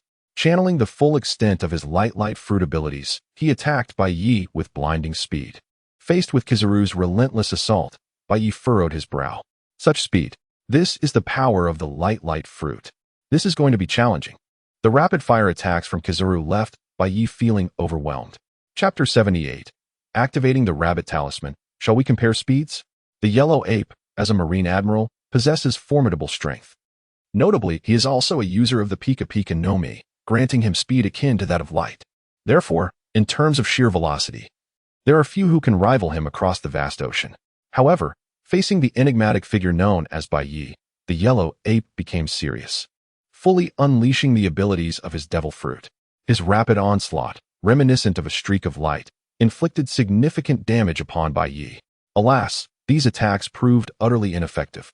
Within mere seconds, Bai Yi's wounds healed completely. Such a terrifying rate of recovery. Who exactly is this person? Bai Yi. How have I never heard of him before? Observing Bai Yi's swift regeneration, a frown creased his brow. Simultaneously, the yellow ape found himself perplexed. Who could this Bai Yi be, to possess such overwhelming power? Nonetheless, despite the questions swirling in his mind, the yellow ape understood that now was not the time for contemplation. Since this individual, Bai Yi, had slain a celestial dragon, he must be captured today. With this thought, the yellow ape activated his Pika Pika no Mi abilities once more, relentlessly assaulting Bai Yi. This is troublesome. The yellow ape's speed is astonishingly swift. As Bai Yi defended against the yellow ape's attacks, he contemplated his next move. There was no doubt about the potency of Bai Yi's attacks. Had the yellow ape merely stood still, Bai Yi would effortlessly have dispatched him. Clearly, the yellow ape recognized this, thus denying Bai Yi any opportunity to strike. Relying on his unparalleled speed, the yellow ape engaged in combat, evading Bai Yi's fierce strikes with remarkable agility. When evasion proved impossible, he transformed into light. In response to the yellow ape's tactics, Bai Yi found himself at a loss for a moment. At that juncture, amidst their ongoing battle, the power of a talisman activated within Bai Yi's body. Activating the rabbit talisman grants the power of speed, allowing the holder to move with incredible swiftness. Simultaneously, a new force was born within Bai Yi. The rabbit talisman? The power of speed? How fortuitous. Just as Bai Yi sought to contend with the yellow ape's extraordinary speed, the rabbit talisman provided the perfect opportunity. Without hesitation, he activated the power of the rabbit talisman. The rabbit talisman, the power of speed. With a mere thought, Bai Yi's speed surged severalfold. At that moment, the yellow ape launched a fierce attack. Had this been before, Bai Yi might have braced himself against such a rapid and fierce strike, confident in his immortal abilities to withstand the assault. However, things were different now. With the rabbit talisman activated, Bai Yi possessed the power of speed. Consequently, he swiftly dodged the yellow ape's strike, appearing beside him and delivering a powerful punch. Boom! With a tremendous crash, the yellow ape was sent crashing to the ground by Bai Yi's fist. Gasp! After receiving such a powerful blow, the yellow ape spat out a mouthful of blood. Nevertheless, his reflexes were remarkable, enduring the excruciating pain. He transformed into light once more, evading Bai Yi's follow-up attack. Humph, is your speed truly so remarkable? Then let us compare speeds. Bai Yi too employed the power of speed to pursue the yellow ape. What? How is this possible? Your speed. The yellow ape was astonished to find Bai Yi matching his velocity, his face reflecting disbelief. Nothing is impossible. Prepare to meet your end. Bai Yi unleashed another fierce punch toward the yellow ape. Boom. The ground shook once more as Bai Yi's blow struck the yellow ape, sending him hurtling away. Cough, cough. Gasp. After enduring 3 consecutive powerful strikes from Bai Yi, the yellow ape was gravely injured. This individual's strength is truly terrifying. He is certainly no ordinary foe. Who on earth is he? The yellow ape struggled to rise, his expression grave as he fixed his gaze upon Bai Yi. Initially, the yellow ape had regarded this mission with indifference, believing that no formidable adversaries lurked in the Sabaody archipelago. With his own prowess, he felt assured of completing the task with ease. However, he never anticipated encountering the mysterious and fearsome Bai Yi, nor that he would be so severely wounded by him. What is happening here? How did you get injured? At that moment, a burly man with a bald head, wielding a massive axe, approached. This man was Bartholomew Kuma, a subordinate of the Yellow Ape and the captain of the Marine Headquarters Science Unit, overseeing the Pacifista. During this mission to the Sabaody archipelago, the Yellow Ape had brought along the Pacifista as well. Utilizing the Pacifista, Kuma had effectively eradicated the majority of pirates in the archipelago. Upon hearing the sounds of the fierce battle, Kuma had hastened to the scene. Upon seeing the injured Yellow Ape, he was taken aback. After all, the Yellow Ape was a Marine admiral. Who could possibly injure him? Kuma, be cautious. This enemy is extraordinarily formidable. Upon Kuma's arrival, the Yellow Ape shouted urgently, exceptionally formidable. Is it him? Fear not. I command the Pacifista. I shall handle this. All Pacifista, heed my command and attack. Kuma glanced at Bai Yi before ordering the surrounding pacifista to engage. However, to everyone's astonishment, the pacifista stood frozen, not a single one moving. Chapter 79. The pacifista scared away. The pacifista, a humanoid weapon modeled after Bartholomew Kuma, one of the 7 warlords of the sea, is an exceptionally powerful entity capable of effortlessly annihilating over 1 million pirates. As the captain of the Navy Headquarters Scientific Unit, Dr. Vegapunk holds the authority to command the pacifista. Therefore, upon encountering the pirate known as White Knight, Vegapunk unhesitatingly ordered the pacifista to launch an attack. However, to his bewilderment, these pacifistas seemed to have lost control in the presence of White Knight. What could possibly be happening? Advance! Attack! Eliminate that detestable pirate! Dr. Vegapunk shouted, but regrettably. Regardless of how fervently he commanded, the towering pacifista showed no inclination to engage White Knight. Kuma, what is the meaning of this? Are you defying my orders? Vegapunk inquired of one of the pacifista, who was none other than the tyrant Kuma himself. Although Kuma's body had been partially transformed into machinery, he still retained his own consciousness. Furthermore, since these pacifista were modeled after him, Kuma possessed greater authority over them than Vegapunk did. Indeed, it is I. I control all the pacifista, Kuma affirmed. What in the world are you doing? Why are you disobeying orders? Vegapunk questioned, perplexed. Despite Kuma not being fully converted into a war machine, he had never previously defied orders during his assaults on pirates. Had it not been for today's unexpected insubordination, Vegapunk might have forgotten that Kuma still possessed awareness. Kuma did not respond to Vegapunk. Instead, he approached White Knight respectfully and asked, "Might I inquire if you are the esteemed Lord White Knight?" "Ah, you know me?" White Knight replied, somewhat surprised by the imposing figure before him. "You truly are Lord White Knight. I am eternally grateful for the time you saved my life." Kuma expressed with heartfelt gratitude. "I saved your life? Pray tell, who were you back then?" White Knight asked, recalling a time during the God Valley incident when Charlotte Linlin attempted to seize a devil fruit and encountered 2 children, whom he saved from her wrath. "Oh, no need to dwell on it. I simply detest bullying the innocent," White Knight replied nonchalantly. Despite having taken numerous lives, including those of pirates, marines, and even celestial dragons, he had never brought himself to harm children. Observing White Knight's indifferent demeanor, Kuma stepped back, resuming his position as a robotic sentinel behind Vegapunk. "Kuma, what is the meaning of this? Do you know this individual? Who is he?" The severely injured Kizaru inquired of Kuma, having just been soundly defeated by White Knight and now bearing grave wounds. His curiosity about White Knight's identity and power piqued upon realizing that Kuma recognized him. Kuma hesitated to respond, instead turning to White Knight for confirmation. Seeing White Knight's unconcerned expression, he continued, "This is Lord White Knight, a member of the Rocks Pirates." Kizaru was taken aback, disbelief etched across his face. "What? A member of the Rocks Pirates? Are you certain? He appears far too youthful. Moreover, the Rocks Pirates were dismantled 38 years ago. As a Marine Admiral, Kizaru was well versed in the history of the Rocks Pirates, a formidable crew that existed before the era of Pirate King Roger, where each member was remarkably powerful. Even among the current Yonko, 3 were former members of the Rocks Pirates. The revelation that White Knight was a former member, yet appeared so young, was astonishing. "I am entirely certain that Lord White Knight is indeed a member of the Rocks Pirates. Furthermore, he is one of the few capable of contending with Captain Rocks himself, alongside Whitebeard, Kaido, and Charlotte Linlin," Kuma asserted confidently. In gratitude for White Knight's assistance in his escape from God Valley, Kuma had meticulously researched White Knight's history after the God Valley incident.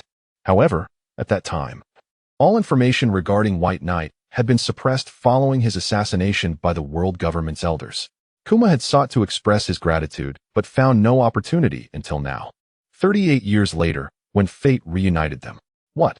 Someone who can contend with Rocks, Whitebeard, Charlotte Linlin, and Kaido? Damn it, this man possesses such a formidable identity. Kizaru exclaimed, utterly astonished. Although he recognized White Knight's immense strength, he had not anticipated the depth of his identity. Not only Kizaru, but even the severely wounded supernovas lying on the ground were equally flabbergasted. Though they lacked knowledge of the Rocks Pirates and Captain Rocks, they were aware of the Yonko of the New World. The revelation that this individual was associated with such notorious figures left them in awe. Vegapunk, retreat. We must withdraw immediately. Such an adversary is beyond our capability to confront. Kizaru shouted decisively to Vegapunk, issuing a retreat order. As a Marine Admiral, he was far from foolish. The combination of White Knight's terrifying identity and his overwhelming strength posed a threat he could not afford to ignore. Continuing the battle could very well cost him his life, and as a Marine Admiral, he had no intention of sacrificing himself for the Celestial Dragons. Understood. All pacifista. Withdraw at once. Vegapunk commanded upon hearing Kizaru's words. Chapter 80. The Warring States. Is White Knight still alive? As the order to retreat was issued by the Yellow Ape, the entire navy gradually withdrew from the Sabaody archipelago. This sudden retreat left the pirates on the island in a state of bewilderment. The navy had come with such fervor. How could they suddenly withdraw? However, despite their confusion, they did not dwell on it for long. The departure of the navy was, in fact, a welcome relief. Without the navy, they felt secure once more and could resume their voyages. At that moment, White Knight seemed to sense something and suddenly shouted out loud, "It seems you should be making your appearance soon." I never expected to be discovered. A voice resonated, followed by a laugh. Rayleigh emerged from the shadows, accompanied by Shaki. "Boss White Knight, it's been so long. I can't believe you're still alive," Shaki exclaimed, her disbelief evident as she gazed at White Knight. Both Rayleigh and Shaki had been observing the battlefield from a distance. They were utterly shocked to witness White Knight engaged in a fierce battle with the Yellow Ape. As members of the Roger Pirates and the Rocks Pirates, they had been certain that White Knight had perished, killed by the Five Elders. How could he now be clashing with an admiral of the navy? Thus, they concealed themselves and quietly watched White Knight. "It's you. Shaki, I never thought you would still be alive." White Knight expressed his surprise upon seeing Shaki. "Boss White Knight, what is happening here? Weren't you supposed to have died at the hands of the Five Elders?" Shaki questioned, her confusion palpable. As a member of the Rocks Pirates, Shaki had gathered intelligence about White Knight and was convinced he had indeed died in the combined assault of the Five Elders. How was it possible that he had returned 38 years later? Not only Shaki, even the legendary Rayleigh, was filled with curiosity as he regarded White Knight. As the former vice-captain of the Roger Pirates, Rayleigh was well aware of White Knight's formidable strength, a force even more terrifying than Rocks himself. Initially, he too had believed White Knight was dead. Yet here he was, seemingly alive and well, showing no signs of aging. I was indeed dead at that time. But I have returned to life. Moreover, I have acquired the power of immortality." White Knight remarked with a hint of pride. "Immortal? Is such a terrifying power truly possible?" Shaki and even Rayleigh were astounded by White Knight's declaration. The notion of immortality sounded exceedingly fearsome. "Shaki, how have you fared these years? Also, how is it that you are with this pirate trader?" White Knight directed a scornful glance at Rayleigh. During the Battle of God Valley, the Roger Pirates had not assisted the Rocks Pirates. Instead, they had allied with the Navy to attack the members of the Rocks Pirates. The demise of Rocks was directly linked to Roger. In White Knight's eyes, Rayleigh and the members of the Roger Pirates were nothing short of traitors. Hiki. Rayleigh merely chuckled at being labeled a pirate traitor and did not retort. Ever since Captain Rocks and Boss White Knight were defeated by the world government, the Rocks Pirates disbanded. I came to the Sabaody archipelago to begin an information business. Shaki shared all that she knew without reservation. An information business. How fortuitous. I have a keen interest in information from the seas. White Knight responded, intrigued by Shaki's endeavor. If that's the case, Lord White Knight, follow me. My information bar is just ahead. Shaki beckoned White Knight to follow her towards her establishment. Meanwhile, in the Holy Land Mariewa, in a temporary meeting room of the Navy, Sengoku was engrossed in paperwork. Soon, they would execute Ace, the 2nd Division commander of the Whitebeard Pirates. Sengoku had remained in Mariewa to discuss the execution with the Navy and the world government, anticipating a response from the Whitebeard Pirates. At that moment, the meeting room door swung open and the Yellow Ape stumbled in, looking disheveled. Yellow Ape, what has happened to you? Were you not tasked with capturing the murderer of the Celestial Dragons? How could you return injured? Sengoku exclaimed, taken aback by the sight of the wounded Yellow Ape. The Sabaody archipelago was merely a small island in the first half of the Grand Line. Although many pirates gathered there, their strength was generally lacking. Given the formidable prowess of the Yellow Ape, his presence in the Sabaody archipelago should have been overwhelming. Thus, Sengoku's astonishment at seeing him gravely injured was understandable. Cough cough. Mr. Yellow Ape. The mission has failed. The enemy's strength is extraordinarily terrifying. I was no match for them. Yellow Ape coughed lightly before admitting. What? Failed? How could this be? Who was the enemy this time? Was it Whitebeard? Sengoku was taken aback by the news of the failure, his mind racing. After all, who was the Yellow Ape? He was an admiral, the highest combat power of the Navy. Few could claim to have defeated him across the seas.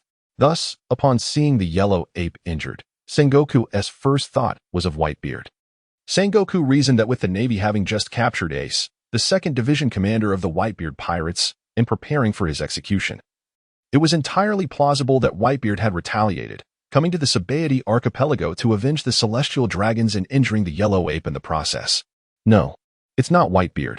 It's a pirate named White Knight. I heard he was a member of the Rocks Pirates. Yellow Ape clarified. What? White Knight? Yellow Ape, are you certain? Upon hearing this name, Sengoku slammed his hand on the table, rising to his feet. Chapter 81. The Flame Demon lives. At this moment, Sengoku was in a state of great agitation, particularly intense, with an expression of utmost seriousness as he gazed at Kizaru. Sengoku had every reason to be stirred. Just a few days prior, the 5 elders had informed him that the Flame Demon Bani had been eradicated. Now, Kizaru claimed to have encountered Bani in the Sabaody archipelago, sustaining severe injuries at his hands. How could Sengoku contain his excitement? Indeed, Mr. Sengoku. This is confirmed information from Bartholomew Kuma.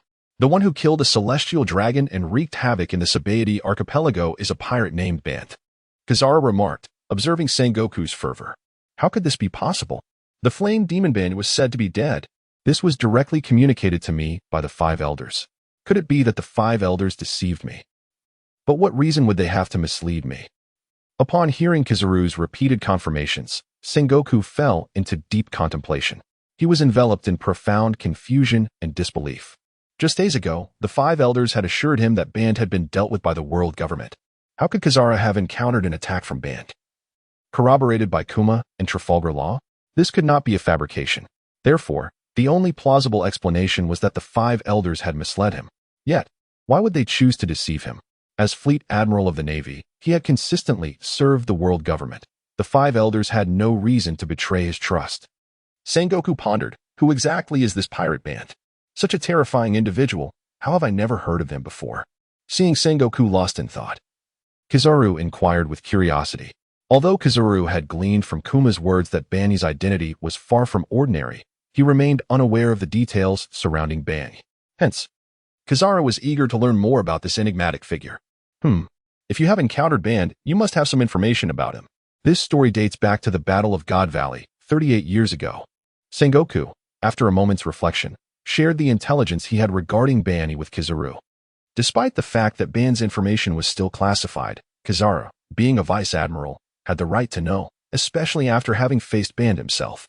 Consequently, Sengoku rapidly conveyed all pertinent details about Bani. This pirate, is truly formidable. The 5 elders failed to eliminate him. Kizaru couldn't help but gasp in disbelief. Though he was already aware that Ban's capabilities and identity were exceptional, he had not anticipated the extent of his terror. To confront the 5 elders, to be killed and resurrected. Kizaru immediately began to organize the details of this mission. I must urgently consult the 5 elders. Sengoku said gravely to Kizaru. The fact that this fearsome pirate Bani was still alive and had appeared in the Sabaody archipelago was a significant complication, especially as they were planning to publicly execute Ace. Bani's existence posed the greatest uncertainty to their plans. This was beyond Sengoku's ability to manage. He needed to seek the counsel of the 5 elders. Furthermore, he intended to question them about their earlier claim that they had already eradicated Bani. How could he have surfaced in the Sabaody archipelago? As 5 elders, what was the intention behind disseminating false information? I understand, this is truly troublesome. I am still injured, my wounds have yet to heal. Kizaru lamented, but he promptly organized the events that had transpired, including battle footage recorded by the peacekeepers. Armed with this information and the recordings, Sengoku hastened to seek an audience with the 5 elders. 5 elders, Fleet Admiral Sengoku requests an audience. At that moment, a soldier from the world government approached the 5 elders to deliver a report. Sengoku? What could he want? Isn't the execution of Ace already planned? This must pertain to the events in the Sabaody archipelago. I heard that pirates have slain our celestial dragons. These despicable pirates dared to kill our celestial dragons. This must be handled with utmost seriousness. Precisely, we must ensure the status of the celestial dragons. Allow Sengoku to enter. It seems he has apprehended the audacious pirate who dared to attack the celestial dragons. As the five elders discussed amongst themselves, Sengoku entered with a grave expression. Sengoku, what is the situation? Have you captured the pirate who dared to kill a celestial dragon? Just execute him. There is no need for a formal report. Upon seeing Sengoku, the five elders appeared relaxed. The death of a celestial dragon at the hands of a pirate was not a matter of great concern for the five elders.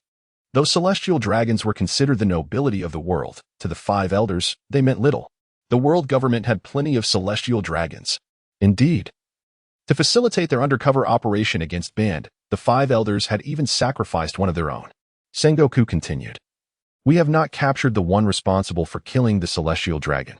Not captured. Sengoku, what is the meaning of this? Why has this pirate not been apprehended? What is the Navy doing? Is the Navy no longer capable? If you, as Fleet Admiral, are unable to handle this, we may need to consider a replacement. Do not forget your duty to protect the celestial dragons. Upon hearing that the Navy had failed to capture the killer of the celestial dragon, the five elders erupted in anger, chastising Sengoku vehemently. In response to their ire, Sengoku expressed his grievances. Five elders, you cannot blame the Navy for this. The moment we learned of the celestial dragon's murder, Admiral Kizuru took immediate action. However, the perpetrator of this heinous act is Bang. Kizuru himself was injured by Bang. Five elders, why is Bani still alive? Sengoku spoke with a hint of indignation. Did you not claim that Bani had been eliminated? How is it that he still exists? This failure in our mission cannot be attributed to the Navy. It was your misinformation that misled us. What? Sengoku, what are you saying? Repeat that. What Bani? Bani has long since perished. Upon hearing Sengoku's words, the five elders hurriedly interjected. Clearly, they could not fathom the notion that Bani was still alive. Chapter 82. The astounding revelation of the five elders. Is the flame demon truly alive? Although the five elders had not witnessed the corpse of the White Knight, they were resolutely convinced of his demise. For this information had been imparted to them by Lord Imu. In times past, the world government had faced formidable adversaries, yet whenever Lord Imu intervened, he effortlessly vanquished their foes, securing the authority and stature of their regime. Thus, it was with the same conviction that Lord Imu had launched an assault against the White Knight, who, according to him, had been utterly eradicated. Therefore, upon hearing Sengoku assert that the White Knight was still alive, the five elders were taken aback. How could this mere marine admiral dare to challenge the might of Lord Imu, the sovereign of the world government and celestial dragons? The audacity was nothing short of reckless. The five elders, though incredulous, were compelled to confront the unsettling truth. The flame demon, White Knight, was indeed alive, responsible for the deaths of celestial dragons on Sabaody Archipelago. This revelation was substantiated by the accounts documented by the pacifist Yellow Ape. Sengoku presented a din-din mushi before the five elders, and upon seeing it, their brows furrowed in concern, yet they activated the device nonetheless. Soon, a video projection materialized, revealing the White Knight engaged in a fierce confrontation with the Yellow Ape. What? How could this be? Is that truly the flame demon, White Knight? How can this be happening? Was he not already dead? The insufferable fact that the flame demon still thrived incited disbelief. Had not Lord Imu already intervened? As they beheld the footage of White Knight overpowering the Yellow Ape, the five elders were visibly astonished. They had firmly believed that the flame demon had been disposed of by Lord Imu himself, who had expressly declared his annihilation. After experiencing a brief respite from their perceived victory over the flame demon, they were now confronted with the perplexing re-emergence of White Knight. Amidst this turmoil, a thought crept into the minds of the five elders. Had Lord Imu's assault faltered? Had White Knight evaded Lord Imu's wrath? Or perhaps, he had been slain by Lord Imu, only to rise anew? The mere contemplation of such possibilities rendered the faces of the five elders grim. Regardless of the underlying reason, this news was profoundly detrimental to them. What course of action should we pursue? The flame demon remains alive. Should we postpone the execution of Ace? Sengoku queried, seeking guidance from the five elders. Sengoku, return for now. The news of the flame demon's survival is of utmost significance. We must deliberate further. Within a few days, we shall provide you with an update, the five elders replied after thoughtful consideration. Understood. I shall take my leave, Sengoku responded as he retreated. He promptly activated the din-din mushi of the spy Tina, who was situated near White Knight. We must ascertain the circumstances surrounding the flame demoness survival. The five elders engaged in a discussion, swiftly reaching out to Tina. The five elders held unwavering faith in Lord Emu's power. Thus, when he proclaimed the demise of White Knight, they accepted it without question, neglecting to send individuals to verify the claim, to the point of nearly forgetting Tina. However, with the revelation of White Knight's continued existence, their minds immediately turned to her. On Sabaody Archipelago, Tina concealed her din-din mushi within her garments as it began to ring. Quickly, she ensured her surroundings were clear of prying eyes before retreating to a shadowy corner to answer the call. This is Tina. Tina, what is the status of White Knight? Not long ago, did he not sustain severe injuries? How is it that he still lives? The voice of the five elders resonated through the din-din mushi. Indeed, White Knight did suffer significant injuries recently. However, he possesses an immortal essence, allowing his grievously wounded body to recover instantaneously. Tina relayed the information regarding White Knight. Immortal? Is he truly invincible? What should our next step be?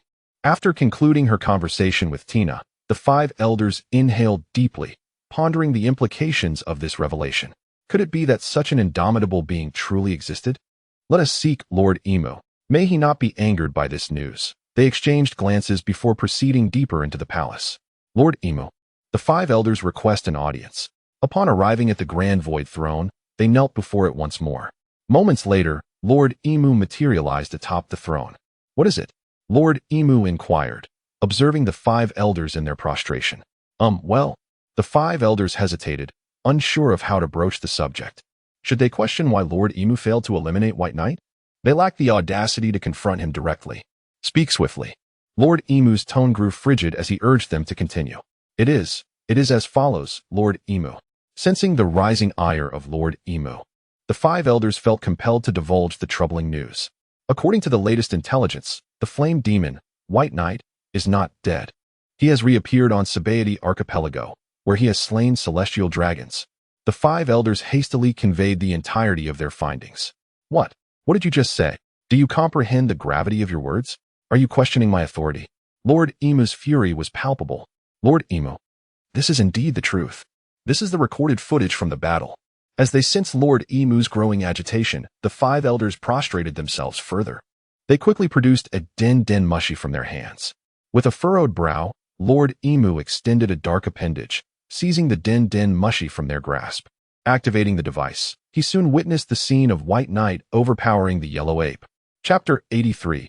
Even was shocked upon witnessing the astonishing sight of White Knight, who was indeed alive and relentlessly assaulting Kizaru. Im's face betrayed a look of shock. This individual is truly not dead. What is happening? I am certain I struck him. Now, Im was enveloped in a profound sense of confusion and bewilderment. As the true ruler of the world government, Im wielded an extraordinarily terrifying power. Anyone who dared to threaten the dominion of the world government would find themselves personally dealt with by Im. Just like this time. After confronting the formidable enemy that the five elders could not handle, decisively took action, unleashing a cataclysmic attack. The sheer force of the assault carved a gaping hole in the sea. With such overwhelming power, Im was certain that White Knight had been slain. Yet, how was it possible that White Knight was still alive? Why was this individual still breathing? My powerful attack had undeniably struck him. Im turned to the five elders, inquiring about the situation. Faced with Im's questions, the five elders were left utterly perplexed. White Knight was not attacked by us. Why do you question us? They replied. The fact that White Knight was alive had nothing to do with them. Unable to provide an answer, the five elders could only remain kneeling, their heads buried in the ground. Speak. Answer my question. Im demanded, a hint of irritation creeping into their tone. With no other choice in the face of Im's fury, one of the five elders finally spoke. Your Excellency Im, it seems that White Knight possesses an immortal power. Upon hearing this, Im's curiosity deepened. Immortal, what does that mean? Provide me with a detailed report. In response to Im's inquiry, the five elders continued, Lord Im, according to information provided by our infiltrators surrounding White Knight, Your Excellency's attack indeed injured White Knight. However, he recovered swiftly. Moreover, during our previous assaults, he was also able to heal instantaneously. It is as if he cannot be killed. The five elders hastily relayed all the information they had gathered. Immortal. Such power. What devil fruit user is he? Impressed further. Your Excellency Im, we have yet to ascertain the nature of White Knight's devil fruit ability. All we know is that he possesses immense power, can wield flames, emits lasers from his eyes, and possesses remarkable speed alongside a seemingly indestructible recovery capability. It may be a new devil fruit unknown to us, the Five Elders explained. The Five Elders had been investigating White Knight's devil fruit abilities for some time. Yet, no matter how diligently they searched, they could not confirm the nature of his powers. You five useless fools. Investigate this matter thoroughly. Our world government requires such power. I'm commanded sternly. Yes. The Five Elders bowed their heads and swiftly retreated upon receiving Im and Amp, Oppo's, orders. Meanwhile, Im remained fixated on the image of White Knight, contemplating the implications of this new devil fruit ability. White Knight. A potential new devil fruit ability? Could it be another fruit akin to Nika's? Im pondered. In the past, a user of the Nika fruit had inflicted severe losses upon the world government. Consequently, they had sought to reclaim the Nika fruit, but all efforts had ended in failure. With no other option, the world government concealed the true name of the Nika fruit. Now, White Knight had resurfaced in the seas, showcasing an extraordinarily terrifying power. Repeatedly striking blows against the world government, he seemed even more formidable than Nika had been. No, a new Nika cannot arise in these waters. He must be extinguished. Im clenched their fist, crushing the snail that held White Knight's image. Once Im exited the palace, the Five Elders collectively released a sigh of relief. Despite their lofty status within the world government, they were acutely aware that before Im, they were nothing. Oh no. I forgot to consult Lord Im on how to handle the matter with the Whitebeard pirates. At that moment, one of the Five Elders recalled something. Originally, they had meticulously planned Ace's execution and even devised strategies to deal with Whitebeard's impending assault. However, they had not anticipated White Knight's revival. As the former captain of the Whitebeard pirates, he would undoubtedly oppose the world government's attempts to eliminate Whitebeard. Their plans would require significant alterations. Are you seeking death? Lord Im is in a foul mood. If we provoke him, the consequences could be dire. What should we do? The fact that White Knight did not die may impact our plans. The execution must proceed. If we can eliminate Whitebeard, that would be ideal. If we cannot kill Whitebeard, we must prioritize Ace's elimination. It seems we have no other choice. The Five Elders exchanged glances, expressing their helplessness. White Knight's power was simply too formidable, especially considering his exhibit of immortality. Even the world government found themselves at a loss regarding how to contend with him. On the Sabaody archipelago, armed with Shaki's intelligence, White Knight gained a comprehensive understanding of the myriad forces at play on the seas. He was surprised to find the current state of affairs so intriguing. It appeared that chaos still reigned in their era. After reviewing all the information, White Knight remarked, "Haha, indeed, the seas have become exceedingly interesting. I wonder what plans Flame Devil White Knight has for the future. Perhaps to become the new Pirate King? With your strength, it should be quite effortless for you to achieve that title." Rayleigh gazed at White Knight with a smile. Having inquired about his future intentions since confirming his revival, Rayleigh was well aware of White Knight's terrifying potential. He was a person capable of upending the world. If White Knight were to venture into the new world, he would undoubtedly create monumental upheaval. Chapter 84, The Pirate King? A Child's Play. The Pirate King? Merely a child's play. With disdain, Bai Yi responded to Rayleigh's inquiry. What did you say? Presently, pirates on the high seas aspire to become the Pirate King. Rayleigh's irritation was evident upon hearing Bai Yi's words. It is important to note that the title of Pirate King was forged by their captain, Roger. They took great pride in Roger's legacy. How could Rayleigh not be angered by Bai Yi's contempt for such a revered title? Am I mistaken? Once, pirates sought to overthrow the world government and become the sovereign of the world. How is it that your ambition has dwindled to merely wanting to be the Pirate King? Are you not just playing house? Bai Yi scoffed at Rayleigh's commands. In the era of rocks, all pirates were audacious, aiming to seize treasures from the celestial dragons, dismantle the world government, and claim dominion over the world. Yet now, in Roger's era, it seems all pirates aspire solely to become the Pirate King. When confronted by the world government, pirates' first instinct is to flee. How could their ambitions have diminished so drastically? Upon hearing Bai Yi's words, Rayleigh fell into silence. The title of Sovereign of the World certainly carries more prestige than that of the Pirate King. Do you not wish to know what we discovered on the final island? What we found is capable of altering the very fabric of the world. Rayleigh continued to gaze at Bai Yi, pressing for an answer. Not interested. Whatever you have discovered is of no consequence to me. I firmly believe in my own strength. With my formidable power, I shall undoubtedly overthrow the world government and become the sovereign of the world, Bai Yi declared with unwavering confidence. You have no comprehension of the world government's might. With your strength, it is impossible to contend against them, the Dark King Rayleigh asserted with conviction. Observing Bai Yi's demeanor. Then let us wait and see. Bai Yi, uninterested in further explanation, dismissed Rayleigh's concerns. Though he was acutely aware of the world government's formidable strength, even harboring hidden powers, Bai Yi remained resolute in his confidence. His power originated from the Lord of the Fire Demons, a force of unparalleled terror that had once dominated vast continents.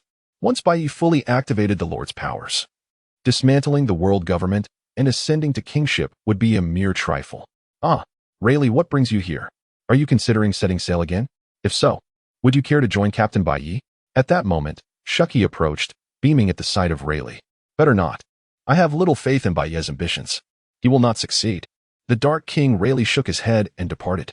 To rely solely on his own strength to topple the world government seemed an impossibility. Rayleigh believed that Bai Yi's aspirations would ultimately end in failure. Bai Yi, what is wrong with Rayleigh? Shuki inquired, puzzled by Rayleigh's exit. Nothing, just a pirate playing house. How about the information I asked you to gather? Has the world government and navy been planning any major operations? Bai Yi queried Shuki. Time was of the essence. The world government and navy were nearing the execution of Ace. The Whitebeard pirates would undoubtedly spring into action, culminating in a fierce clash with the navy. Such a monumental event could not be overlooked by Bai Yi. My lord Bai Yi, here is the information I recently collected. The world government and navy indeed plan to execute Ace, the 2nd Division commander of the Whitebeard pirates. Given Whitebeard's character, he would never allow his son to be killed. Whitebeard may be in grave danger. Shuki presented the intelligence she had gathered to Bai Yi. Rest assured, while I am here, Whitebeard shall not perish. Bai Yi smiled as he examined the information in his hands. Time passed steadily, and soon the day of Ace's execution arrived. The Navy headquarters stood on high alert, with countless elite soldiers converging from all corners of the world. And a multitude of cannons lined the docks. At the forefront of the execution platform stood the 3 admirals of the Navy, Kizaru, Akiji, and Akainu, accompanied by the warlords of the sea. Surrounding them were numerous reporters armed with Den Den Mushi, broadcasting live.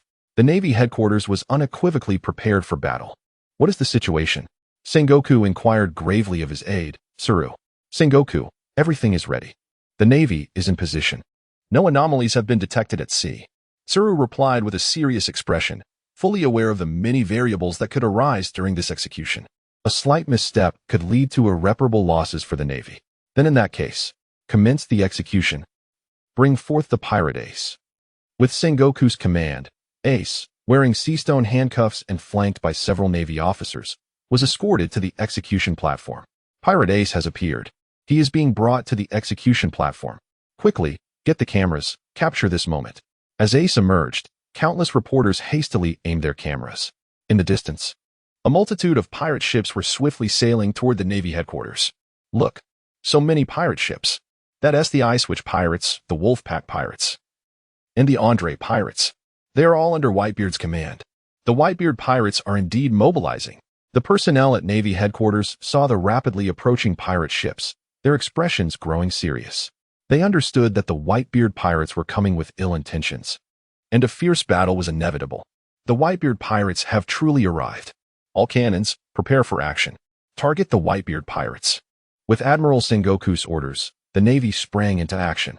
Chapter 85. The chaotic naval headquarters. The order was given to attack. Cannons roared to life, aimed at annihilating those detestable pirates, making them aware of our formidable might. In an instant, every naval officer at the headquarters sprang into action. Countless sailors deftly maneuvered their artillery, unleashing a barrage upon the swiftly advancing pirate ships. The thunderous explosions reverberated, sending towering waves crashing in all directions.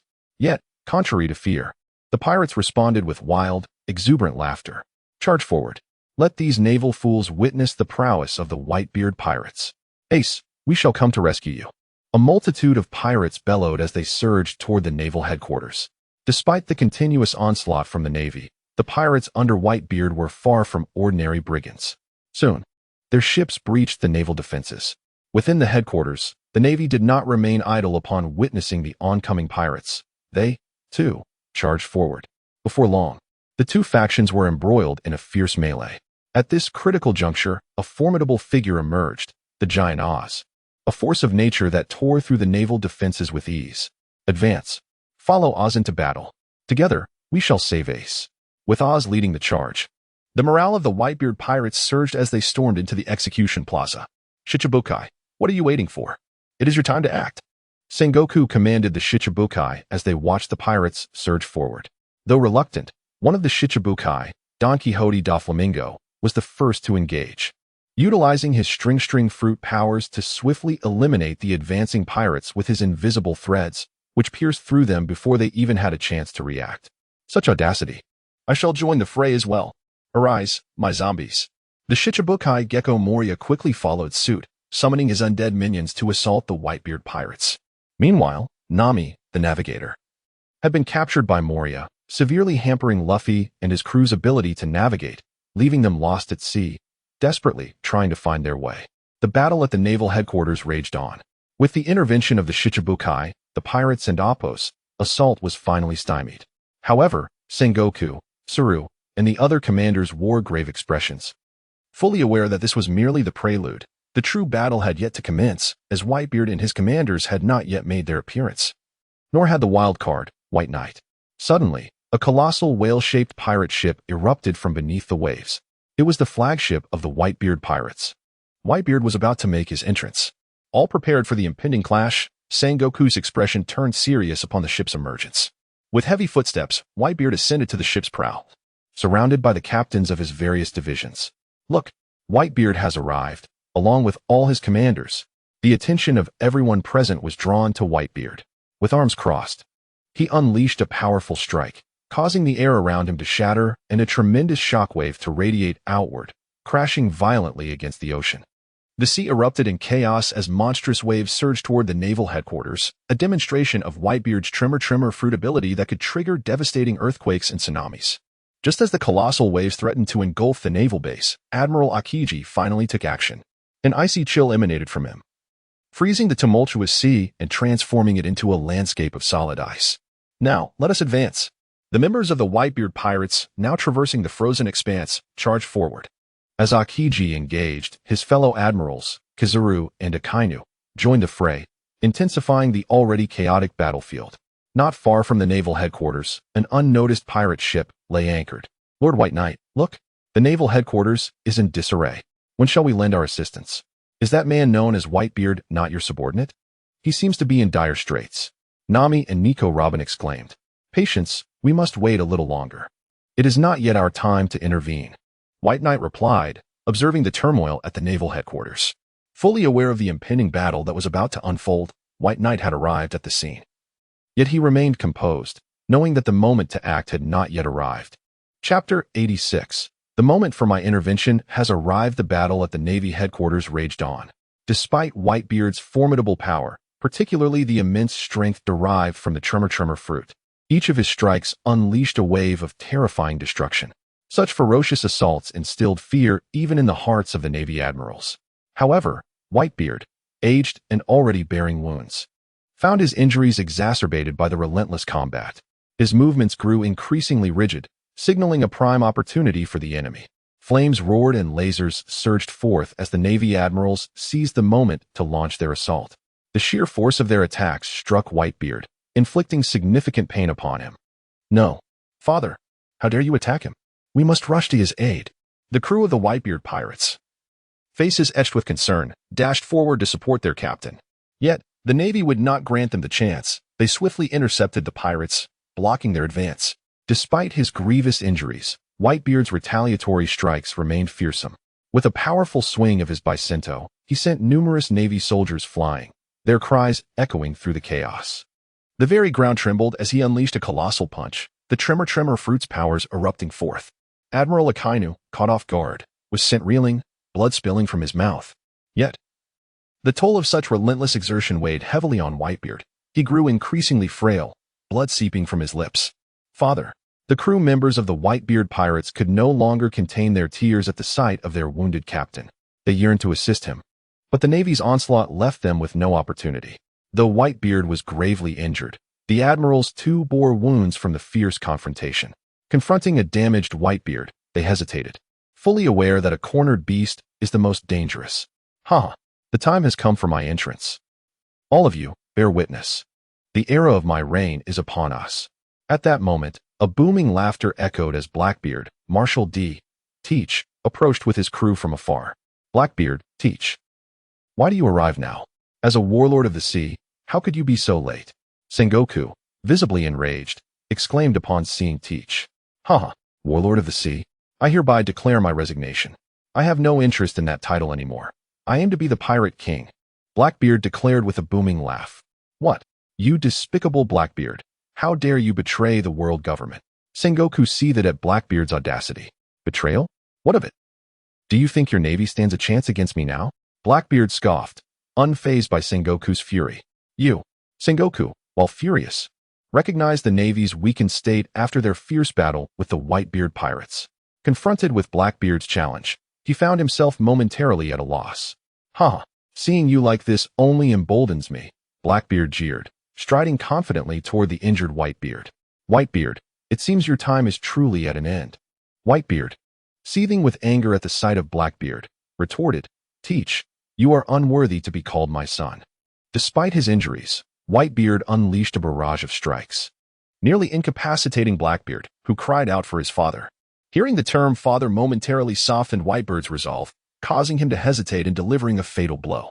Blackbeard narrowly evaded the attack, exclaiming, Phew, Whitebeard, you nearly frightened me to death. Yet, he quickly resumed his taunting laughter.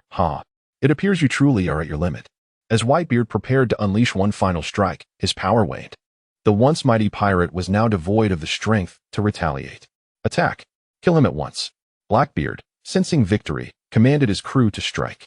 At that moment, a figure emerged before Whitebeard. TSK. Whitebeard, I never expected to see you in such a state. The newcomer observed, eliciting gasps from all present. Who is he? How dare he appear before Whitebeard? The onlookers were taken aback, while Sengoku and Vice Admiral Tsuru's expressions turned grave. White Knight. You have finally arrived. Indeed, the figure was none other than White Knight. He had been observing the war from the shadows, and as Whitebeard neared the brink of defeat, he knew it was time to intervene. However, Blackbeard did not recognize White Knight, and, incensed, shouted, You bastard! Who do you think you are? Get out of my way. Chapter 87. Does Whitebeard have a boss? It is essential to understand that Blackbeard has meticulously devised his schemes for an extended period with the singular aim of assassinating Whitebeard and seizing his Tremor fruit, thereby ascending to the status of the new pirate emperor. From the moment he joined the Whitebeard pirates, he began orchestrating his plans. Now, as his long-held ambitions are on the brink of fruition, he is poised to claim the Tremor fruit and become the new pirate king. In his eagerness to elevate his renown swiftly, Blackbeard even instructed his subordinates to wield a Den Mushi to record and broadcast his exploits live.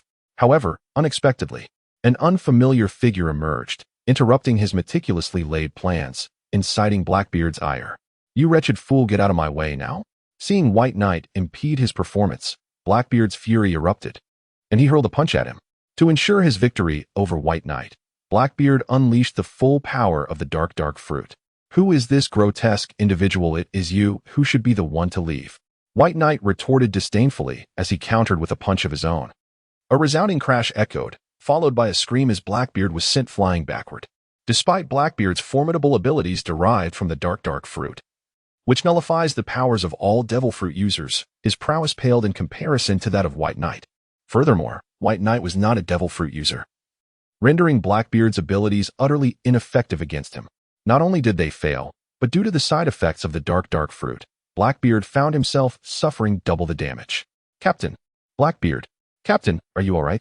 The crew of the Blackbeard pirates stood in shock, witnessing their captain being hurled away by a single blow from White Knight. Their aspirations of showcasing their might before the world were dashed before they could even begin.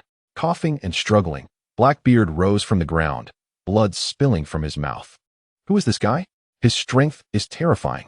Wiping the blood from his lips, Blackbeard glared at White Knight, his expression a blend of disbelief and apprehension. As an ambitious man, Blackbeard had thoroughly researched the various powers and formidable figures across the seas. He was certain that among the known strongmen, There was no one like the individual before him. The sheer force that had sent him sprawling was not to be underestimated. Not only Blackbeard, but also the members of the Whitebeard pirates and the reporters from the surrounding area, along with the warlords of the sea, gazed at White Knight in astonishment. Who is he? He just knocked Blackbeard away with a single punch. The once arrogant Blackbeard had been effortlessly dispatched by this newcomer. Could he be an ally summoned by Whitebeard? Quick, find out more about him. Yet, no information about White Knight could be found. The crowd was equally astonished by his sudden appearance.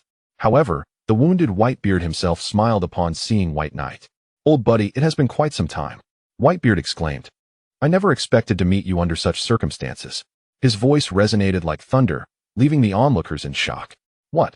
Did you hear that?" Whitebeard just referred to him as old buddy. "I heard it too. Whitebeard actually has a superior. I was completely unaware that the fearsome Whitebeard had someone above him. Quick, capture this moment. It's breaking news." As the crowd expressed their astonishment, the members of the Whitebeard pirates gasped. "What?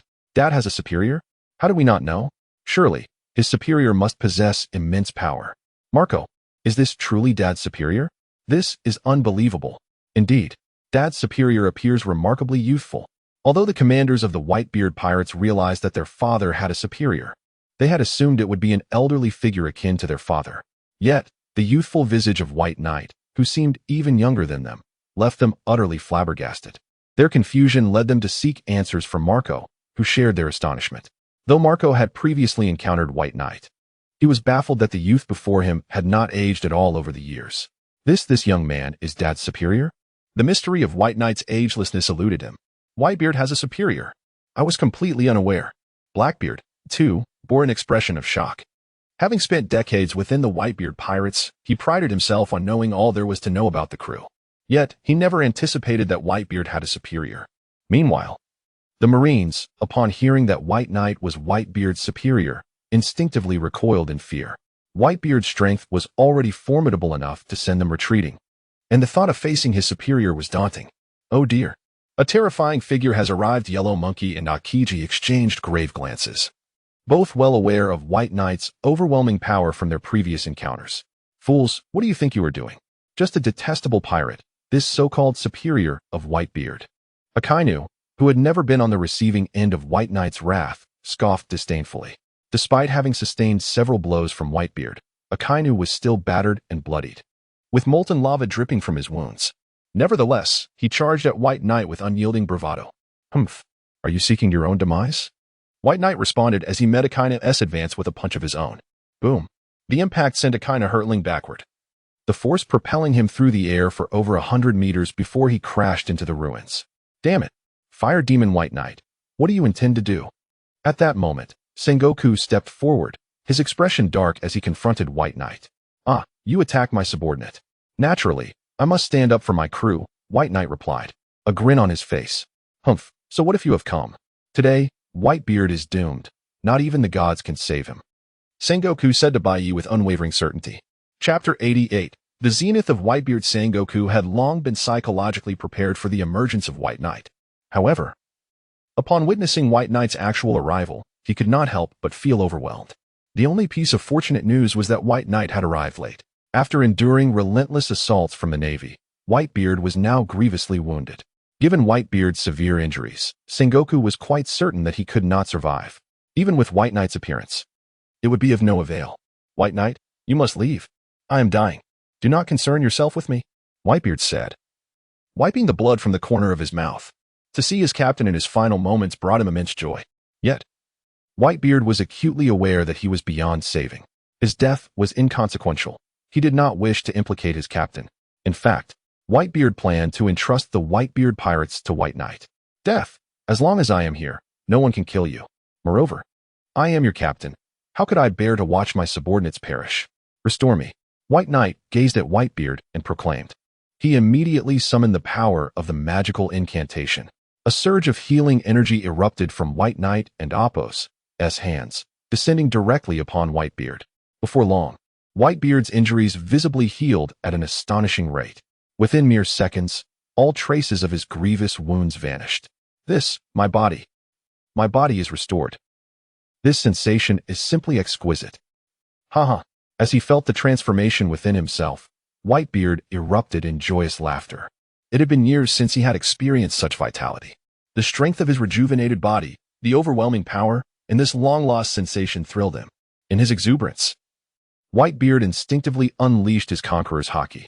A torrent of overwhelming aura surged skyward, instantly shattering the clouds and radiating outward. The Navy personnel trembled in fear at the aura emanating from Whitebeard, while his crew erupted in excitement. Haha, Dad is healed. Our father has recovered. Your captain is truly remarkable. Sengoku's face turned ashen as he glared at White Knight, gritting his teeth. You fiend. You have actually healed Whitebeard. Sengoku was taken aback by White Knight's formidable healing abilities. The ability to restore the severely injured Whitebeard to his prime was a grave concern. What is it, Sengoku? Are you Navy folk already trembling in fear? If you have no other plans, today may well be your undoing, White Knight remarked with a smile. Sengoku's countenance darkened, and for a moment, he found himself speechless. He fully understood the truth in White Knight's words. With White Knight's strength combined with the revitalized Whitebeard, the Navy headquarters was indeed at a loss. If White Knight and Whitebeard were to join forces, it would spell disaster for them. Fortunately, they had prepared for such an eventuality. Sengoku stepped back, and 5 figures emerged. Flame Demon White Knight, you have indeed made your move. Today, we shall eradicate you. No one can challenge the world government. This place is under our control. Without a doubt, these 5 individuals were the 5 elders. Clearly, they had arrived at the Navy headquarters with a singular purpose, to deal with White Knight. Had White Knight not appeared, they would not have intervened, for the Navy headquarters possessed the strength to handle the Whitebeard pirates alone. However, the situation had changed with White Knight's arrival. As the 5 elders made their entrance, countless members of the CP organization and soldiers of the world government swiftly surrounded the Navy headquarters. The 5 elders understood the gravity of White Knight's power. To ensure their success in eliminating him, they had mobilized the elite forces of the world government. Numerous reporters sensed the shift in the atmosphere. Look, more people are coming out. Who are they? Could they be the ruling 5 elders of the world government? My heavens. It truly is the 5 elders. Who is this person that could warrant their simultaneous appearance? I do not know. Yet, anyone so esteemed by the 5 elders must possess terrifying strength. Not only the 5 elders, but even the soldiers of the world government have mobilized. This is breaking news, monumental news. Quickly, document this. Countless reporters, recognizing the unfolding events, hastily took up their recording devices. The 5 elders did not hinder their actions, fully aware that with White Knight's presence, their plan to conceal and restrict information about him had already failed. Since they could not hide, they resolved to defeat White Knight outright. This would also serve to promote the might of the world government. Captain, be cautious. The 5 elders, their strength is extraordinarily formidable. Moreover, Roger once told me that the world government harbors even greater hidden powers. Whitebeard immediately positioned himself beside White Knight, his expression grave. Chapter 89. A single punch to send the bald elder stars flying, although under the healing of Bai Yi. Whitebeard's injuries had completely mended, restoring him to his peak form. He was acutely aware of the immense power wielded by the world government. His former captain, Bai Yi, had perished during the battle in God Valley, overwhelmed by the onslaught of the Elder Stars. In the past, Whitebeard had yearned to assist his captain, yet found himself lacking in strength. However, the circumstances had changed. He had regained his full power and vitality, and now he could finally fight alongside his captain. Rest assured, I no longer regard these 5 fools with any measure of concern, Whitebeard declared, dismissing Bai Yi's offer for assistance. The Elder Stars were indeed formidable, and had it been in the past, Bai Yi would have found himself severely challenged by them. Yet now, he had reactivated several sigils, catapulting his strength to unprecedented heights. Most notably, he had acquired the powers of the horse and dog sigils, granting him immortality. No one could slay Bai Yi, nor could anyone obliterate him. He now stood fearless against any foe, including the world government and the Elder Stars. Whitebeard, you should focus on the Marines, Bai Yi urged. Aren't you intent on saving your son? Now is the time to act. I understand, Captain Bai Yi. Once I have vanquished the Marines, I shall return to assist you. Whitebeard replied, recognizing Bai Yi's resolve. He then led his crew, the Whitebeard pirates, into battle against the Marines. Sons, charge. Let these wretched Marines witness the might of the Whitebeard pirates. Whitebeard and Appo's voice boomed across the Marine headquarters, invigorating his crew. Attack. Follow Dad. Show these detestable Marines our strength. The Whitebeard pirates are invincible. The crew rallied, their spirits aflame with fervor. This was the essence of the Whitebeard pirates, with Whitebeard embodying their very spirit. As long as he lived, his crew would remain undaunted. Marines, attack. Hold them back. Sengoku's expression darkened as he observed the oncoming Whitebeard pirates. He had initially believed he could eliminate Whitebeard and deal a crushing blow to his crew, thereby enhancing the Marines' reputation.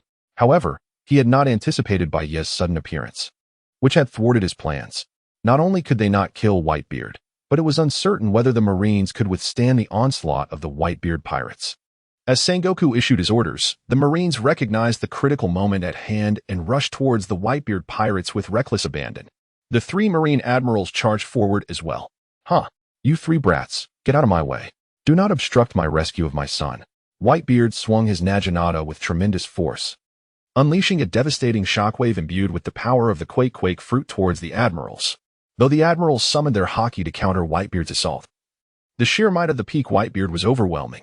In a colossal clash, despite their efforts, the admirals were sent sprawling from the impact. Is this the power of Whitebeard at his peak? How formidable! They marveled, shaken by the stark difference from the earlier encounter with him. The 3 admirals, though managing to regain their footing, were still gripped by excruciating pain from the encounter. Akainu, already gravely injured, found himself coughing up blood from Whitebeard's ferocious strike. Father is incredible. We cannot fall behind. Charge. Save Ace. The crew rallied around their powerful father, their spirits soaring as they surged towards the Marines. Under the relentless assault of the Whitebeard pirates, the Marines began to falter. Observing their retreat, the Elder Stars wore grim expressions, although they held the Marines in contempt. Witnessing them being relentlessly pummeled by the Whitebeard pirates was an embarrassment they could not tolerate. That despicable Whitebeard dares to act so brazenly. This cannot continue. Mobilize the world government soldiers and CP agents. Today, we shall not only deal with the flame demon Baiye, but also eliminate Whitebeard. As the Elder Stars recognized that the Marines could not withstand the onslaught, they commanded the world government soldiers and CP agents to assist. Dragon Sigil, Flame Impact. Pig Sigil, Laser. However, before these soldiers could act, they were immediately met by Baiye's scorching flames and lasers. Several unfortunate souls were consumed by the flames, turning to ash amidst their screams, while others were struck down by the searing lasers, their bodies torn asunder. Where do you think you are going? Your opponent is me. Baiye interjected, his tone menacing. Damn it, that flame demon Baiye. I will take him down. This time, we must eliminate him. He cannot leave alive today. Realizing the gravity of the situation, the Elder Stars exchanged glances and charged at Baiye in unison. You vile pirate, die? One of the bald Elder Stars, fists clenched, advanced towards Baiye with tremendous ferocity, his colossal fist brimming with terrifying haki. Come on. Haki, Bull Sigil, 100-fold power. Baiye welcomed the oncoming attack without fear, his own fist poised to meet it. Channeling the power of the Bull Sigil, Baiye's strength surged 100-fold. With a resounding clash, their fists collided, unleashing an overwhelming shockwave. The Bald Elder Star Chapter 90, 1 against 5, confronting the 5 elders. Although the bald-headed 5 elders possessed formidable strength, Baiye's power was even more extraordinary. Particularly, the potency of his talismans was beyond the capabilities of the bald-headed 5 elders. What? This fellow's strength has increased again. The other 5 elders were astonished as they witnessed Baiye send the bald-headed elder flying with a single punch. While they were aware of Baiye's rapid ascent in power, they never anticipated such swift advancement. The fact that he could hurl their comrade away with one blow was utterly shocking. Curse it, what terrifying strength! How could I have no means of resistance against such power? At that moment, the bald-headed elder emerged from the rubble. Despite being severely injured from Baiye's devastating strike, the 5 elders, as Zoan-type devil fruit users, had cultivated their abilities to an awakened state, granting them remarkable regenerative capabilities. Thus, the bald-headed elder, even after being sent flying by Baiye, quickly recovered. This fellow's strength is exceedingly formidable. We must join forces. We absolutely cannot allow him to continue growing stronger, the bald-headed elder declared, charging at Baiye once more. Understood. Together. The other 5 elders wasted no time in launching their assault alongside him. Haha, did you think just the 5 of you would suffice? Today, I shall eliminate you. 5 elders. Baiye, undeterred by their approach, clenched his fist and charged forward. Ox Talisman, 100-fold strength. Begone. Baiye first aimed a punch at one of the 5 elders. With a thunderous explosion, the elder was sent soaring by Baiye's blow. What an opportunity! Prepare to meet your end. As Baiye attacked, the other elders were not idle. One, wielding a longsword, appeared behind Baiye, channeling powerful aura into his blade as he struck. At that moment, Baiye had just initiated his own attack and had no time to evade the incoming sword strike. With a deafening rip, the sharp blade struck Baiye, leaving a gruesome wound on his body. Success. The elders couldn't help but smile at having injured Baiye. However, their smiles quickly turned to shock as they beheld the wound on Baiye's body heal instantaneously. Hee. What are you laughing at? Baiye retaliated with another punch, landing squarely on the sword-wielding elder. With another resounding crash, the elder was sent reeling backwards. Damn it, what incredible regenerative ability. Is this the source of his immortality? No. Impossible. No one can possess such indestructible power. This must be the formidable recovery granted by the devil fruit. Continue the attack. Do not relent. Every recovery ability has its limits. Faced with Baiye's astonishing healing, the 5 elders were taken aback. Nevertheless, they persisted, launching further attacks at Baiye. They were no strangers to powerful regenerative abilities, being Zoan-type devil fruit users themselves, and even awakened ones at that. They possessed significant recovery capabilities as well. However, they understood that no matter how strong the recovery, it must have a limit. If they continued to inflict damage upon Baiye, his healing would eventually reach its threshold. Thus, the 5 elders relentlessly assaulted Baiye. Unfazed by their onslaught, Baiye unleashed the power of various talismans, engaging in fierce combat with the elders. Boom. Bang. Countless collisions erupted in a cacophony of explosions, devastating the Navy headquarters. My heavens, what a terrifying battle. How intense. I never expected the 5 elders to wield such incredible power. The 5 elders are undeniably strong, but this sudden appearance of Baiye is even more fearsome. He is single-handedly withstanding the onslaught of the 5 elders. Who is this individual? Have we not yet discovered his identity? There is no information on this person at sea. But it seems the Whitebeard pirates might have insights about him. We should inquire with the members of the Whitebeard pirates. Surrounding reporters were broadcasting the conflict between Baiye and the 5 elders. The ferocity of this clash overshadowed all other battles. They were equally curious about the identity of this newcomer. Despite searching the seas, they found no information on Baiye, leading them to seek answers from the crew of the Whitebeard pirates. Excuse me, member of the Whitebeard pirates. Do you happen to know anything about this individual named Baiye? Who is he? Why does Whitebeard refer to him as boss? A bold reporter intercepted a member of the Whitebeard pirates, inquiring earnestly. Without reservation, the pirate shared everything he knew. I am aware of the situation. This person before us is the Flame Demon Baiye. He was once the captain of the Rocks Pirates under our father. Chapter 91. The Arrival of the Golden Lion. A more chaotic battlefield regardless of the world, journalists are often frenzied beings, willing to go to any lengths for information and news. Such is the case with the reporters in the world of One Piece, witnessing the formidable power of White Knight, who single-handedly battles against the 5 elders. Curiosity surrounds his true identity. Braving danger, these journalists approach the Whitebeard Pirate King to inquire about White Knight's background. Through meticulous questioning, they gradually glean insights into his identity. What? The person before us was once a member of the Rocks Pirates? He could contend with the former pirate overlord. Rocks. Within the Rocks Pirates, White Knight was the captain. Not only Whitebeard, but Kaido and Charlotte Linlin also serve under White Knight. The Flame Demon, White Knight possesses the power of immortality. How terrifying. Who would have thought such a formidable individual existed upon the seas? One by one, the reporters, astounded, relay their findings about White Knight.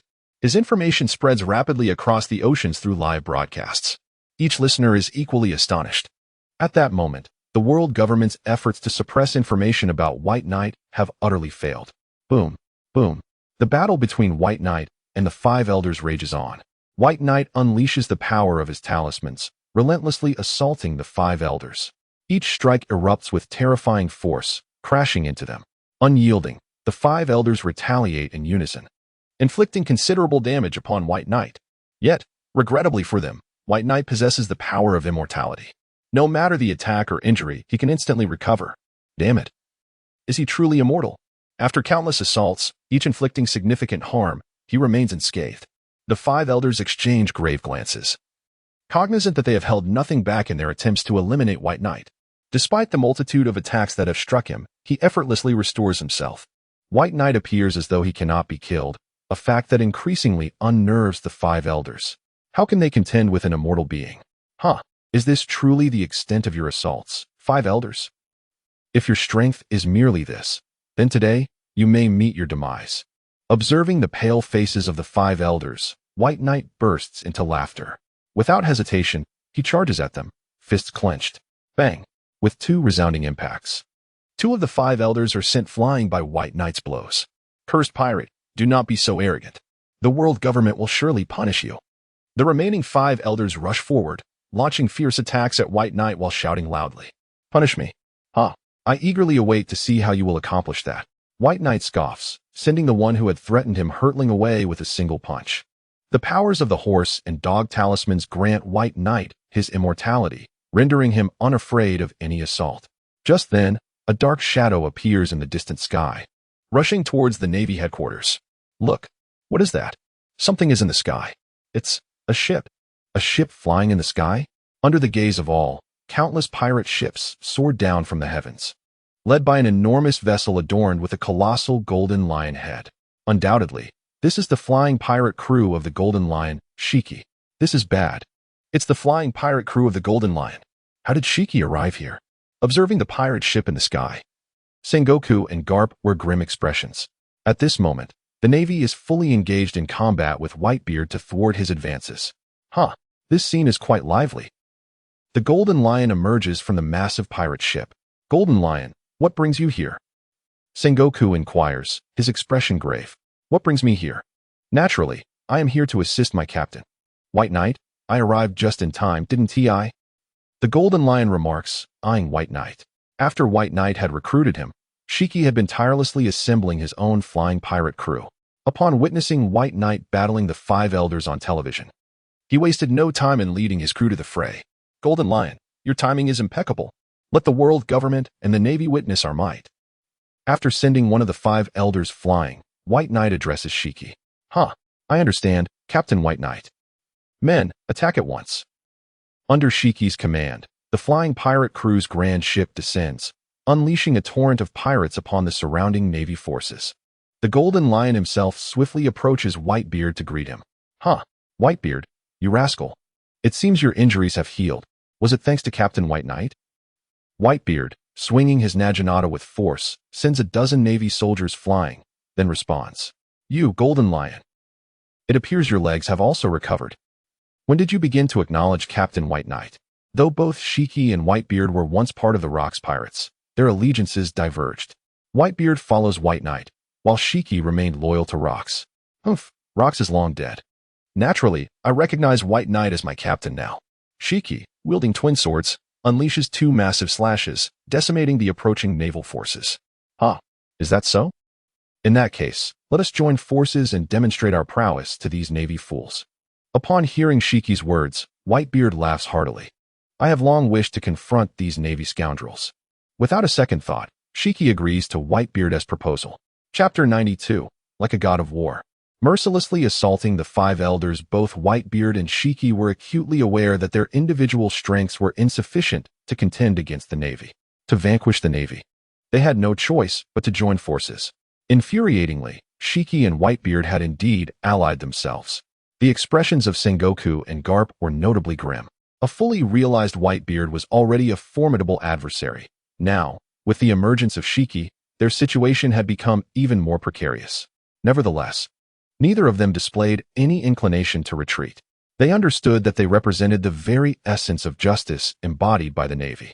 Should they falter now, the entire Navy would face utter annihilation. Charge! Let us teach these Navy scoundrels a lesson. Shiki and Whitebeard lunged towards the Navy. We must stop them. We cannot allow them to destroy the Navy headquarters. Sengoku and Garp immediately surged forward as well. Bang! Boom! The clash of the four titans erupted in a cacophony of explosive sounds. Amidst the chaos of battle between the Navy and the pirates, Bai Yi and the five elders were not idle. They continued their relentless confrontation. Is this truly the extent of your power, five elders? If this is all you can muster, then today shall be your demise. Bai Yi sneered disdainfully at the five elders before him. Frustrated, they knew they had no choice but to unleash their full strength. Without doing so, Defeating Bai Yi would be impossible. Though they were reluctant, there was no alternative. Let us commence. The five elders exchanged glances and promptly activated their devil fruit abilities. Although Bai Yi and the five elders had been battling for quite some time, the elders had refrained from utilizing their devil fruit powers until now. Aware that their actions were being broadcast live and that any recklessness could adversely affect their world government's reputation. Furthermore, they possessed Zoan-type mythical beast devil fruits, which would transform them into colossal creatures. If they fully unleashed their powers, they risked obliterating the entire Marineford Island. However, the five elders understood that this was not the time for hesitation. They needed to eliminate Bai Yi. If they could succeed in that, then let the Navy headquarters be destroyed. A surge of ferocious energy erupted suddenly. Simultaneously, the five elders' bodies expanded rapidly, transforming into five terrifying behemoths: Jinzinshan, Fengshi, Niu Gui, Shachong, and Mabu. These monstrous entities emerged upon the battlefield. Such a tremendous commotion quickly captured the attention of all present. What is happening? What has transpired? Such a terrifying aura. Look, what are those? Five monsters? No, they are the five elders. I never imagined they were also devil fruit users. It seems their strength is formidable. I wonder if the flame demon Bai Yi can withstand their onslaught. This marked the first time anyone witnessed the five elders unleashing their devil fruit abilities.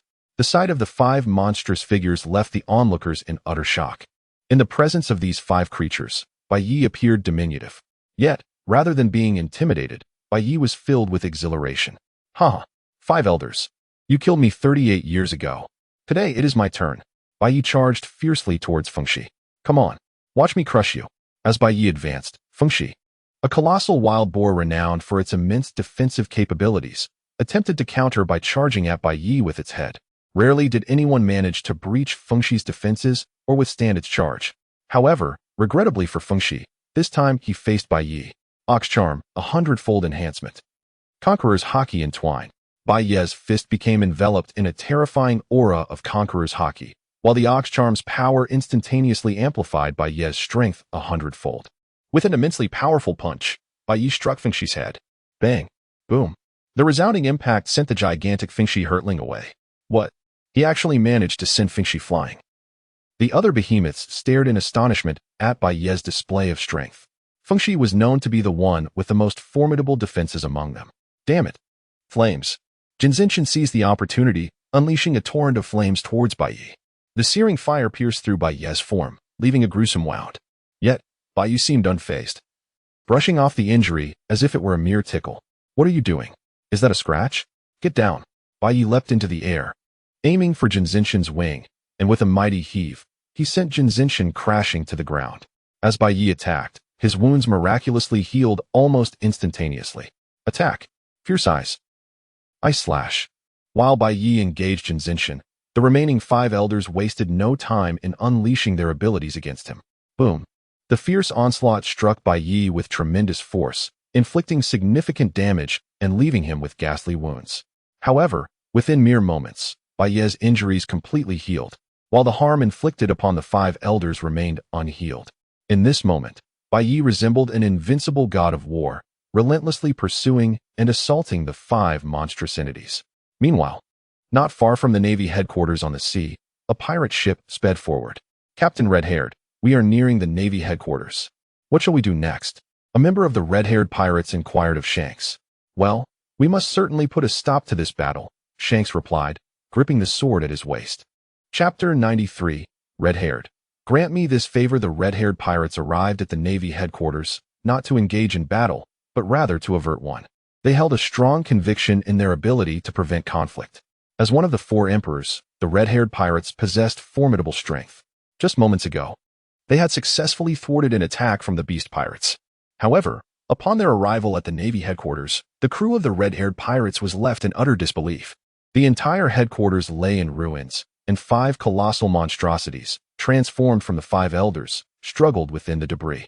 Meanwhile, the formidable White Knight was engaged in fierce combat with these titanic foes. What transpired here? Captain Red-Haired, is this truly the Navy headquarters? What are those monstrous entities? Their presence is terrifying. One individual is battling the monsters. The crew was astounded by the scene before them. Initially, they believed it to be a confrontation between Whitebeard and the Navy headquarters. Although the Whitebeard pirates were undeniably powerful, they did not foresee any possibility of them prevailing against the Navy. This was precisely why Shanks felt confident in his mission to prevent the battle. Yet now, faced with the vast desolation, Shanks was bewildered by the events that had unfolded. Boom, boom. At that moment, the sound of explosions caught Shanks' attention. That was Whitebeard. Let's go inquire what transpired here. Unable to comprehend the situation, Shanks steered the ship toward Whitebeard's location. At that moment, Whitebeard was locked in a fierce battle with the Navy hero, Garp. Whitebeard unleashed the power of the Tremor fruit, launching a fierce assault against Garp. In response, Garp met his attack with a formidable punch, infused with an overwhelming aura. Bang! Rumble! A tremendous clash of power erupted, generating a powerful shockwave. Haha, Garp. You old rascal, don't hold back. White Knight is about to obliterate your world government and the Navy headquarters. After a fierce exchange, Whitebeard laughed heartily. Indeed, White Knight's might is truly terrifying. No one stands a chance against him, chimed in the Golden Lion, who was in combat with Sengoku. Damn it, Whitebeard. I will not concede, Garp asserted. The 5 elders of the world government will surely defeat the flame demon White Knight. Sengoku and Garp both declared. Whether it was Garp and Whitebeard or Sengoku and the Golden Lion, these were all formidable figures of their era, and their strengths were evenly matched. Despite their prolonged battle, they had yet to determine a victor. The outcome hinged on the clash between White Knight and the 5 elders. The fate of Ace had long ceased to concern them. With White Knight's emergence, the battle against the 5 elders intensified, and the execution had become a trivial matter. United, the Whitebeard pirates and the Flying Sky pirates effortlessly rescued Ace. Now liberated, Ace harnessed the power of his flame fruit to launch assaults on the surrounding Navy forces. Whitebeard, Golden Lion, Garp and Sengoku, what is the situation here? At that moment, the red-haired pirates approached, puzzled. What brings you here, red-haired brat? Are you also intent on destroying the Navy headquarters? This is a perfect opportunity. Upon seeing Shanks, Whitebeard remarked, Damn it, another troublesome foe has arrived. Is the Navy headquarters truly destined for destruction? Garp and Sengoku exchanged glances, their expressions darkening at Shanks' arrival. They were already struggling against Whitebeard and the Golden Lion. And now faced with Shanks, their situation appeared dire. Whitebeard, I am not here to fight. I am here to prevent conflict, Shanks stated. Looking at Whitebeard, prevent conflict? What are you implying? Whitebeard, your objective is to rescue Ace. He has already returned to the Whitebeard pirates. Both sides have suffered significant losses. Grant me this favor and cease hostilities, Shanks implored. Upon hearing Shanks, Sengoku contemplated for a moment before replying.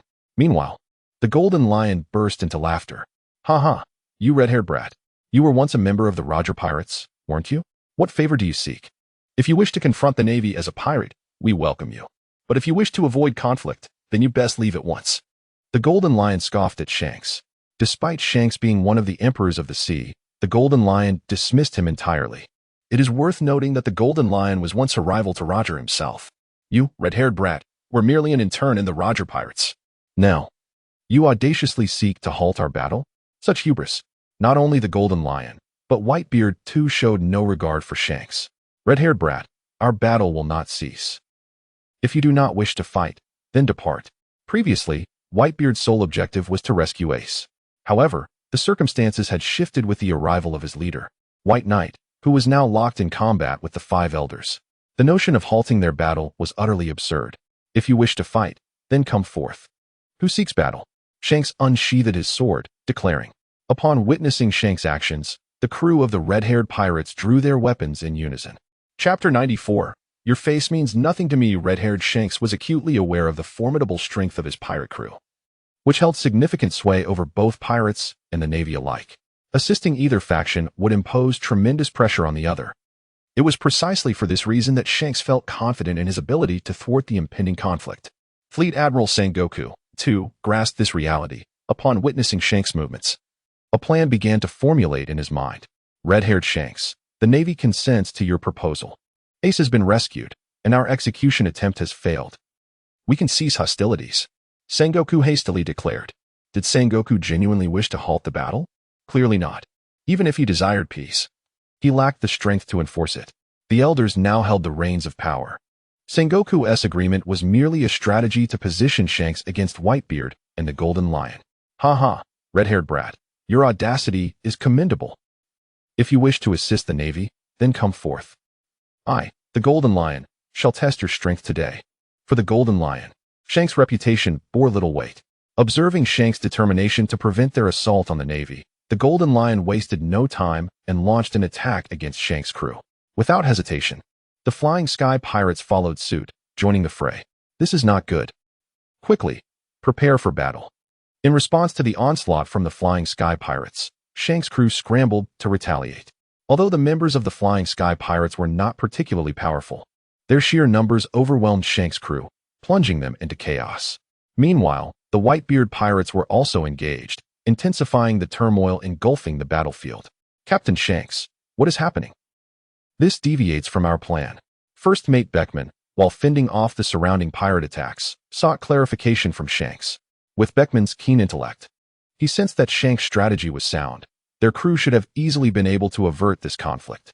Why, then, was the situation spiraling into further chaos? I cannot comprehend. This is exceedingly perplexing. Today, Whitebeard is behaving unusually.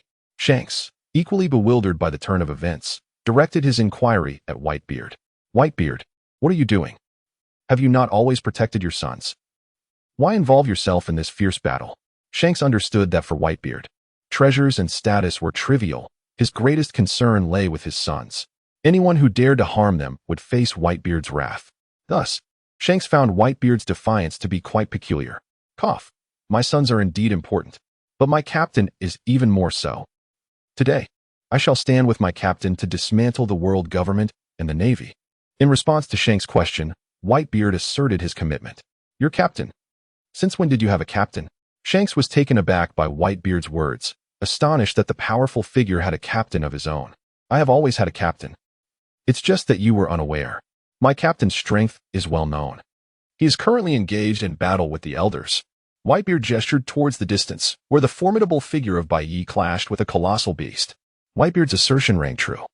Once Bai Yi vanquished the Elders and dismantled the world government, he would ascend as the ruler of the world, as the Golden Lion noted. So, Bai Yi is your captain. I understand now. The key to this battle lies in thwarting Bai Yi. Beckman, hold your ground for now. I shall return shortly. With that, Shanks departed the battlefield, hastening toward the clash between Bai Yi and the Elders. Shanks, what are you doing? Beckman questioned, puzzled by Shanks' sudden departure. Just as he was about to inquire further, the Golden Lion's sword swept toward him. With no choice, Beckman had to counter the Golden Lion's assault. The battle between Bai Yi and the Elders raged on, with each clash producing a thunderous roar. The Elders had transformed into monstrous beings, their power reaching its zenith. Each strike they delivered was devastating, inflicting grievous wounds upon Bai Yi. Yet, the powers of the talismans rendered Bai Yi immortal. He could recover from any injury in an instant. Curse it, still no effect. Is it truly impossible to kill him? All our abilities, all our attacks, are futile against him. What sort of devil fruit power is this? It's utterly invincible. The Elders, witnessing Bai Yi's rapidly healing wounds, wore grim expressions. Despite exhausting all their resources, they could not inflict any substantial harm upon Bai Yi. Elders, are you incapable? If you cannot prevail, then perish here today. Dragon Talisman, Flame Explosion. Once Bai Yi's wounds had healed, he wasted no time unleashing the power of the Dragon Talisman. Fiery flames surged forth like a blazing tempest toward the Elders. At that moment, however, red-haired Shanks intervened, blocking Bai Yi's attack.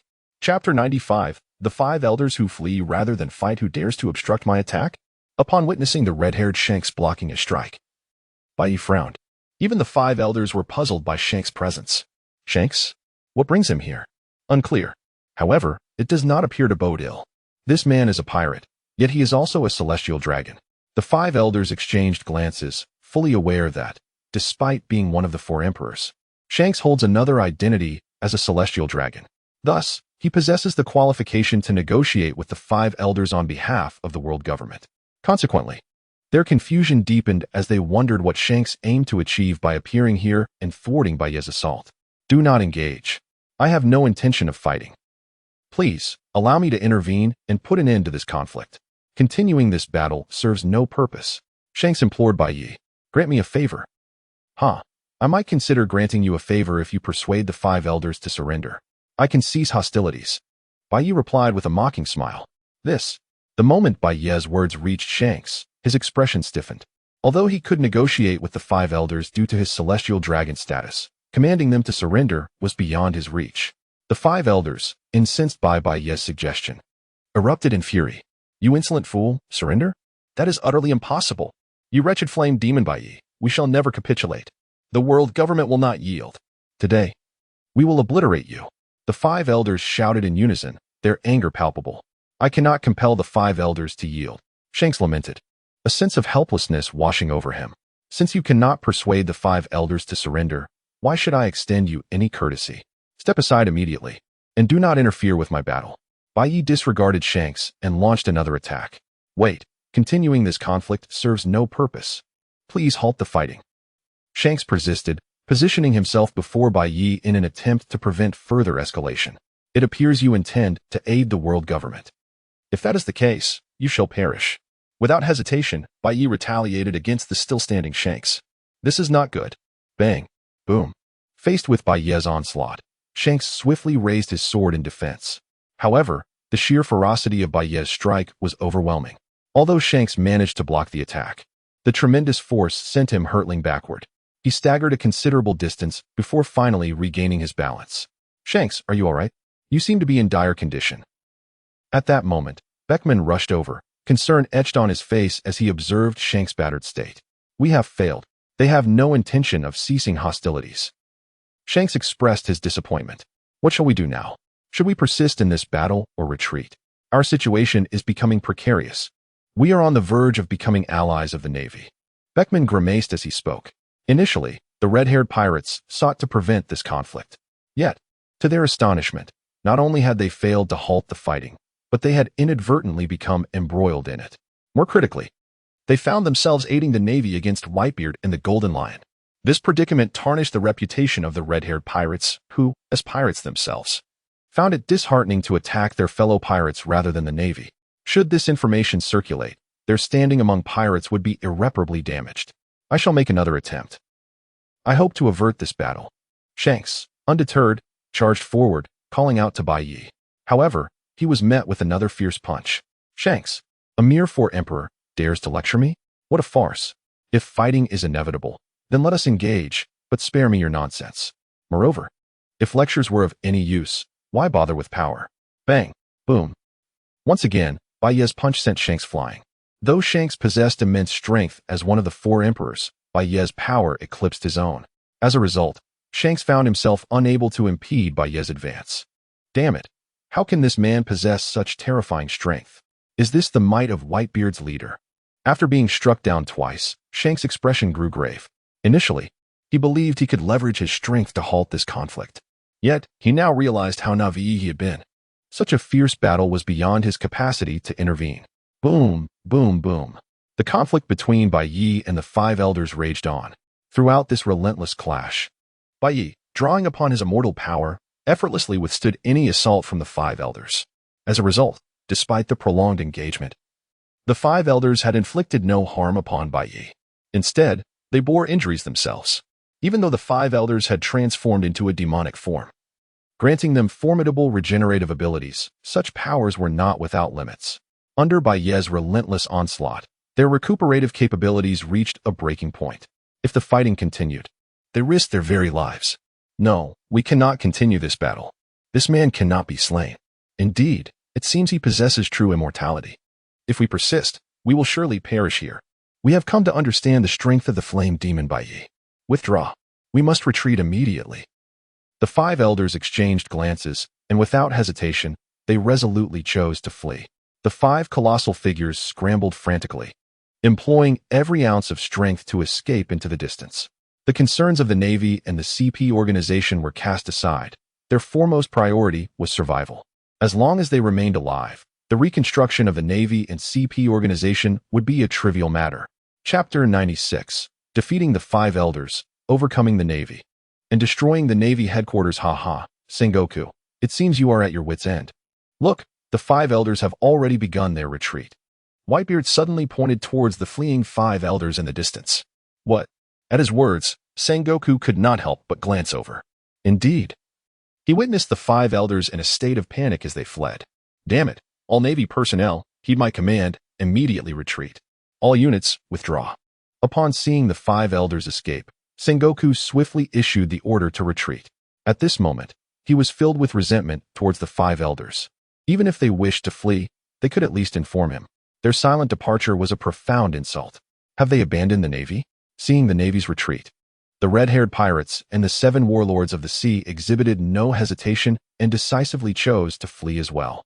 The moment the pirates observed the Navy in retreat, their morale surged, and they relentlessly pursued the fleeing Navy. The Navy is retreating. Attack! We must not allow these Navy soldiers to escape. Let them witness our might. Countless pirates, brimming with fervor, chased the Navy all the way to the shoreline. Once they saw the Navy had boarded their warships, the pursuit came to an end. Haha, we have triumphed. We have taken over the Navy headquarters.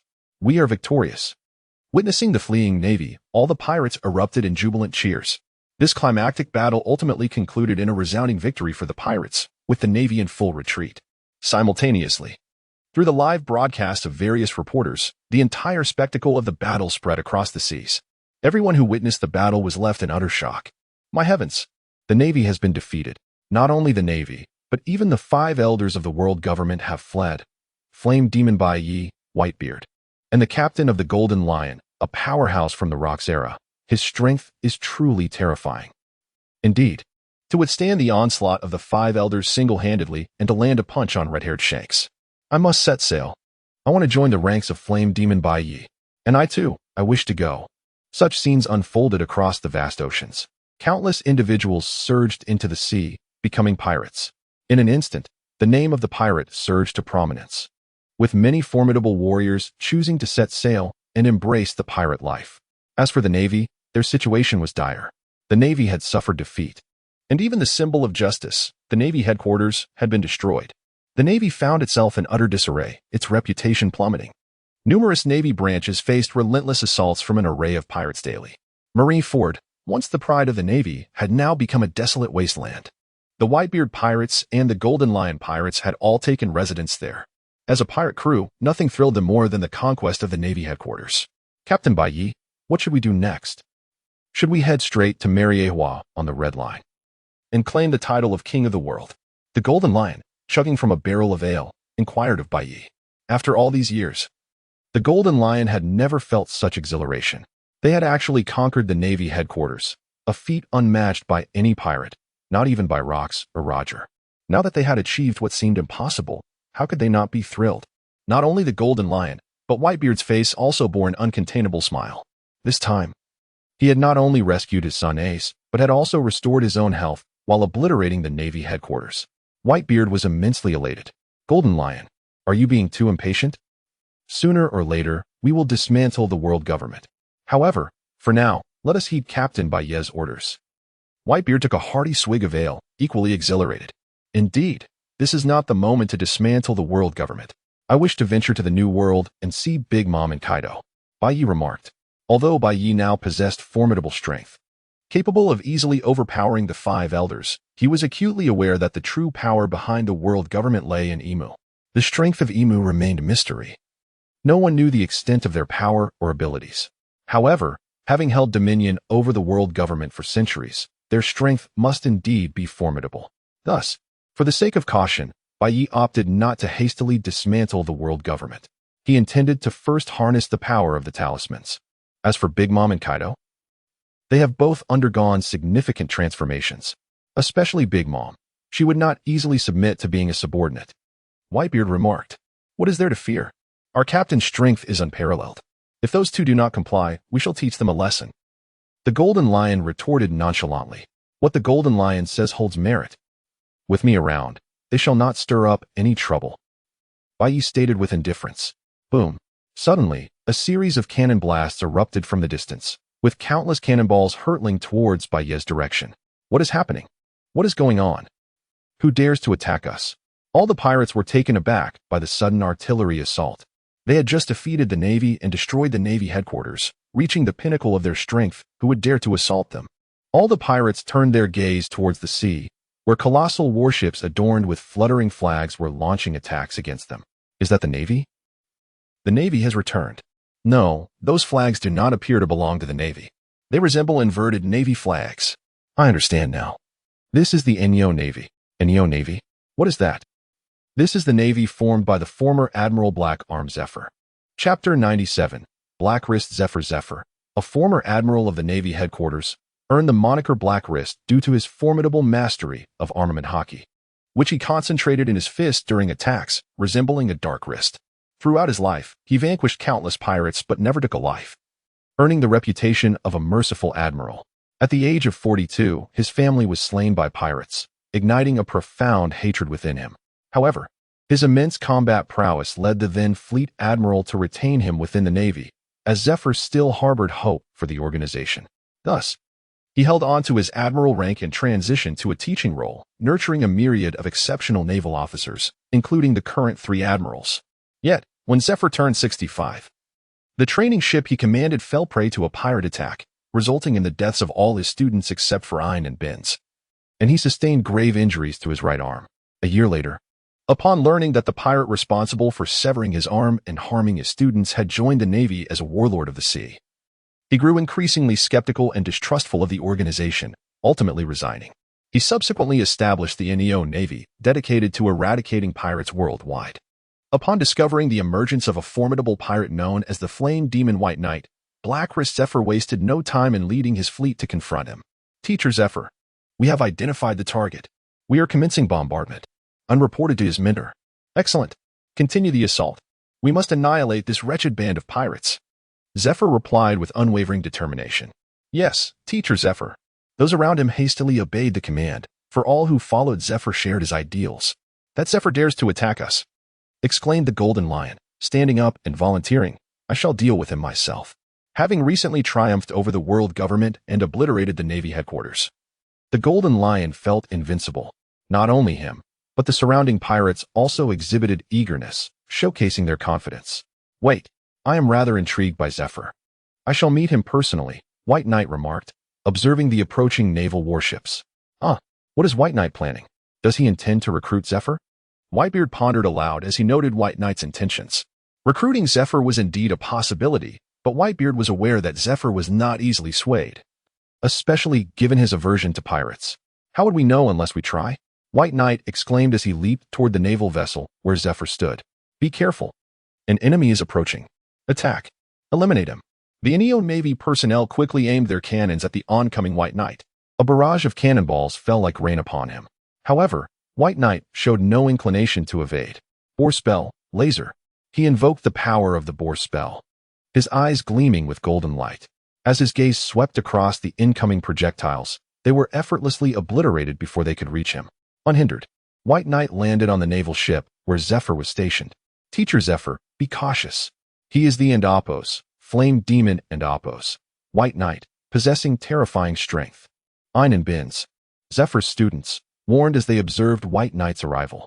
The surrounding Navy personnel readied their firearms, acutely aware of White Knight's formidable abilities, having witnessed the live broadcast of the Paramount War.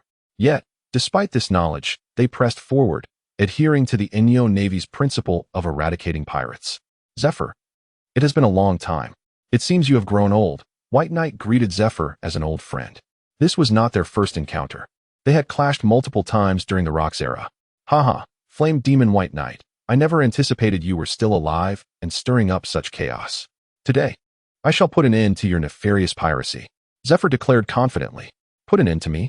Do you truly believe you possess the strength to do so? White Knight retorted, unyielding. Whether I can or cannot, we shall see. Zephyr exclaimed, launching a formidable attack with his right arm, a formidable contraption crafted from sea prism stone. Though his natural arm had been severed by a pirate, he had replaced it with this machine, enhancing his capabilities rather than diminishing them. The colossal device surged forward with tremendous force. However, White Knight dismissed the attack with a scoff. Futile. Your assault is utterly ineffective against me. As the massive contraption neared, White Knight clenched his right hand tightly. To Zephyr's astonishment, his powerful strike was effortlessly halted by White Knight's grip. What? How is this possible? Zephyr gasped in disbelief. Undeterred, Zephyr activated the machine's mechanisms, striving to augment its power. Yet, regardless of his efforts, the machine remained immobile. I warned you. Your attacks are of no consequence to me. With that, White Knight tightened his grip. Crack. Boom. The machine exploded, scattering fragments across the deck, and Zephyr was forced to stagger back several paces from the force of the blast. Chapter 98. An Offer of Allegiance. Master Zephyr, we must assist you, Aion exclaimed. Witnessing her mentor's struggle against Bai Yi, channeling her powers, she unleashed her retrogressive fruit ability upon Bai Yi. Aion, a retrogressive fruit adept, possessed the power to revert an individual's age by 12 years upon contact. A formidable ability, indeed. However, fate had pitted her against Bai Yi, rendering her powers futile. The effects of her retrogressive fruit were inconsequential against Bai Yi, much to her bewilderment. What? Impossible. Why is my ability ineffective? Aion questioned, her face etched with astonishment. Unable to comprehend the nullification of her devil fruit power. Your attacks are inconsequential, Bai Yi remarked, casting a glance at Aion. A surge of potent haki emanated from him, sending Aion hurtling backward before she could react. The ineffectiveness of Aion's retrogressive fruit stemmed from Bai Yi's possession of the horse talisman, endowing him with restorative powers capable of negating any external influence. This extended beyond mere injury recovery, rendering any detrimental attack against Bai Yi impotent, as demonstrated by Aion's retrogressive fruit ability. Aion, behold my luxuriant fruit, another of Zephyr's disciples proclaimed, witnessing Aion's swift defeat at the hands of Bai Yi. Immediately, the surrounding deck became enveloped in a dense network of vines, ensnaring Bai Yi. With a mighty surge of strength, Bai Yi effortlessly severed the encroaching vines. You shall remain there as well, Bai Yi declared, turning his gaze towards Benz. Once more, an overwhelming wave of haki erupted, propelling Benz backward without affording him any chance to retaliate. The ordinary pirates surrounding them succumbed to Bai Yi's haki, losing consciousness. Bai Yi's arrival on Zephyr's warship resulted in the effortless subjugation of everyone aboard. You fiend, your strength is astonishing, Zephyr lamented, his countenance reflecting his dismay. Despite his awareness of Bai Yi's immense power, Zephyr had not anticipated such an overwhelming disparity, rendering him helpless against Bai Yi. Zephyr, I forewarned you, you are no match for me, Bai Yi reminded him with a smile. Humph, you detestable pirate. Spare me your condescending remarks and make your move, Zephyr retorted, adopting a posture of resolute acceptance. Ever since embracing his mission to eradicate piracy, Zephyr had prepared himself for death. Make my move. To slay you? I have no inclination to prey on the elderly, Bai Yi responded with a contemplative expression. What do you mean by that? Zephyr inquired, perplexed by Bai Yi's reluctance to kill him. Indeed, I am currently in need of skilled individuals. I wonder if you might be interested in joining my ranks. Bai Yi proposed, his gaze fixed on Zephyr. Join your ranks? Become a pirate? Preposterous. You may as well kill me now. Zephyr vehemently rejected the offer without hesitation. His life's purpose revolved around eradicating piracy, fueled by the loss of his wife, children, and students at the hands of pirates. He would rather embrace death than align himself with piracy. It need not necessarily involve piracy. You could serve as a marine, Bai Yi countered, his gaze unwavering. A marine? What are you insinuating? Zephyr's confusion deepened, struggling to comprehend Bai Yi's intentions. Zephyr, you must be cognizant that my power is such that the annihilation of the world government and the dominion over the entire world are inevitable. I require a marine force of integrity to govern the world under my rule, Bai Yi elucidated. A marine force of integrity?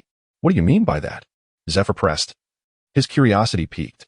While he harbored no doubt regarding Bai Yi's capacity to dismantle the world government, given his triumph over the Five Elders, Zephyr found himself more intrigued by Bai Yi's vision of a marine force governed by integrity, a marine force that genuinely upholds justice. So, Zephyr, might you be interested in assisting me in establishing such a force? Bai Yi inquired, his gaze intent. Despite the prevalence of formidable pirates within Bai Yi and Appo's ranks, he recognized the impracticality of entrusting them with the governance of the world. Hence, his desire to enlist Zephyr in the creation of a marine force dedicated to administering the conquered world. This, Zephyr pondered, caught in a maelstrom of contemplation, unsure of how to respond. The prospect of the most formidable pirate on the seas seeking his assistance in establishing a marine force seemed surreal, akin to rodents establishing a police force. Zephyr, what is your verdict? Do you not aspire to realize your vision of marine justice? What is holding you back? Bai Yi pressed. I accept your proposal. However, should your demands contravene my principles, I shall not hesitate to refuse, Zephyr conceded, his decision influenced by the perilous circumstances.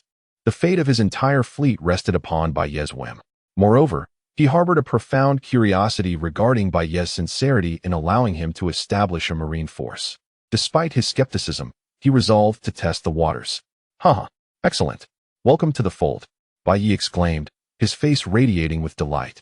With a wave of his hand, he invoked the power of the horse talisman, instantly restoring Zepha's severed arm.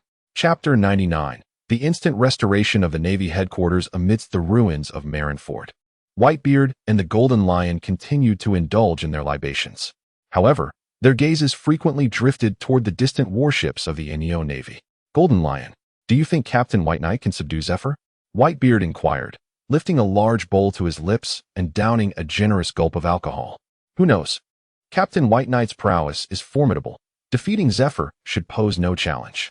Yet, Zephyr is rather obstinate, the Golden Lion replied nonchalantly, clearly skeptical about White Knight's chances of winning over Zephyr. At that moment, a warship approached the ruins of Mariewa. Look, someone is coming. Is it Captain White Knight returning? Not only Captain White Knight, but also Zephyr. It appears he has succeeded. He truly has brought Zephyr under his command. The Golden Lion and Whitebeard remarked in astonishment as they observed the rapidly approaching naval vessel. The ship moved swiftly, soon docking and disembarking onto the land. White Knight stepped down, followed closely by Zephyr and his students, Ein and Binz. The Navy headquarters has been utterly destroyed. Zephyr expressed with deep emotion upon witnessing the desolation that lay before him. Despite having left the Navy, he had spent a significant portion of his life within its ranks, making the sight of the ruins particularly poignant. Haha, Zephyr. It's been a while. It seems we are to become allies from now on. Whitebeard and the Golden Lion greeted Zephyr enthusiastically. I have no intention of becoming a pirate. My allegiance to Captain White Knight is solely to establish a just navy. Zephyr retorted disdainfully as he glanced at the Golden Lion and Whitebeard. Although he had joined White Knight's ranks, he held no favorable views of pirates. Establish a navy? Both the Golden Lion and Whitebeard turned their gazes toward White Knight, puzzled by the meaning behind Zephyr's words. Indeed, Zephyr's mission is to form a navy. To help govern the territories I occupy, White Knight explained to the two. Haha, this is truly amusing. Captain White Knight intends to establish a navy. The Golden Lion laughed heartily at the revelation. After all, White Knight was currently one of the most feared pirates on the seas. And the idea of him forming a navy was indeed comical. What an unexpected notion from Captain White Knight. Even Whitebeard was taken aback by this plan. As the most formidable pirate, White Knight had first obliterated the Navy headquarters, only to aspire to create a just navy thereafter. Was there anything more absurd? If you two dare to defy justice, I shall capture you both. Zephyr warned the Golden Lion and Whitebeard sternly. Who fears whom? Come at me. I, the Golden Lion, am not afraid of you. The Golden Lion boldly declared, while Whitebeard remained silent. His defiant expression betrayed his own reluctance to yield. Enough of your bickering. White Knight interjected, and the previously tense atmosphere dissipated as the three ceased their quarrel. Despite their differences, they were all under White Knight's command and dared not oppose his orders. Zephyr, you shall lead the establishment of a just navy. I entrust you with this Navy headquarters base, White Knight proclaimed. Now that the Navy headquarters lies in ruins, allow me to restore it. With that, White Knight's powers surged forth. The countless remnants of debris began to levitate and rapidly reassemble, as though time itself were reversing. Within mere moments, the devastated Navy headquarters transformed back into its former glory. The Navy headquarters has been restored. Captain White Knight possesses such extraordinary abilities. The astonishment echoed among Whitebeard, the Golden Lion, Zephyr, and all others present, as they beheld the miraculous revival of the once ruined headquarters. Destruction was a feat easily accomplished by any pirate. Yet restoration was an arduous task. Thus, witnessing White Knight's instantaneous revival of the Navy headquarters felt nothing short of miraculous, as if they were dreaming. Well then, Zephyr, this Navy headquarters is yours. I hope you can swiftly establish a just navy, White Knight remarked. Rest assured. Leave it to me, Captain White Knight. I shall promptly form a just navy, Zephyr confidently assured, gazing at the restored headquarters. Meanwhile, at the 154th Navy branch, Sengoku, Admiral Tsuru, Carp, and the three admirals were recuperating within the confines of the base. Following the escape of the five elders during the Marineford War, Sengoku had led the Navy's retreat without hesitation, seeking refuge in this branch for rest. Sengoku, we have critical intelligence. A Marine approached Sengoku urgently. What is it? What has happened? Is White Knight in pursuit? Sengoku questioned anxiously. Chapter 100. The New Navy, White Knight Navy following the tumultuous events of the Marineford War. The formidable prowess of White Knight has instilled a sense of trepidation within Sengoku. Such immense power is beyond the reach of Sengoku and the entire Navy. If White Knight were to pursue them, Sengoku would be left with no choice but to lead the Navy in retreat once more. No, it is not the pirate White Knight. It is Marineford, the Navy headquarters, the Navy officer uttered. Marineford? The Navy headquarters? What has transpired? Was it not already annihilated? Sengoku remarked, fully aware that the entire Navy headquarters, along with Marineford, had been utterly destroyed in the conflict with White Knight. Even if there were aspirations for restoration, it would undoubtedly demand an exorbitant amount of time and manpower. No. Commander Sengoku, Marineford, and the Navy headquarters have been restored. The officer promptly produced a photograph, revealing the revitalized Marineford and Navy headquarters. This has been restored. What is the meaning of this? Who has accomplished this? Upon seeing the image of Marineford, Sengoku was astounded. According to our intelligence, the entire Navy headquarters is now under the control of Commander Zifa. The officer continued. It was evident that this officer had once been under Zifa's tutelage, hence referring to him as Commander. Zifa, he has restored the Navy headquarters. The news left Sengoku in a state of shock. Sengoku was well acquainted with Zifa, having once served alongside him as admirals, and they shared a long-standing friendship. However, due to Zifa's ideals being incompatible with the world government, he had departed from the Navy, reportedly forming the Neon Navy with the purpose of eradicating pirates. How could Zifa have now seized control of the Navy headquarters? Despite his confusion, Sengoku felt a sense of relief. The Navy headquarters being in Zifa's hands was preferable to falling into the clutches of pirates. Summon Garp, Saru, and the three admirals. Sengoku instructed the officer before him. The Navy headquarters now under Zifa's dominion was of paramount importance to Sengoku and the entire Navy. Thus, he needed to convene with the higher-ups of the Navy. Shortly thereafter, Garp and the others entered. Hey, Sengoku, what do you need us for? I'm still recuperating. Do you have any rice crackers here? The first to step in was Garp, bandages wrapped around him. Yet his carefree demeanor remained unaffected. Sengoku, has something occurred? Saru inquired as she entered, followed closely by the three admirals, all similarly bandaged. The blood seeping from their bandages indicated that each bore serious injuries and had yet to recover. It concerns the Navy headquarters. Sengoku addressed the puzzled group. The Navy headquarters? Upon hearing Sengoku's words, everyone expressed their bewilderment. Hadn't the Navy headquarters been destroyed in battle? What news could possibly come from a site that had turned to ruins? This is the latest intelligence regarding the Navy headquarters. It has been restored and is now under Zifa's control. Sengoku shared the information he had just received. Zifa, Commander Zifa. Upon seeing the information in hand, Garp, Saru, and the three admirals were all taken aback. What are your thoughts on this? Sengoku inquired of the group. Sengoku, this is a positive development. Though Zifa has left the Navy, he was once an admiral. The Navy headquarters being in Zifa's hands is far better than it falling into those of pirates, Saru remarked. While the means by which Zifa restored the Navy headquarters remained a mystery, he had once been part of the Navy, maintaining an intricate connection with it. The fact that it was now in Zifa's possession was certainly preferable to being under pirate control. Saru is correct. I never imagined Zifa would prove to be so formidable. Seizing the Navy headquarters without a sound, Garp added, unable to contain his admiration. Although the other admirals remained silent, their expressions revealed a glimmer of satisfaction regarding the situation. Sengoku, I propose we reach out to Zifa to discern his intentions. Saru suggested. Saru's point was well taken. Let us hasten to contact Zifa. I happen to have a Den Mushi that can reach him. Garp readily produced the device. Garp, you rascal. You've been secretly contacting Zifa all this time. Sengoku laughed and scolded upon seeing the Den Mushi. Haha, isn't this just the perfect time for it? Garp chuckled. Although Zifa had departed from the Navy, the two had been longtime friends, and Garp would occasionally reach out to him. Sengoku said nothing further and directly connected the Den Mushi. In no time, Zifa's voice resonated through the device. Hello, this is Zifa. Zifa, it is truly delightful to hear your voice again. Sengoku responded with a smile. Sengoku? Zifa paused momentarily upon recognizing Sengoku's voice before inquiring, what brings you to contact me? Zifa, What is the situation with the Navy headquarters? How did you come to possess it? Sengoku immediately expressed his concerns. Well, the Navy headquarters is now the main base of the White Knight Navy. Zifa contemplated before continuing. White Knight Navy? What is the meaning of this? What is the White Knight Navy? Sengoku questioned, perplexed. This is the Navy under the command of the Flame Demon, White Knight. I am currently the commander of the White Knight Navy. I have allied myself with White Knight.